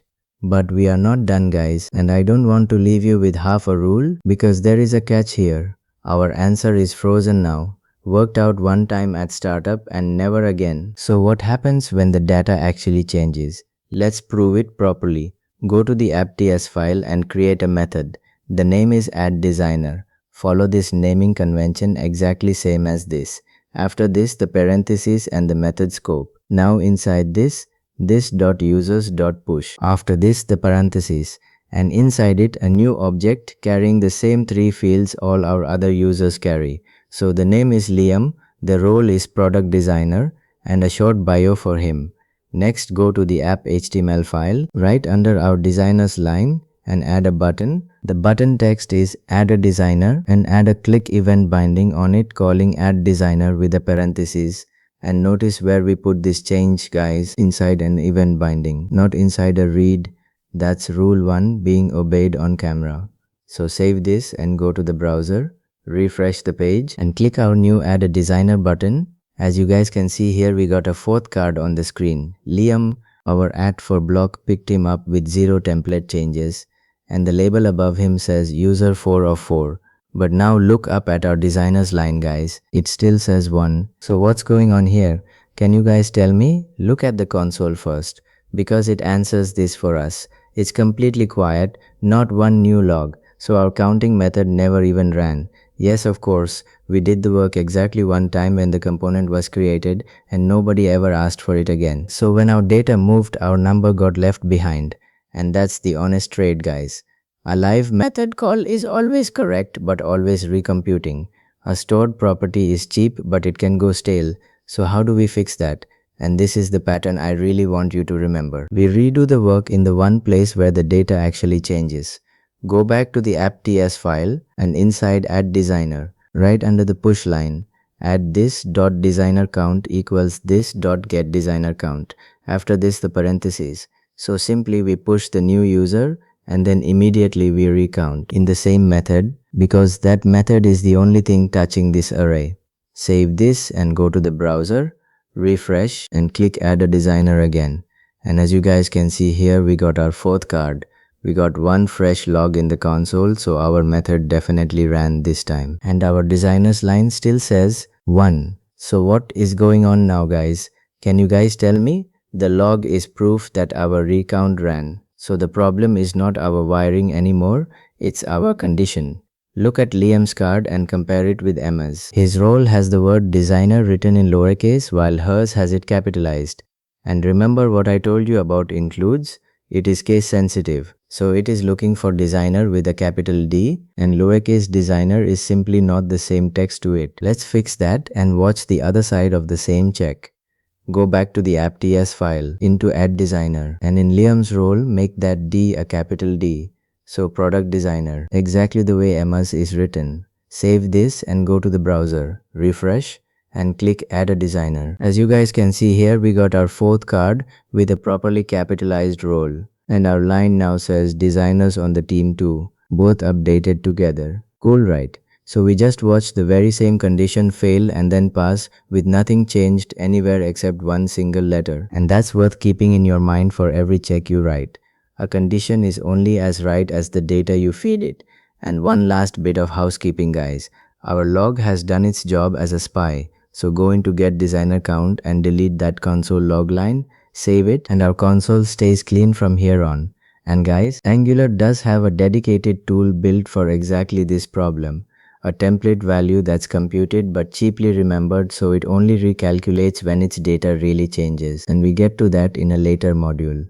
So for now, this is our pattern. Do the work in the class and redo it where the data changes. Hope you guys got the idea.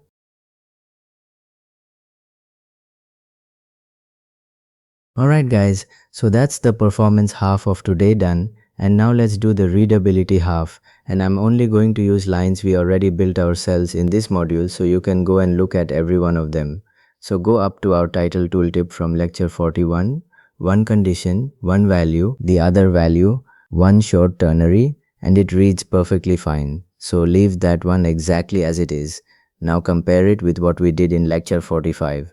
Our total likes line had 3 cases, 0 likes, 1 like, and more than 1. And we deliberately threw the ternary away and used an @if with an @else if chain instead. So that was never just a style preference, guys. If you nest a second ternary inside the false side of the first one and then a third one for a fourth case, nobody can read that line anymore. Not even the person who wrote it 10 minutes ago. So here's the first instinct I want you to build.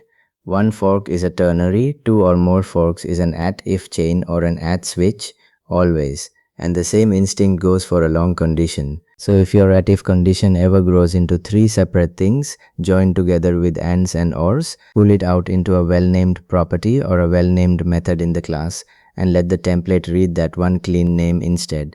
And why is that better, guys? Can you guys tell me? Because a good name is documentation.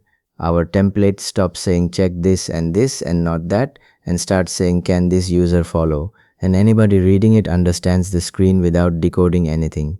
Now a small honest note on that one, guys, because somebody always asks, if you know getters from your TypeScript. Yes, you can write that as a getter instead of a method, and then in the template it reads like a plain property with no parentheses on it at all, which genuinely does look nicer. So is that the cheap version then? No, and keep this in your mind. It still runs on every single check exactly like a method does.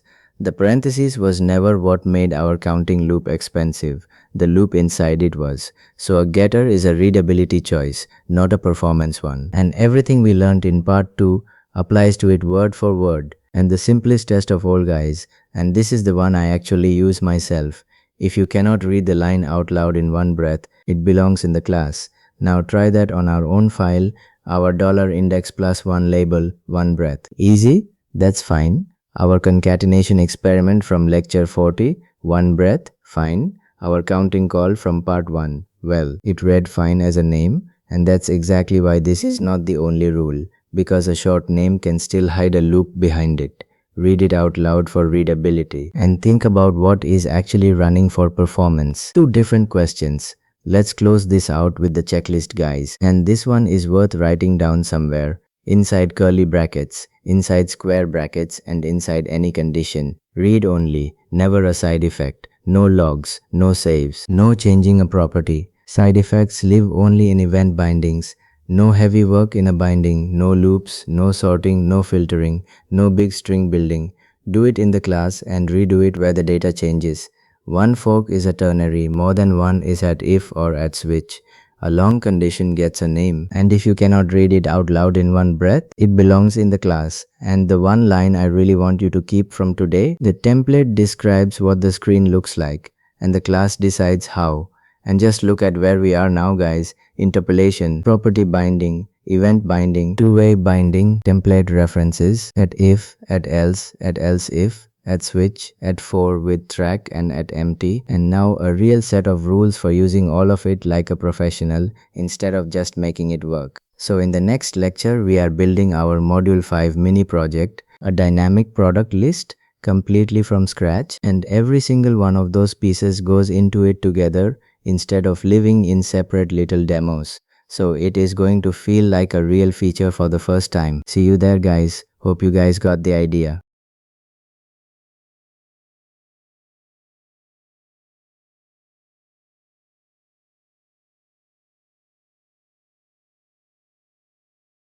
But before we build anything, let's look at the last thing we made in the previous lecture, the Add a Designer button. Go to the browser and click it once. As you guys can see here, Liam shows up as a fourth card, and the designer count goes from 1 to 2. Working right? Now click it again and again. So what do we have on screen now? 3 Liams? And can you guys tell me what's wrong with that? There are actually 2 problems sitting there, and both of them are going to shape what we build today. The first one, open the browser console and read what Angular is telling us. We got that duplicated keys warning, the exact same one from lecture 46. Why is that, guys? Yes, of course. Our @for block tracks users by user.name, and now 3 rows in that collection carry the identical name. So track needs something that is genuinely unique per item. And we were honest about it back then, right? A person's name is just not unique. We simply had nothing better in that array. And the second problem, this button always adds the same hard-coded Liam. So is that a feature? No, guys, that's a demo. In a real app, the user decides what goes into the list, the user types it in, and the app builds the object out of what they typed. Can you guys see where this is going? That's exactly what we are building, a dynamic product list, a small product inventory sitting further down the same page, in the same app HTML, inside the same app component, no routing, no new components, cause this module is about templates, right? Let me walk you through the plan quickly. We will have a products array where every product carries a real unique ID. We render it with @for and tracked by that ID, with an @empty block for when the list runs dry. Every row shows a stock status, out of stock, running low, or in stock, and a category label. Then a small form on top with 3 boxes so the user types the name, the price, and the stock, and an add button that pushes a real new product into the array.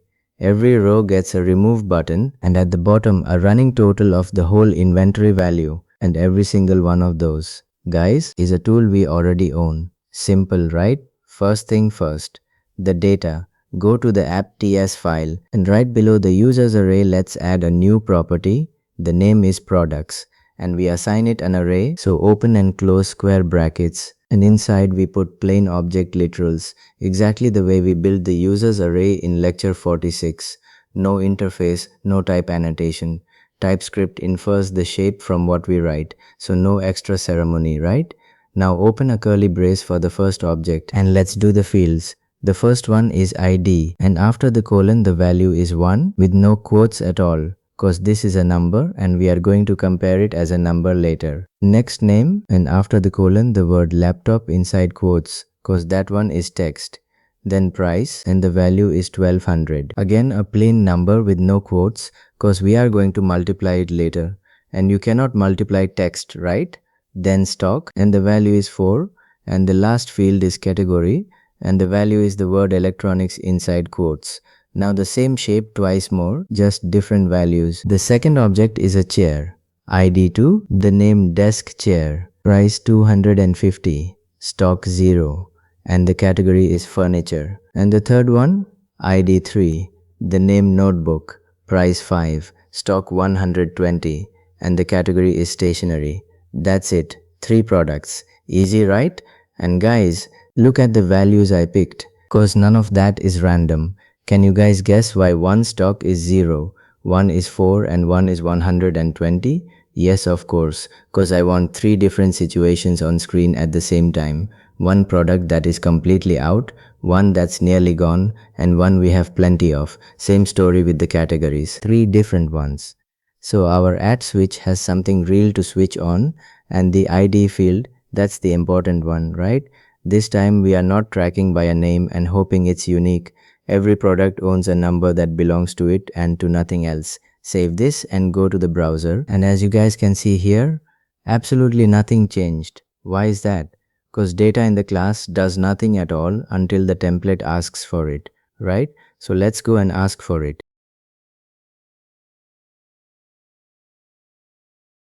Alright guys, so we have 3 products sitting in the class and nothing at all on the screen. How do we push an array into the template? Yes, of course, the add for block.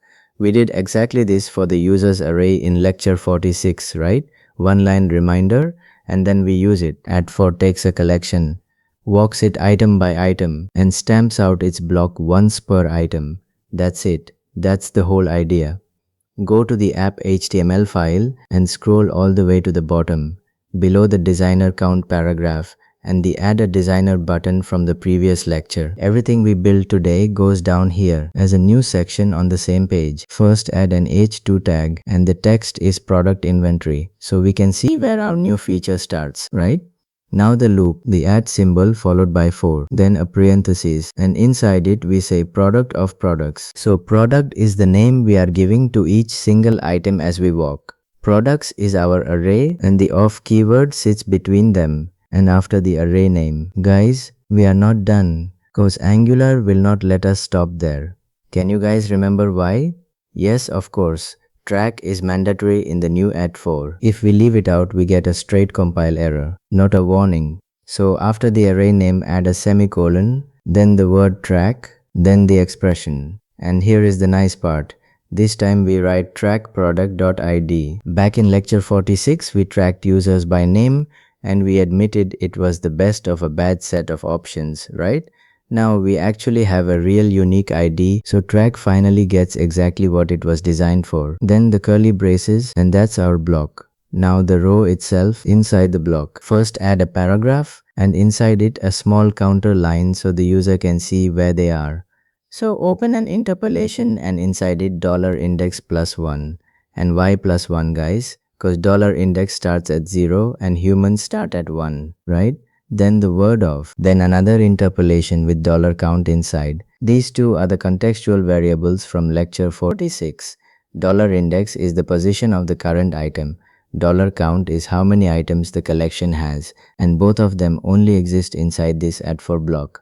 Then under that, another paragraph for the actual product. So an interpolation with product.name, then the word price and an interpolation with product.price, then the word stock and an interpolation with product.stock. Nothing fancy yet, right? Let's just get the data on screen and see it working. And now the sibling block at empty. Right after the closing curly brace of the @4, add the symbol followed by empty and its own curly braces, and inside a paragraph, the text is no products yet. Add one using the form above. One line reminder, guys. At empty renders when the collection has 0 items in it and it has nothing to do with track or reconciliation. It purely looks at the length and it has to sit right next to the @for block. Same adjacency rule as if and else, remember? Save this and go to the browser. As you guys can see here, we got our product inventory heading and under it 3 rows. Item 1 of 3, laptop price 1200 stock 4, item 2 of 3, desk chair price 250 stock 0, and item 3 of 3, notebook price 5 stock 120. Perfect, right? One for block, 3 rows. And if I go to the app.tcs file and add a 4th object to that array, how many template changes do we need? 0, right? That's the whole payoff of the loop. And we felt that already when Emma joined the users list. And where is our @empty message? Nowhere, right? And that's correct, guys. We have 3 products. So the collection is not empty. So that block renders nothing at all. We will see it fire for real once we can remove products, I promise. But now read that second row out loud. Desk chair price 250 stock 0. So we have 0 of them. And yet that row looks exactly like a row for something you can actually buy, right? Would you ship that? No way. A real inventory screen tells you out of stock in words. And it tells you when something is nearly gone. Raw numbers on a screen are data, not information. And that's the very next thing we fix.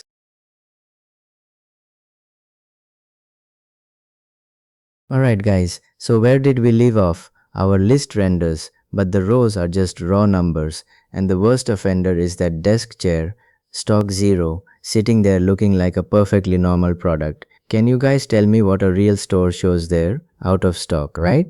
And for the laptop with 4 left, it usually says something like only 4 left. And for the notebook with 120 sitting in the warehouse, it just says in stock.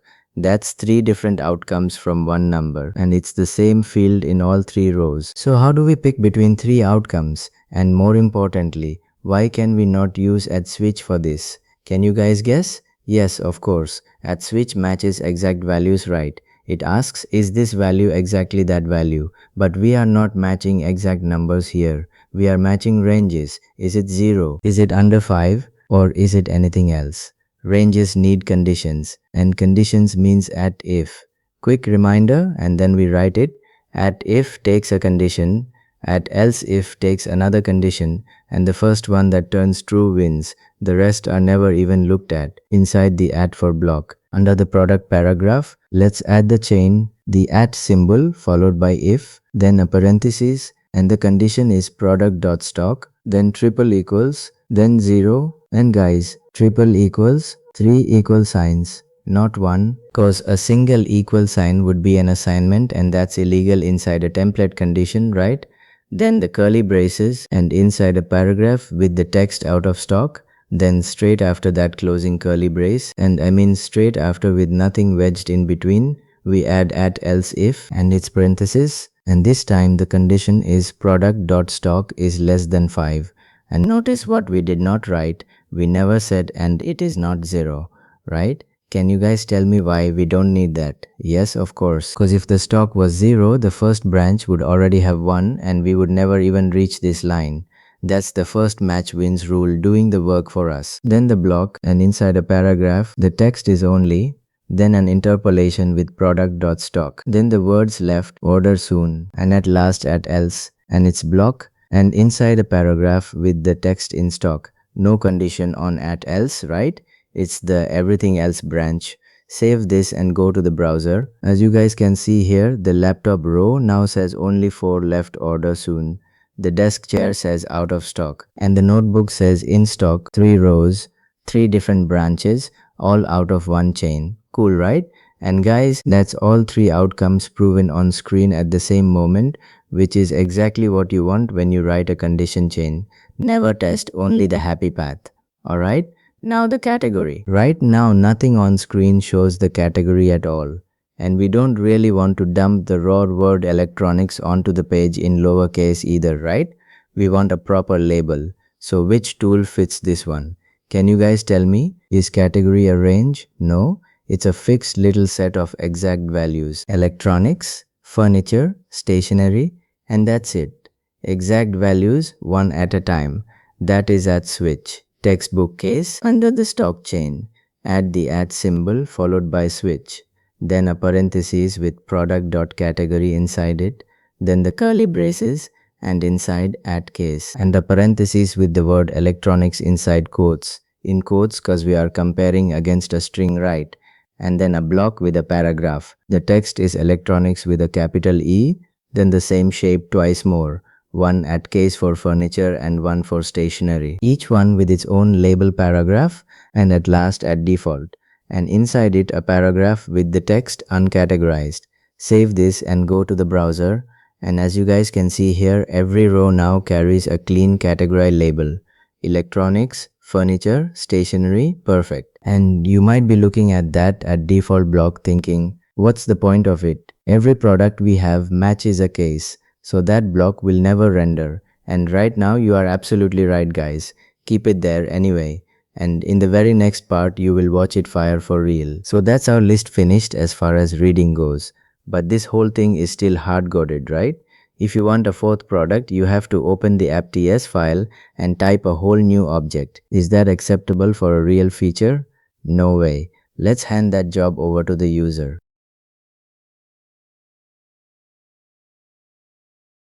Alright guys, so let's prove that problem properly before we solve it, cause this is the actual pain and we wait for the reload. So did the user do any of that? No guys, I did. The developer did. And can your users open your app.ts file? Of course not, right? A list that only a developer can change is not a feature, it's a fixture. We need 3 boxes on screen and a button. And whatever the user types has to end up inside that array. First question, and it's the same question from lecture 43. If the user types into a box, where does that text actually live? Can you guys tell me? Yes, of course, in a class property. Cause the template can only read and write class members, right? So we need 3 new properties. Go to the app.ts file and below the products array, add new product name and set it to an empty pair of quotes. Then new product price and set it to 0. And then new product stock and set it to 0. The name starts empty cause it's text. The 2 numbers start at 0 cause they are numbers. Simple, right? Now the boxes in the app HTML file, right under the product inventory heading and above the at for block. Let's build a little form. First an input tag, the type is text and add a placeholder. The value is product name and now the binding. So open and close square brackets and inside them a parenthesis and inside that ngModel and we assign it new product name. That's our banana in a box from lecture 43 guys. One shape doing both directions at once. Class to view and view to class. And here is a nice capstone moment. Do we have to import anything for this? No, right? Forms module is already sitting in the app classes imports array. We put it there in lecture 43 and it never left. Next, duplicate that input 2 times. The second one, change the type to number, the placeholder to price, and bind it to new product price. The third one, type number again, the placeholder is stock, bound to new product stock. And one thing worth knowing here guys, when the input type is number, ngModel hands us an actual number and not text. So we don't have to convert anything. Remember that cast we needed for a raw DOM event back in lecture 42? None of that here, right? Cause ngModel gives us the value itself, not the event. Now the method that does the work. Go to the app.ts file and below add designer create a new method. The name is add product, then the parentheses and the method scope and inside the push itself. So this dot products dot push and inside the parentheses we build a brand new object with the same 5 fields as before. right? So ID gets this dot products dot length plus 1. Name gets this dot new product name. Price gets this dot new product price. And stock gets this dot new product stock. And the only field that's genuinely a new decision here is category, because we never built a category box for the user, so we hardcode it. And the value is the word other inside quotes. In quotes, cause it's a string just like the other three categories. And about that ID for a second, y length plus 1, we have three products with IDs 1, 2 and 3. So the length is 3 plus 1 gives us 4, which is the next free number. Sounds perfectly reasonable, right? Keep it in your mind, guys. We are coming back to it and it's going to bite us. After the push, we reset the three boxes. So this dot new product name equals an empty pair of quotes, this dot new product price equals 0, and this dot new product stock equals 0. And why do we even bother? Cause two-way binding runs in both directions, right? The second we clear the class property, the box on screen clears itself, and it's sitting there ready for the next product. That's ngModel paying us back for free. And at last the button, back in the app HTML file. After the three inputs, add a button tag and the text is add product. Now the click event binding. So open and close a parenthesis, inside it click, and we assign it add product with the parentheses. And one more thing, guys, should this button be clickable while the name box is still empty? No, right? Let's disable it. And we already know how. Property binding, square brackets, inside them disabled, and the expression is new product name triple equals an empty pair of quotes. That's the exact same trick we used on the follow all button in lecture 41, remember? And cause that button cannot even be clicked while the name is empty, we don't need any guard code inside the method at all. Save this and go to the browser. As you guys can see here, we got three boxes and a grayed out add product button. So that's the disabled branch working, right? Now type monitor into the name box and watch that button. It wakes up as soon as there is a single character in there. Type 300 for the price, 2 for the stock, and click add product. As you guys can see here, we got a fourth row, item 4 of 4. Monitor price 300, stock 2. Only 2 left, order soon. And look at the category label, uncategorized. So remember that at default block I told you to keep? There it is, firing for real. Cause other matches none of our three cases. Cool, right? And the boxes cleared themselves too. Perfect. But look at where the cursor is now, guys. It's gone. It's sitting on the button. So if I want to add a second product, I have to click back into the name box first. And that's the same annoyance we already fixed once in this module, right? Let's sort that out and then give every row a remove button.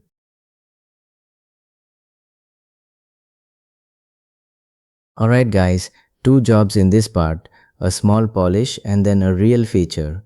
And a genuine bug is going to fall out of the second one. First the polish, after we click add product, the cursor sits on the button, not back in the name box. And the user adding 5 products in a row is going to click into that box 5 times.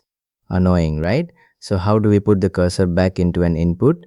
And can you guys tell me why a plain class property cannot do this job? Yes, of course. Focus is not a property we can set, it's a method on the real DOM element. And we proved that with a live compile error back in lecture 44. The tool is a template reference variable. Go to the app HTML file and on the name input add the hash symbol followed by a name. Let's call it protectnames input. And remember, no equal sign, no square brackets, no parentheses, just the hash and the name. It's genuinely different syntax from every other binding in this module. That gives us a handle on the real input element. And now the interesting question, where do we call focus from? Can you guys tell me? Not from the class, right? Because a template reference is template only. This .productNemp input does not exist on the app class. We proved that too. So the call has to live inside the template. Go to the add product buttons, click binding. And after add product with this parenthesis, add a semicolon and then a second statement, pretextment input.focus with the parenthesis. So guys, an event binding can hold more than one statement. We just separate them with a semicolon and they run in order, left to right. So add first and then focus. Save this and go to the browser. Type something, click add product. And as you guys can see here, the cursor is blinking back inside the name box, ready to go. That's it. Now the real feature, removing a product add a button inside the @for block at the end of the row, and the text is remove, then the click binding, so parentheses, click, and we call remove product, and we have to pass it something so it knows which row we clicked. So what do we pass, guys? We are inside the @for block, so $index is right there. That's the position of this row. Should we use it? No. And this is the exact same lesson as track. Can you guys tell me why? Yes, of course. A position shuffles the moment the array changes, but an ID belongs to that product forever. So we pass product.id, go to the app.ts file and create the method. The name is remove product, and inside the parentheses a parameter. The name is ID and the type is number. Now inside we have the ID, but splice needs a position, right? So we walk the array and find the position that owns that ID. So guys, a for loop always has 3 little pieces separated by semicolons. Where do we start? What keeps us going? And how do we move forward each time? Let's fill those in one by one. The for keyword, then a parenthesis, and inside it the let keyword, a variable named I set to 0, then a semicolon, then the condition, I is less than this dot products dot length, then another semicolon, and the step, I equals I plus 1, then the loop block, and inside it the if keyword, and the condition is this dot products, then square brackets with I inside, then dot id, then triple equals id, so that's simply the product at position I owns the id we are hunting for. And when that's true, this dot products dot splice, and inside the parentheses 2 things. First I, which is where to cut, then 1, which is how many items we want removed, and right after that the break keyword, cause once we have removed it there is nothing left to find, and carrying on would mean walking an array we just changed, right? Save this and go to the browser. As you guys can see here, every row has a remove button now. Click remove on the notebook and it's gone. And look at those counter lines, they renumbered themselves. Item 1 of 3, item 2 of 3, item 3 of 3, so $index and $count are live. They are not stamped in once and forgotten, right? Perfect. Now watch this next bit very carefully, guys, cause this is the bug I promised you. First refresh the page so we are back to our 3 starting products. Now click remove on the desk chair, that was ID 2. So we are left with the laptop ID 1 and the notebook ID 3, right? Now type monitor 300 2 and click add product. The row appears, looks completely fine, but open the browser console and what do we have? That duplicated keys warning again. The third time this module has bitten us with it. So can you guys tell me why? Yes, of course. Our new product's length was 2 plus 1 gives 3 and the notebook already owns ID 3. We just handed out an ID that was still in use and our @for block tracks by ID. So Angular is now looking at 2 rows claiming to be the exact same thing. So how do we fix it? Think about what we actually need, guys. A number that only ever goes up and never gets reused, right? And the array length can go down. So the array length can never be that number. Go to the app.ts file and add one more property. The name is nextID and the value is 4, cause 1, 2 and 3 are already taken. And inside add product. The ID field becomes this dot nextID, and then right after the push we add one more line. This dot nextID equals this dot nextID plus 1. That's it. Removing a product does not touch nextID at all. So it can never hand out the same number twice. Save this and go to the browser and let's repeat that exact same sequence. Refresh, remove the desk chair, then add the monitor. As you guys can see here, the row appears and the console is completely clean, no warning at all. So that's both outcomes on screen, guys, the broken version and the fixed version. And that's how you should always prove a fix. And notice something nice. We never touched the template to fix that, cause track product.id was right all along. The ID generator was the thing that was wrong. Now let's add the one thing a real inventory screen cannot live without.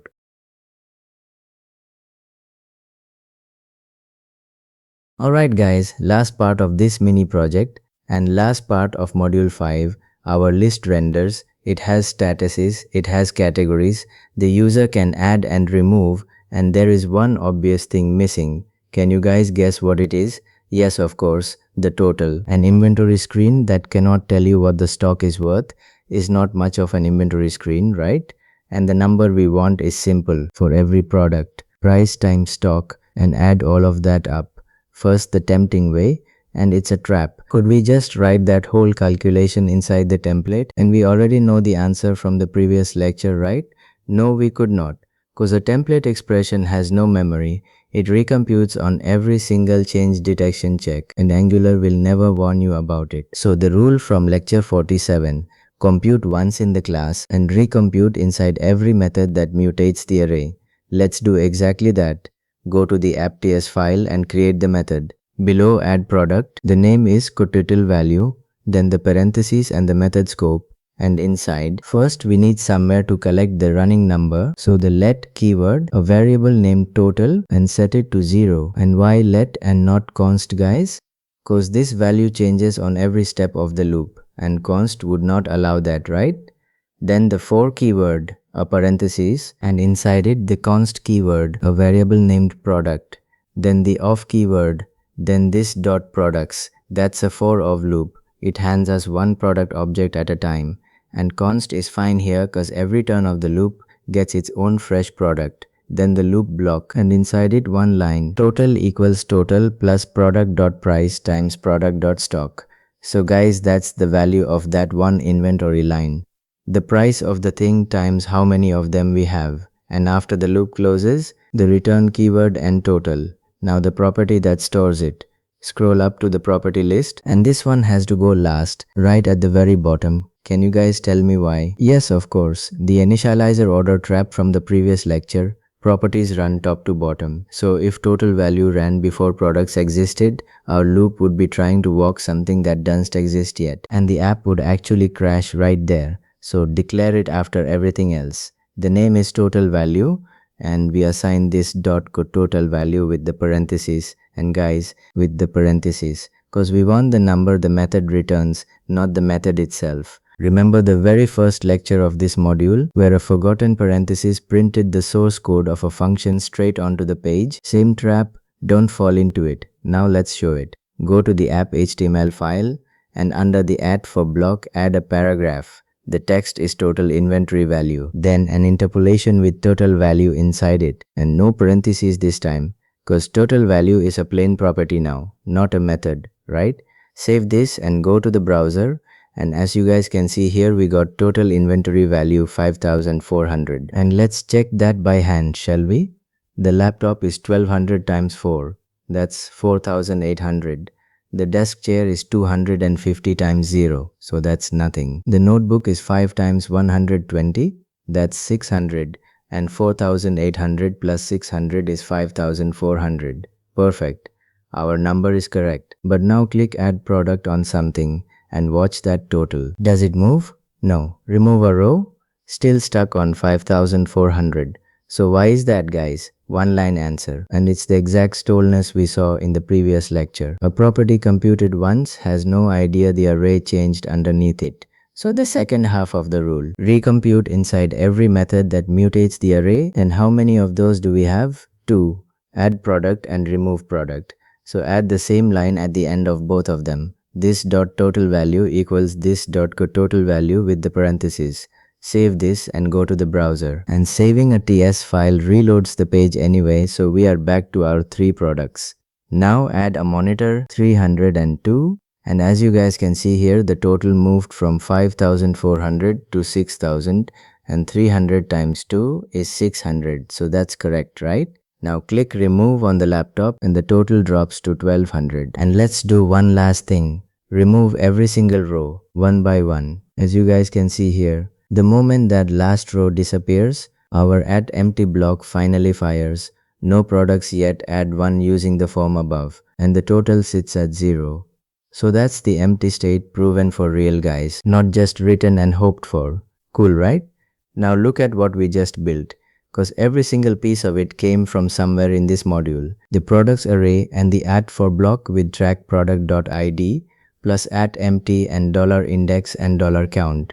All of that is lecture 46. And this time track finally got the real unique ID it always wanted. The stock chain with at if at else if and at else, and the category at switch with its cases and at default.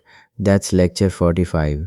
And we pick between them by asking one single question: ranges or exact values. The three input boxes with ngModel, lecture 43, with forms module still sitting in the imports array from back then, the click bindings on add and remove, lecture 42, the disable binding on the add button, lecture 41, every value on that screen, interpolation, lecture 40, the cursor jumping back into the name box, template reference variables, lecture 44, and the total, computed once and recomputed on mutation. That's lecture 47. So across all 9 lectures of this module, 1 screen and 0 new syntax today. Not bad, right? So that closes module 5, guys.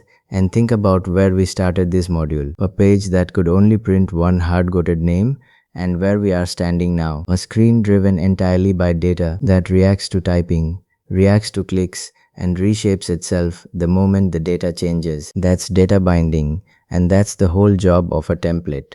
And one honest note before we go, a couple of times in this module I named an older directive style way of writing conditions and loops and said we would come back to it, and that's exactly where we head next. So you guys can read any Angular code base, old or new. Hope you guys got the idea, and let's meet in the next module.